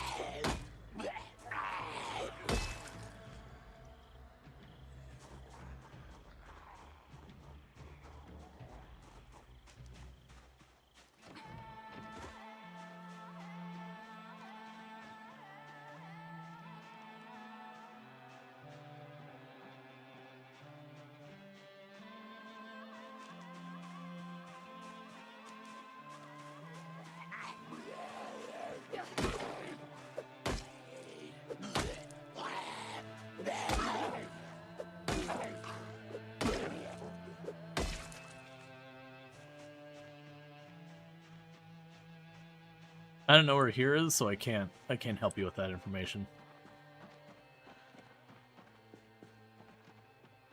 Go where I am? I'm assuming you're saying you're following me?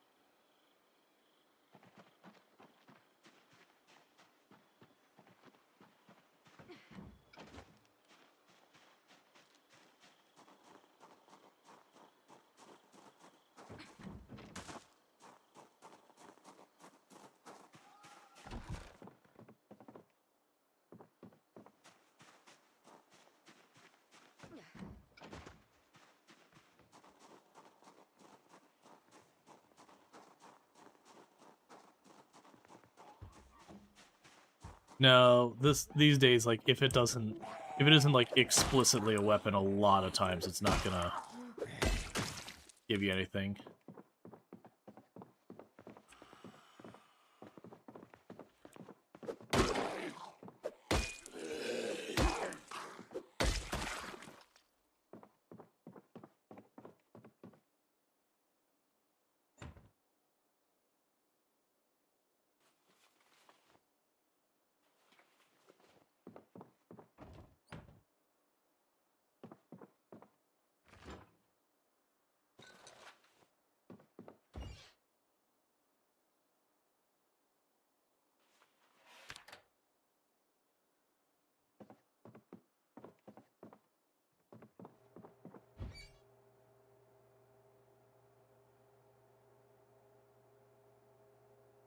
Yeah, no, any weapons that don't give XP, they will specifically mention it.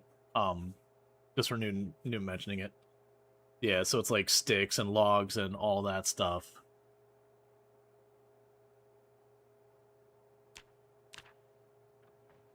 And about halfway to maintenance 1.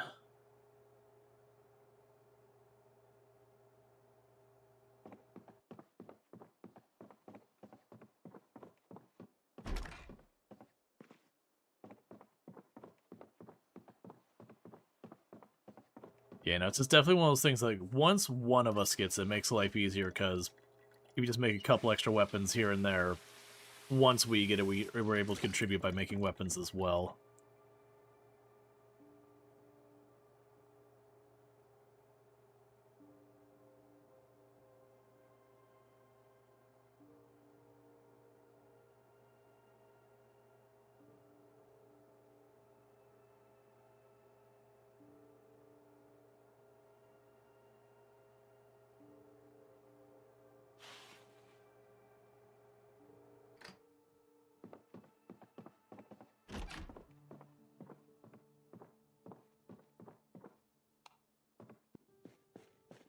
Not noticed it yet.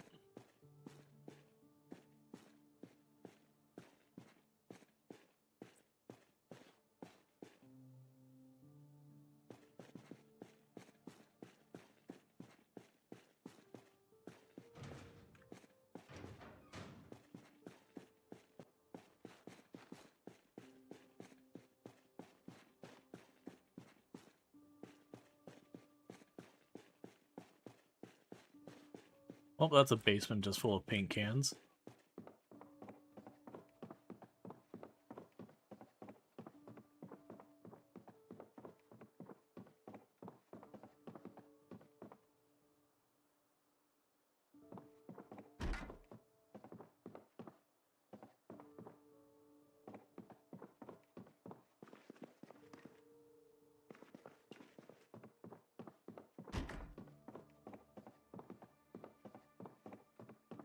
I want to say, if I remember correctly, that the person who did the music, it was like one of the first times they had done any music professionally of any kind. If I remember correctly, because I wanna say the first ones involved, as far as the developers, they were people who had been working at a AAA studio, you know, and just kind of felt ground down and like, we just want to do our own thing. Yeah, he was like 16. He was like a teenager. But it was the two like, you know, again, they were working for AAA. I don't remember who it was, the devs. And then they had a friend who was, I think she was an intern doing the art. And, like, or I think she was still a student. It was, like, really kind of just a group of friends kind of bringing it all together. And all that.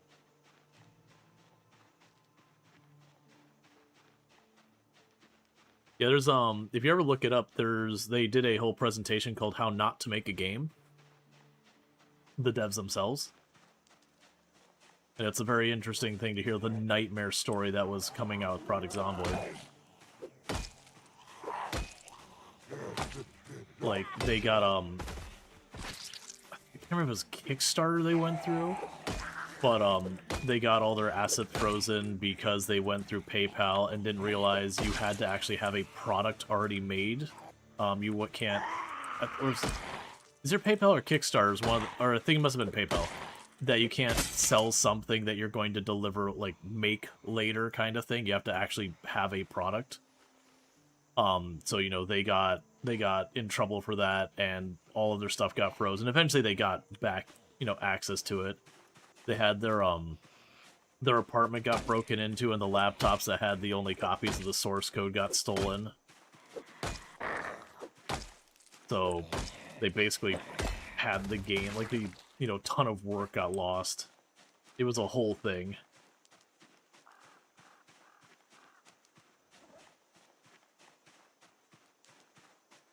What are we talking about? The development of Project Zomboid.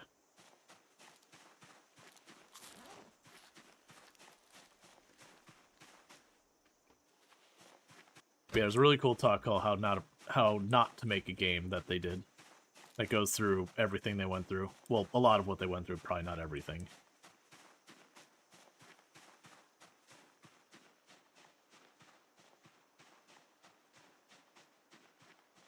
I mean, some of it 10 years ago, some of it less. they were staying in an apartment, and I guess one of their neighbors was making bombs. So they actually got kicked out of their apartment for a period of time while it was being investigated. Like, their apartment was fine, but, like, the whole building, they kind of, like, you cannot go in the building. You know, this person had explosives and everything. They had some bad luck.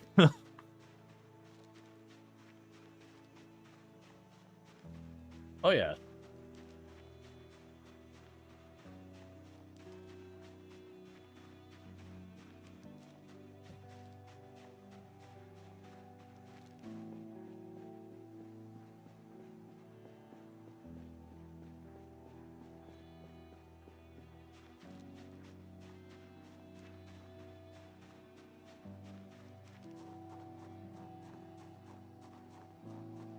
That's, you've probably not gotten to the, like, what's the longest so far as, like, you've survived in 16 times pop?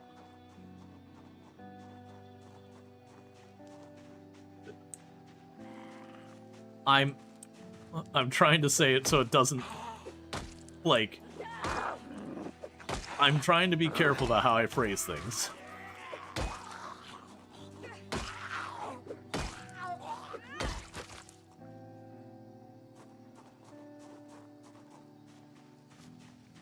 Okay, so that's 5 months? 4 months? Something like that? Okay, yeah. Yeah, so you've gotten to the point then you've either probably cleared or nearly cleared a town. Well, no, you're doing West Point, so probably not, because West Point's just ridiculous.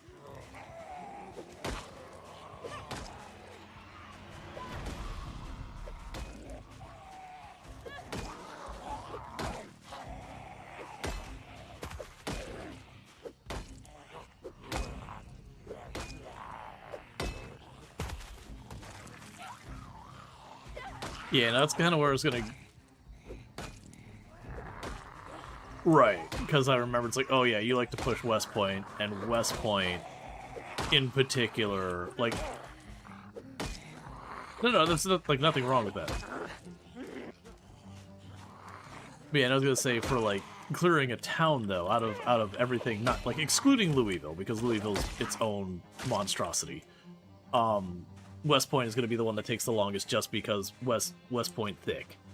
But yeah, no, I was going to say, like, when you get to the point where you start actually having a town that was populated and you've cleared it, it does get this, like, really weird, ominous feeling because, you know, you fought through the whole town. Windows are busted. You've got bunches of, like, random bits of loot or whatever discard on the ground as you had, you know, ditching a bag because you were overburdened and a fight broke out. And you circle back to that town that is now basically effectively empty from zombies. Like, you'll have the... Oh, that's not good. Don't go west of town for a while. But, you'll go into town, you'll be like, oh, this place is weirdly quiet. And I know it didn't used to be. And with... It's a house alarm. It's a house alarm. I was like, let me check this house, and it was not the right house.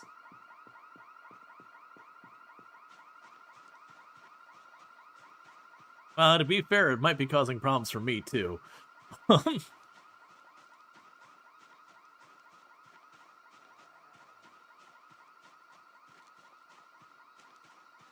No problem. Don't forget you can't pause. You can't pause.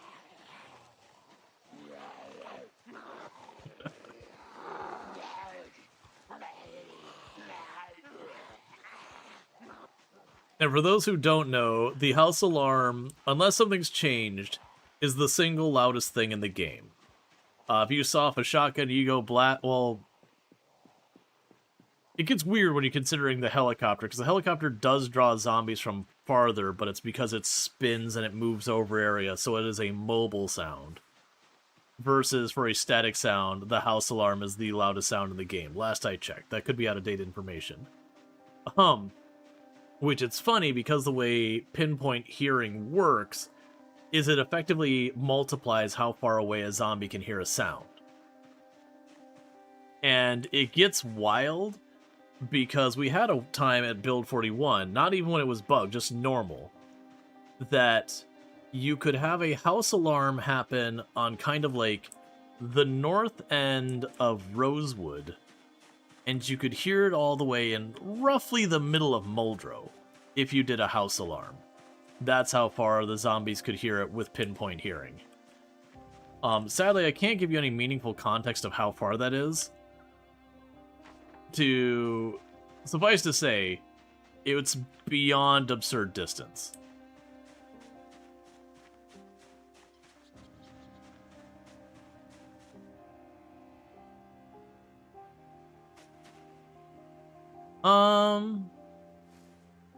I don't believe this was a Sims mod at point. It was inspired by The Sims.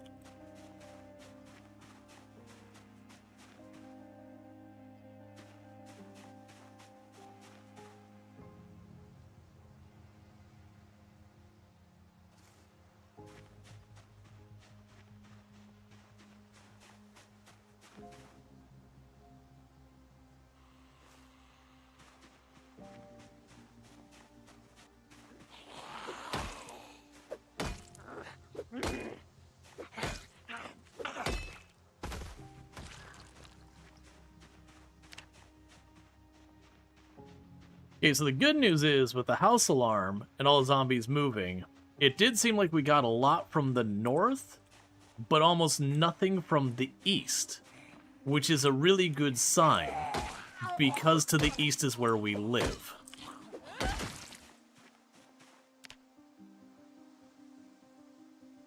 So that would imply we've done a good job of carving the zombies out of that area. I would expect we've drugged some new zombies into the area.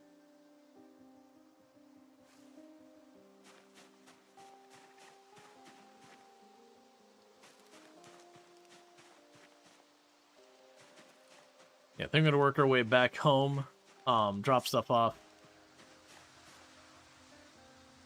Keep foraging for goodies all along the way. How am I doing on that maintenance skill? We're doing good, actually. We only need 15 more XP. And then we got maintenance 1. And once we have maintenance 1, I can start making stone hammers and axes and all that kind of garbage. So I'll go a long way.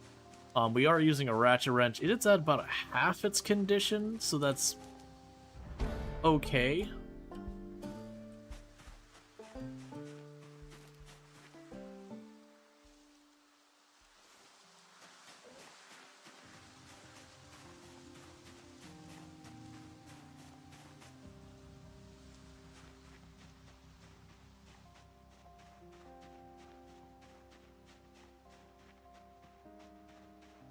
Yeah, I mean, I'm okay with it, though. Things are very calm where I'm walking now.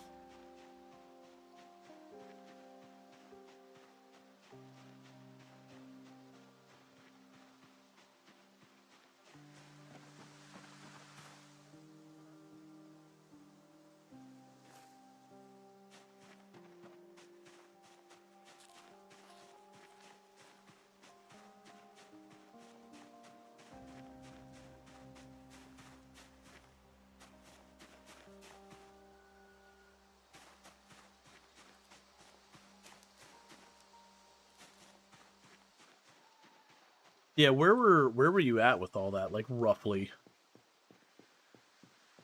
Okay.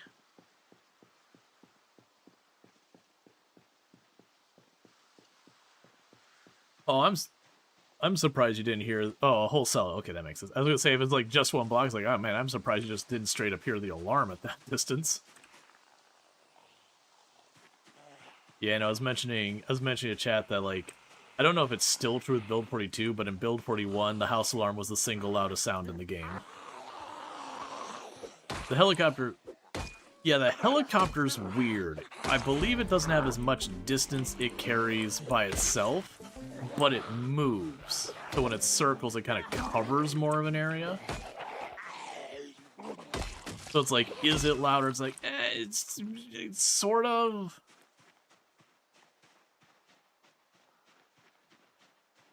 What skill did I gain? Oh, short blunt, okay.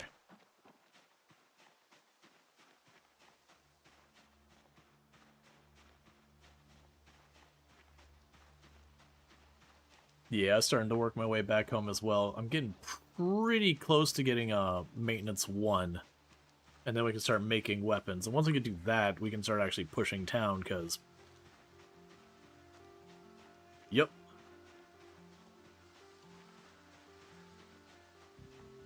Let's say we can use the power of rock and stick.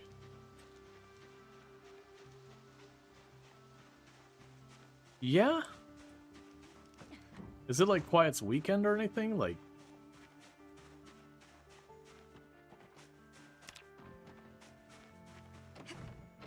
I technically have one on my schedule.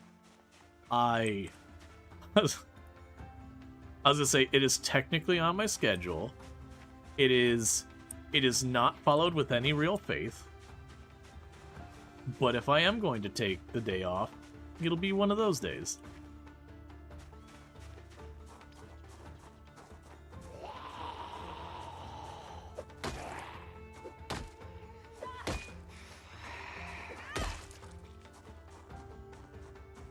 Yeah, 8 hours, rush into a shower super fast, wolf down whatever food you can prepare in like 5-10 minutes, and be there in time.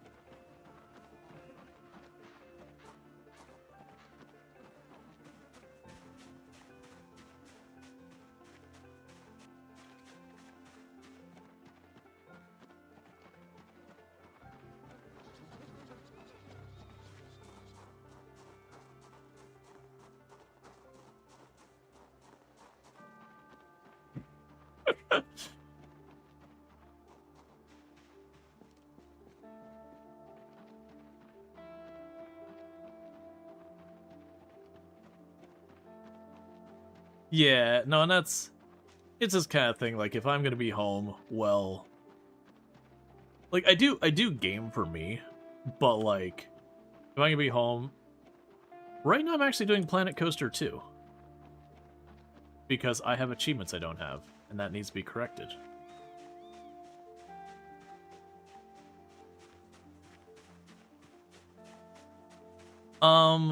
I have been in Jade's community before. I believe we have cross names and all that. I don't think, like, I know we talked a little bit, but not like, I'm not gonna be like, oh yeah, Jade knows who I am. Or anything like that. Like acquaintances, I think would be appropriate.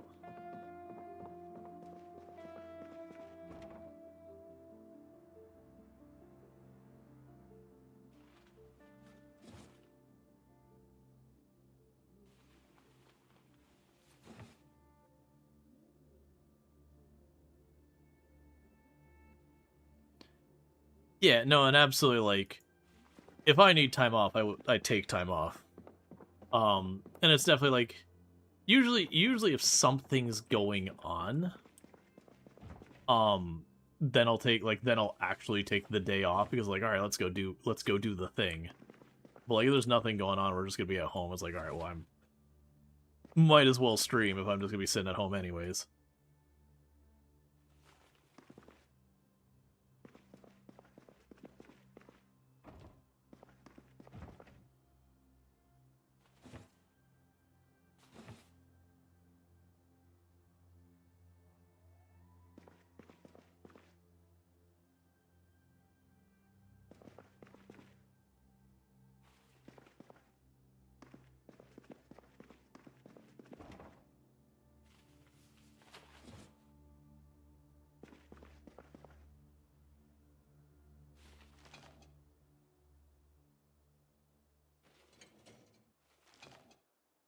Yeah.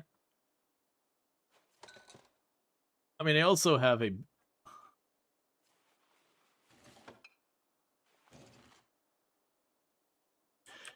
Yeah, no, that was, so usually when I do TwitchCon, it's definitely in the, like, okay, you know, I need to be meeting with people, I need to do all the things, like, do all the business interactions, yada yada, like, really stay on top of all that.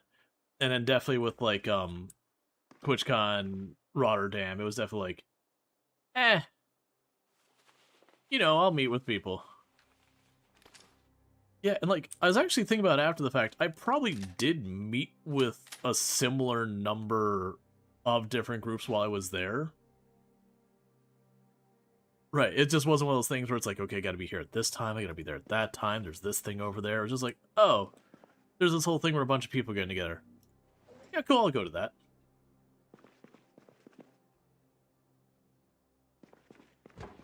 Because, yeah, no, TwitchCon US, it is just like, every minute is booked for something until, like, all of it's done.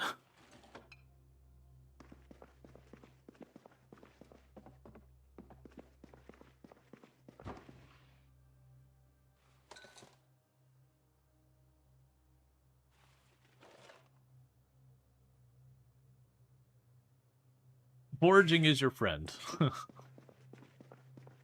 just hit your little foraging button anytime you're walking around. Keep it going.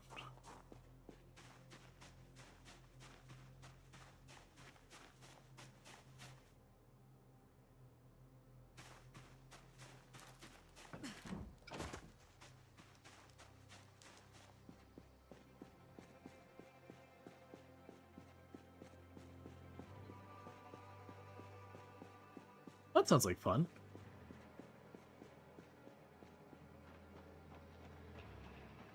The weapon crafting begins.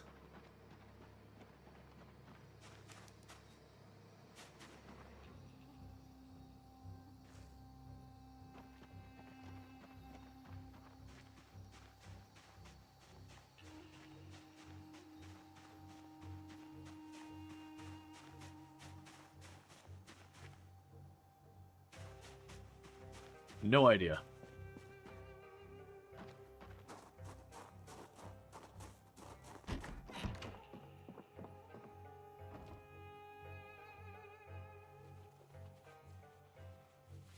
Ooh, someone's been leveling a lot of carving.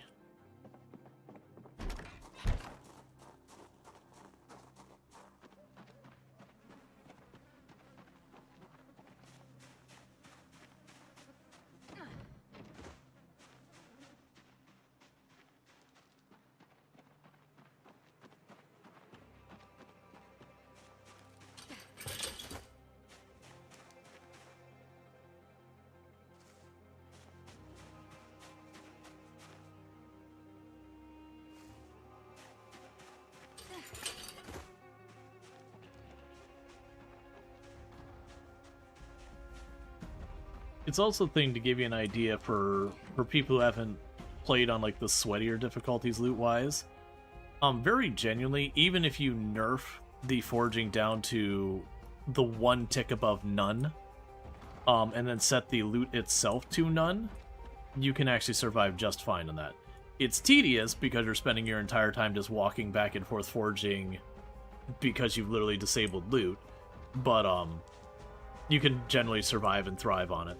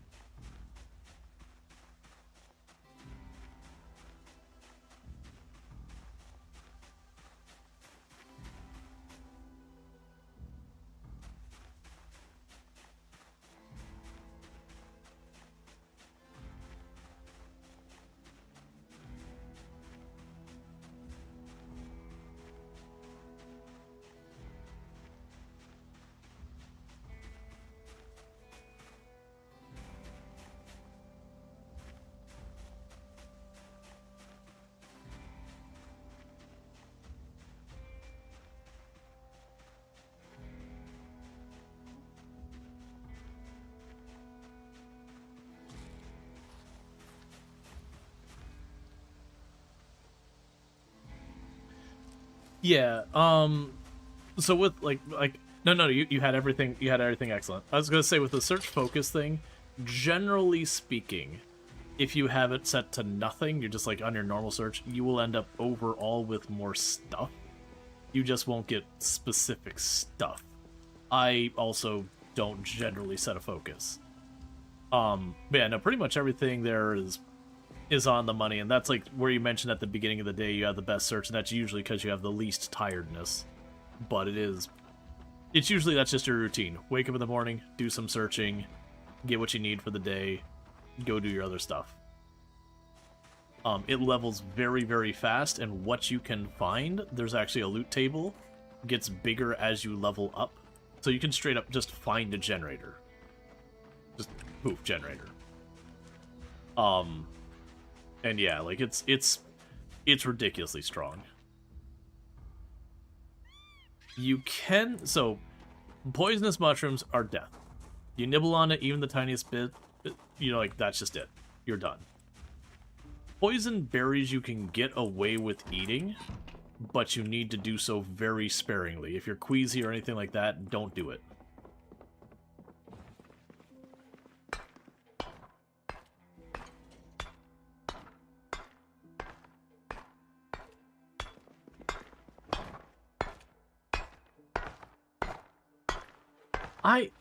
I think that's a rumor. I'm not yeah. I mean, you said Alana said it?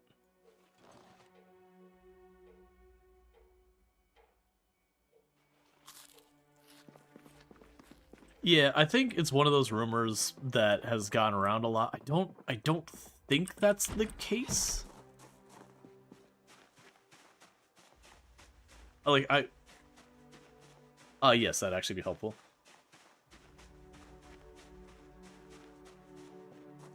Yeah, no, I think it's one of those, like, you know, some rumors are prolific that they just get around that kind of almost become more known than the reality. I feel like it's one of those.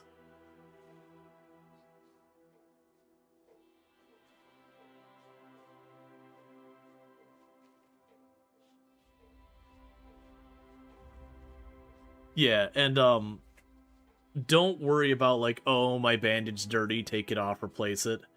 It'll help you heal a little bit faster, but then you'll bleed more. Honestly, you could genuinely just put the rag over the wound and just leave it there for the rest of the game and it's fine.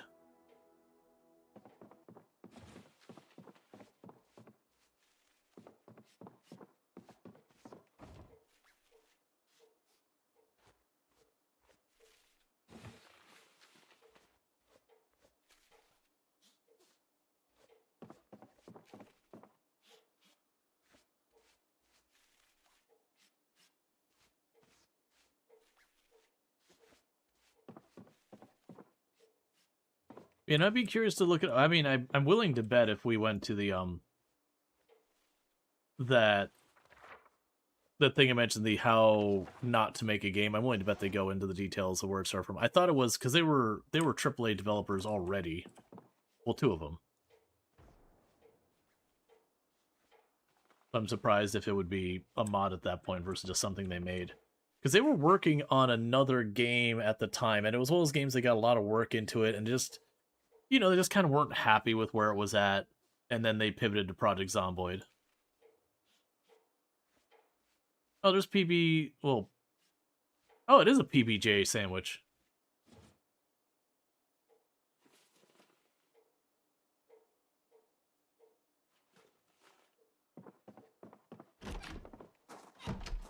You spend hours boiling rags? Well, it used to be you had to boil water to do the rags. It's a fairly recent change where you can just go to a lake, you know, to wash your rags. Or you could just go to the sink when there's water turned on. Don't waste your limited water when the water's off to clean rags if you don't have to. But they did make it so you just go up to a lake now and just clean rags in the lake. Which is good, because it was infuriating that you couldn't do that before.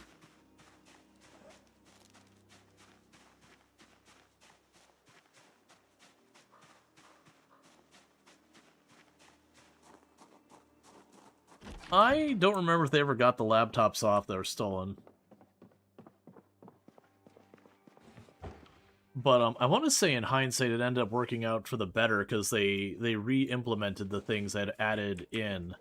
But like because they'd already done a first round of going through and figuring it all out, the second round they could do it much cleaner because they kind of knew what they were already going to do with it.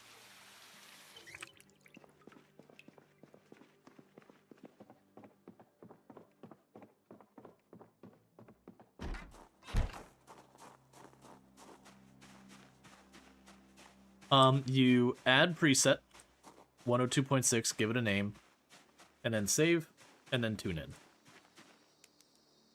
If you got it right, it'll say automated emergency channel on the top of your radio.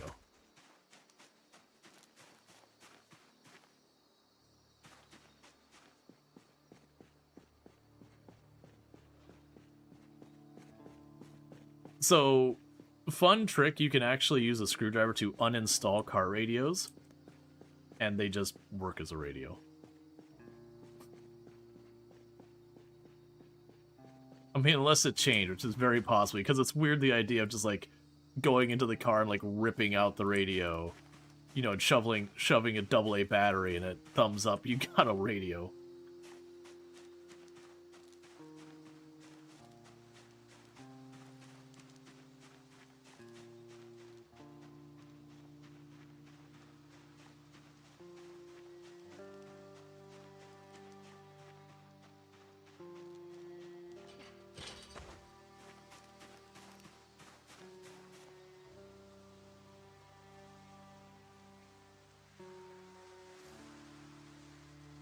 Yep, that sounds correct, Box. That's vaguely what I found tobacco.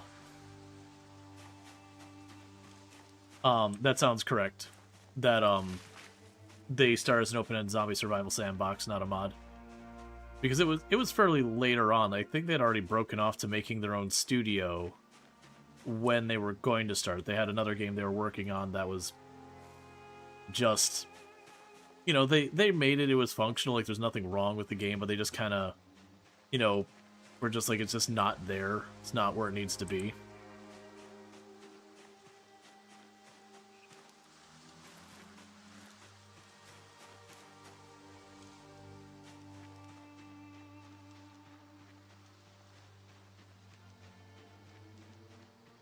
Like, and that's kind of the thing that ended up happening with that too, was, as I mentioned earlier, they actually got their PayPal frozen because they were selling the game, but like the game wasn't developed yet, and that's a no-no on PayPal. And so the way they got themselves in the clear with PayPal was they bundled their other game that, you know, it was a game, it's just, you know, they weren't super happy with it. But they bundled the two together, so you got their other game as the product, but then you also got, you know, you're going to get the versions of Project Zomboid as they dropped.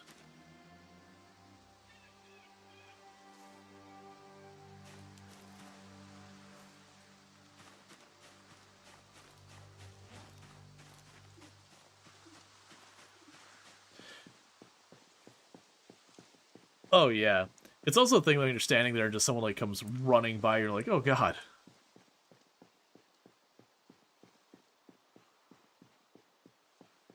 Gotcha.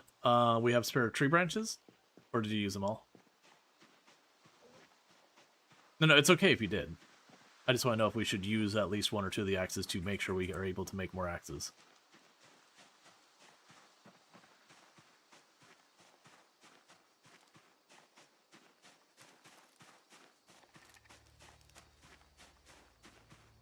So then are we turning north with our newfound power? Feels... Yeah, it feels like a good idea to do that. I also found straight up tobacco. Like, the plant.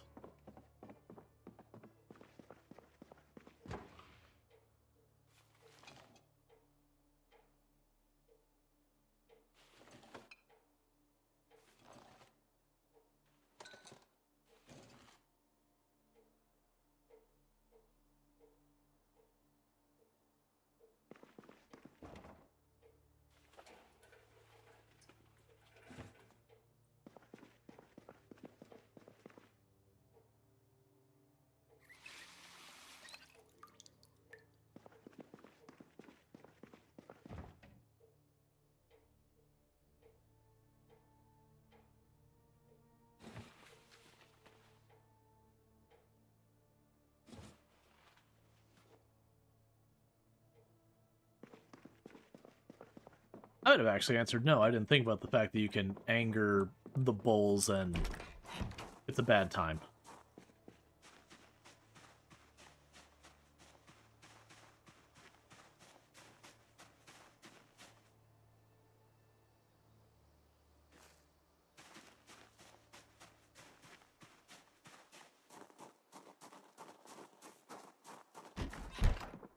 Yep.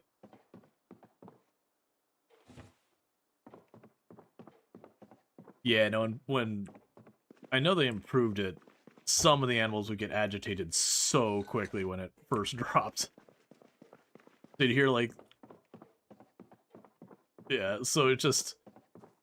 You'd sit there and you'd have this animal be just, like, mooing and making all sorts of racket, like, you know what? I don't want to mess with that animal.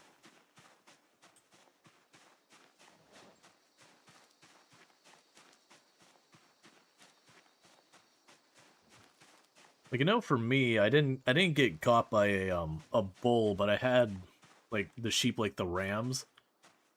I got whacked once or twice by them.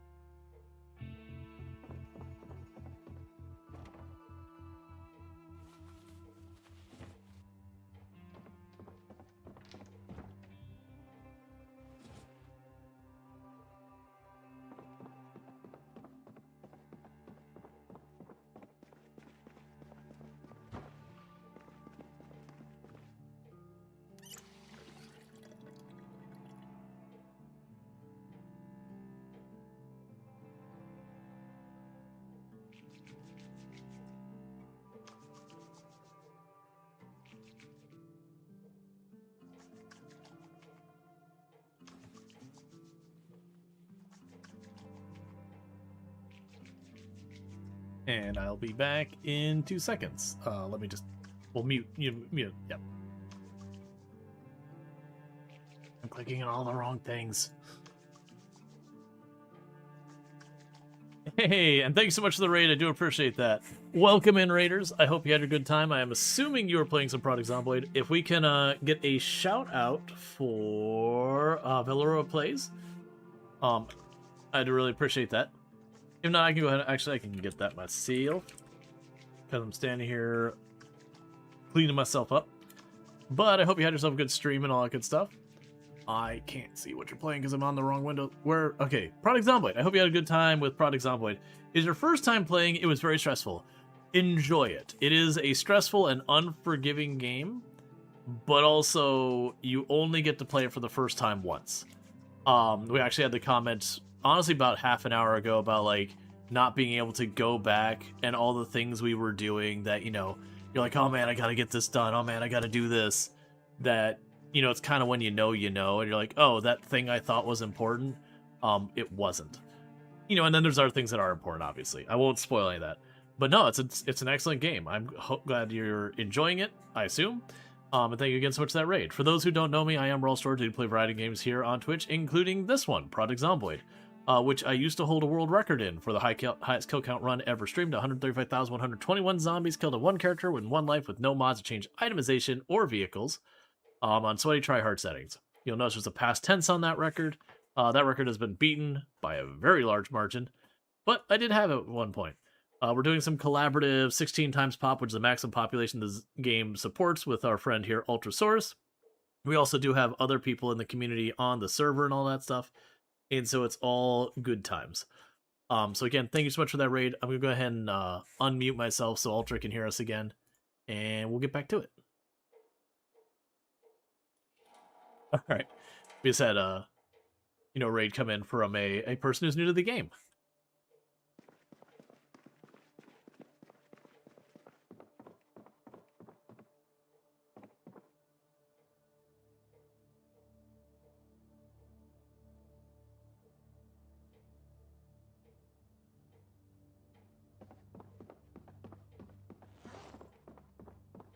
I may be up to about 4,000 hours. Sorry, what was that? But yeah. I'm more saying it like in a self-deprecating way of I play this game too much.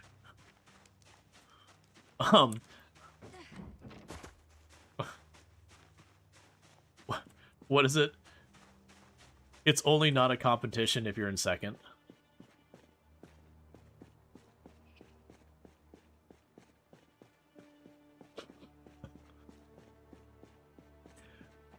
Let's see. You're a loot goblin, which is interesting. Oh yeah, no, I remember those days. I remember when I was new to the game, starting in Riverside, continuously like everything I want goes in my backpack. You know, I'm way beyond overburdened trying to drag my entire greed of books home, and then dying because, you know, I'm half dead with exhaustion by the time I get aggro, and then it's just done. Oh yeah, no, you'll end up looting so much stuff that later on, as you learn the game, is like that was junk that did not need to be grabbed.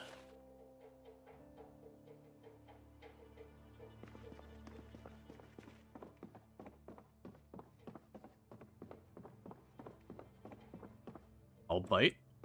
Explain.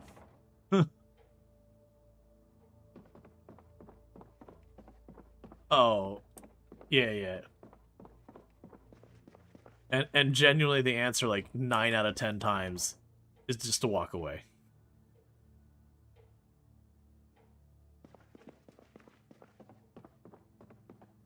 It's honestly one of the yeah, it's honestly, I'd say that's like one of the big lessons to learn, is like getting that feeling for, okay, this is a situation to back off before things get bad. Because Project Zomboid is definitely one of those games that things go from bad to everything is awful really fast.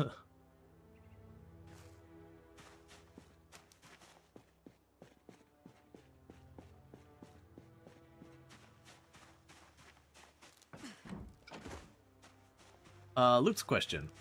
Does the game have saves? Like, if you died and you got a bad bite, can you load back? So, no, not by default. If you're not playing with mods, and I'm sure there's mods to do this, which, you know, you can seek those out.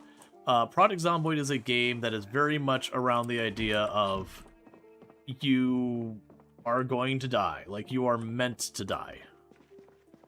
It is an intrinsic part of the game that your death is both inevitable and an important part of the game.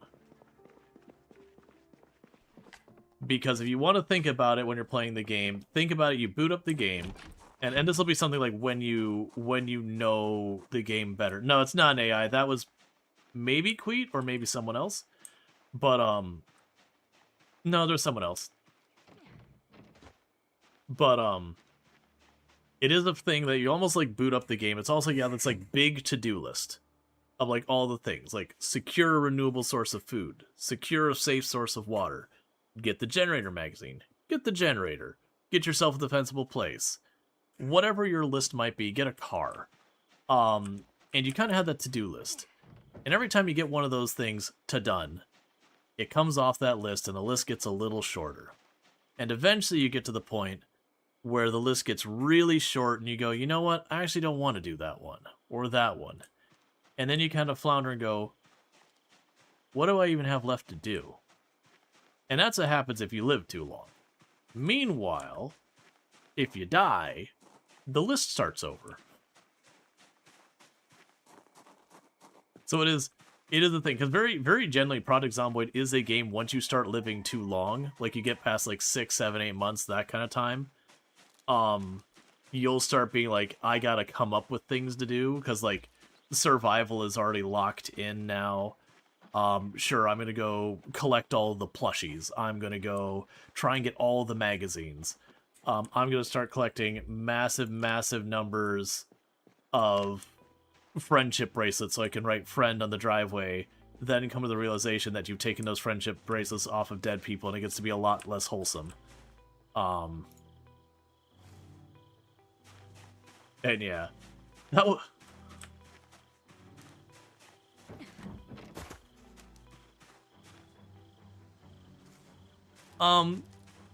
So like, you could put it as like PG-13. The way I usually describe it to people is, I don't mind if the boss overhears and gives you side-eye. I do mind if the boss gives a big sigh and then stands up and has to talk to you.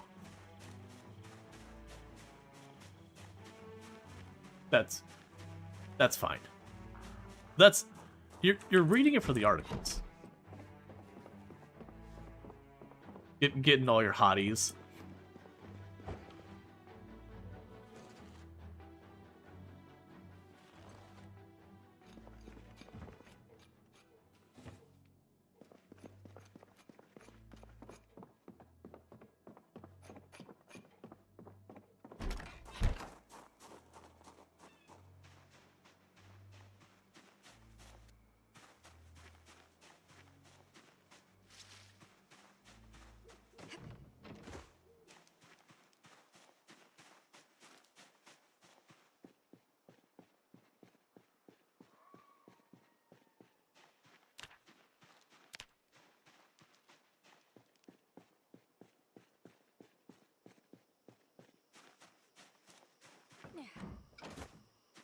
Yeah, you can kind of play the game as, like, you know, permadeath, like, hardcore, or kind of, like, medium core.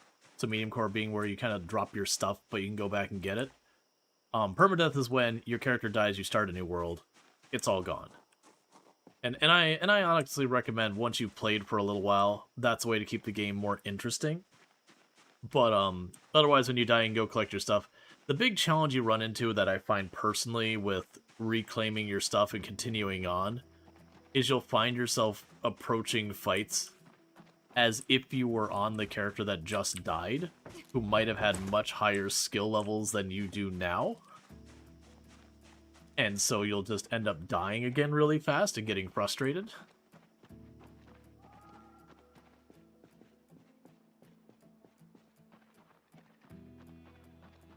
And I mentioned this earlier, but just since we got, multiple raids have come into both the channels since then, I actually discourage people from turning off, making it instant zombification where you just instantly die if you're infected. I generally recommend... Yeah, I get the I don't want to wait to know.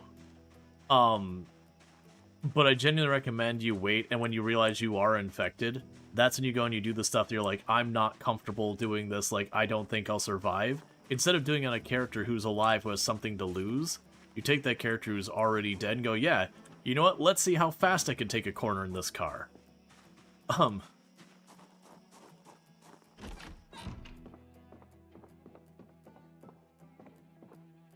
Dan's also nearby. I saw Dan running out in the trees.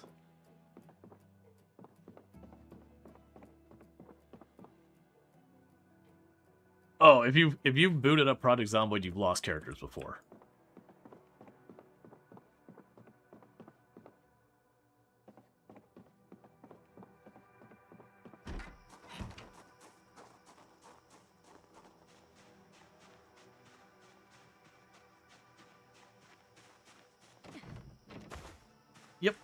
Yeah, you'll start seeing, like, queasy or anxious or whatever.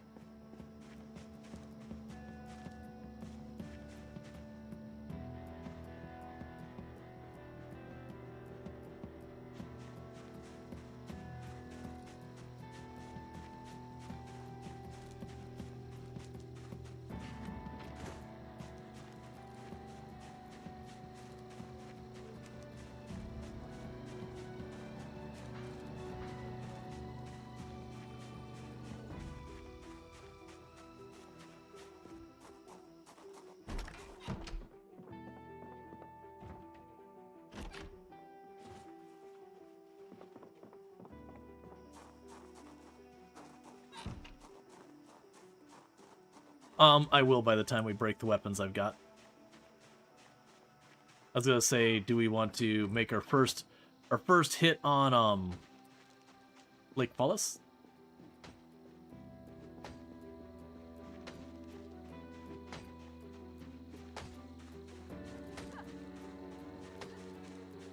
Oh, that's fair. No, that's actually a very valid point. I was not watching the time.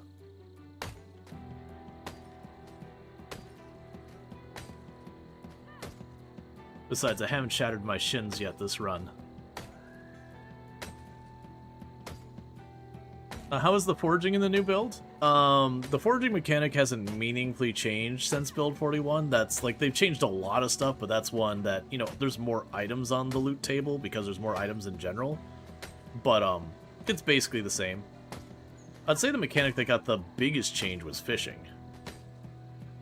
Since build 41 I'm referring to.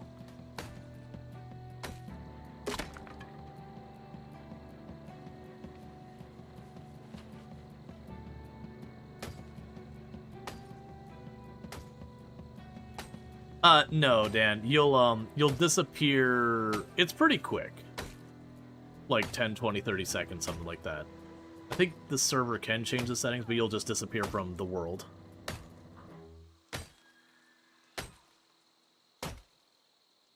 Otherwise, every character would come back dead.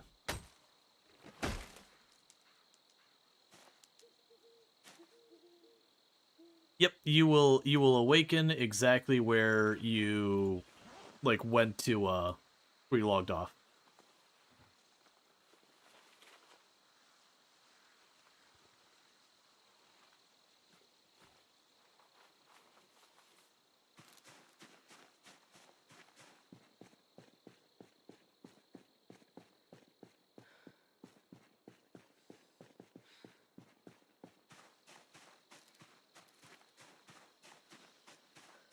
Generally the ponds by houses aren't big enough. The way fishing works is you'll see bubbles on the water. You want to cast for those bubbles. That's where you're gonna get your hits. And a lot of times if the body of water is just too small, even if there can be fish in there, the likelihood you actually get anything is pretty low.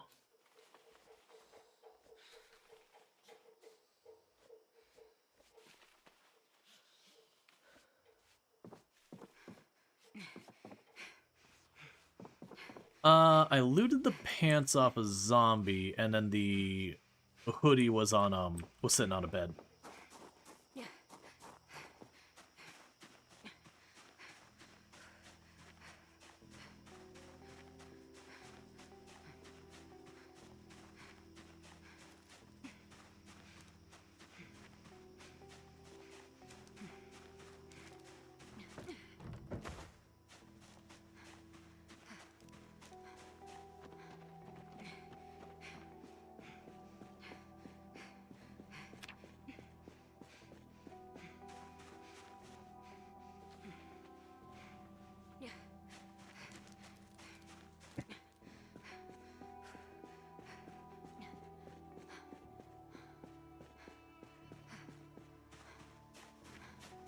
So actually, Pagey Cakes, they're not tainted pants, because we did strip before we died. So RimWorld rules, just because a person wore pants and then died, as long as the pants are taken off first, it's all okay.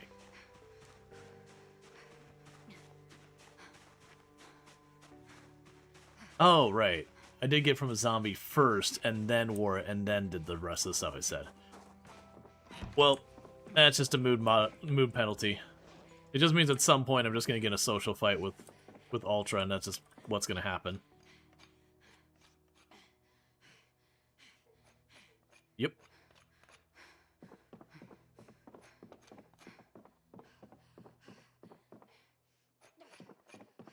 Should you be concerned that I was so easy to justify my actions? Look, man, I play RimWorld.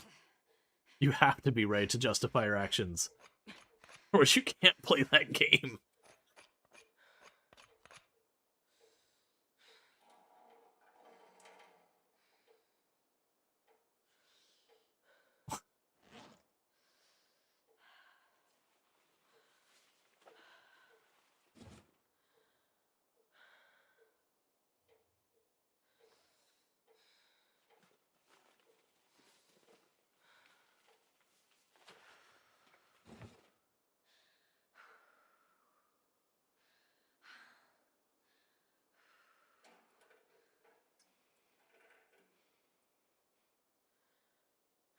So I have a thing on my bot where if people mention cannibalism, it replaces whatever the cannibal word is with taco.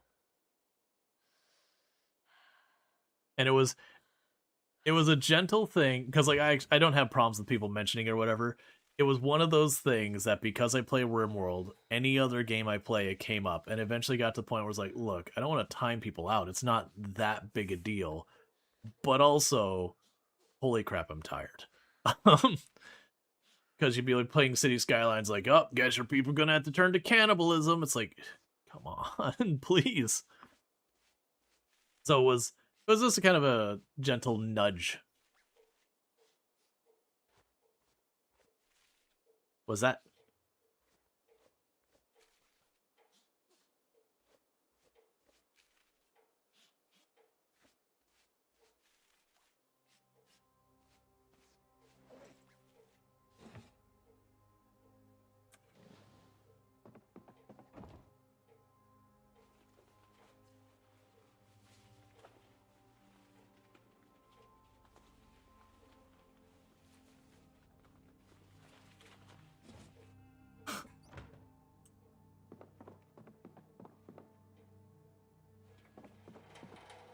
I'm very curious. I can see that it was deleted by Nightbot. I'm very curious as to why that be. I have watched Futurama, yeah, like all of the original stuff, and I haven't caught up on the new stuff.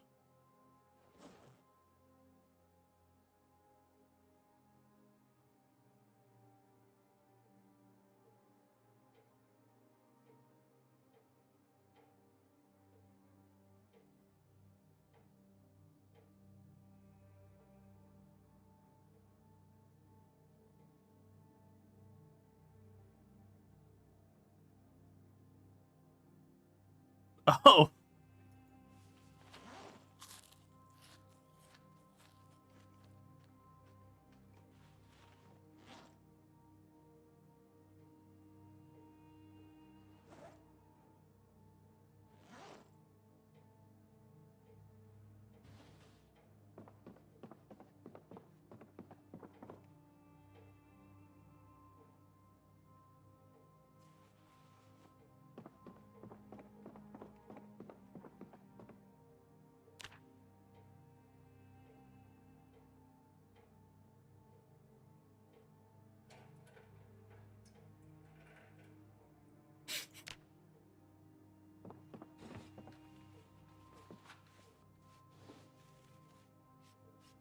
yeah, no, I was gonna say when you're saying that, like the RimWorld humor in me was just like, you know, what's the word for like acquiring old furniture and like going to that? I'm like, I mean, I'm pretty sure killing old people isn't a word; it's an act. But yeah, no, it was just like the cannibalism jokes. They were following me everywhere, and it was just it was getting to the point of be like, hey, can we, like, I'm getting tired of the same joke. I need a new material coming in. So I did the whole thing where it's like, okay, here, it'll be the very gentle replacement taco, which of course became its own meme in itself because then people come with clever ways to make stuff say tacos and all that. Um, and it's good old tacoism. You gotta love the tacoism.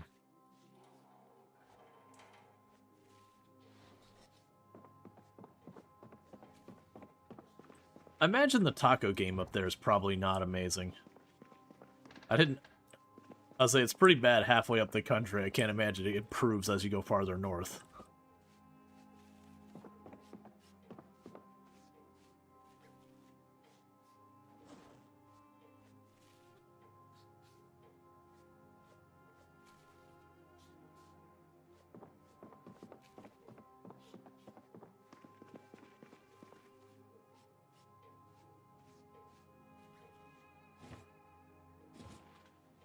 I was actually about to make the comment, like, why would you go to, like, you could go anywhere in the world. Why would you go to San Diego, right near Mexico, and then get taco, or get a sushi instead of tacos? It's like, oh, right, there's some people who just straight up live in the desert.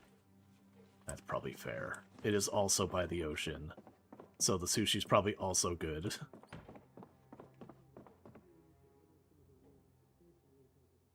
Oh, didn't you get food poisoning? Oh, it's just like, it's just bad.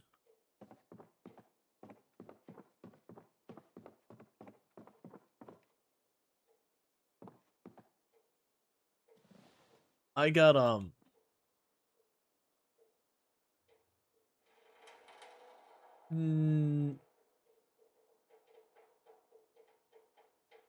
was gonna say, it's a yes and no. The light does not actively attract move like the zombies, but low key, you flipping the switch is like a quiet shout. It actually plays a hidden sound. It's not very loud. I mean, a quiet sound isn't an oxymoron. Oh, a quiet shout, yeah, that's fair. That's...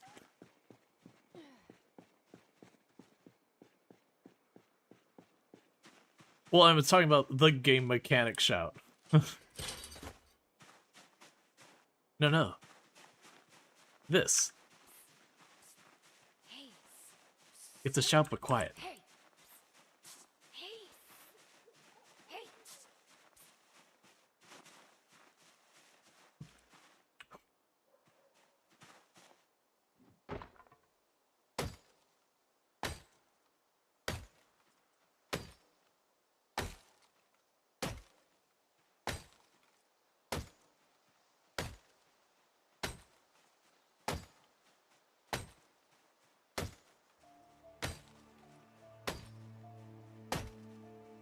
About 2 axes.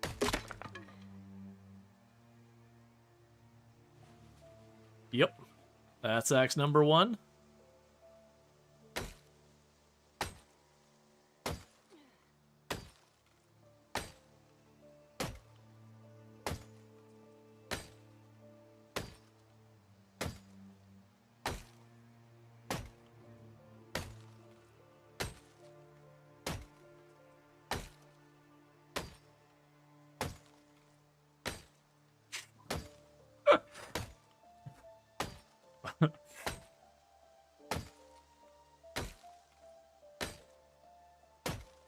I also love that's like a universal thing too. You'll have people who they'll just a little kid will get a cat, you know, in the family or whatever, and they'll start making that noise. It's like, where did you get that from?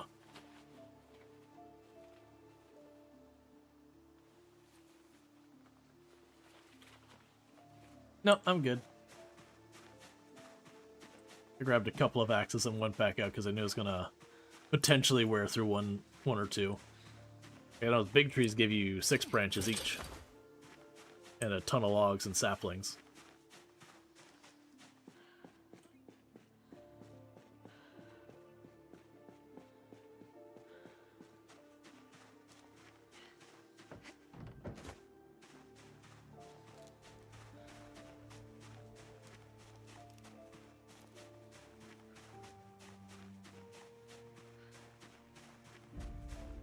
No, I'm originally from just outside of Detroit.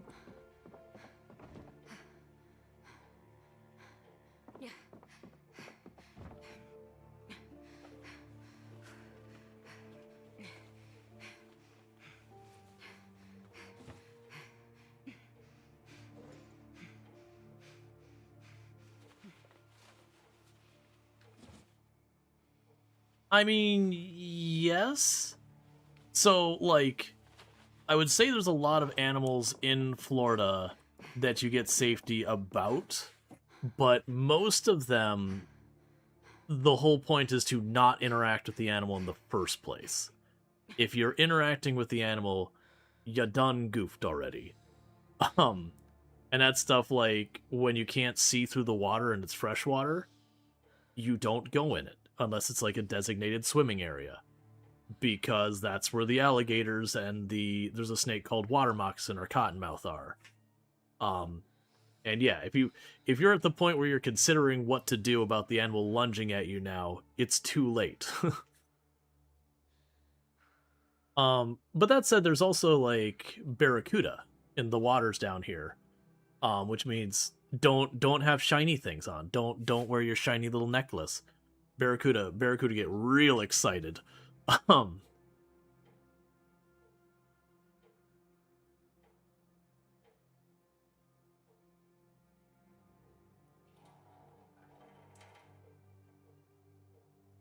yeah.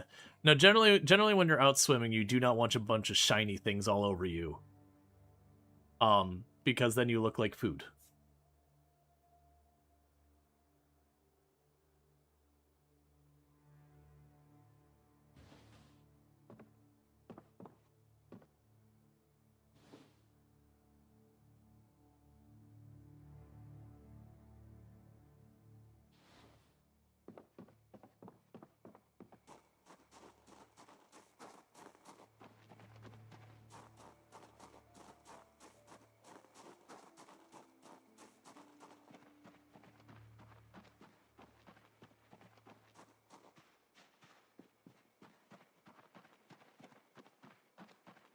Yeah, now I learned that I used to be in the scouts, and I learned that through the scouts, and we like that does come up rarely down here because we actually do have bears in Florida, but like it's not a super common problem you run into.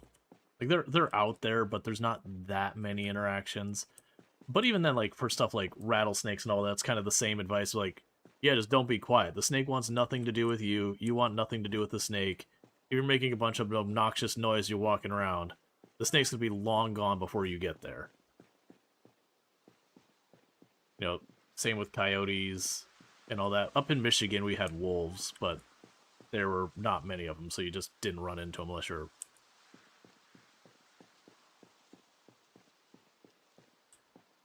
I mean, it's you like the making noise doesn't help, but if you just get loud and kind of inflate yourself, kind of thing, you might startle a wolf. But yeah, generally it's don't be alone.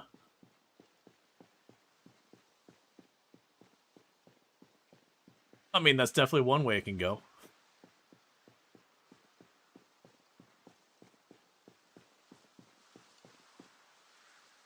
Yeah, to Yumbar's thing. Generally speaking, because most of the interactions that wolves will have with human beings in areas like that is hunters, generally the wolves want nothing to do with people.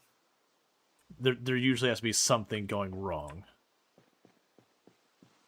Yeah, that's actually other than like when you get near housing, it's also mostly true of alligators here. Like when you're out in like the swamp areas, most of the time if you're coming by in a boat, you'll see the gators scatter because it's just the hunters coming through. Um, but when you're just like the problem is you have like the little old lady who feeds the alligator out of her back of her house, and then they have to euthanize it because now it it starts grabbing people's dogs or whatever. So so Luke, that's kind of it's yes true, but also not true. So alligators and crocodiles are both ambush predators. They can actually get some pretty good speed for very short distances on land, but generally if they don't get you immediately, they're just going to go back into the water and try again with someone else or something else. But they get going, but it is you're gonna get nabbed within like 5-10 feet of the edge of the water or closer 99% of the time if it's a thing. That's the whole reason. Go ahead.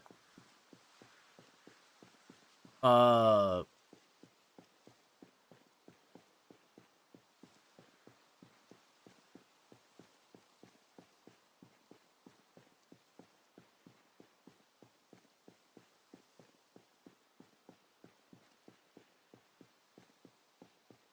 oh, yeah.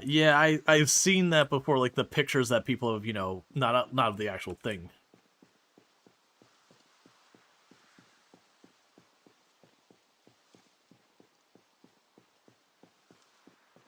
Well, that's one of the things that surprises people is like alligators and crocodiles can straight up climb over fences.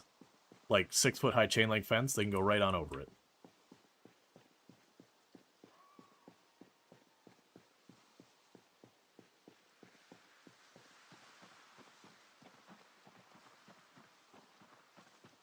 How do you know if your hiking partner is slower than you? Usually it involves stomping on their ankle as you start to run away.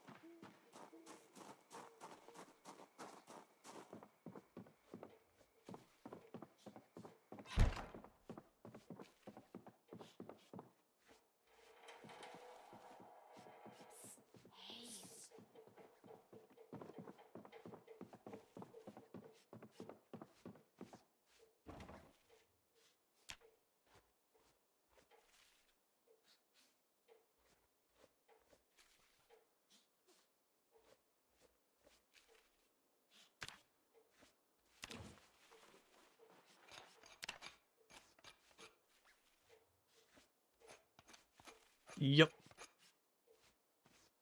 Yeah, I was trying to think of the animals we dealt with in Michigan, because I mean, like, yeah, we had bears, we had coyotes, and like I said, when it's most, I mean, everywhere has raccoons, but like I know in the northern parts, I mean, because the northern part of Michigan is basically Canada.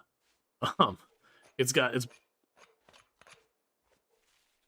yeah, there are moose there, there are bears there. It's like someone just took a little slice off Canada and said, okay, that's part of Michigan. We don't talk about that part of Michigan. Not because of Canada, but because nobody lives up there. Um, that's not true. It's out in the sticks for a lot of people though. That's people want to be like really out in the woods a lot of times.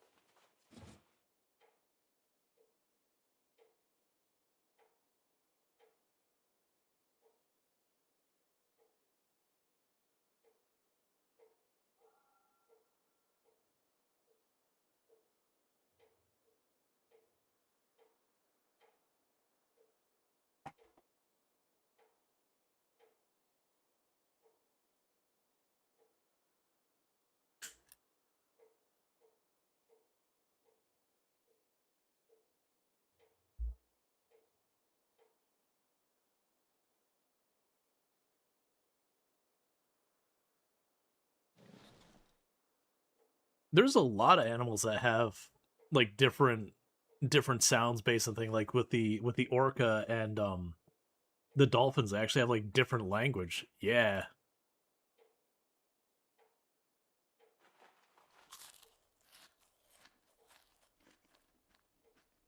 Yep. So,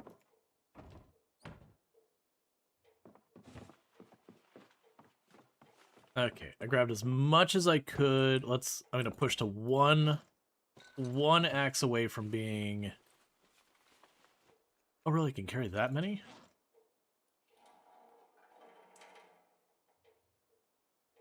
Um, that's not a terrible idea, because this thing you're thinking is like, man, we're gonna be exhausted by the time we get there. It's like, okay, well,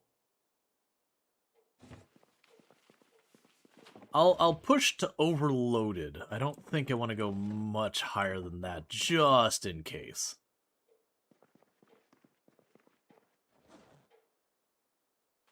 Which means on my person I have a total of 8 axes and a ratchet. And a stone hammer.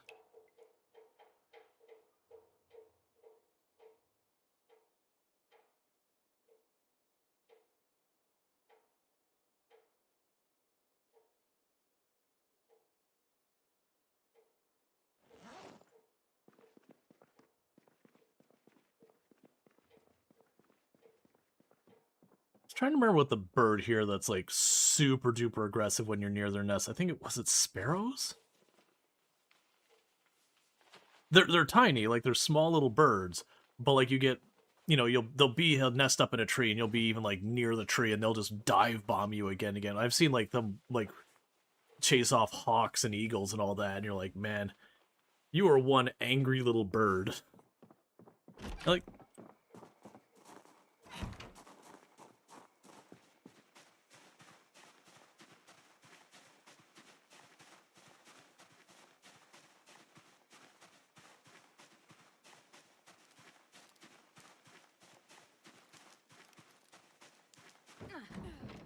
yep, no, thank you for all the help, like, organizing the base and collecting things and all that.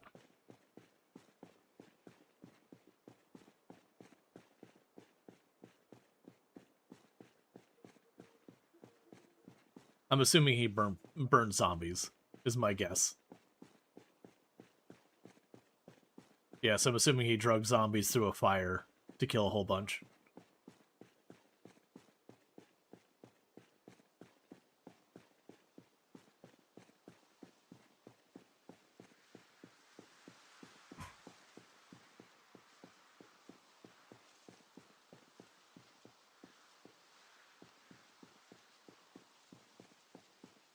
Yeah, no, that's, I know, like, I messed with, like, doing zombie birds. My whole thing with zombie birds, like, yes, you can kill more zombies in your early game just doing burn, just dragging zombie after zombie after zombie. But you get, like, no XP out of it, so you just don't get better at fighting. But by the time you get to end game with how long it takes to burn the zombies, once you're 1 and 2 tapping, you know, zombies, you can just blast through zombies so fast.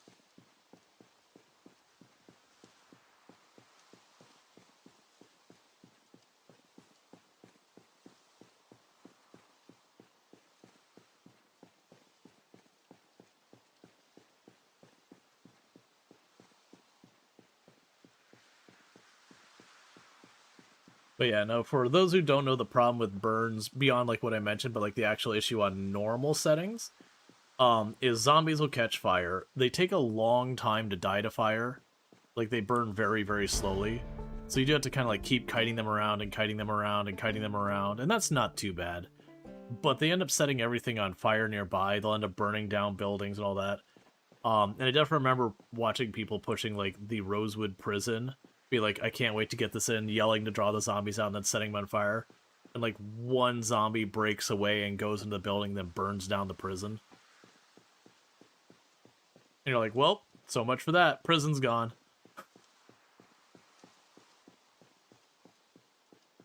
Going north on the road? Town's north of us? I believe... I'm pretty sure I'm ahead of you.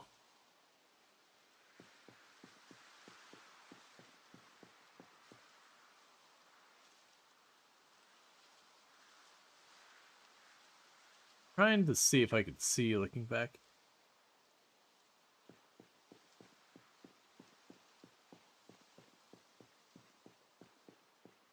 Entertainment.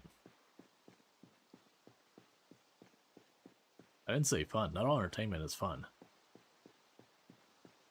It's like, not all interesting things are happy. In fact, quite a few of the more interesting things.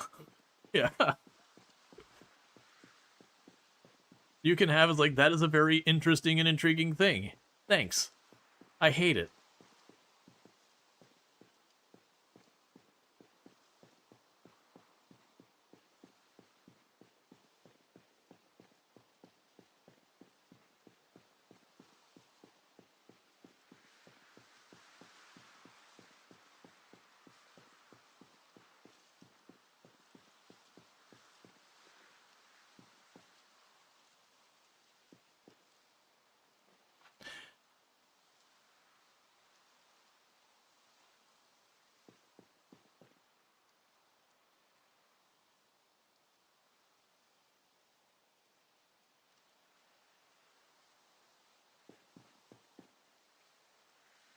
It happens.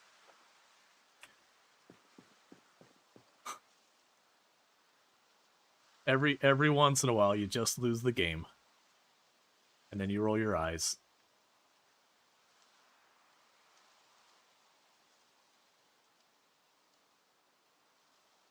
I carried as much as I could without passing overloaded, and then I gained strength. And now it's actually...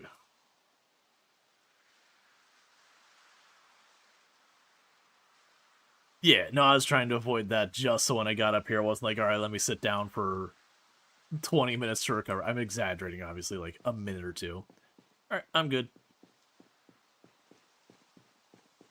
Man, that zombie heard me from a distance.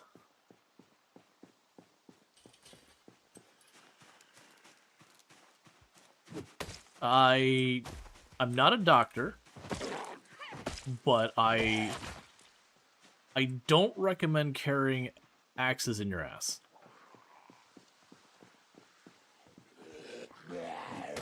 This is not medical advice, but you know, it is perhaps practical advice.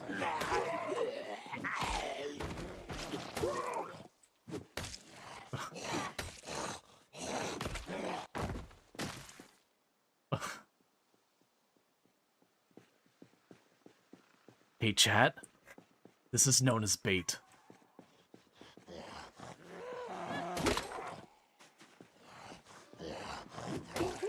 One axe broken. Oh, I've got like 8 or 9 of them on me.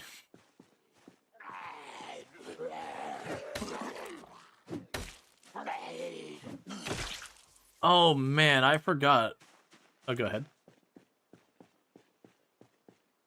I would say I remember there was a point that the these flint axes were the meta in the game because they were so much lighter than other axes. Oh, there's a graveyard here. That's new. But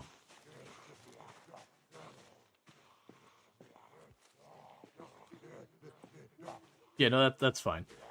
But yeah, so it was the meta because I think these axes weighed only like half an encumbrance or something like that, or you know, something like that. And so they were genuinely better than like the fire axe because they took like no endurance. And then you got, what was it, like Axeman or whatever. And so you just walk up and just whack zombies super fast. Oh, they've really changed this place.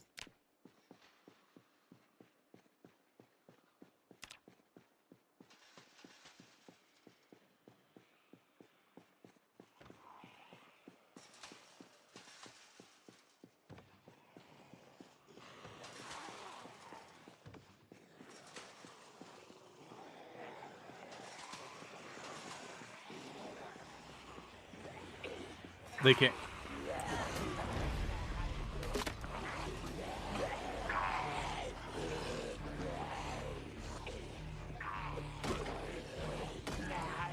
First time chatter. 2,000 hours watched. Lol.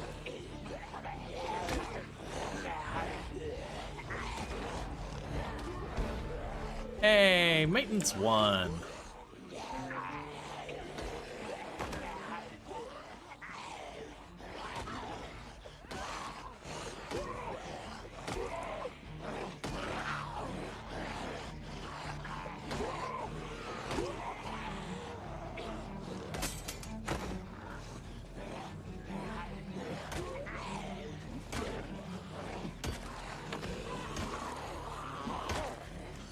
You know, it's interesting where this graveyard is. There used to be basically nothing but a field and trees.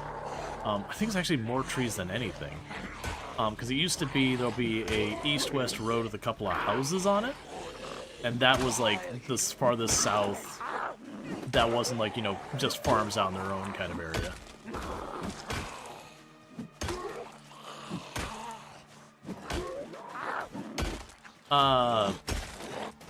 Not just a second ago.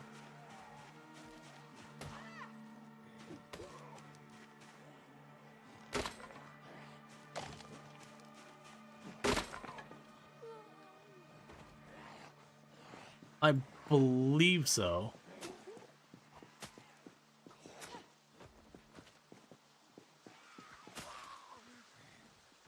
I do know, I remember, like, the desync with the game.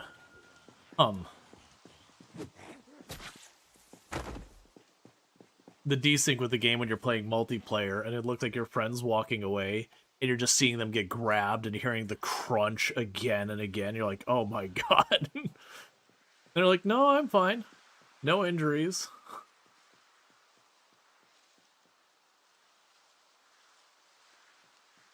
Might not be a bad idea the next time we come up here, one of us grab a chair. Just plunk it down. That's usually how I always dealt with this. I'd put a chair just kind of a little bit away from the zombie so I could back off, and then once things move up, grab a new chair, bring it up. Yep. No silly piano stool nonsense.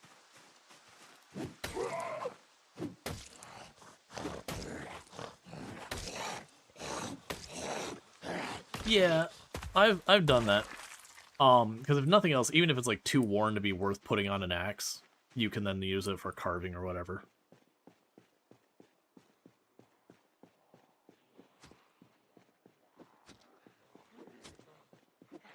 Zombie behind you.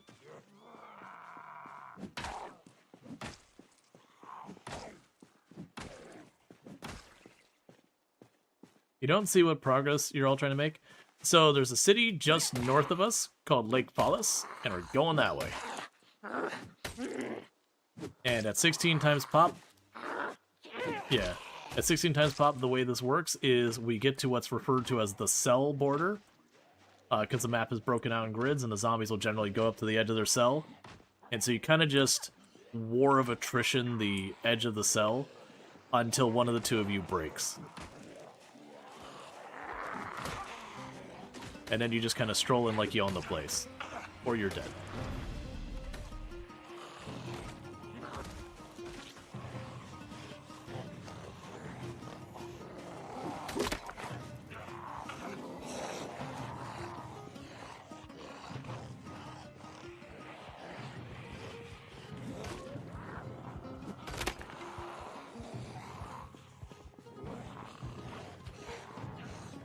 Oh yeah, no, I enjoy doing the collabs with you.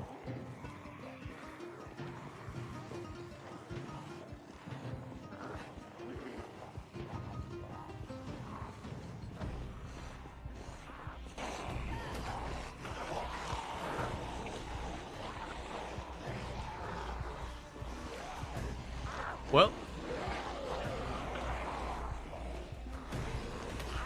I'd warn Ultra that a train is coming, but you know, I'm sure she'll figure it out.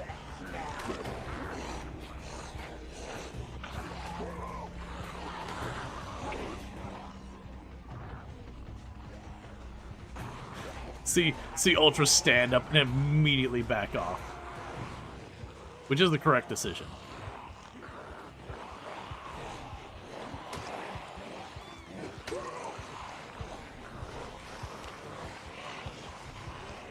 Oh, I overextended my muscle strain, forgot about that.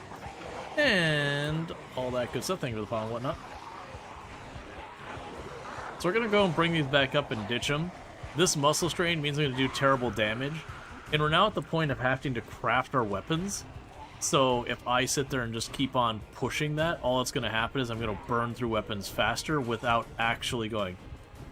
Well, keep in mind, this is not normal settings. But you're looking going, oh, this is going slow. We have basically set it to be as slow as it can possibly be as far as progress for the most part.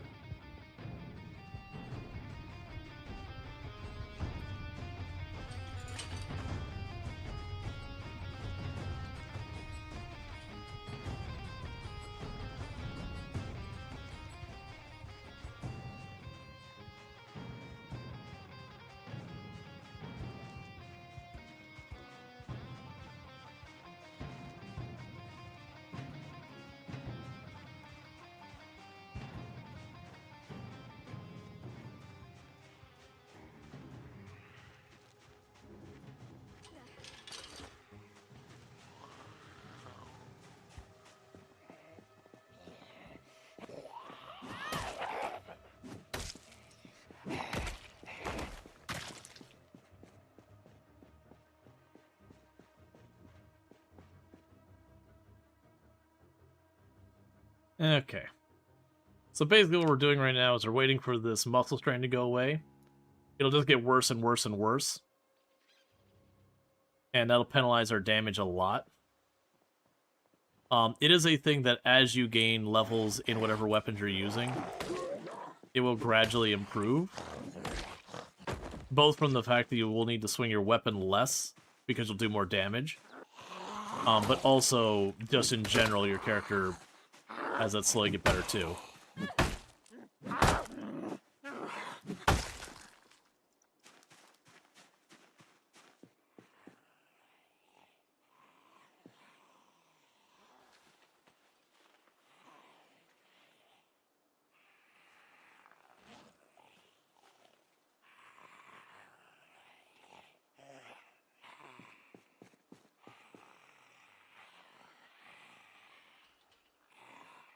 Okay.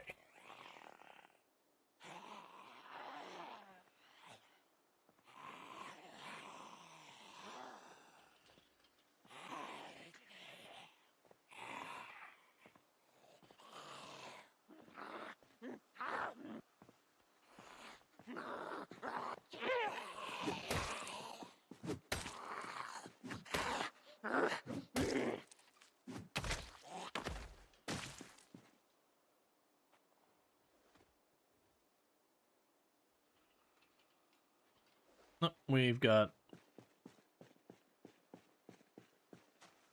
more zombies over here.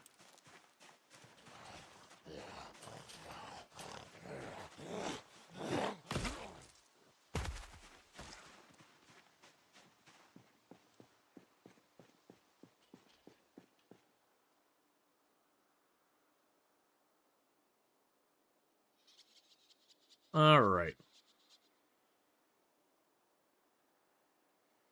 That muscle strain is always a booger. Now, this is actually a problem I don't usually run into in my playthroughs very much, where I have to wait on the muscle strain. It's just kind of one of those things that a lot of times, like, you'll get the muscle strain, but I'll get exhausted first.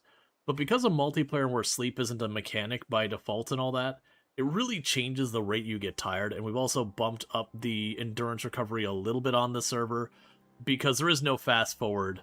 So it is one of those things that, you know, watching it, it wouldn't be very fun if I had to sit here every, like, 2 or 3 zombies we fight. Unfortunately, I did push my muscle strain far, so we're stuck waiting here right now.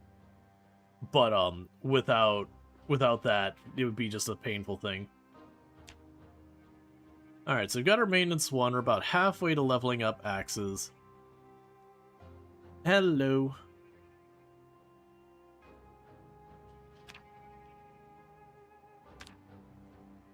I mean, I didn't know, but I would have assumed.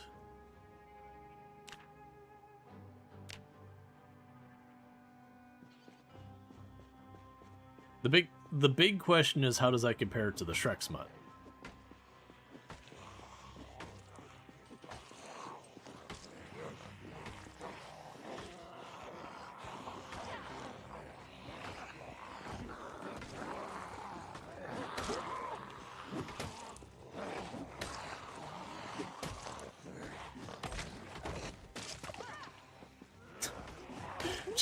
Just the desync, every couple seconds I hear crunch of like your character sounding like they're getting bitten. It is like someone is just chomping on an apple. Like just full send crunching on it.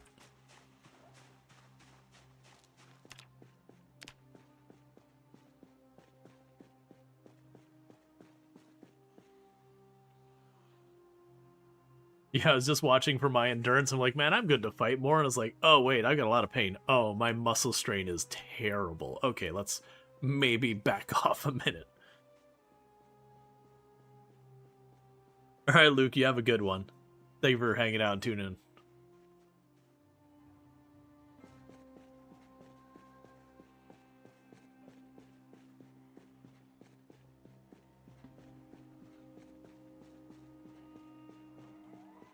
Oh, another like new player tip is under your health tab there's an exercises.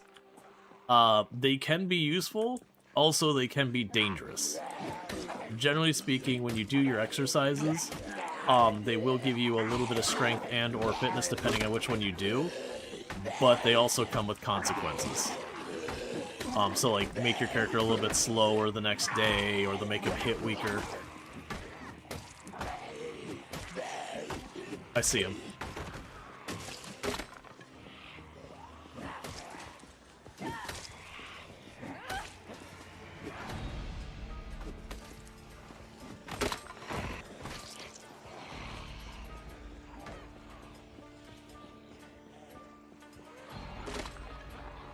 Just the number of axes I'm hearing break.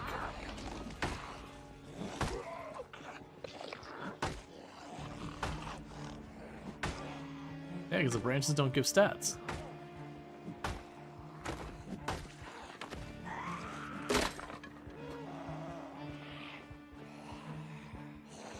Alright, well they're just not gonna aggro me, that's fine.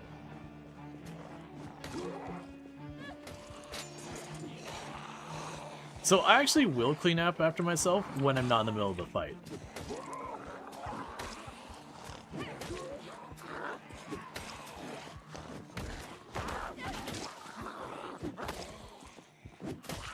Yeah, the reason I don't is the branches don't give you weapon skill, they don't give you maintenance skill.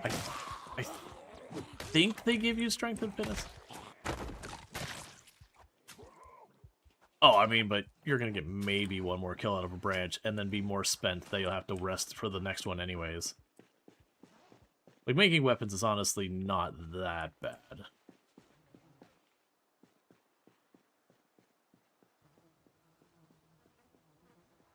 I actually can't remember. Oh, yeah, you can make, you can actually take the broken branches. That's right. That's what I did with my broken branch. Instead of instead of breaking them on zombies, you can carve those into small handles for making knives and such. That's what I did with all mine. So I'd clean them up after the fight, all the ones that weren't broken, and then just make a ton of handles.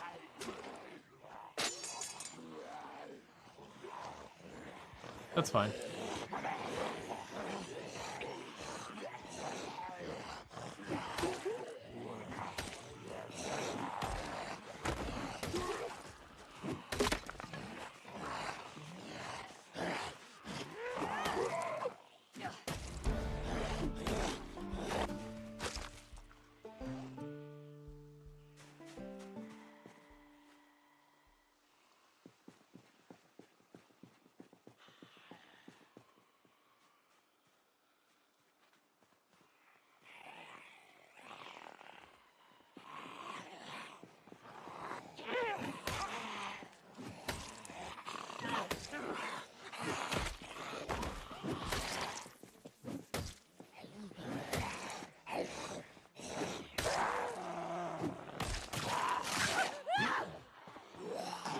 That was BS.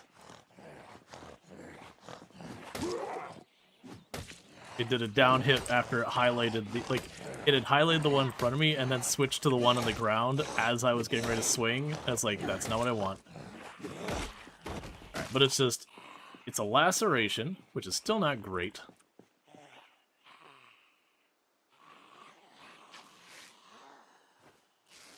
Yeah, I actually have pretty strong feelings about the targeting of zombies and how highly it prioritizes zombies that are just, like, downed.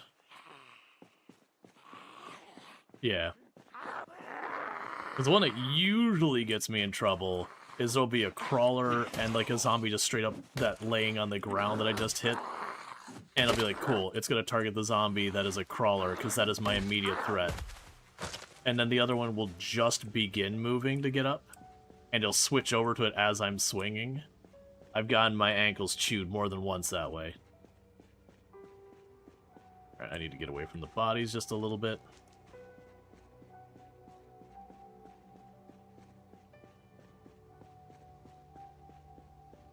Yep, you can force ground hit, but, like, if you're not expecting that to happen, it's a thing that'll get you. In this case, it was actually the reverse. Is I ground hit instead of hitting the zombie in front of me. And, like, I didn't hit the button to force it or whatever.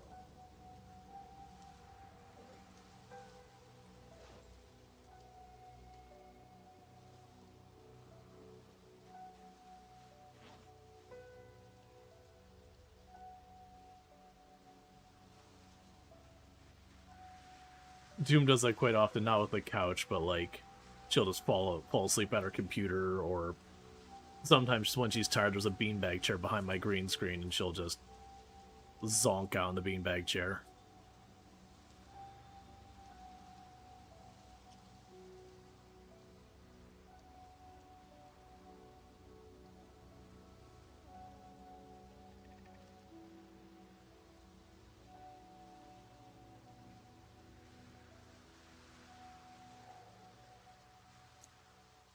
Yeah, no, it's only been like once or twice when I was like in college trying to make an assignment I do not have the time to get done and make it done anyways.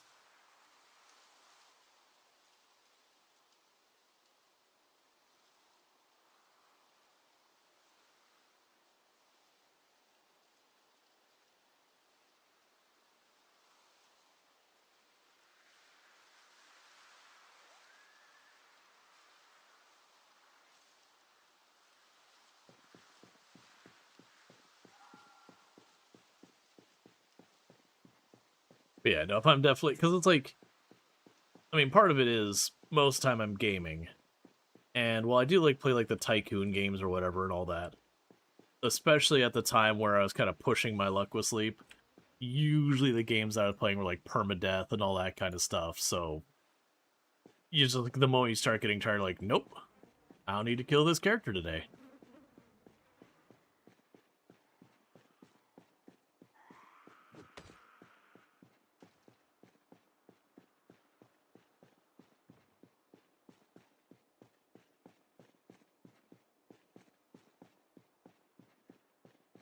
Yeah, so it's like whatever the funeral home, whatever, I'm assuming.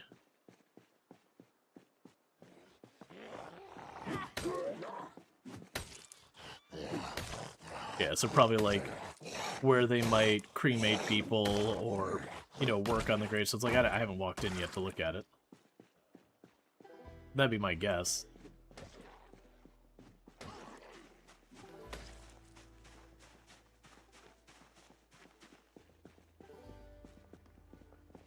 Oh, okay. Yes, this would probably be the place where, like, they would either make your gravestone or, like, you know, if your gravestone starts showing wear and tear, they might bring it in to clean it up.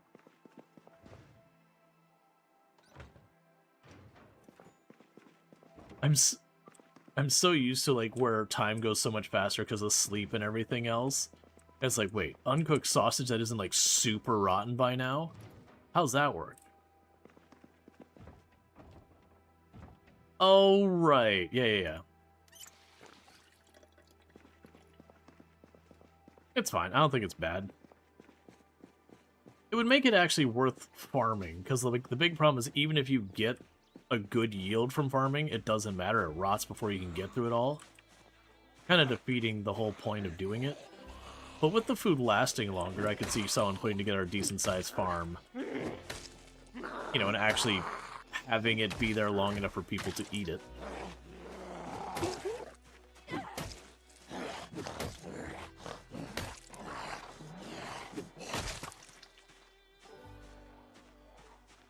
As a reminder for people watching on my end, if you see Queasy pop up, that's not actually necessarily a problem. I am basically spending my entire time by corpses.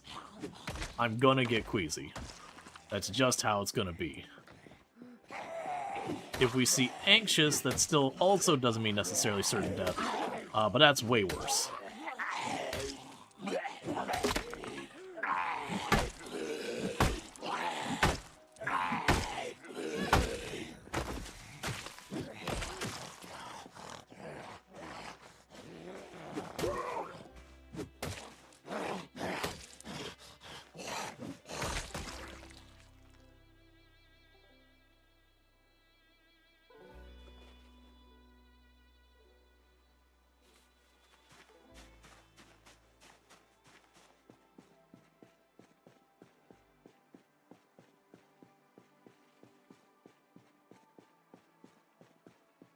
No problem. Yep, no, it's fine.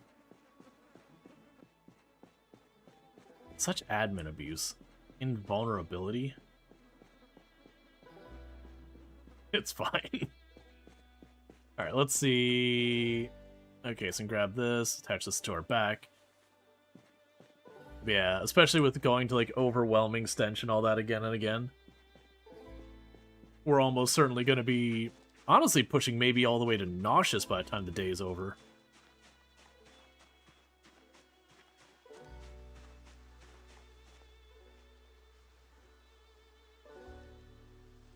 Yeah, Project Zomboid is definitely, like, a slow and methodical game. If you're looking for a fast-paced, like, arcade, rail shooter, first-person, whatever, extraction game, or I mean, actually, honestly, a lot of extraction games can be pretty slow, too, if they're, you know, if you're not playing, like, super arcadey. This isn't a game about, like, running around wildly killing zombies. If you want that, there's a game called Left 4 Dead. It's pretty good. I'd actually highly recommend it, even though it hasn't been getting updates in a very long time. It's still a solid game. And if you want something kind of halfway in between, that's State of Decay 2. Also very good. Yeah, that's what I was say, is like, depending on who's playing Escape from Tarkov and the other extraction games, they can be much faster paced or kind of slow as well. I actually tend to be, I mean, I guess it depends on what I'm doing. I haven't played Tarkov in a while, but like, if I'm just there to knock out a quest and get out, then, you know, I'm just rushing through. If I'm there to actually make, like, get stuff done, get loot, all that, then yeah, I tend to be a very slow, methodical player. Because then I let everyone else just get impatient and go quick, and then I get their stuff.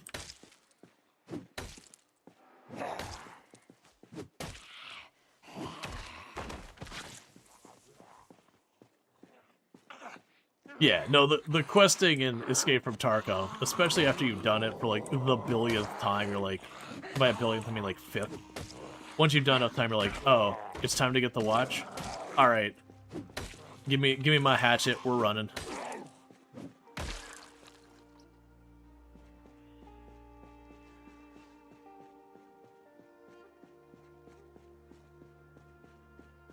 Yeah, you can, there's also a setting called Outbreak that generally you get loot faster, you have zombies move around faster, like that kind of thing, and it's not sprinters. You also have, you know, the sprinter stuff.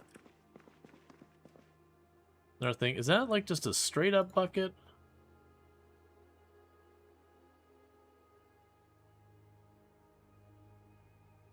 Weirdly, I can't seem to interact with it. Oh, there's a straight up anvil in here.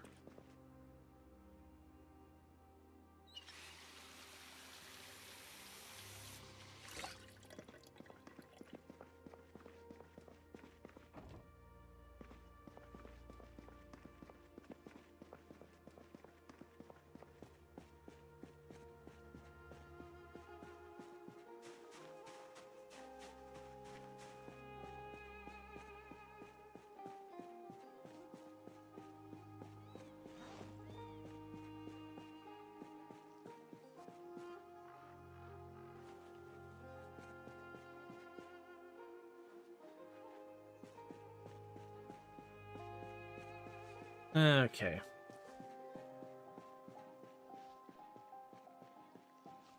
What do you got on you? Is this just a regular backpack?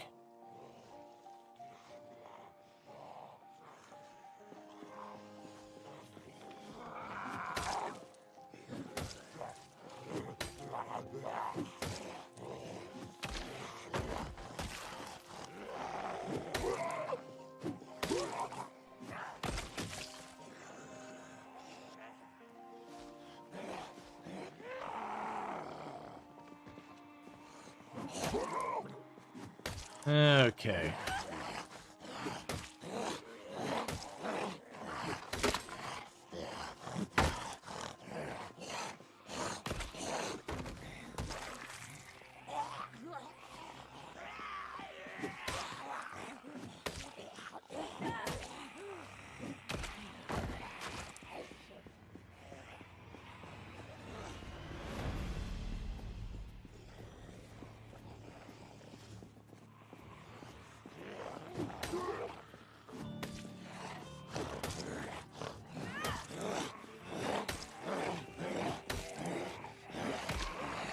They're still getting everything cleared out from this end, so that first set of houses is what I'd actually call Lake Fallis, like, the beginning of it.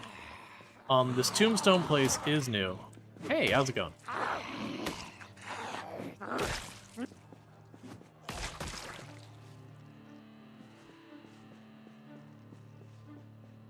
And we've actually reached the point where we can see the first couple of houses.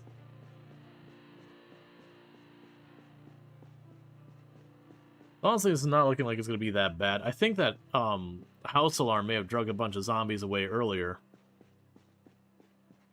Which means it's perfect because we'll go into town. We'll certainly hit a house alarm and undo all our progress, because that's just Project Zomboid.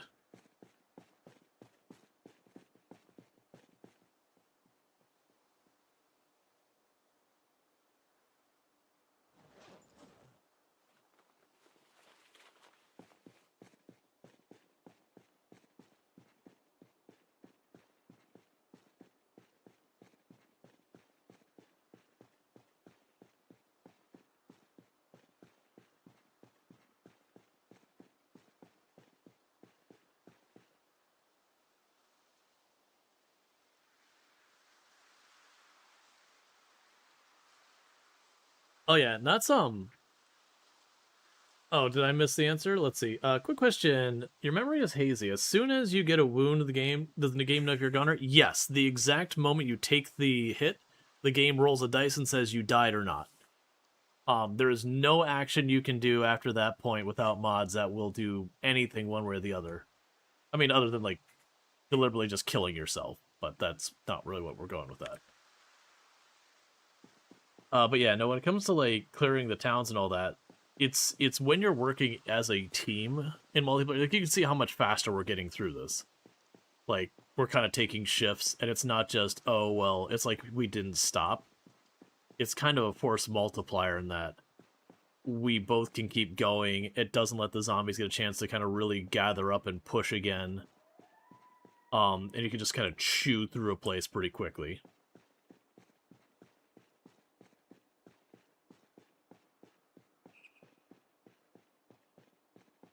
It's actually one of the things that kind of helps with the corpse stink problem, is when you're clearing by yourself, you have a tendency to kind of get stuck at the same place where you're meat grinding the zombies until you kind of thin them out. Versus you probably notice we're just, once we got through that first wave, we're just pushing in faster and faster.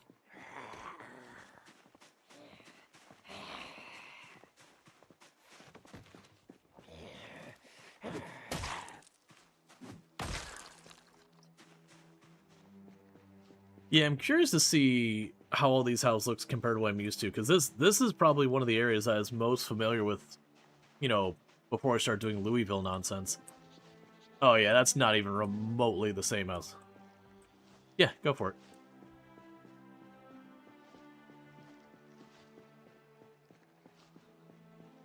What's that?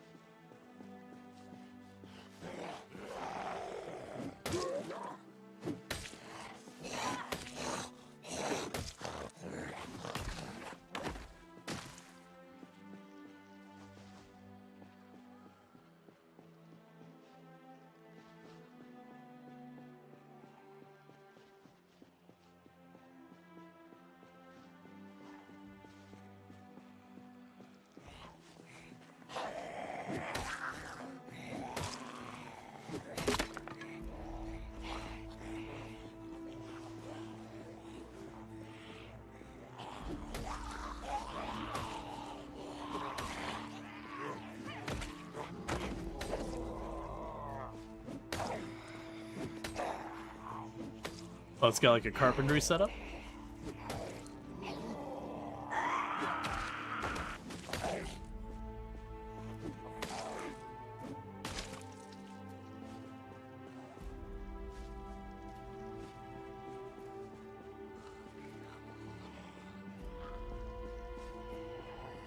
Oh, this is way different. I don't think there used to be a road that even went west here. I completely forgot. This used to be all woods on the left side. Because I remember, once upon a time, I was playing the game, and I had a day that was foggy and had a tropical storm going in. And also the helicopter, and it didn't show up till 7 p.m. Yeah. Luckily, it was after I had mostly already cleared the town. But even that got dicey because couldn't see crap.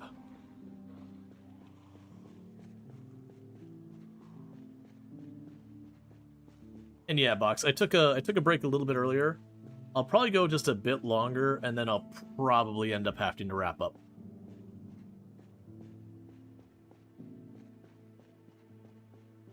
I've done them.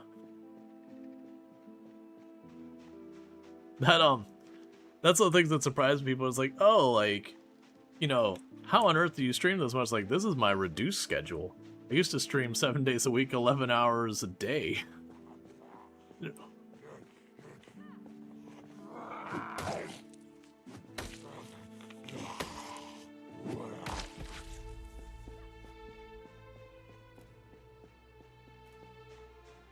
Oh, you're talking about muscle strain? Yeah, no, I was trying to back off.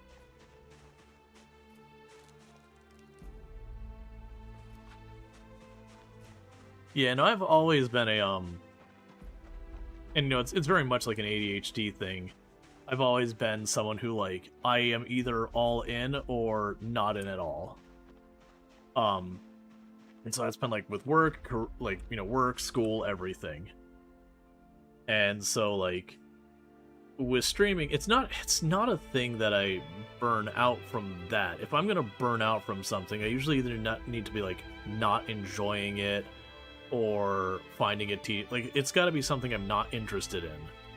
And if that happens, yeah, I'll burn out super fast.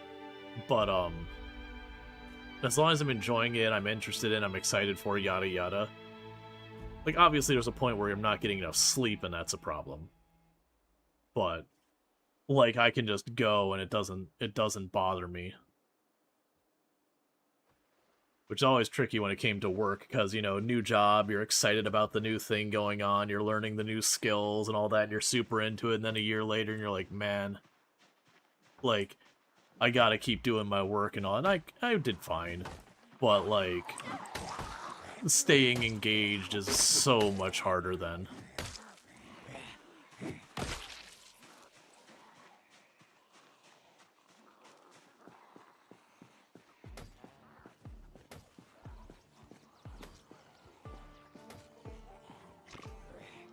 It's about being healthy enough to go life. Yeah, no, that's definitely the one. Like, I'm fortunate that I usually don't deal with too many problems on that end. Every once in a while I'll be like, hey, stomach's being garbage, so no stream.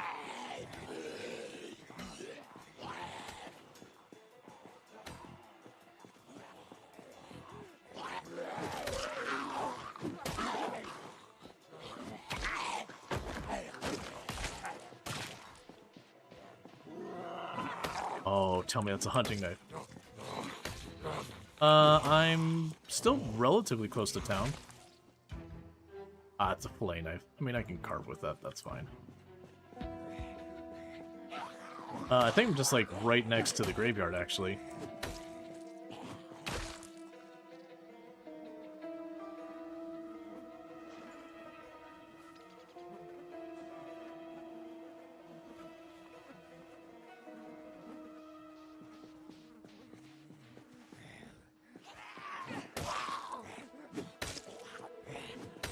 Yeah, and everyone has, like, I'm not gonna say limits, has their different pace, I should say.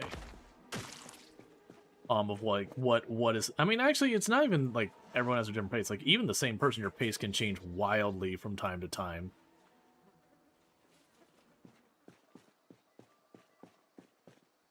Yeah, it's also... It takes... I mean, I can't think of... Like, it kind of takes burning out to learn where that line is of where you burn out. I've definitely done that career-wise. Like, I've had a job that, like, I was so passed over the job, but kind of the pay was good enough for me to put up with it.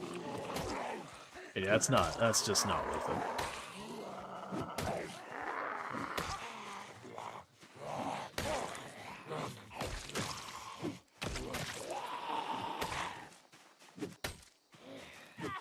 As someone recovering from occupation? Yeah, no, it's a thing.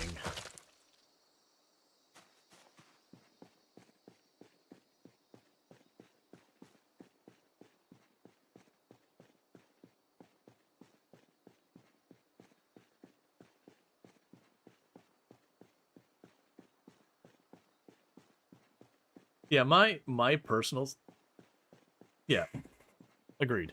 My personal stance is with Build 41. If they never updated the game again, it is a completely reasonable price, a completely reasonable product. Like they're like, yep, that's it. Build 41, multiplayer's in, you're done. Cool. I'm not unhappy with what I got. It's honestly a thing. I kind of wish they could like, and I'm sure the devs wouldn't like me saying this. I kind of wish they weren't allowed to keep the early access tag on it after Build 41. You can have sweeping changes, you can do all that sort of stuff. But at that point, it was a complete finished product effectively, and had been in development for like 10 years or whatever it was. Like, it really does feel a little bit of a misnomer to still call it early access in that regards. I know they already have plans of doing a lot more, which is why they keep the tag and all that. It's not quote-unquote finished. But there really does need to be a, hey, you only get to be early access so long.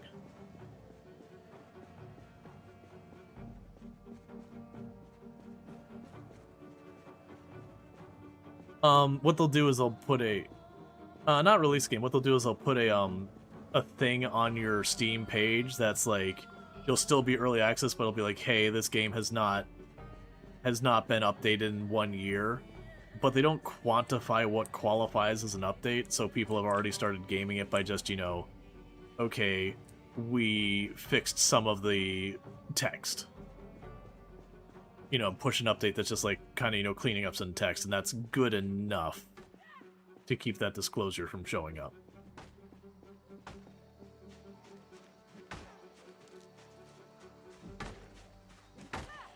Yep, no, exactly. You can still have a game actively, even, I mean, look at Stellaris, which has like massive sweeping changes, and that game's been fully released for a long time. You're allowed to keep making big changes.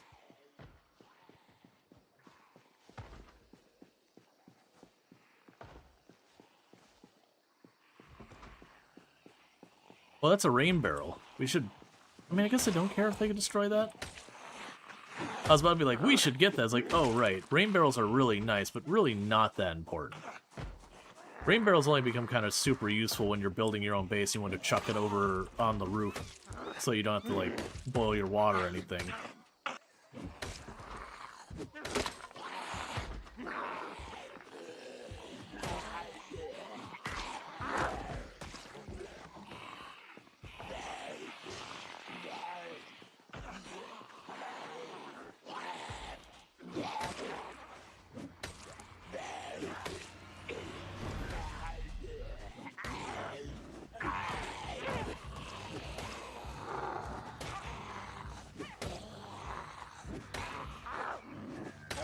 Which, I don't remember where it ended.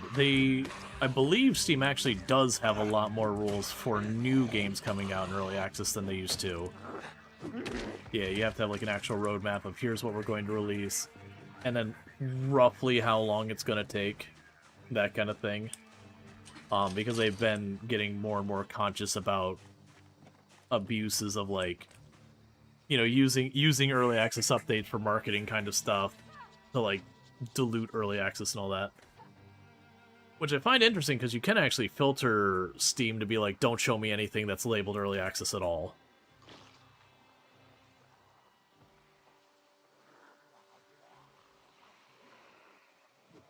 Let's see, from the gamer side, 1.0 means they could do paid DLC. Hey, spoiler alert also, you can do paid DLC on early access before it's released. Like, that is not restricted.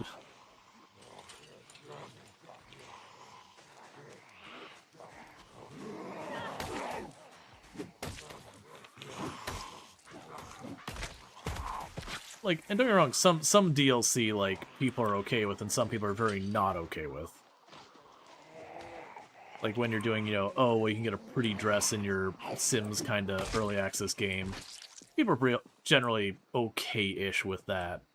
Versus, like, if it's early access, missing basic functionality, by the way, you can buy pets DLC. People are a lot less okay with that. Very understandably so.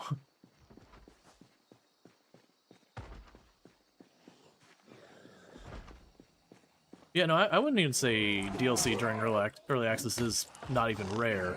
It's just stuff like cosmetics, unlock heroes, whatever.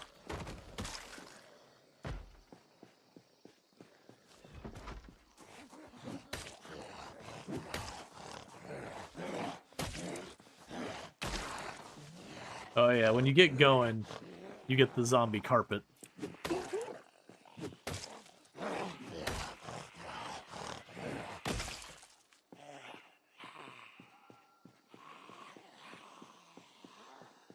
You thought DLC restricted for EA? But that would probably give strong reactions unless they pure cosmetics support us if you want. Yeah, like don't get me wrong, you absolutely get very negative reactions depending on the DLC, and again, justifiably so. If people are like offering expansions to their unreleased game, that's not gonna be received very well. We're talking about Star Citizen right now, just by the way.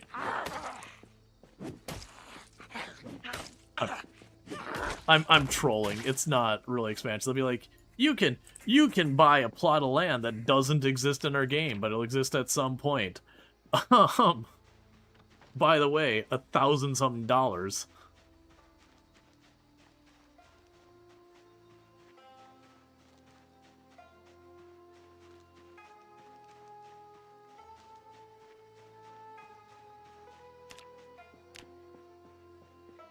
Alright, I'm down to my last axe.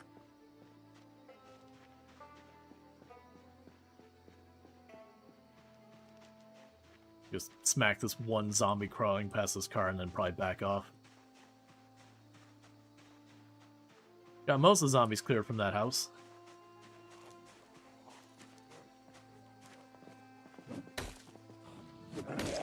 But yeah, and I think when we do get back, I'm probably going to call it a night for the stream. Gone pretty late tonight.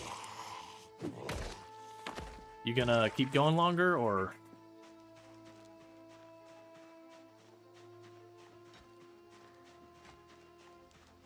No problem. Because, like, if you go longer, I'll probably raid over. If not, then we can choose a raid target.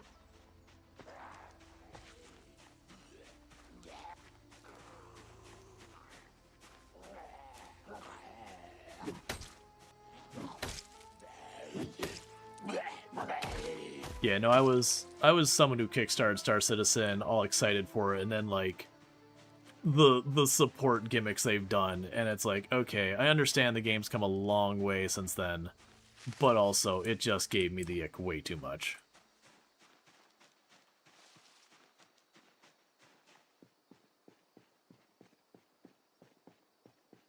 Ultrasound's different on Discord? I'm assuming that's it.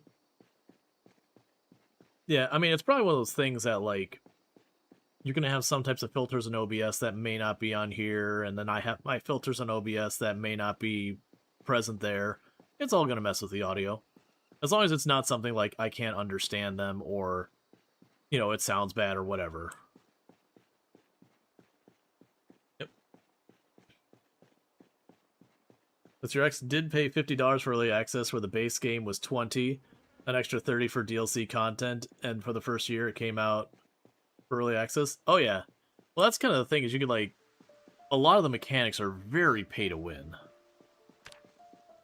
With, yeah, in Star Citizen. That, like, you could pay to get access to some of the ships and all that other people would have to earn the in-game money. And I don't know where it's even at anymore, but it was just, a lot of that stuff gave me the ick. Which, don't let me yuck your yum if you know, people who enjoy it, but...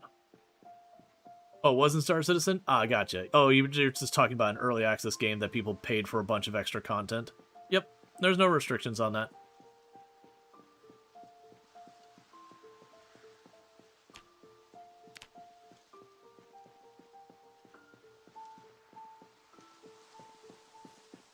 Oh, what's that?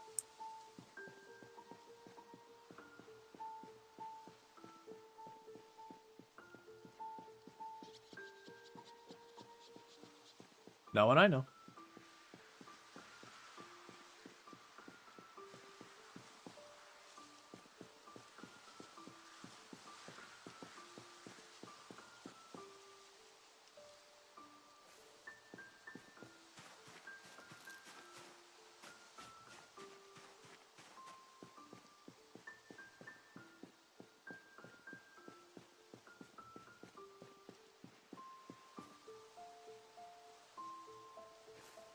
Yeah, I know they've gotten better at Kickstarter about having more requirements to get the money out and all that stuff.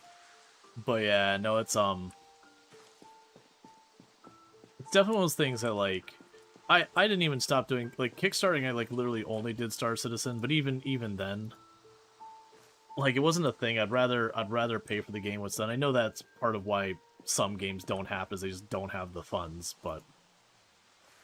And I say that despite the fact that one of my favorite games that's come out the last couple years is Coral Island, and that was 100% a Kickstarted game. Oh, it is. I love their in-game way of, like, kind of saying thank you to the people who kickstarted it. Because, like, a lot of them, they'll have, you know, some room you can walk into that has a bunch of names, or put them in the credits. They've got, like, a museum that has, like, all the stuff there, but it even has, like, an entire storyline with the curator of the museum, who, I forget what they call it in-game in universe. It's not Kickstarter, but it's the same thing.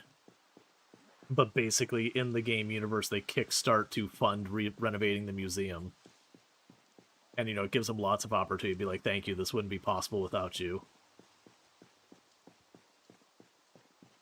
So, it's a cool touch.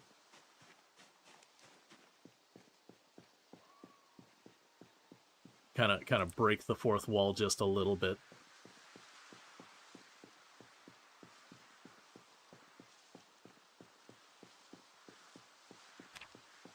Alright, so I got 161 zombies. So you probably have a much higher kill count than me, because I've been taking my time, and I took a death. Yeah, that sounds about right. Yeah, because I had about 50, 60 deaths when I died, so it put us almost at the same place, give or take 10.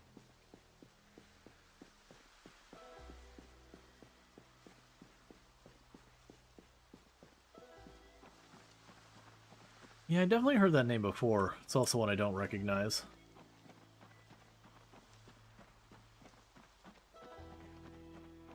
Okay. Then what I'll probably do is I'll probably wrap up here and toss everyone your way.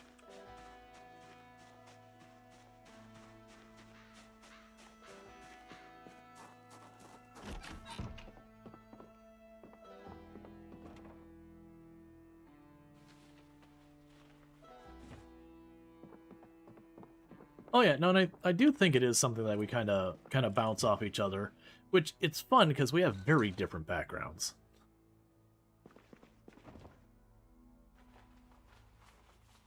But yep, just dropping off all the flint shards I collected and all that stuff. So whether you play it, I didn't grab them by the pile, but I grabbed a bunch of the random discarded ones I saw, and the ones that were broken, if I saw them, I chucked them on zombie bodies.